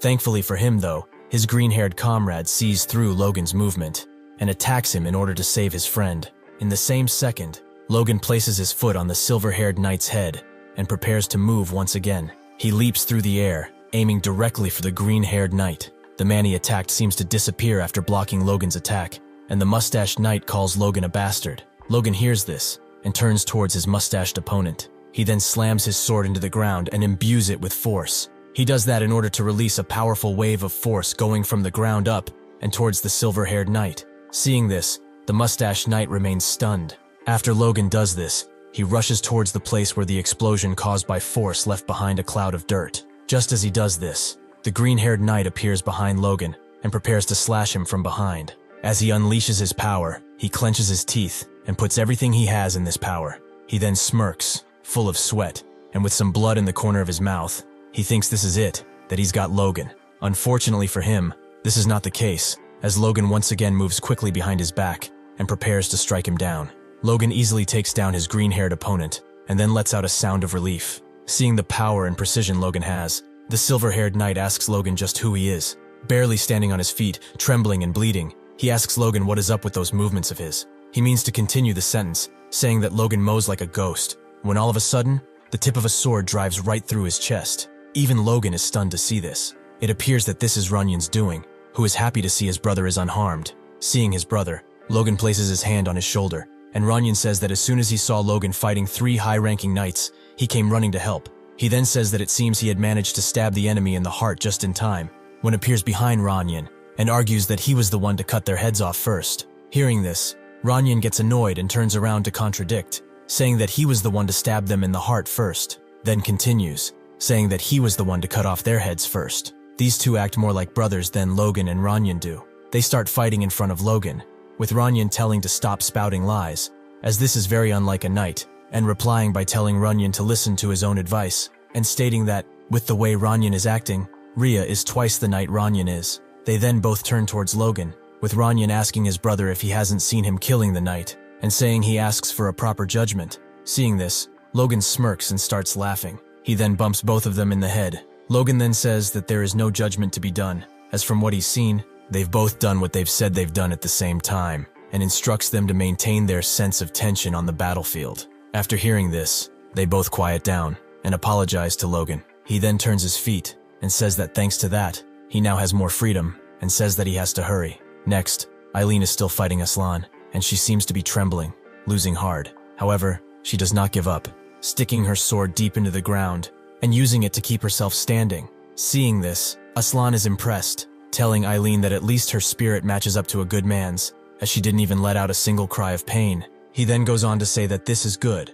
as this is what makes it fun. Eileen, however, is not that thrilled, as she thinks that she is losing strength in her sword arm. She then asks herself if it was arrogant of her to think she could stand against an advanced knight. If Aslan had intended to kill Eileen outright, she would have been dead a long time ago. In the next instant, Aslan leaps towards Eileen, aiming to grab her by the neck, and his speed is incredible. He grabs Eileen by the neck and lifts her up into the air as she grasps for air. He even mockingly tells her how she looks terrified. Aslan then smirks and tells Eileen to resolve herself, as he is going to take good care of her. He clenches Eileen's neck tighter, and she tries to hold onto his arm with her trembling hands. Then she spits right in the middle of Aslan's face. As Aslan raises Eileen even higher into the air, she tells him to go fuck himself, as she'd rather kill herself than do what he is saying. Hearing this, Aslan laughs and puts on a creepy smirk. His facial expression then completely changes to one of seriousness, and he asks Eileen if she thinks she has any choice in the matter. He then tightened his grip, hurting Eileen, and telling her that he will take his time showing her hell.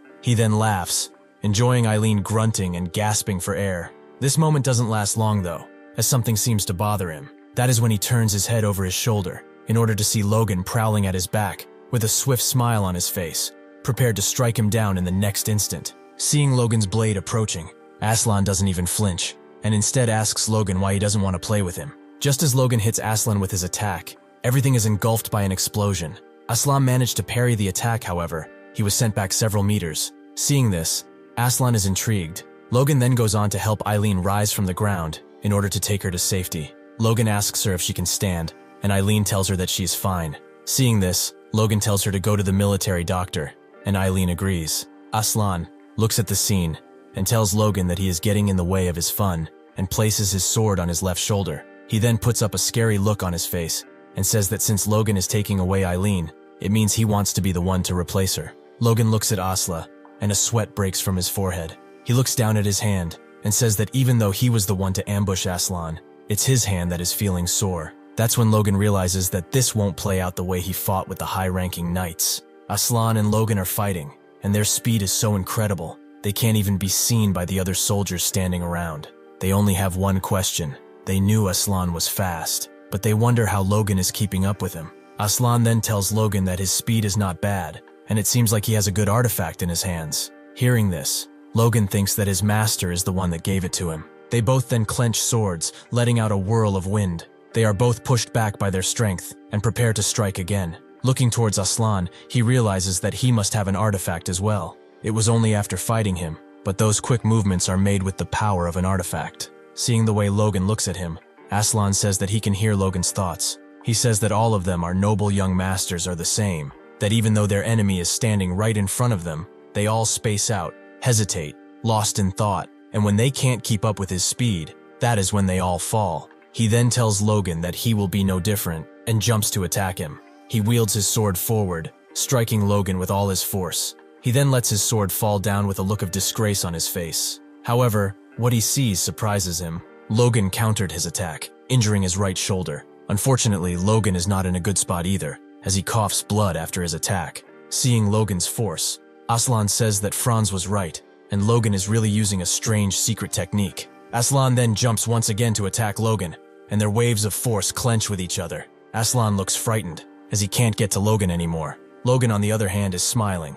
Logan thinks that he already knew Aslan would hear about his secret technique from Franz, so it will be impossible for him to land something unexpected.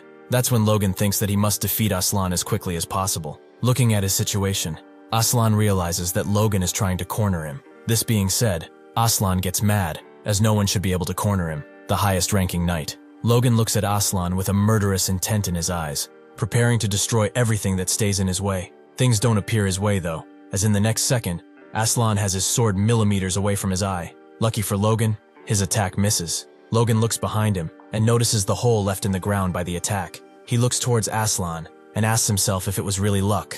That is when he realizes it wasn't luck, rather it was Aslan slipping up. The ambush on Castle Tomodo, the injury he sustained from an opponent he underestimated, and the persistent McLean soldier whom he's fighting with in Bifrost. Logan concludes that Aslan has become impatient because of his unexpected situation. Logan calms down and thinks that he can use all of this against Aslan. He then leaps forward with all his speed and strength, prepared to attack Aslan once again. Seeing this, Aslan prepares to counter, asking Logan if he's going to use another trick. They face each other, and Aslan has a strange look on his face. Seeing Logan's stance, he must have realized something. He thinks that Logan is not going to dodge his next attack, and it seems to be true, as Logan seems to be heading right towards the tip of Aslan's sword. Even Aslan calls Logan a crazy bastard for this. Aslan asks Logan if he wants for them to die together, while Logan mockingly asks him if there is something wrong. He asks Aslan if he is scared, which makes him even more angry, and he looks like he is losing control. Aslan points his sword forward and asks Logan if he really thinks that he will just stay there and take it. From their silhouettes, it looks like they managed to impale one another. In reality, this might not be the case. Logan seems to fall to the ground, while Aslan is still standing. Aslan is hurt, but alive. Seeing what just happened, Aslan starts laughing. He has managed to defeat Logan, calling him an idiot, as he came at him ready to die, yet they merely scratched his rib. Aslan screams that this is his win against McLean. Then Aslan is disturbed by a sound coming from behind him. This is Eileen, who has come to help Logan. Seeing this, Aslan calls it good timing. He tells Eileen that he is going to also take care of her now, as she puts on a look of terror and disbelief, seeing Logan's body. Aslan even goes as far as saying that he's going to take the sword out of Logan's stomach and use it on Eileen. Things don't seem to go as per his plan though, as next, a light shining from behind catches his eye. This is the bracelet of resurrection at work. Seeing this, Aslan wonders why is that bracelet glowing, thinking that only priests are able to emit a light such as that, and then he realizes that there is now way this is happening. He tries to once again attack Logan, saying that he must destroy that bracelet right then. Thankfully to Logan, Eileen stops him, pointing her sword at his neck. Aslan, however, manages to parry it. Eileen then shouts that she has no idea what is going on, but there is no way that she's letting him get into Logan's way. Aslan doesn't seem to care much about this though, only thinking that if it weren't for the state he is in, that attack of Eileen's wouldn't have done much damage.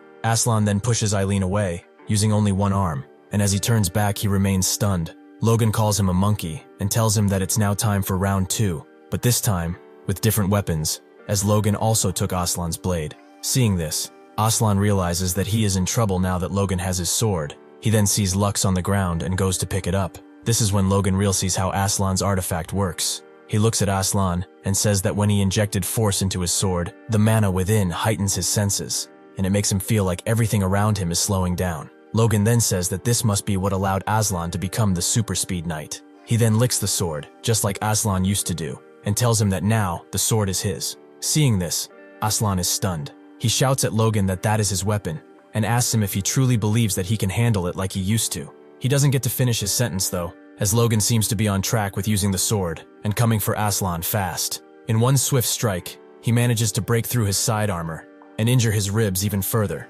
However, Logan says that this was not his intention, as he actually aimed for the heart. He then smiles, looking back, and says that this is unfortunate. As the blood falls to the ground, Aslan tells Logan to go fuck himself, and asks him how he managed to recover that hole in his stomach. He looks towards Logan, and asks him how a kid like him has managed to get an artifact like that bracelet. The bracelet of regeneration he has received from the king has a magic that can change any mortal wound to a mere light scratch. As long as Logan is not instantly killed, he can still recover. That being said, Logan does admit it was a gamble to bet on it, as he almost died. In any case, Logan says that now is the time to remove one of Bifrost's key men. He says that he will end things there, and prepares to cut Aslan's head off. Seeing this, the Bifrost knights attack Logan from behind in order to save their advanced knight. Logan looks back and realizes he must do something about it before he kills Aslan. He then manages to parry all their attacks at once with his sword. He even struggles, saying that now is not the time for something like this to happen. Aslan looks at Logan's uncovered back and thinks about what he has to do next. He thinks that whatever happens, Logan must die here. Unfortunately for Aslan, Eileen is not going to let that happen, as she also jumps to attack him. Once again, he manages to parry her attack with ease, yet Eileen remains just as confident. He shouts for Aslan to not even dare think about striking Logan behind his back. That is when Aslan's wound from earlier opens, and blood spills all around. As Logan battles the other knights, something catches his attention, a voice from behind, ordering someone not to move. When Logan turns back, Aslan is being helped by some other knight away from the wall. Aslan jumps and runs away from the battle. Seeing this, Eileen asks Logan if they shouldn't follow him, yet Logan tells her that Bifrost and his Wind Tower mages are waiting down here, and that following him would only cost them more than it would be worth. That is when Logan gets annoyed and grips his sword hard. He then raises high into the air and shouts for everyone to hear that he, Logan McLean, has defeated the Super Speed Knight. He does that by holding Aslan's sword, which the Bifrost soldiers and knights immediately recognize. Seeing this, Bifrost calls it a sorry sight. A mage then asks him if they should join in, but he states that even if they strike now, Logan would still manage to defend the castle. On top of that, his shout has destroyed their troops' morale. He then asks a knight how Aslan is doing, and he tells Bifrost that reports indicate his life is not at risk. That being said, they didn't bring advanced potions for this war, so he won't be able to participate any further. Hearing this, Bifrost calls it a nonsense, and acknowledges that the McLeans have really prepared themselves for this war. The longer this goes, the more it troubles them. That is when Bifrost says that they should see how long the McLeans can last. That is when Bifrost shouts for all his troops to retreat, and they do so. Seeing this, the McLeans wonder why are they doing this, asking themselves if they win. While this is happening, Franz seems to have been fighting Patrick, who doesn't seem to be in a good shape. Hearing that they should retreat, Franz is not happy about it. He tells Patrick that he is in luck, and then turns to leave. He tells Patrick that the fight was going to come to a close soon, and he doesn't seem to be wrong about it. He then mocks Patrick, saying that he has figured it out now, and that even the McLean's advanced knight isn't much. He then leaps off, leaving Patrick alone. That is when Logan steps in, to check on his father. Patrick asks Logan if he is alright, and he replied affirmatively. Patrick then apologizes, saying that he was only able to hold Franz there, but to defeat him. Hearing this, Logan thinks that even though they are both advanced knights, there was bound to be a difference, as Patrick only rose to that level recently. Logan places his hand on his father's shoulder, asking him to rest, as the enemy is tired, so they have some time before they invade again.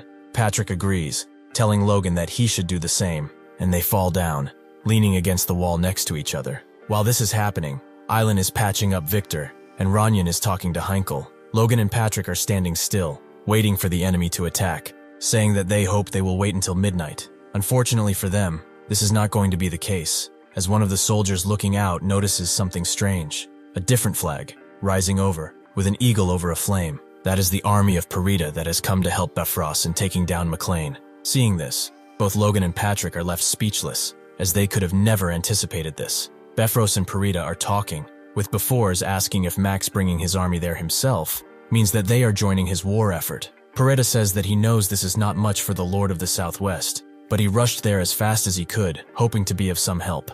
Saying this, Parita thinks that with his army and Bifrost combined, McLean's defeat is guaranteed. On the wall, looking at the scene, Logan realizes that the reason for which Parita is doing this is only to get on Bifrost's good side, and Patrick calls them filthy bastards for this. Seeing what is happening, Patrick tells Logan that they have no other choice than to do it, referring to some backup plan, and Logan agrees. Logan says that they've got everything ready. Inside the castle's town, a family is hiding inside their house, at the corner of a room. The kid asks his mother how long they have to stay there for, and his mother says that it will only be a little longer, and that it's still dangerous to go outside. The kid nods, and the mother looks down at him. The father then says that they should pray together, and they all gather and hug.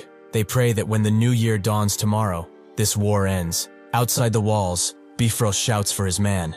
He tells his man to attack, and brings him the heads of the McLean. On the walls, the McLeans shoot arrows towards their enemies. However, only some of the soldiers are affected by the arrows. Kaisalon sees this, and tells Logan that only the Paritas are being taken down by the attacks, yet Logan says that it doesn't matter, and that they should keep firing. Franz is deflecting everything with his ship sword, and calls the McLeans pesky fuckers. He then screams for his man to hear that the McLeans are prepared for a siege, so they shouldn't relax until their feet touch the walls themselves. Franz and his knights then jump in order to claim the walls. Seeing this, Logan tells his soldiers that the enemy is climbing, and instructs everyone to drop them into the moat. Franz sees this, and thinks of something clever. He uses his whip sword to strike the wall. He clinches to the wall, and uses his sword as a rope. As he is above everyone, he sees Logan, and aims to take him down first. As he lands before him, he tells Logan that he will end him for good this time. However, an attack is coming for him from the side. He notices, and realizes he has to do something. A big explosion engulfs everything, to the point where you can't even see the fighters anymore. However, it seems like Franz has managed to parry Patrick's attack with ease. He even acknowledges that Patrick was much faster than before, and also that he has a great sword now. Hearing this, Patrick tells Franz that the sword had the name Velocitus inscribed on it, and goes on to polish it with his glove. This is when Patrick remembers Logan's words, as he gave him the sword, with Logan stating that it didn't suit him well and that Patrick would use it better. However, Patrick thinks that Logan was just being kind. He then tells Logan to go. He may be weaker than the Moon Knight, but with the sword Logan has given him, he is confident he can handle him now. Logan nods his head and leaves. Franz looks at Patrick and realizes that he has taken Aslan's sword. He then leaps forward, going head-to-head with Patrick, saying that he will take the sword back in no time. Logan then uses his force to move faster. As he goes away, he thinks that he can trust his father with this. He then notices something with the corner of his eye, is battling with some knights all by himself. He is ambushed from the back, and he prepares to defend himself. That is when Logan lands from the air and takes one of them down as he does. Victor is stunned to see Logan like this. Logan then defeats another knight without even looking at him, and he asks Victor if he can still fight. Victor says that he is good, and that he could have taken those guys down himself. Logan is glad to hear that, and then tells to drop as many people climbing the walls as he can. He then tells him that doesn't work. He has a plan B, which catches Victor's attention. Logan looks him dead in the eye, and then tells him that if that doesn't work, to just let them climb the walls. From a distance, Parita and Bifrost with his mages assess the situation. Bifrost states that there's something strange going on, and Parita asks what seems to be the matter. Bifrost continues to explain that their people are climbing the walls much easier than earlier, and that they aren't putting that much effort into defending as they did before, and Parita says that maybe they are getting tired. However, Bifrost isn't satisfied with this, and knows that something is afoot. As he looks at Logan and fighting, he states that if that is not the CSE, they must be plotting something. Logan then looks over the edge of the walls, and realizes that there's almost no enemies below anymore. He then uses his mana to amplify his voice and prepares to shout for every single one of his soldiers to hear. He tells everyone to retreat. Hearing this, everyone from Ranyan to Eileen and Patrick are stunned, and Befores is looking at the scene unsure of what is going to happen next. He then looks down, and he feels an earthquake, and says that this is impossible. That is when he realizes that this must be Logan's doing. Clayton and his disciples are the one creating this earthquake, and it only has one purpose. Clayton pushes through with everything he has, and says that Logan is really asking for something ridiculous. As this is happening, the troops of the McLeans are retreating, and telling the knights to guard the normal soldiers and let them descend. Looking at the scene, the Befores knights don't know what to make of it, asking themselves if the McLeans perhaps got scared of the earthquake. That is when Clayton's magic can be seen taking its toll on the walls, carking them all around. In the next instant, the walls are falling down, burning everyone that was still near them. Seeing this, Bifrost is blind with fury. Parita, however, simply doesn't understand what is happening. With the walls down, Bifrost calls the McLean's rats for how they are fighting this war. Amidst the rubble, Clayton is kneeling, with all his energy depleted. Logan comes running to check on him, shouting his name as he is running. Clayton then looks up and tells Logan that just as he has ordered, he and his disciples have used the last of their energy to topple all the walls. Logan tells them that they've done an amazing job, as a significant portion of their enemies must have been buried together with the walls. Clayton then says that with the physical capabilities of the knights, they should be okay, and Logan agrees. Logan then looks over to Bifrost and says that this will all be over soon. Bifrost comes near the collapsed walls and says that what Logan had done is complete nonsense, as he has destroyed his last line of defense with his own hands. He then goes to conjure up a spell, telling Logan that all he has done is to speed up his demise. He then prepares to unleash a powerful attack over Logan and his people. Seeing this, Logan tells Clayton to take his man and back off. Victor, Ranyan, Patrick, and Logan seem to be in the first line of defense, and Patrick wishes to ask Logan one more time if he is sure his plan will work. Logan looks at Bifrost and tells his father not to worry, and just as Bifrost is prepared to unleash his attack, something happens that disturbs him. A great red light appears above the city, which makes everyone stop. Everybody looks up in disbelief, not sure what is happening. That is when a memory from Logan's past appears, and he states that he remembers it clearly. That day, when on every tower of the nation, a red light appeared notifying people of the news flashed brightly. Seeing this, Bifrost looks up, with a crazy look of fury and terror, saying that this is really bad for him. Two laser-like beams shot forth from the highest towers of the palace. Ranyan, witnessing this spectacle, wondered at their meaning, while Patrick inquired if some calamity had befallen the royal family. He then turned his gaze toward Logan. Logan, glancing over his shoulder, offered a smile and a nod to Patrick, who returned the gesture. Logan then attempted to reason with Bifrost, insisting he must grasp the significance of the light, that something had clearly transpired at the palace. Logan shouted at Bifrost to cease the war and establish communication with the king, but Bifrost, sweating profusely, remained indecisive and hesitant. Clutching the reins tightly, he lamented the unfortunate timing of this event, occurring at what seemed a perfect opportunity to utterly crush the McLeans once and for all. Sir Franz observed his commander, inquiring as to their next course of action, awaiting his command with anticipation. Bifrost, however, remained lost in thought, his head bowed in contemplation. Then, to Sir Franz's utter surprise, Bifrost prepared to launch his attack anew, urging his men to ready themselves for battle with renewed vigor. Franz, incredulous, hesitated for a moment, unsure whether to draw his sword and join the fray. He ultimately did so, and they once again prepared to attack, intent on finally and decisively destroying the McLeans. Patrick, witnessing this madness, cried out, calling him a madman, while Heinkel questioned whether he would truly continue this folly, even after witnessing the signal from the palace. Patrick demanded to know if Bifrost would dare defy a royal order, but Bifrost retorted that he didn't understand their nonsensical ramblings. Preparing his final assault, a crazed look gleaming in his eyes, Bifrost declared that all he saw were them, the imbeciles foolish enough to attack his seemingly impregnable castle. Observing the unfolding situation, Logan realized that Bifrost had completely and utterly lost his senses. He remarked that he hadn't believed Bifrost would attack, despite the immense risk of being branded a traitor, and concluded that their only viable option now might be to fight for their very survival. Bifrost again issued commands to his soldiers, rallying his men to fight with a singular, unified purpose. As his drool splattered and the veins on his forehead bulged menacingly, he exclaimed that his sole objective was to execute the red-headed filth that dared oppose him. Just then, a voice, one he recognized, interrupted him, cutting through his rage. Bifrost stopped, trembling slightly. Looking behind him, Logan saw someone running towards them with urgency. It was Clayton, carrying a communication orb, its light flickering. Reaching Bifrost, Clayton, panting heavily, informed the person on the other end of the communication channel, the Minister of Defense, that they were at Castle Tomoto, and that Bifrost was refusing to halt the ongoing war. The Minister of Defense, his tone almost nonchalant and unconcerned, inquired of Bifrost if he intended to commit high treason against the crown. At that moment, Bifrost realized he was truly and utterly cornered, with no escape. The minister then announced, for all present to hear, his voice ringing out across the battlefield, that the king had passed away, and that all nobles of the empire were required to attend the funeral, as this solemn occasion took precedence over all other obligations.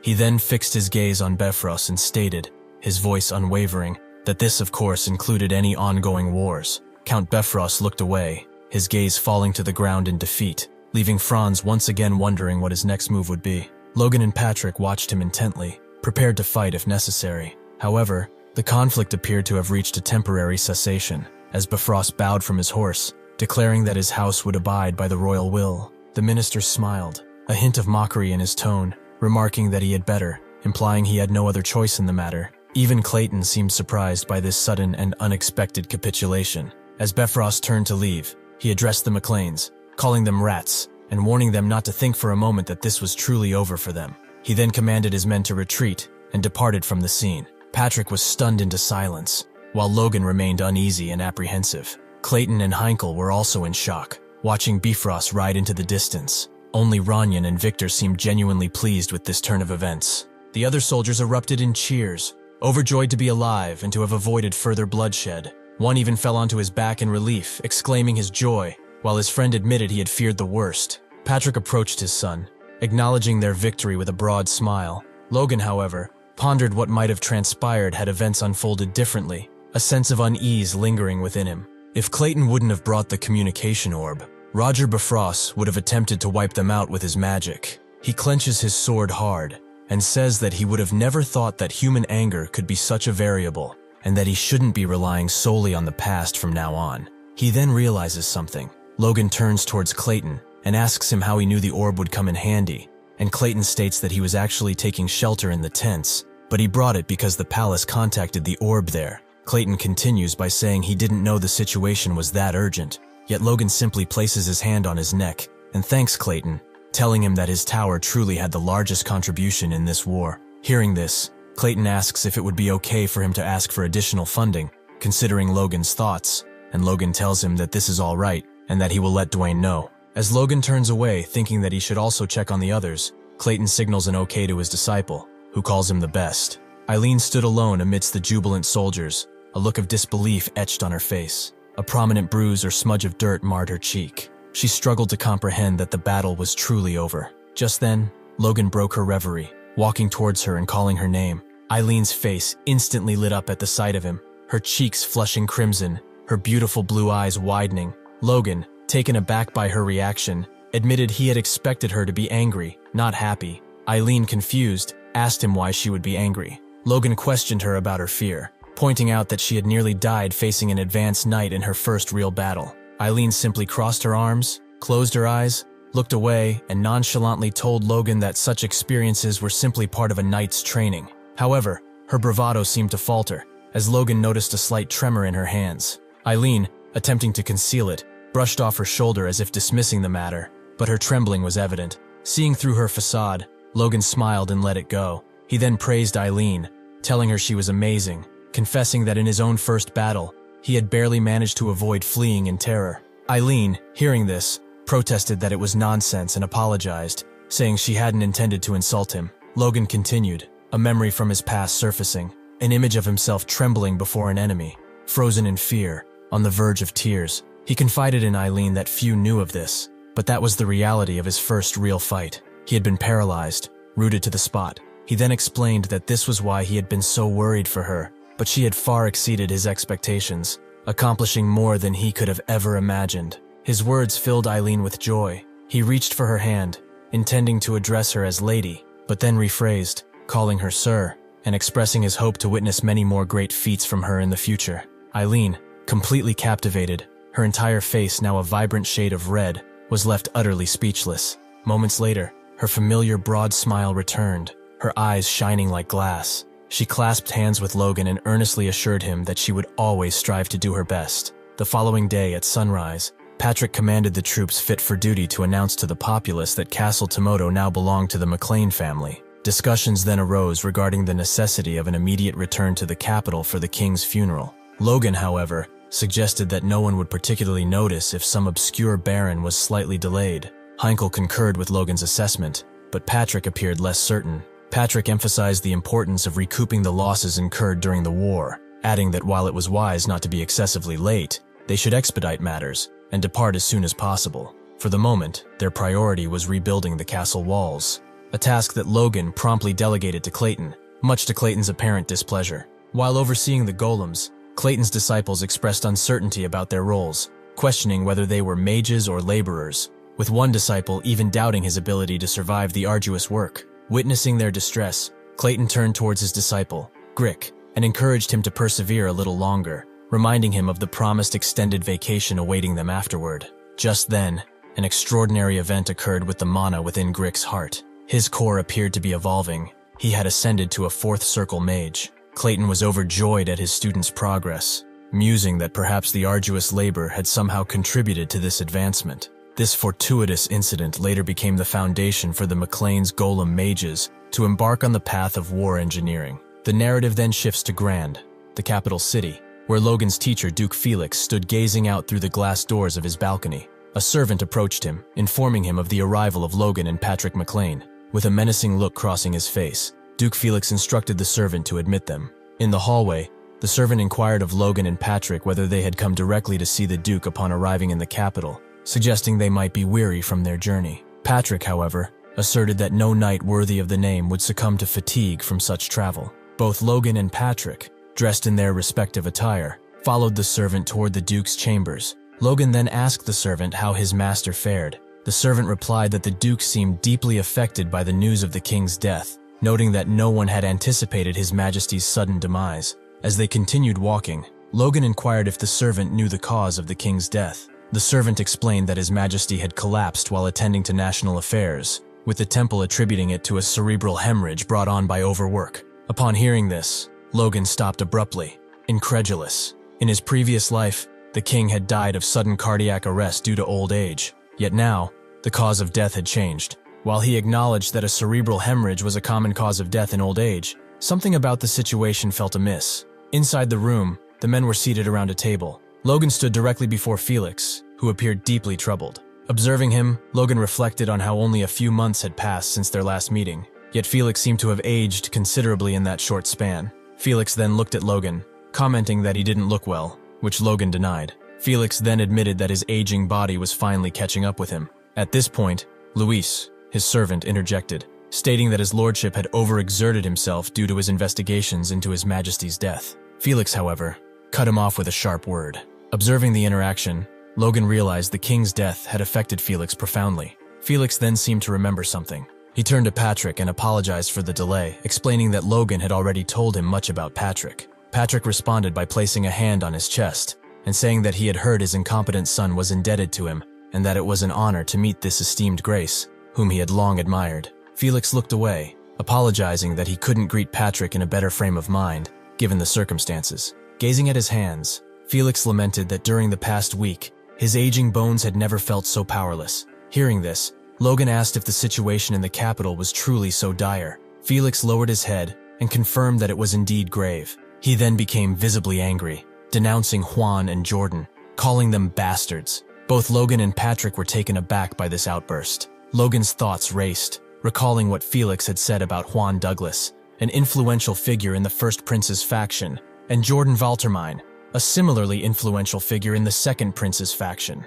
Felix placed a hand on his forehead, lamenting that at this rate, the nation might fracture, as the two dukes had abandoned any pretense of balance between their factions and had descended into open hostility. They had even dared to pressure him regarding the Third Prince's safety. Patrick, unable to contain himself, exclaimed that it was a shameless act. Logan acknowledged that this was all because Felix was the patron of a prince yet to come of age. Felix confirmed this, adding that if he wished to safeguard the prince's life, he had to align himself with one of the factions. Logan then realized that if Felix continued to resist their demands, something terrible would happen. The Third Prince's life would be in danger. However, Logan reasoned that in reality, no faction would risk drawing unwanted attention by having the prince die suddenly at this juncture, though it could happen in the future. In his past life, there had been numerous assassination attempts on the Third Prince, and Logan was determined to prevent those incidents from recurring.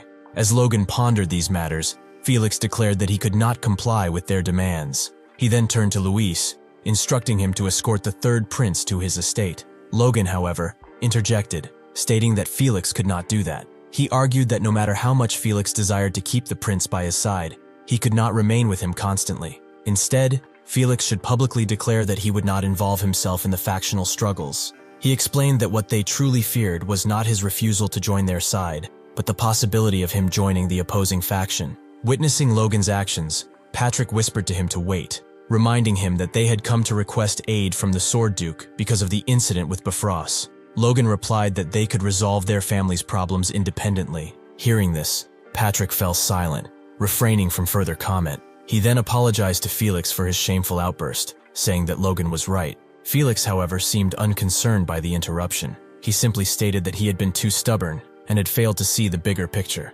Felix then rose from his seat, thanking Logan and stating that since he could fulfill his duty with a single word, there was nothing more to add. He then walked towards the window in his study and declared that the fate of their nation would unfold as heaven decreed. Observing his teacher, Logan reflected that, unlike in his previous life, Felix, instead of being pressured into neutrality, had proactively chosen his own path. This was a definite, practical advantage for Logan. As Logan was departing Felix's study, Felix called out to him, saying that he couldn't assist his family at that moment, but if Logan feared things might go awry, he should seek him out. Hearing this, Logan's characteristic smirk appeared. Recognizing this as an opportunity too good to pass up, he inquired of the Duke if he was implying he was willing to grant any request Logan might make. Glancing at Logan over his shoulder, Felix realized the trap he had inadvertently set for himself, but merely laughed it off, telling Logan that if he was capable, he would fulfill whatever Logan asked. Logan, astonished, couldn't believe his luck. He had been half joking, never expecting such a boon.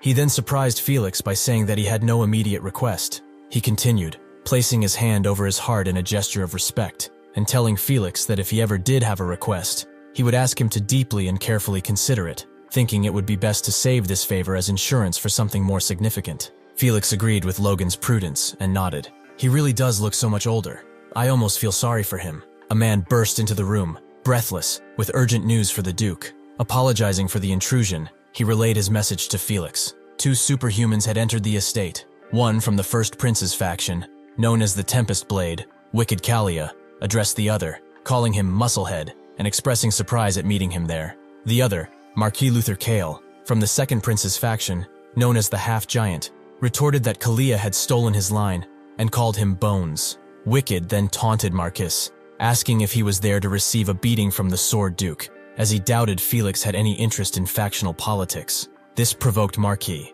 who told him to mind his own business. They then stood face to face, poised to fight. The servants present trembled in fear at the escalating tension. Suddenly, a voice interrupted them, demanding to know why they were carelessly displaying murderous intent within his house. As the speaker rose, he questioned them if they were looking for a beating, addressing them by their familiar names, Luther and Wicked. It was, of course, Felix. Upon realizing this, the two men immediately bowed before him, stammering that they had no such intention. Still bowed before Felix, Luther stated it had been a long time since their last meeting. Felix, however, dispensed with pleasantries, asking them if they dared to show him respect, while neglecting their duties to engage in factional squabbles. Luther placed his hand over his heart in a gesture of respect, asserting that he would never do such a thing, as the lessons Felix had imparted were things his dull body had yet to forget. Moreover, he clarified that he had not come to see Felix, but rather his guests, the McLean family. The Duke inquired as to their purpose, a question that seemed to discomfit Luther. Wicked also interjected, stating that he had come for the same reason, and that he had no desire whatsoever to displease Felix. Felix, turning his back, relayed Wicked and Luther's words to Logan, asking if he wished to meet them. Stepping forward, Logan replied that it would be an honor. He then placed his hand over his heart and courteously greeted the two men, saying it was an honor to meet two individuals he had long admired. Seeing Logan, the two men reacted strangely, showing no interest and appearing to have no idea who he was. They exchanged glances, clearly thinking the same thing. They addressed Logan, their tone dismissive, saying they had heard much about the Sword Duke's disciple and that it was a pleasure to meet such a talented man.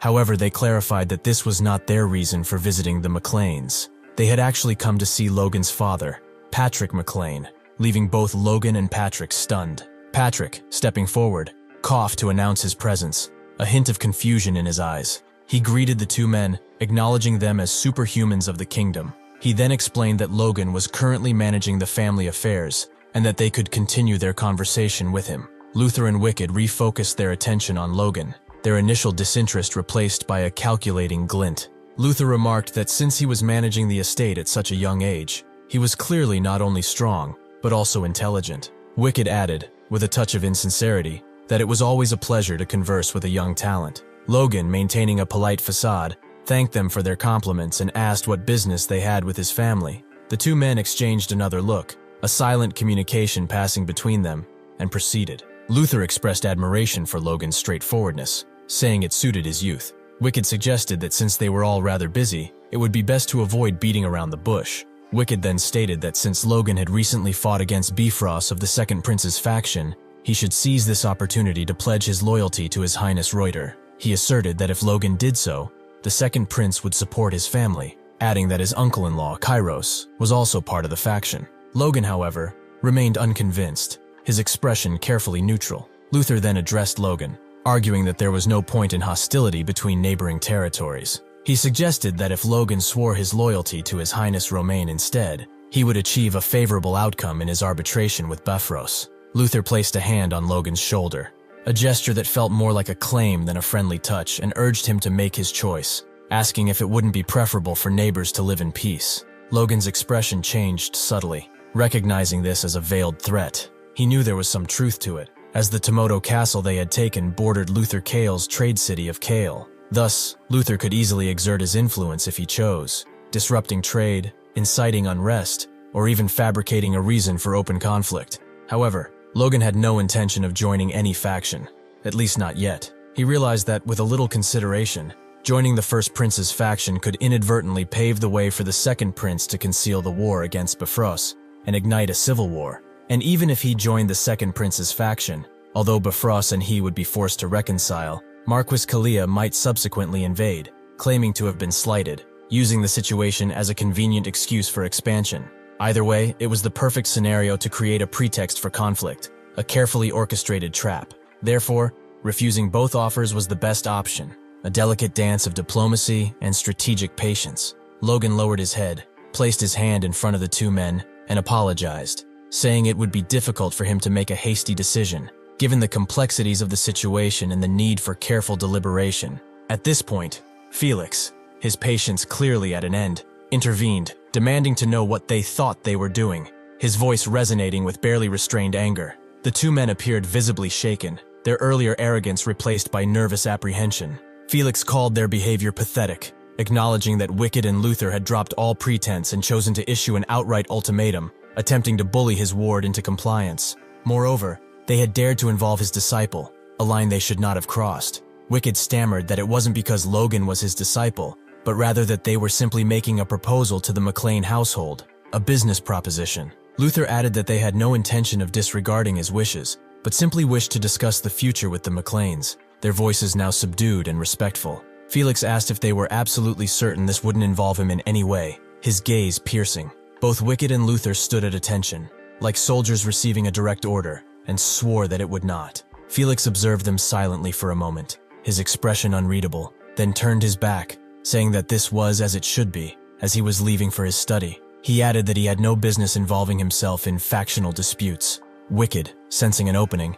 asked him what he meant by that. Felix then informed them of his decision. From that day forward, he would no longer participate in the factional war. Therefore, whether through Logan or anyone else, they should abandon all thoughts of involving Felix. The two men exchanged another look, their minds racing, considering their response to this unexpected development. They then stated that they would convey His Grace's intentions to their highnesses as they were. Logan, inwardly, breathed a sigh of relief. However, Wicked, before leaving, turned to Logan and told him to think carefully and make a decision, adding that he would see him soon, a hint of menace in his voice. Logan nodded, acknowledging the veiled threat. Luther also addressed Logan, saying that in a way, this could be good luck for the McLeans, which piqued Logan's interest. He explained that if they had attacked Bifrost after the funeral, His Highness wouldn't have even bothered with negotiations, implying that the timing of the attack had forced their hand. Hearing this, Logan realized why he had attacked Bifrost before the funeral and replied to Luther that this was truly a relief, feigning gratitude. As they departed, Logan watched them from a distance. His eyes narrowed. He lowered his head, genuinely relieved that they were finally gone, admitting to himself that simply talking to them had been draining, their presence a suffocating weight. Felix then asked Logan if he planned to involve himself in the faction war, as he hadn't refused them outright. Logan replied that this was a choice he might consider if necessary, a carefully crafted ambiguity. He apologized to Felix, saying that they didn't have the strength to adhere to their ideals in the face of such pressure. However, regardless of the path he chose, he intended to do whatever he could to retain his honor. Felix was left speechless by this display of pragmatism and resolve. He then nodded, a hint of respect in his eyes, and told Logan that this was enough. Felix then turns away from Logan and tells him to return and rest for now, as the funeral will begin soon. Outside the palace, the king's coffin was carried through the gardens toward the grand entrance. As the pallbearers carefully maneuvered the casket inside, a somber voice announced the arrival of His Majesty's remains.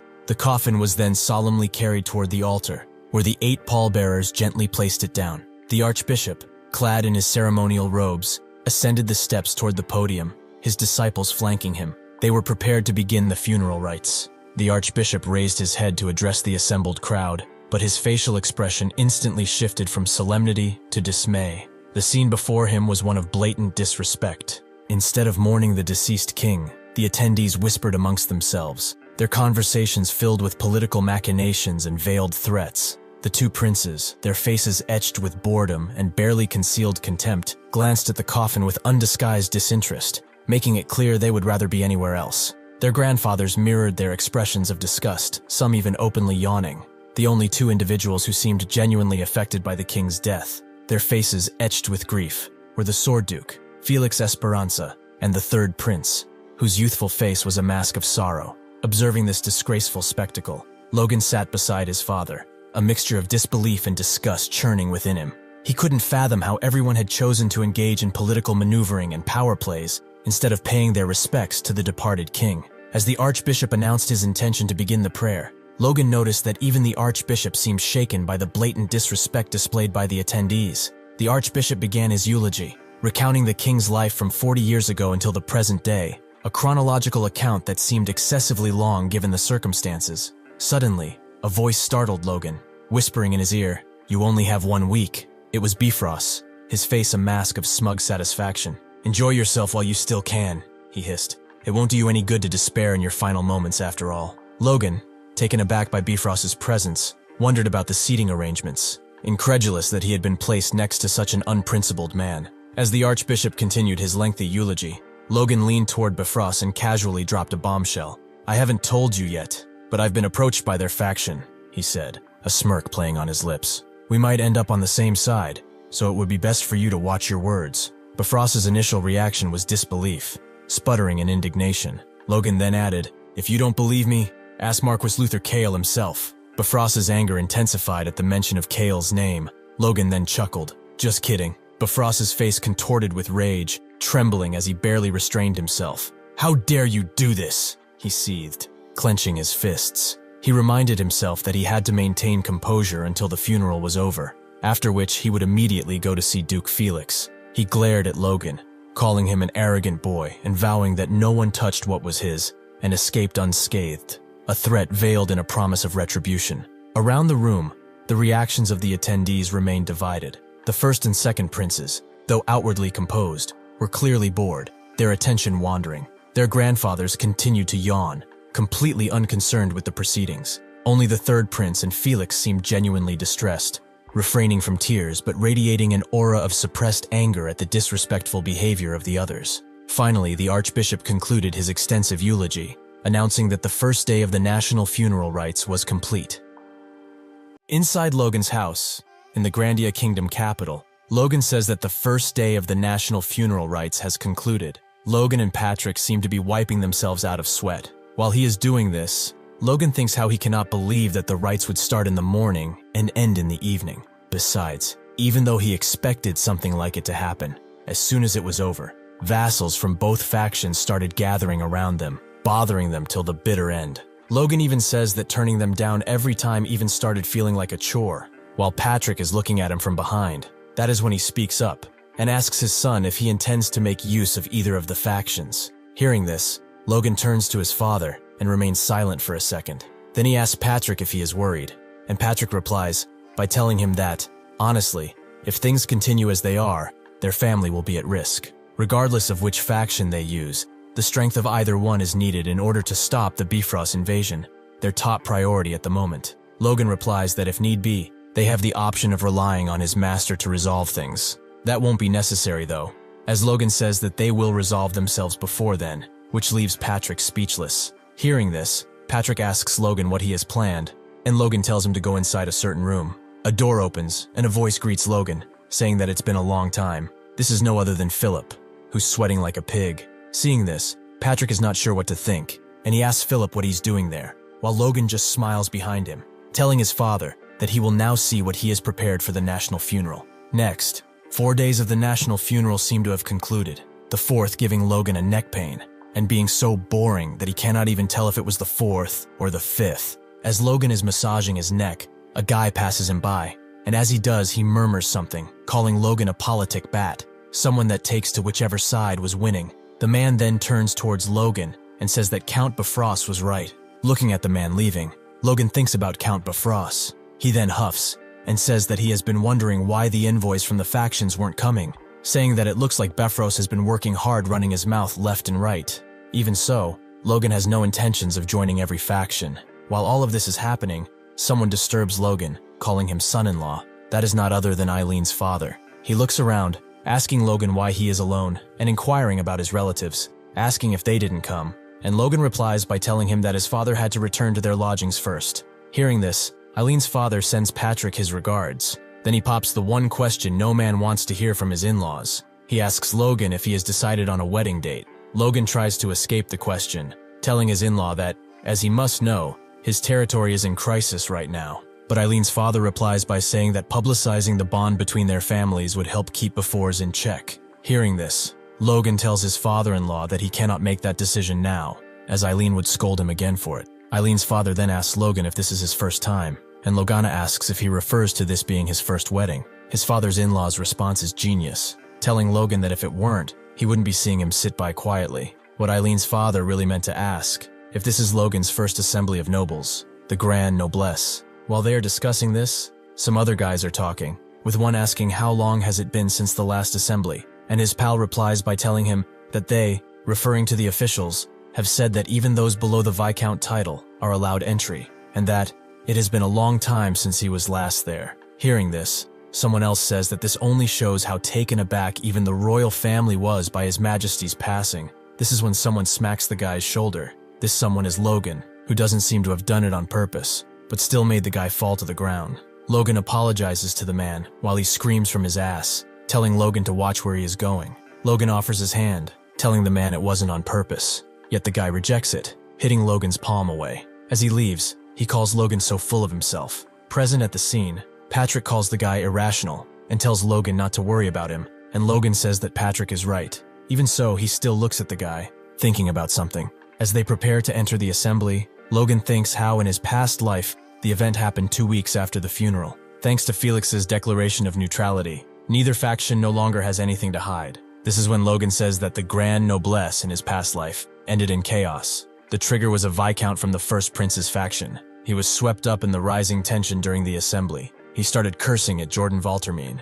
As a result, the middling aristocrats ended up fighting, which went out of control and led to even the superhumans clashing outright. It was called the split of the tongue that felled the country. That incident became the starting point of the Civil War, and the Viscount that started it all would be criticized for a long time. And it seems that everything is also on track in this timeline, as one Viscount is fighting with another, asking who should be king, if not His Highness Romain, and the other says that this cannot happen, as His Highness, the First Prince, is well and alive. The Viscount supporting the First Prince asks the other if he has no honor for a superior, but he replies that there is no such thing, as he is only older by mere months, and the first Viscount tells the other to curb his tongue. While this is happening, the two princes just seem to be annoyed by the whole situation, not even looking at each other. Hearing the debate, a judge lets his head down, unsure of what to say. Logan even thinks that at this rate, it wouldn't be odd for anyone to pull the trigger. In his past life, after the fighting during the assembly,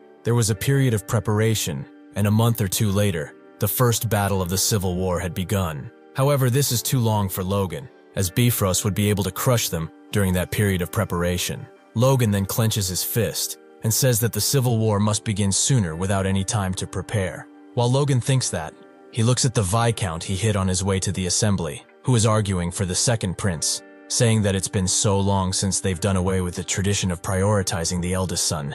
He then asks what decides the right to the throne is ability. As such, given how he has resolved the issue of trade with the Empire, His Highness, the great Prince Romain, is most suited for the throne. Hearing this, Prince Romain smiles, while the others praise him, acknowledging what the Count said is true. Hearing this, the other Count asks Count Clet what nonsense this is, and the Count replies that there is no one as invested in state affairs as His Highness. That is His Highness Prince Romain, and as he says that, he starts bleeding from his nose. Seeing this, he gets scared. His debate opponent is also left speechless, asking him what is wrong. The Count then places his hand on his head, and his eyes start to change their color. Suddenly, he seems to faint. He starts going from left to right, losing his balance. Eventually, he stumbles and ends up on the ground. Everyone then gets up, and his supporters ask for a priest to cure the man. Logan and Patrick cannot believe what is happening, or actually it seems that way, as Logan only thinks that he is not breathing, so the poison he infected into him is really effective. Lethe grass.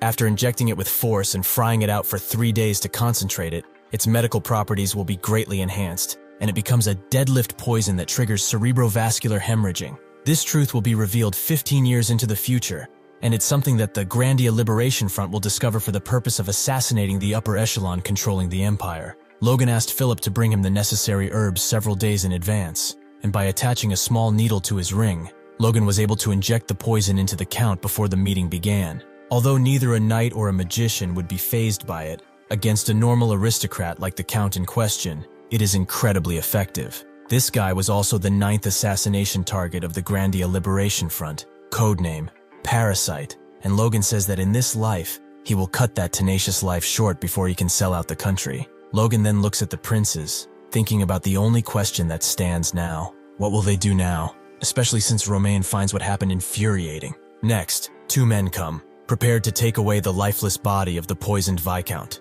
Seeing this, the first prince is unsure of what is happening, while the second one is furious. Everything being done, Romain turns to his brother and asks him if he really dares poison his subordinate. Hearing this, Reuter says that there was nothing for him to gain by killing his traitor, so it wasn't him. He then accuses his Romain of the same thing, asking who he thinks would fall for a farce like this. Romain remains stunned by this, unsure of Reuter's choice or worse, a farce. Suddenly, another Viscount raises, saying that Romain's accusation is an unreasonable one, as they aren't even aware of the reason behind Count Clet falling unconscious. Another person then interrupts the men, asking why he is angry. In the end, it was His Highness Romain who initially accused His Highness Reuter of poisoning the victim, or perhaps the man was provoked upon hearing the word traitor. Hearing this, the man remains stunned. He tells the other guy to shut up, asking him where he thinks he is right now. It seems like chattering is being heard all around, and people are talking. Logan thinks that those two in particular are butting heads first after all. Just like Logan and Bifrost, the two of them are famously hostile northern families. And another similarity is the fact that the family heads are a knight and a mage. The blonde guy asks Count Roxina if he is courting death, and the guy tells Count Chloe that this is exactly what he wants. Overseeing the scene, the judge bangs his hammer, as if it holds any power at the time, telling the man that they would be mad for fighting in the assembly. That is when he sees the bigger picture. Everyone is riling up their aura, prepared for a fight. Seeing this, the judge asks what is happening, and drops his gavel. Suddenly, someone yells for everyone to halt. This voice makes everyone turn around, wondering what is happening. As the man enters the room, he tells everyone to calm down, as they must properly investigate this situation to unveil what truly happened. This man is no other than Felix himself, and he says that this is not a matter to be dealt with through emotions alone. Seeing this, Logan thinks that Felix barged in with good timing. However, it won't be easy this time, as the princes themselves started screaming, with Romain saying that the situation is clear as day, asking Felix what other proper procedures he wants. The first prince, however, says that he strongly agrees with the Duke's words, as Romain had no real justification for it, so he decided to get rid of a useless puppet by staging this farce. Hearing this, Romain asks if Reuter really dares say that after such an underhanded assassination, and Reuter says that Romain shouldn't be opposed to an investigation if he is so forthright. Felix then steps forward and asks both of the princes to calm down. Yet as he does, two people are blocking his path. These are Jordan and Juan, who seem to have taken Felix by surprise. Jordan tells Felix not to intervene, and Juan continues, saying that even he won't have an easy time against the two of them. Felix turns to them and asks if they even understand the situation they are letting unfold. Yet both of them remain unfazed by this question. Seeing what unfolds, Patrick asks how this could be. The three sole dukes of their kingdom are in conflict. Juan then tells Felix that he must also be acutely aware of just how pointless an assembly like this is.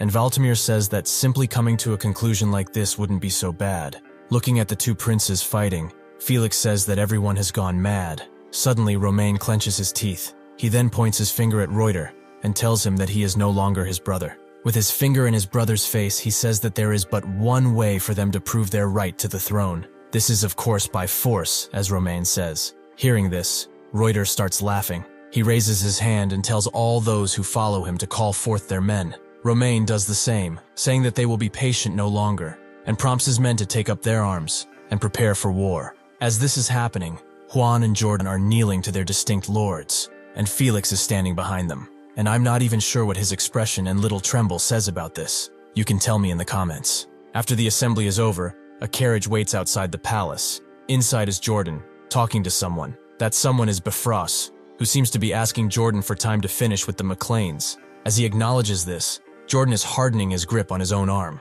He tells Bifrost that war could break out at any moment, and he is asking for time. Hearing this, Bifrost realizes the mistake he has made and gets into an upright position. He thinks that Jordan's name as the blazing heat sword truly signifies only his strength. In reality, he is an exceptionally cold and calculating man, so if he gets one wrong answer, it might mean the end for everything. Bifrost puts his head down and tells Jordan that it wouldn't take long, as he would only need 10 days. But Jordan tells Bifrost he is inefficient, leaving him unsure of what to say. Jordan then explains that the most efficient solution would be to bring the McLeans under their faction. Then, their forces would be added to their intact, and upon hearing this, Bifrost is left speechless. Jordan then says that he even sent Luther to do that, but someone warned that the McLeans were too rotten to take in. Hearing this, Bifrost starts asking for forgiveness from Jordan, saying that he lost himself in his greed and did something unforgivable. Seeing this, Jordan remains silent for a second. He then tells Bifrost to wrap up his greed just for now,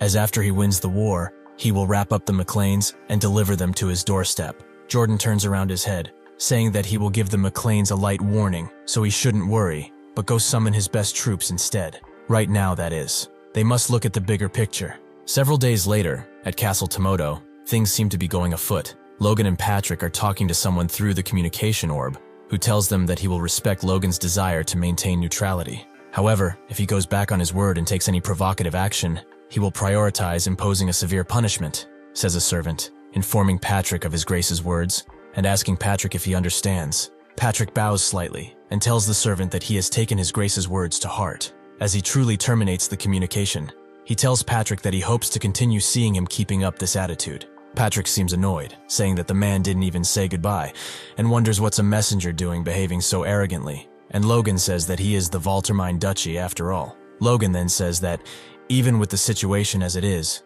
they won't have anything to worry about, and that they won't have to depend on Felix for anything either. Patrick, however, starts stroking his beard, and thinks that if it's as that man said, rather than attacking them, Bifrost is gathering forces and heading to the capital. He then states that with the current state of affairs, they will be able to rest for a while. Logan agrees, and says that they should focus on what they can do for now. The civil war that arose because of Larry Klett's death resulted in physical confrontation just 1 week later. At the beginning, both sides were thinking of taking action to assassinate the other prince, but an unexpected incident arose. While the conscripted forces of both factions were in motion, they just happened to cross paths. In the end, a long line was drawn from the initial point of contact in the north to the territory under the direct control of the crown, and all armies began to battle spontaneously all across the kingdom, a sign that the war would end up being prolonged. As things progressed, the leaders of both factions began to draw out every last bit of strength they could muster. As a result, Bifrost, of course, had no choice but to move to the central front. In the end, he left behind only a minimal number of men at his main castle. Going towards the war, Bifrost thinks that it's fine.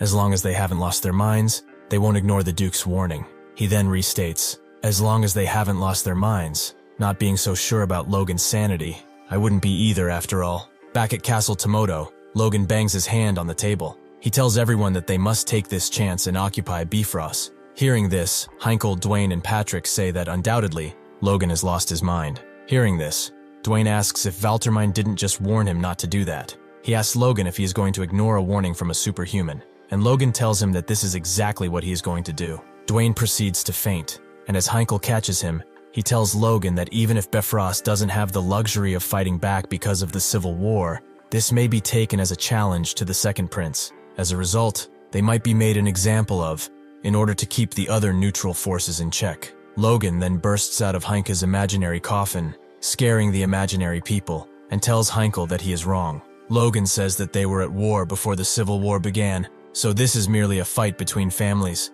Taking it as a challenge to the second prince would be too broad an interpretation, and both the second prince and Duke Valtermine are aware of this. Hearing this, Heinkel asks Logan if he predicted this, and took Castle Tomoto for that very reason. He then leaves the idea aside, saying that there is no way Logan could see in the future, and Logan laughs it off. Patrick then intervenes, saying that even if Logan is right, Valtermine is the kind of man that will hold him accountable later, if not now, and asks Logan if he thought about that possibility. Logan says that he didn't, letting his head down, and surprising Heinkel. He then says that he didn't, because there is no way that Valtermine would hold them accountable.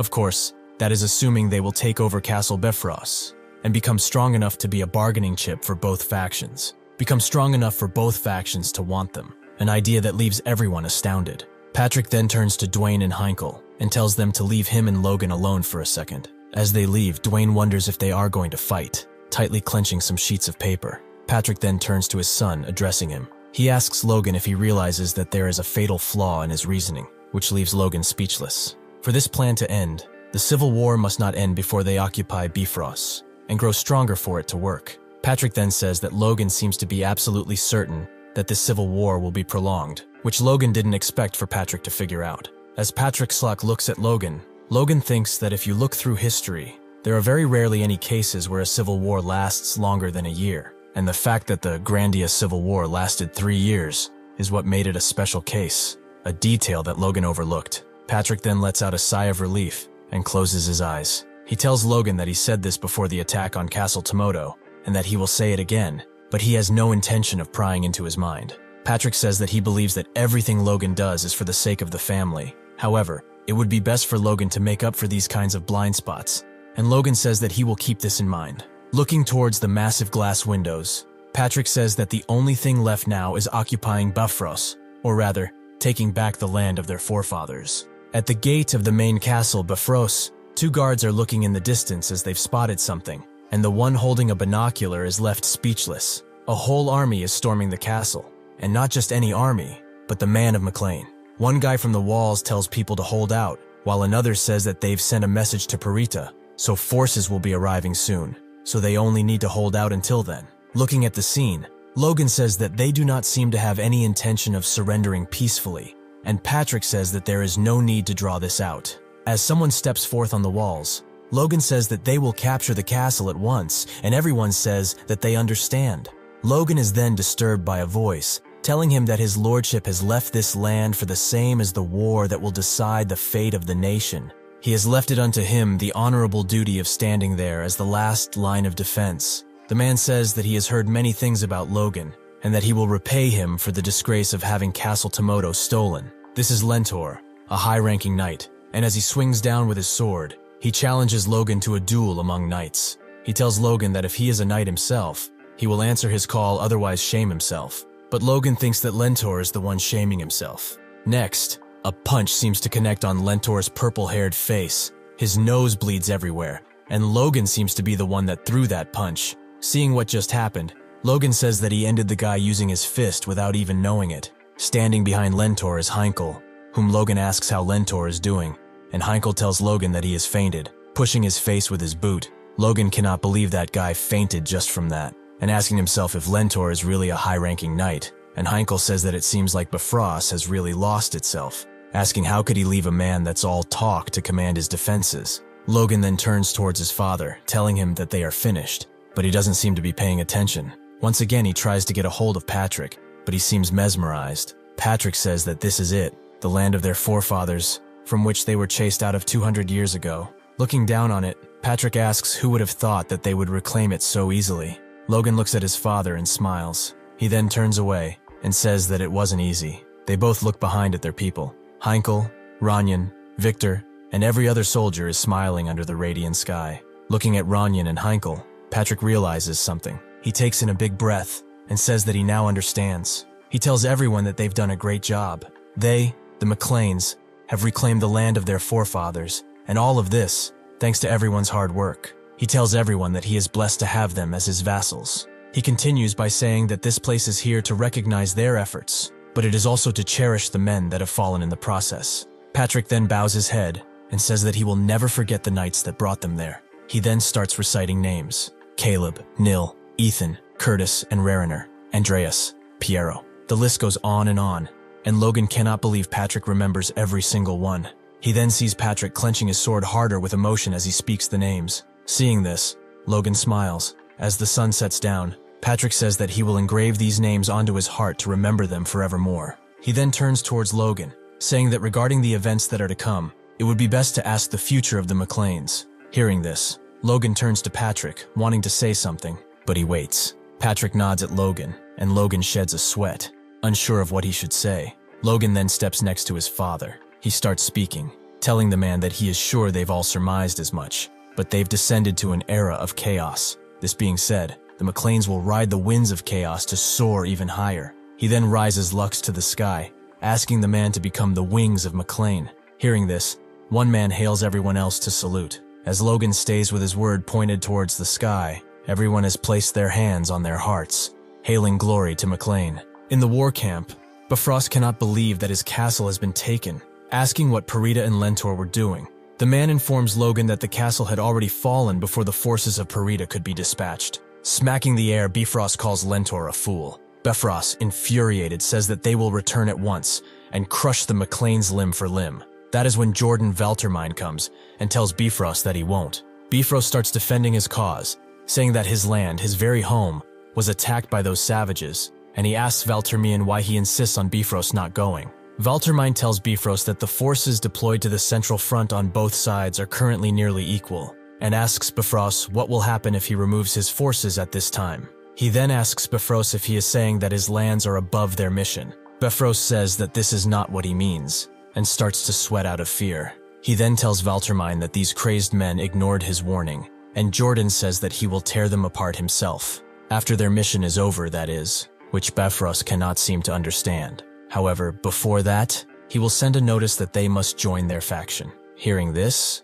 Bifrost asks why Jordan would do that. He replies that he will drag the McLeans to the front lines and use them as meat shields, as they won't have the right to refuse. After the notice has been given, Logan starts laughing it off through the communication channel. He tells the two men that if they threaten the McLeans, they will have no choice but to support the first prince, which makes Jordan clench the cup in his fist so hard that he turns into a cup holder, and Bifrost seems to be shitting his pants. Hearing what just transpired, Before thinks that Logan is insane. No matter how bold he is, Logan shouldn't dare make such threats in front of His Excellency. Jordan also seems to be infuriated, saying that not only Logan disregarded his warning, but now is also rejecting his offer as well. He then looks right into Logan's eyes and asks him if he realizes that this means rejecting Prince Romaine's will. Jordan then starts releasing his aura. Bifrost cannot believe what a fierce presence Valtermine has. Logan then says that he is well aware that he is overstepping his bounds. However, he tells Jordan that this grudge between them and Bifrost began long ago. Logan says that it's not because he disrespects His Excellency or the Valtermine Highness,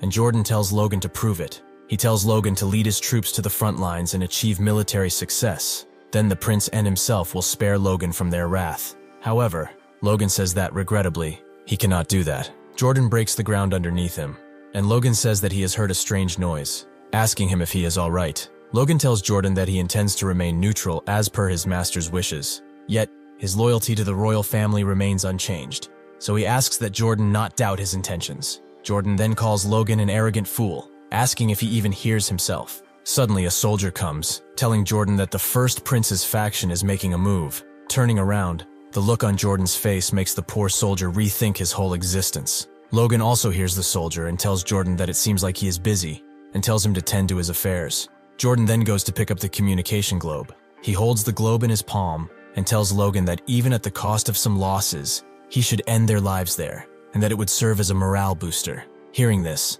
Logan asks Jordan if he is sure that this is a loss he can afford, saying that he's heard the front lines are quite evenly matched. As Valtermine's face once again turns into one of pure anger, Logan tells him that he believes His Excellency is not one to be blinded by petty anger, and Jordan calls Logan a thunderous fool, saying that he will soon realize what he has done. He then throws the communication globe to Bifrost and calls for his lieutenant. Jordan tells his subordinate to take a few men and keep watch on Logan, calling him the arrogant brat from earlier. Hearing this, Bifrost thinks that those foolish McLeans are hastening their own demise, and that this actually works out well for him, as it wouldn't be bad if they were crushed by His Excellency's hands. Somewhere else, a blonde man is laughing his ass off. This is Juan, who tells Logan that it's been a while since he's heard good news, and thanks him for that. Logan says that just as his communication with Valtermaine ended, Juan Douglas contacted him personally, and Logan thanks Juan, saying it is an honor for him to reach him directly. Juan then says that since Logan attacked Befores,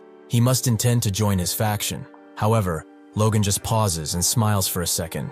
He tells Juan that this was merely an old grudge of their family. He tells Juan that is sorry, but they are not yet ready to pledge support to anyone, thinking that that's quite a headache waiting to happen. Juan then tells Logan that with Jordan's ruthless nature, he will likely try to swallow his entire family whole. That is when Juan asks Logan what he intends on doing then, but Logan remains silent. Logan tells Juan that he just received word from Jordan, as he begged, and managed to smooth things over, leaving Juan to ask if this is all. Logan then tells Juan that his family doesn't have the resources to do anything but maintain a firm neutral stance. However, he will be supporting His Excellency in spirit. He then asks Juan to make sure that the remaining Bifrost forces are crushed, and Juan laughs, saying that Logan really does speak his mind. He then tells Logan that he will give him some advice just in case. He tells Logan that if he deceives him, he won't let it slide so easily, and Logan thinks that everyone is threatening him from all sides. But with this, McLean's neutrality has been officially recognized, so there's only one thing left to do. At the Pareda estate, Max Pareda seems to just have been informed that the Bifrost castle has been occupied. Pareda goes crazy, saying that they didn't even dispatch reinforcements yet, and asks his vassal what is happening now, and his vassal tells him to calm down. His vassal tells Pareda that McLean has gone this far acting recklessly, and that the Count will not sit idly by. That is when his vassal tells Pareda that he is sure the Count will punish them harshly. A soldier then informs them through the communication channel that there will be no retaliation, and that the McLeans' neutrality is approved. This leaves both Perdita and his vassal speechless. His vassal tells Perdita that they shouldn't worry, as if they are neutral, they at least won't touch them, and Perdita asks if they can really trust that. A servant then rushes to the room, saying that a notice has arrived from the McLeans, making the vassal jump from his feet. The vassal reads the letter, as Perdita is asking him what they are saying. It looks like the McLeans have sent over some sort of demand list that needs to be carried out in order for them not to attack Perdita. Those demands are a monthly tribute of food and supplies worth 100,000 gold, monthly internal inspections by the McLeans, the right for McLean to conscript troops freely whenever needed, and a tenant tax reduced to 30%. The letter also reads that given the current situation, they can attack directly, and no matter who becomes king, they will still be the lords of that land. That being said, if the Perdita don't want to die, they will kneel to the McLean. Back at the Bifrost main castle, even the flag has been changed to one of McLean's. Inside the castle, Dwayne informs everyone that, as expected, the Perdita family has requested to become vassals. Logan says that this is good, and that now, all they have to do is to slowly strangle them dry and absorb their entire military power. Logan says that it's a shame they cannot touch Percival Ruffman yet, but Fwain tells him that they've achieved more than enough. Logan says that for now, all immediate threats are gone, so there is but one thing to do. That is to party, and he does seem to have a party inside the castle. Logan tells everyone that the war is over, so everyone should eat, drink, and enjoy themselves. And people really seem to do that in small groups like Dwayne, Heinkel and Kaisalan, or Hamar, Philip and Clayton, laughing and having a drink. Even Rick with another female servant and Patrick with Marianne seem to enjoy themselves. Victor, however, seems to be really furious about something. Patrick then goes to Logan, asking him if it isn't about time they do it, and Logan says that he is right. Logan asks Heinkel to come forward, addressing him as Sir, which means that something formal is about to happen. Patrick, drunk, goes to scold Heinkel for not saluting the call of his next lord, but Marianne seems to keep him in check. Logan then goes to say that for leading the Night Order and bringing victory in the war, Heinkel deserves a reward. Thus, Sir Heinkel will be rewarded with 1 million gold and land of equal value, which leaves Heinkel stunned. Everyone in the room is astounded, with one guy asking if they are sure their territory wasn't broke just a while ago.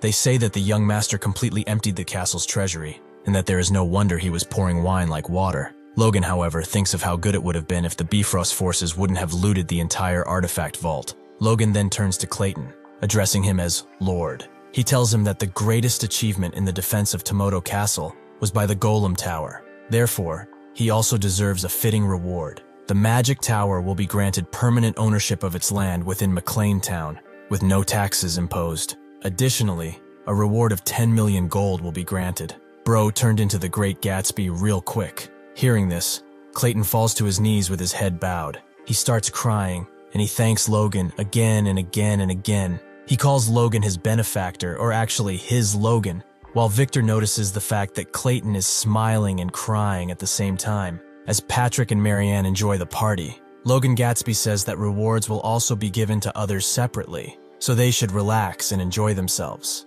After this, Logan says that using someone else's money to play the generous lord feels amazing. Logan then looks at Eileen, who is dressed in a beautiful cherry red dress next to him. Logan turns to her, asking if she really loves the rewards so much, and saying that the Floyd family isn't exactly poor. Eileen turns to Logan and tells him that it's not just the money, but the fact that this is the first money she has earned on her own. She then asks if women in this country even have the chance to make this kind of money, and says that just this much makes her feel like she's accomplished part of his dream. Ranyan then goes to catch Logan's attention. Ranyan asks if Logan is not also going to take care of their blacksmith, and Hamar seems to be waiting for a reward.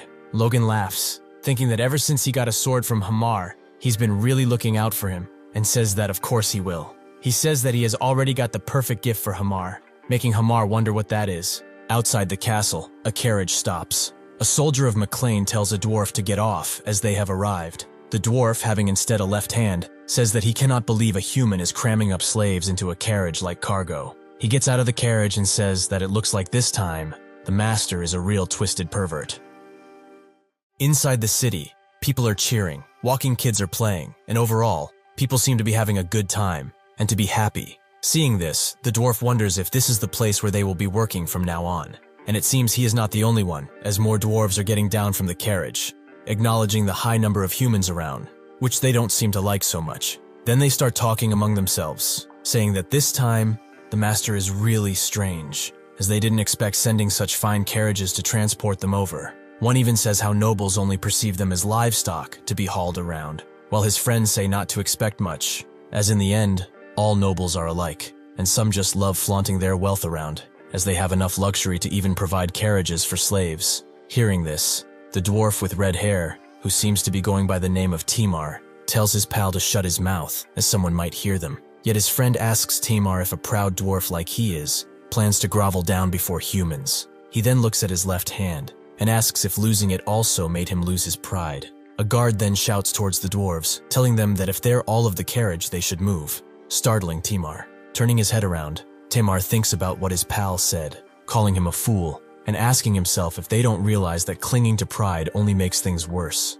Looking at the hook acting as his hand, he says he indeed lost his pride when he lost his hand. The single thing keeping a dwarf like him who can't even forge properly is his lack of pride. The dwarves then follow the McLean guard. Timar seems to be the first one before the soldier, strolling through the city. However, he keeps his head down, unsure of what's to come. Looking at the ground, he asks himself if life is even worth living anymore, and if he shouldn't just die and end all the suffering. A cheery man with gray hair and beard then greets them, happy that they've arrived. He starts counting the dwarves, and realizes that there's 10 of them. A perfect count. The man then shouts for someone to inform Lord Hamar that the kin he has requested have arrived. Hearing this, the other dwarves can't grasp the idea. One of them, a dwarf, being a lord.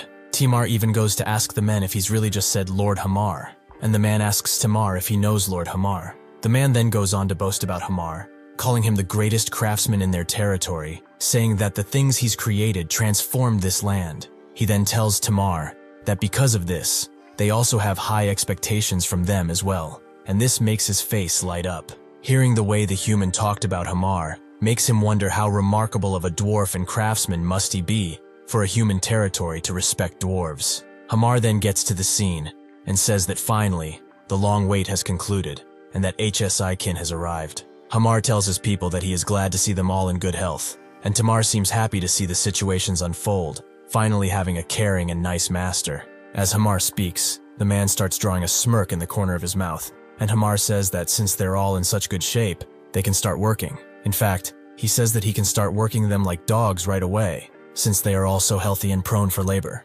Hearing this, the expectations on Timar's face and the other dwarves seem to have shattered, as this is not at all what they have expected, as Hamar tells them to get inside as fast as they can, since they have mountains of orders to fulfill. Timar's mental image of his new master then shatters before his eyes. A few days later, Logan appears out of nowhere and asks Hamar if he has received his gift. Hamar greets Logan and tells him that he has received it indeed, and that thanks to him, the crossbow production has sped up, all while Logan looks around, asking, "Where are the dwarves?" Hamar then points his finger to the left and says that they are all working diligently as the gears of this workshop.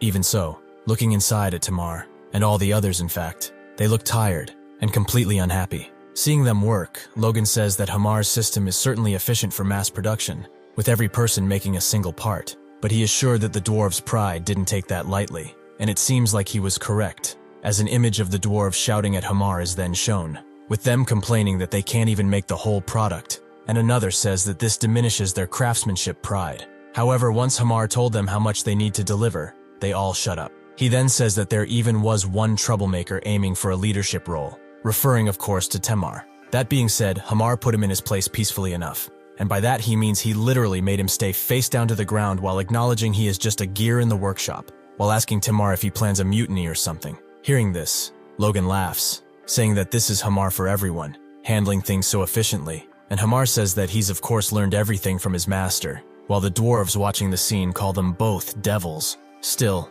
Timar thinks about something. It seems that Hamar has made them the same deal Logan made with him. If they work their hardest for US 20 years, he will grant them their freedom. Looking down at the part he is making, Timar acknowledges that this is the deal his master made to all of them, and that it's a chance they will never get again. Hamar then looks at the dwarves as they work diligently. He then turns to Logan and asks him why they need so many crossbows, as what Logan asked is enough for 10,000 people to use and still have leftovers, and Logan tells him that this is because 10,000 people will use them. Hearing this, Hamar is stunned and tells Logan that they are making a 10-year supply in advance, telling Logan that this is some excessive preparation. Logan, however, starts laughing, telling Hamar that he's wrong, and that he's in fact creating a militia of about 10,000, which is already being recruited. After hearing this information, Hamar screams so loud he can be heard from outside the workshop. His body language suggests his anxiety and astonishment for what Logan has said, while thinking that he is preparing yet another war, and Logan says that he can see exactly what Hamar thinks. While Hamar places his forehead between his fingers, Logan thinks that the Civil War had just begun. Most people don't realize this war could last 3 years. Not that an imperial invasion awaits at the end of it. A war once fought by elite soldiers will soon turn into a war fought by mercenaries, paid with whatever wealth can be gathered. And in the end, it will become a war fought by desperate peasants forced to take up arms. Logan thinks that it will be a horrific sight, nothing short of hell descending upon this world. And so, they need to prepare for that moment. Hamar then asks, knowing that he shouldn't be the one asking, if it's really okay to arm that many commoners. Logan replies, telling Hamar to just make sure the people live well. Then even if you give them bombs, they won't rebel. Speaking of bombs, Logan tells Hamar that there is something he would like for Hamar and Lord Clayton to secretly develop, and Hamar has a bad feeling about this. At the Magic Tower, Logan seems to have shared the same information with Clayton as well. He wants them to develop a bomb that detonates with a time delay. Logan says that Clayton is correct, but that this is not all, as it should also detonate upon receiving a certain level of impact, and that the force gripping it tightly should be enough. As Clayton writes everything down, Logan tells him that it should also give a light vibration as a warning before it explodes. Otherwise, some might forget to throw it. And it would also be good if it would change color upon detonation. The detonation should happen about 5 seconds later, and the explosion should be the equivalent to a second circle explosion spell. All of that, while maintaining the production costs at a maximum of 50 gold. Logan then asks Clayton if he thinks it's doable. Hearing all of this, Clayton asks Logan if he is sure something like this even exists, and Logan says that of course it does, as he has used it before. Hearing the same thing, Hamar asks where the hell he got something like this, and that it feels like a deja vu. Logan goes on to say that he's even roughly told them what materials go into it, yet Clayton is not convinced, saying that even Logan wasn't 100% certain. Besides, Clayton says that chemical compounds can behave completely differently depending on the mixing ratio.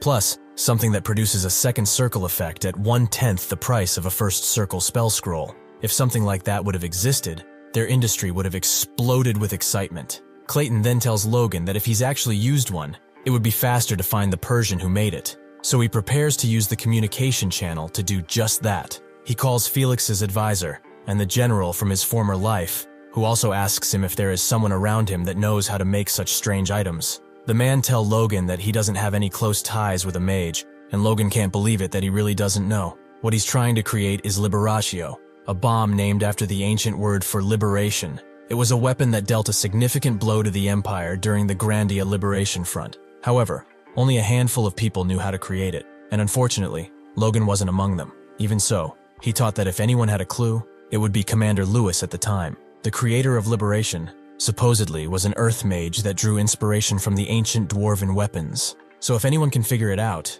it is sure to be those two, Hamar and Clayton. Hamar tells Logan that at first, he thought Logan just dreamt all this up, but the vivid way he describes it makes him doubt himself. Hearing this, even Logan thinks that strangely, his memories of Liberatio are strangely clear, almost unnaturally clear, which makes him behave strangely. He lets the thought go, saying that in the end, it's normal, since he died because of it in the end, so it all makes sense in a way. Then he proceeds to once again explain everything to Hamar and Clayton, as they ask if Logan hasn't yet given up on it. Inside a bar, a man strikes down on the table with his fist and a pint of beer, spilling it everywhere, while asking what did this country end up being. Another 2 men in the bar curse the war, saying that now it's spread all the way to the south. One man starts shouting, saying that if they want to fight, they should do it among themselves, and asking why are they dragging small territories like theirs into it and getting them killed, while his friend calls him a drunk and tells him to lower his voice. The guy at the table from across raises his head and says that he is right. If they want to fight, they should do so among themselves. He then says that just because his great-grandmother was the second daughter of House Kalia's Marquis, this shouldn't mean they have to be dragged into this faction war. He then continues, saying that this is why small provincial nobles like them end up completely ruined. He laments, saying that their family is probably the first one to be destroyed in the Civil War. He was forced to run away, without even being able to retrieve his family's bodies, calling himself a pathetic man. A man wearing a long cape and a hood then comes behind the speaker, asking him if he is Mr. Damien Nadal. Hearing his name spoken by an unknown person, Nadal gets up, clenching his sword and preparing for a fight. He asks the man who he is and how he knows him, as the man pulls you a letter, saying he is from the Information Guild, and that a client of theirs asked him to deliver this letter to Nadal. Looking at it, Nadal wonders who could have sent that letter. The sigil on the crest seems to be resembling a red flame emblem. Inside the castle, our most beloved and loyal servant, Rick, talks to Logan, asking him what all of those papers are. Looking at Logan writing, he asks him if he plans to throw a party or something, and Logan asks him if he is crazy, and why would he be throwing a party in times like this. He then tells Rick that those are letters to be sent to talented people who lost their masters in the Civil War. He asks Logan if he plans on recruiting them, and Logan asks him how he knew that. Rick tells Logan that he has been watching him for years, and then proceeds to ask if there are any famous knights in this ruined territory, as he hasn't really heard of any. To which Logan replies by telling Rick that right now they are just heirs of small lands or ordinary soldiers, and if left alone, they'll probably become wandering mercenaries. Hearing this, Rick asks him why he would recruit those kinds of people, and if they are really that short on troops. That is when Logan tells Rick a saying, a pearl in the mud, yet he knows that this is just information from his past life. Most of them will eventually become Force users, but the one receiving this letter will never awaken Force. Even so, Logan says, he's one of the most important ones. Therefore, he hopes he will accept. He then starts addressing the letter to Mr. Damien Nadal. He starts writing that he, the eldest son of the McLean family, was deeply moved by his poem of the Drunken Moon, left at the academy. He tells Nadal how he thinks he is an exceptional talent, and he's heard that recently, Nadal went through misfortune, so he reached out. Damien reads the lines written by Logan saying that his family continues to grow even in these hard times, and that he needs someone like him. At last, he courtly asks Damien to consider the McLean estate and family, if he needs a new place to reside. However, reading it, Damien asks what kind of nonsense this is. 2 months later, at the McLean estate, a crowd of people seem to have gathered at the gates. One of the guards standing at the gates asks his colleague where did all these people come from, but he does not know the answer. The guard then reveals that they are all saying they got letters from the young master, and as Damien stands behind a guard, he confirms the crest on the letter is the McLean sigil, so he tells the men to follow the guard inside. Damien then steps forward and shows the guard his own letter, barring the same sigil, and says that he has received it from Logan. The guard takes a look and says that the seal is definitely McLean. He then takes a look at Damien. He looks shy and anxious about the whole situation. He tells Damien that it's been verified and that he should follow him, while wondering why would the young master send a letter to a vagrant like him. They then proceed through the pathways of the city and the castle. Looking around, Damien starts to wonder. He asks himself if McLean is trying to grow their territory by taking in war refugees. Even so, he wonders why he would get a letter. Looking around the city, Damien finds it peaceful and wonders if Logan didn't perhaps send the letter to the wrong person. Inside the castle, Logan and Damien seem to have met, with Logan taking Damien's hand, introducing himself, and saying that Damien must be tired from such a long journey. Damien says it's nice to meet Logan, wondering once again if Logan got the wrong person, while he tells Damien to take a seat and talk. He gives Damien a cup of tea, saying that it's still chill, and Damien thanks him. Damien starts sipping from the cup, while at the same time looking at Logan. He assesses Logan's appearance, wondering if he knew him before, but then quickly saying there is no way he would have forgotten red hair and red eyes like his. However, looking at Logan's face, he cannot understand why he is so happy to see him. Looking back at Damien, Logan thinks that even the genius of the Liberation Front had a clueless side. It appears that in reality, or in Logan's past life actually, Nadal was a master of encryption systems and a genius of information management. For more than 20 years, he thoroughly protected the identities of the Liberation Front members. Logan thinks that without saying, his talent goes beyond impressive, but above all, it's his upright character that makes him most desirable as an ally. Even after losing his whole family in the Civil War, he fought for decades for the future of this struggling country. Logan thinks that if he can win Damien's heart, he is someone he can trust unconditionally. Logan then proceeds to strike a conversation with Damien, saying how he has heard that Damien has graduated from the Academy's Public Administration Department. He then asks Damien if he would like to start as an assistant to their chief administrator, telling him that if he proves his ability, he might oversee an entire city someday, which shocks Damien. Damien asks Logan why he'd go so far for someone like him, and Logan asks him if he is not already aware of it, to which Demian replies that he isn't. Logan tells Demian that just as he had mentioned in the letter, he was truly moved by his poem. He tells Demian that having talent in poetry, he can understand context and express things concisely, which is a great skill that could help in management and administration as well. Yet once again, Demian thinks that this is nonsense. While Logan gracefully drinks from his cup of tea with his little finger raised, as English royalties usually used to do, Logan himself then goes to also acknowledge that what he said is nonsense. But he had to secure him no matter what. He thinks that maybe not now, when they're just a small house, but someday, when McLean becomes more than just a noble family, Demian will be a great asset as an information manager, even if it's not his specialty. Right now, he will have to endure the role of an administrator for now. 1 week later, Dwayne and Logan are talking, and with his face all lit up, he tells Logan that this kid is amazing. He points his finger to Philip, grabbing him by the shoulder, and tells Logan that he and Demian together managed to do the work of over 10 people on their own, and asks Logan where he has managed to dig these kids of people out from. And Logan cannot believe that this was actually a good fit for Demian. Logan tells Dwayne that this is great, and to make sure to help Demian adjust smoothly, and Dwayne tells him that there is no other choice but to treat talents like them with the utmost care. Dwayne then goes on to bring a separate matter to Logan's attention. It seems that because of the Civil War, a flood of refugees is coming in, and that the town will reach its population limit much sooner than expected. Hearing this, Logan asks if they should speed up the plans for a second town, and asks Dwayne if the budget will be okay if they do that, to which Dwayne says that he has made some early calculations. It seems like the price of lumber has skyrocketed due to the Civil War, so once town construction is done, the budget will be very tight until the yearly harvest. Hearing this, Philip asks why they would need to be short on money, as there's more than enough to sell in the territory. Hearing this, both Logan and Dwayne are stunned, asking what they could possibly sell. This is when Philip comes with the idea of selling food. Logan seems to be mesmerized by Philip's idea, but Dwayne goes mad, asking why they would sell food, and if they even have that kind of surplus. Philip says that they should be doing it to prepare for the war with Befros, as they didn't sell the surplus food back then. That being said, their war ended quickly, and once the Civil War started, food prices skyrocketed.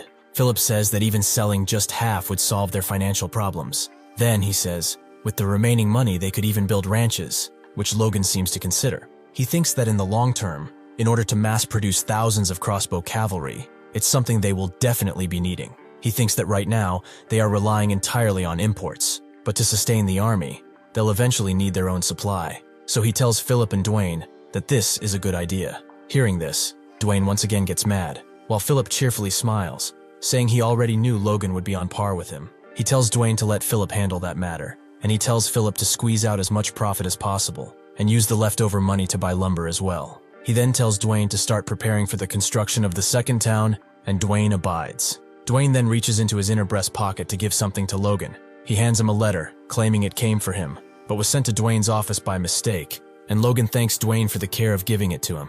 The letter bears a black seal with no crest, and that's how Logan knows it's from the Information Guild. Philip and Dwayne bow as they leave, telling Logan that they will be on their way out, and Logan wishes them farewell, telling them to go on with their work. He then starts reading the letter he opened earlier. The letter informs Logan in the matter of the whereabouts of one matching description in the search request he has made. Yet Logan doesn't seem to remember any person searching. Eventually, he recalls the event, as he has made that request the day he first learned the heavy pressure sword from his master. He asked them to find the unaffiliated superhumans who were active during the Imperial War. It looks like it took them some time, but they found one.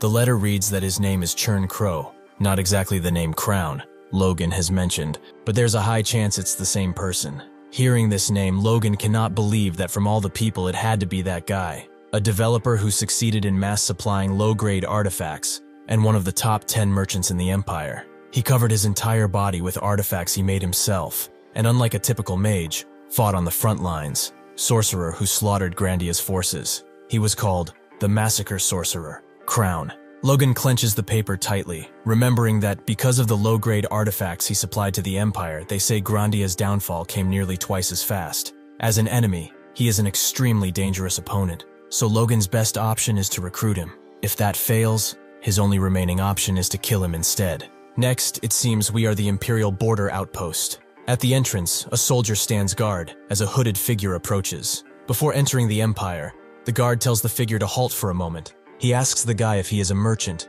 and he says that he is indeed a merchant from Grandia. Hearing this, the guard says how he has heard that things are a bit chaotic there these days. He then turns his head around and reaches towards the figure with his hand, saying that it must be tough for him. Logan, who seems to be the hooded figure, doesn't say anything at first. He then lets a gold coin fall in the guard's hand, as he agrees with him. The soldier looks at the coin and tells Logan that there is no need to worry anymore. He grants Logan entrance into the kingdom and tells him that their empire is peaceful. Seeing the plains, Logan says that it's been a while since he's last been in the empire. Logan says that according to a report from the Informational Guild, the person he is looking for isn't living in a major city, but in a border territory, thinking that he doesn't know why a future superhuman would heil up in a place like that. But the fewer people around, the better for him.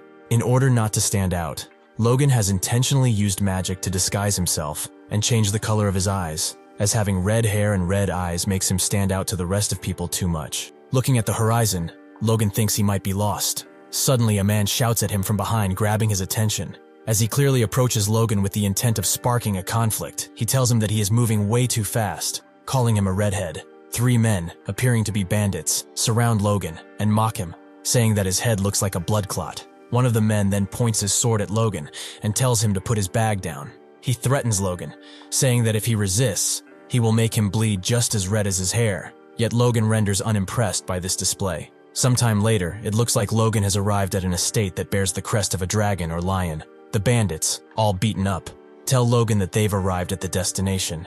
The bandit that was threatening Logan earlier now places his hands together, begging him to let them leave, and Logan thanks them for their guidance and lets them go. They thank Logan as they leave, and Logan simply huffs, thinking about their stupidity. Logan steps inside the city, looking around at the people on the street. It seems that it is full of merchants, as some are trading materials, like leather imported from Rusfelheim, which is of excellent quality. He then sees a nobleman with his servant. The servant tells his master that they should be resting there for a while, and the master agrees, telling him to find a quiet tavern or something.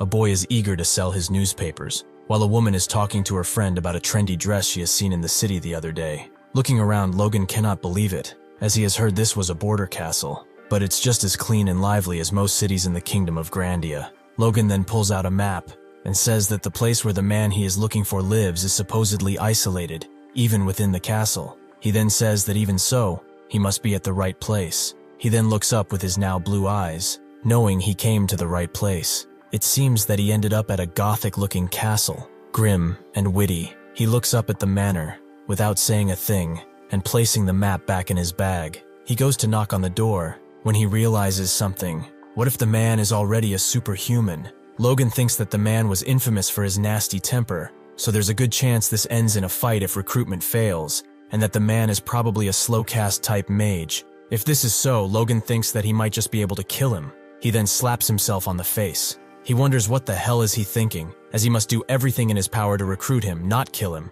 So he will put aside his past life's grudge for now. He then knocks on the door, asking if there's anyone inside. The door opens, and someone asks who the hell is knocking so loudly outside. A man with a thick beard and mustache appears, saying that he's even told the Lord not to make noise around there, which makes Logan shed a sweat. Looking at the man in front of him, he thinks that he's never seen him before, so he asks if he is Churncrown. He tells Logan that he is Churncrown, asking him what business he has there, while Logan assesses his level as a 5th-class mage.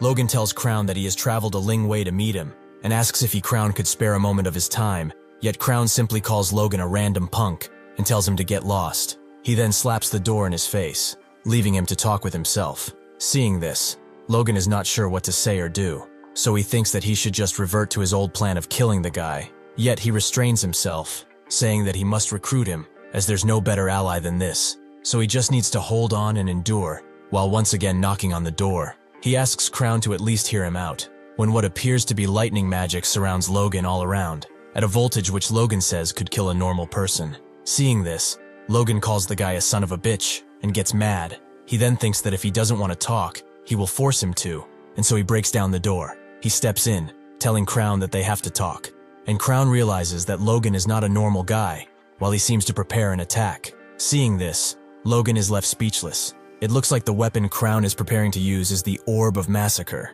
exactly the one he feared. The spell constantly protects Crown's surroundings and automatically repels enemies. an offense-defense type of artifact. Logan remembers that Crown was weaker in direct combat compared to other superhumans, but with the orb, he unleashed unmatched firepower in civilian massacres. However, looking at him, Logan says that he is probably not at that level, since he's only a 5th circle mage at the moment. Logan asks Crown if what he is doing isn't perhaps a bit harsh for a guest from far away, but Crown asks Logan what kind of guest breaks down the door to enter. Logan clams down and tells Crown that he wasn't seeing visitors, so he left him no other choice. He then throws something at Crown. Reaching its feet, Logan says that this must fully compensate for the door. It is, of course, a bag full of gold. Seeing the money, Crown starts sweating intensely, and then tells Logan that he could spare a moment to talk. They sit inside the parlor on the couch, with Logan having his sword by his side, and Crown having his orbs of massacre behind him, while he asks Logan what he wanted to talk about. As Logan tells Crown that he has rumors about him, saying that he came to offer him a recruitment proposal, he also thinks that he has no manners whatsoever by the way he is talking. The word rumors in particular seems to grab Crown's attention, and he asks Logan what kind of rumors he's been hearing, which Logan finds interesting. He then realizes that this is the sound and appearance of a man that certainly has something to hide. Logan tells Crown how he has heard that he is a master of artifacts, and that just by looking at the things behind him, it makes it obvious that the rumor was true. Hearing this, it seems that Crown's short fuse started burning as he shouts at Logan, asking him where he's heard that. Logan tells Crown that he has been looking for a skilled mage, and that the Information Guild pointed him out. Crown's eyes light up, asking Logan what Information Guild is he talking about. Yet Logan looks directly into his eyes, with no emotion whatsoever, and tells him that this is a detail he cannot share. He tells Crown that he's only came after hearing his reputation, and that it sounds like he's got quite a few sins stacked up, making Crown shout to defend himself, as he swears that he's lived an honest life. Logan looks at his sword, thinking that maybe it's because he's been holding a grudge from his past life, but to him, what Crown is saying sounds like someone who's lived a filthy life would say. Even if he's capable, his personality is a problem, so Logan will have to deal with him there and then, since he cannot Crown stabbing him in the back. To Logan, the Orb of Massacre looks weaker than in his past life, at best a 3rd-class artifact, so if he decides to kill Crown, it wouldn't be hard. He then thinks that he should put it to the test, so he looks at him, addressing him as Sir Mage, and posing an impertinent and sparking question. That being if he's ever heard of the name Crownit, which instantly makes him change his facial expression. Hearing the name, Crown realizes that Logan is not who he says he is. The Orb of Massacre then begins to change color, from blue to red, a sign that the man might be through with talking. He lets out a psychotic smile and he goes directly for Logan's neck, saying that this is where Logan is going to shake hands with death. From outside, it looks like a big explosion has shattered the back wall of the mansion as rubble splatters all around. Crown has left a giant hole in the wall in front of which Logan stood, and he is nowhere to be seen. Crown, however, seems weakened after the attack, since he probably used quite some stamina on it. Suddenly, his facial expression changes into one of wonder. A wave of force throws Crown and his balls away. Seeing this, Crown cannot believe Logan has dodged his attack. He then says that Logan is quite lucky, but this is as far as he will get. He then riles up his own aura, preparing another attack, and asks Logan if he thinks he is a match for his orbs. In response, Logan raises his own sword, prepared to counter Crown's attack, yet Crown calls it a pathetic attempt. Crown attack, leaving behind a big explosion and flames. Seeing the aftermath of his own attack, Crown wants to say that Logan's efforts are praiseworthy, yet not enough. Even so, he might have spoken too soon, as once again he is left speechless by what's unfolding. The whole room is lit up by Logan's aura, and the flames seem to reach the ceiling. Even Crown's orbs seem to suffer from its effects, as next, it looks like they split right through the middle. Crown is also thrown into the wall behind him, and what remains of the orbs falls to the ground. Looking at the floor, Crown cannot believe it. He starts screaming that his artifacts are destroyed. Logan then steps forward and asks Crown how guilty of a conscience must he have for him to react like this, addressing him by the name everyone knows, yet no one dares to speak. Mr. Crownit. With his back plunged into the wall broken behind him, Crown speaks now words in front of Logan, yet you can see the disbelief and anger on his face. Shivering, he asks Logan how he dares speak that name, as he went to extreme lengths to destroy all traces of himself. It looks like there are almost no record of Crownit before he became a superhuman, Logan says, as Crown asks him just who he is. But looking at him now, he looks like nothing more than a runaway fugitive. While debating if he should try to dig up his past, Logan menacingly asks Crown where he thinks he is from. Hearing this, Crown gets annoyed. He then grabs one of the rocks near him and tells Logan not to play around with him.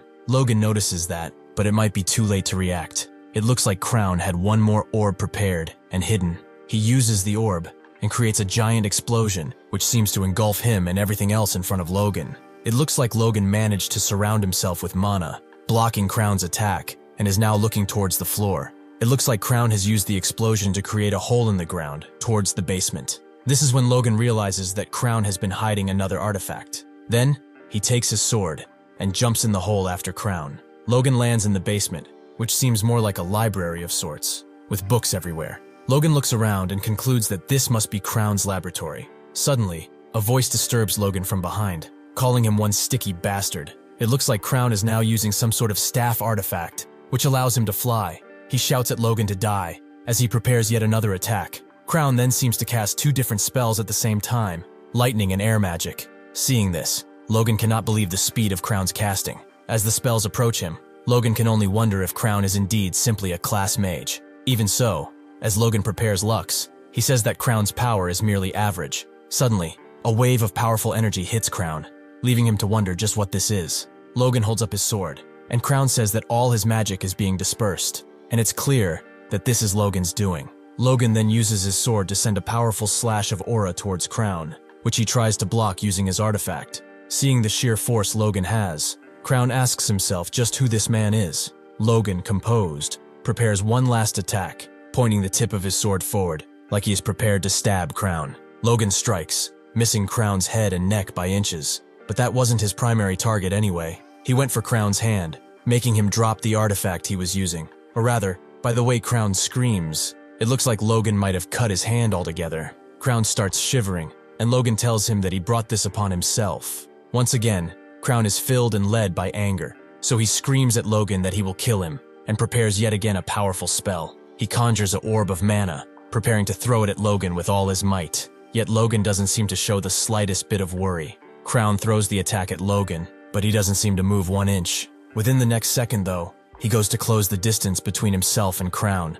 preparing his own attack. He hits Crown right in the gut, and tells him that his attack was too slow to catch him. His attack is so powerful that it makes the rubble all around splatter and fly once again. Crown spits up blood, and his eyes redden. He falls to the ground, and Logan remains straight. He looks down at Crown and huffs, signaling that the battle is over. Logan then looks up at the ceiling, from which bits have started to fall, and realizes that it's about to collapse altogether. Crown's laboratory, the laboratory of a man who would have been known as a master of artifacts, is going to turn into nothing. Looking around, Logan says that he would have liked to take a closer look around, but it's too dangerous. Even so, he cannot help it. He will take a close look and leave. That's when he notices a bunch of books and paper left on one of the tables. It looks like a notebook of Coronet's research, and Logan says that in his past life, Crownett had invented a method to imbue magic, not just onto precious metals as rare as mithril, but also on normal metals, and that is what allowed for the mass production of low-grade artifacts.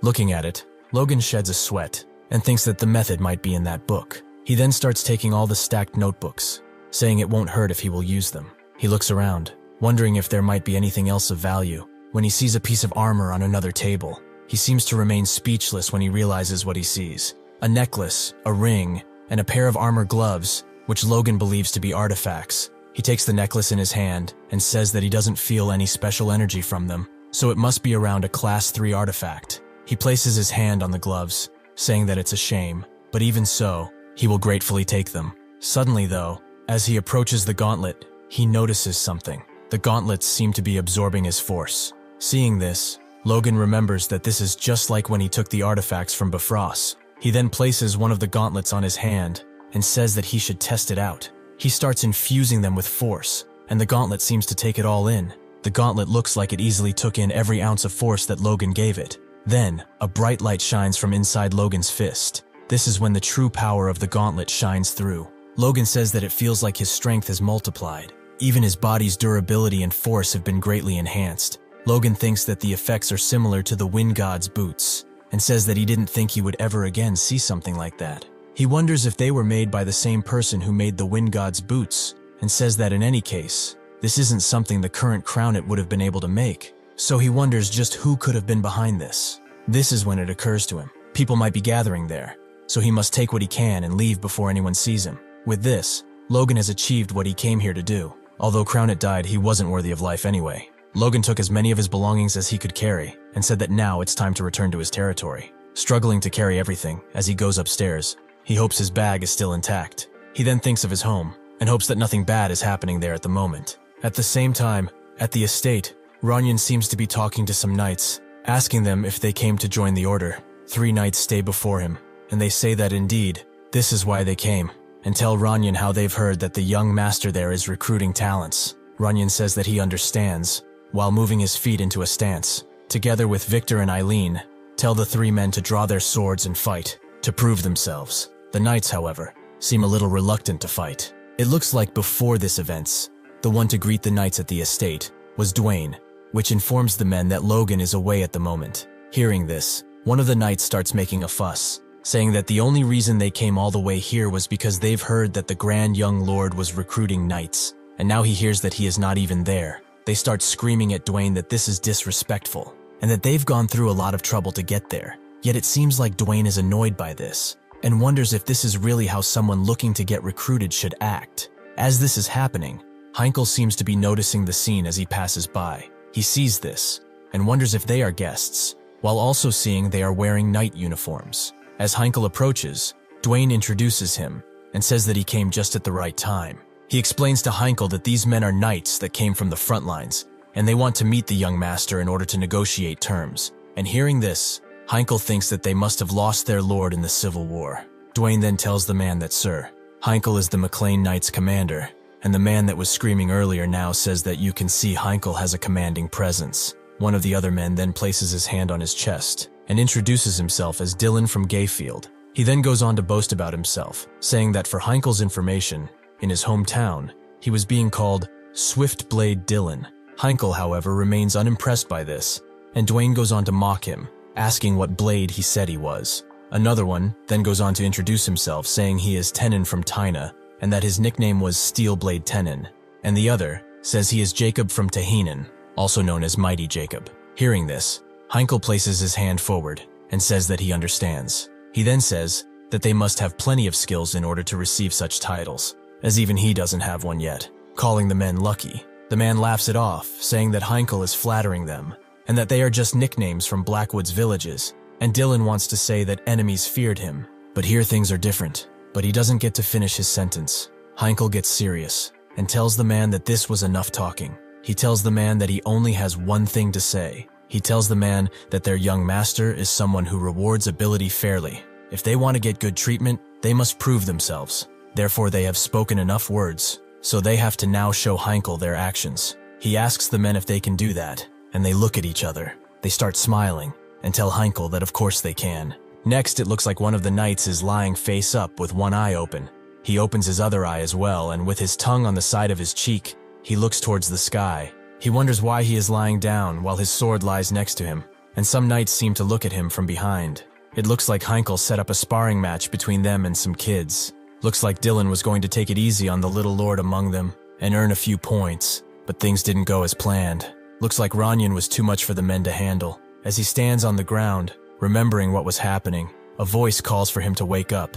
This was Ranyan, and it seems like his voice made the men stand up in an instant. Ranyan tells the man that they've barely exchanged a few blows, and asks him if he is giving up already. He then menacingly stays above the men, and asks if he was perhaps planning to go easy on him. The man denies it, saying that this was not at all his intent. Then he hears some knights from behind talking, saying that they would never do that. Rather, they would wish the young lord would go easy on them. Seeing this, Dylan wonders why they are acting like this, and asks himself if McLean people get trained to kiss up the lord's ass or something.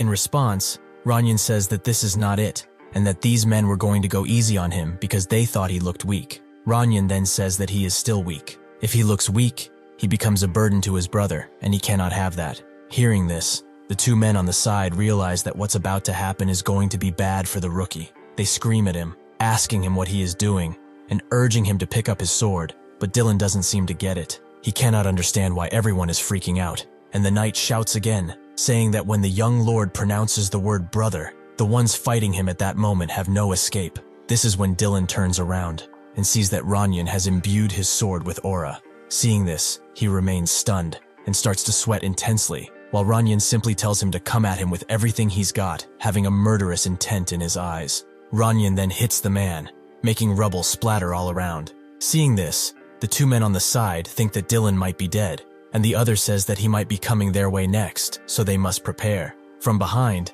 Heinkel seems to be enjoying the show. Bro simply smiles and lets out a sigh of relief. Looking at the scene, Eileen says that this Dylan fellow, or whatever he was called, at least had quick footwork, and Victor corrects her, saying that he was calling himself the Swift Blade, which Heinkel notices. Heinkel asks Eileen what they've thought about the other two guys, and Eileen says that they weren't that bad either, but they were a bit cheeky. Victor intervenes, saying he agrees with Eileen, and he doesn't know if the man deserves the Steel Blade name, but he seemed useful enough. Hearing this, Heinkel says that if this is so, then this rookie also passes the test. He then looks at Victor and Eileen, and tells them that he knew entrusting them with these rookie matches was a good idea. Then something grabs his attention from behind, and the light seems to change. It looks like Ranyan is using his aura, putting everyone down left and right, as Eileen says that he looked kinda stressed lately, and Victor says that this might be because he hasn't grown much, yet Heinkel tells them that this might be something a little bit more sensitive than that.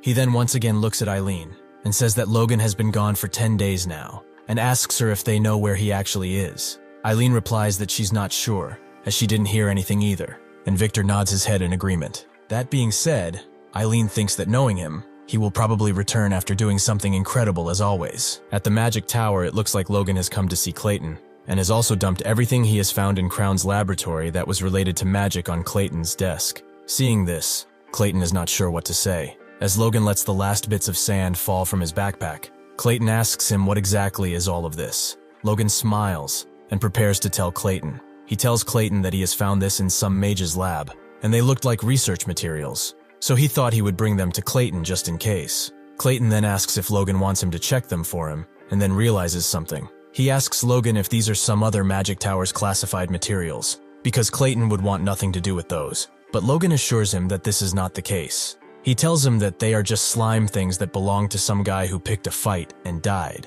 but doesn't mention the fact that he was the one that went looking for the guy first. Clayton looks at the book for a second without saying anything. Then he tells Logan that if this is the case, then it won't be any problem, and Logan thanks him, saying that he will leave it to Clayton's capable hands. Clayton says that this is okay and that Logan can go. Clayton proceeds to leave, but Logan doesn't seem to move from his spot on the other side of the desk. Clayton notices this and wonders what's up. He wonders why Logan is still there, and asks him if he perhaps has other business he must attend, but Logan just stands there and smiles. Logan then places his hand on his neck and tries to tell Clayton something. It looks like Logan is asking Clayton if he could look through them faster, as in right then and there.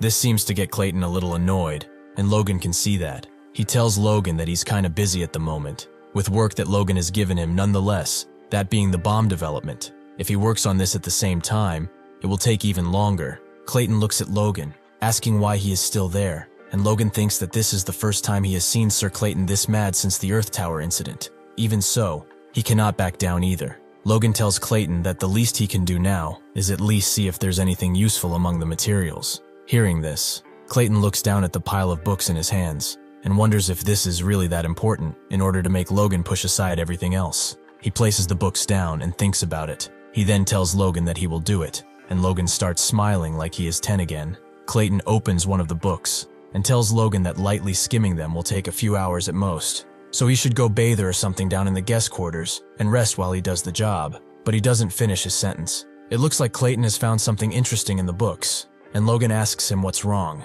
Clayton wonders what on earth he sees there, and once again Logan asks him what he has found.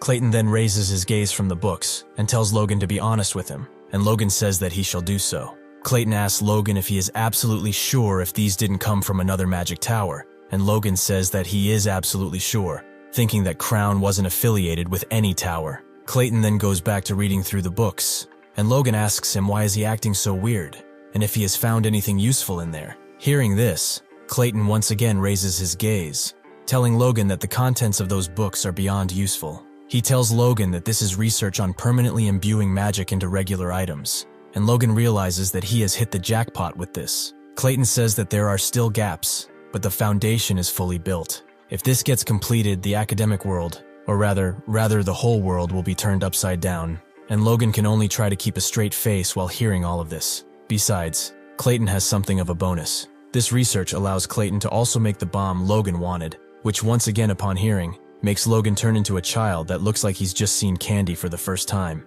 Inside a bar, two men are talking, with one of them asking the other when the operation is going to happen, to which the men replies that they're going to do it tonight, at the northern estate. Hearing this, the first man asks if they are going to do it this soon, to which the other guy says that there is no need to hesitate, as only one top-ranked lord could stop them. The other men ask him if they shouldn't perhaps take more caution and verify things a bit more. That is because he has heard that this so-called grand young lord of the place made even Bifrost's twin blades suffer a loss.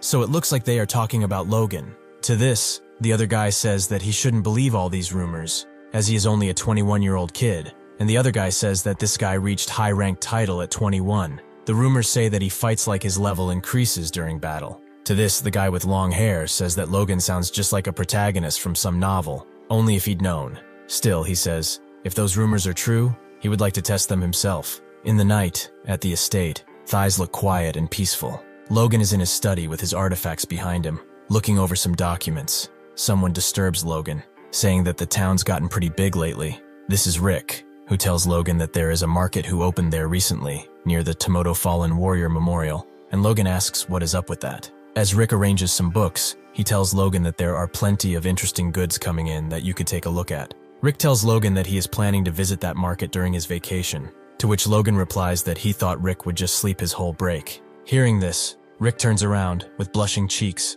prepared to tell something to Logan. He says that he cannot do that, as his girlfriend would be upset if he did that. Logan replies by wishing Rick a fun time, without even raising his eyes from the paper he is reading. And seeing this, Rick asks if Logan could at least look at him with a little warmth. He then turns around to his books, and says that he wasn't even expecting anything from Logan, and that is when Logan tells him that he is kidding. Then he startles Rick by throwing a bag towards Rick, telling him to get Layla a nice outfit with that, and also get himself something tasty. Seeing this, Rick is moved, unsure of what to say or do to thank Logan.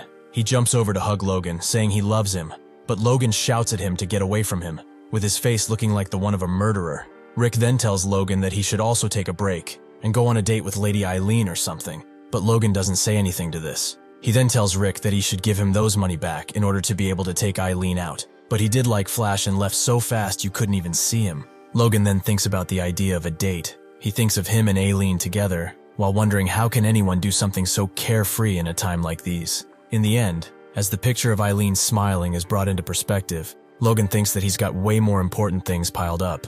Even so, his eyes seem to have been lit up by this thought. His whole mind is clouded, thinking about this idea. He then slaps himself, saying that this isn't the time for that. Anyway, after the war with Bifrost, Sir Eileen seems to have realized something, and she's been devoting herself to training every single day. Besides that, the Civil War's movement isn't looking good either. According to the Information Guild's report, the balance of power between the two factions is tilting faster than Logan has expected.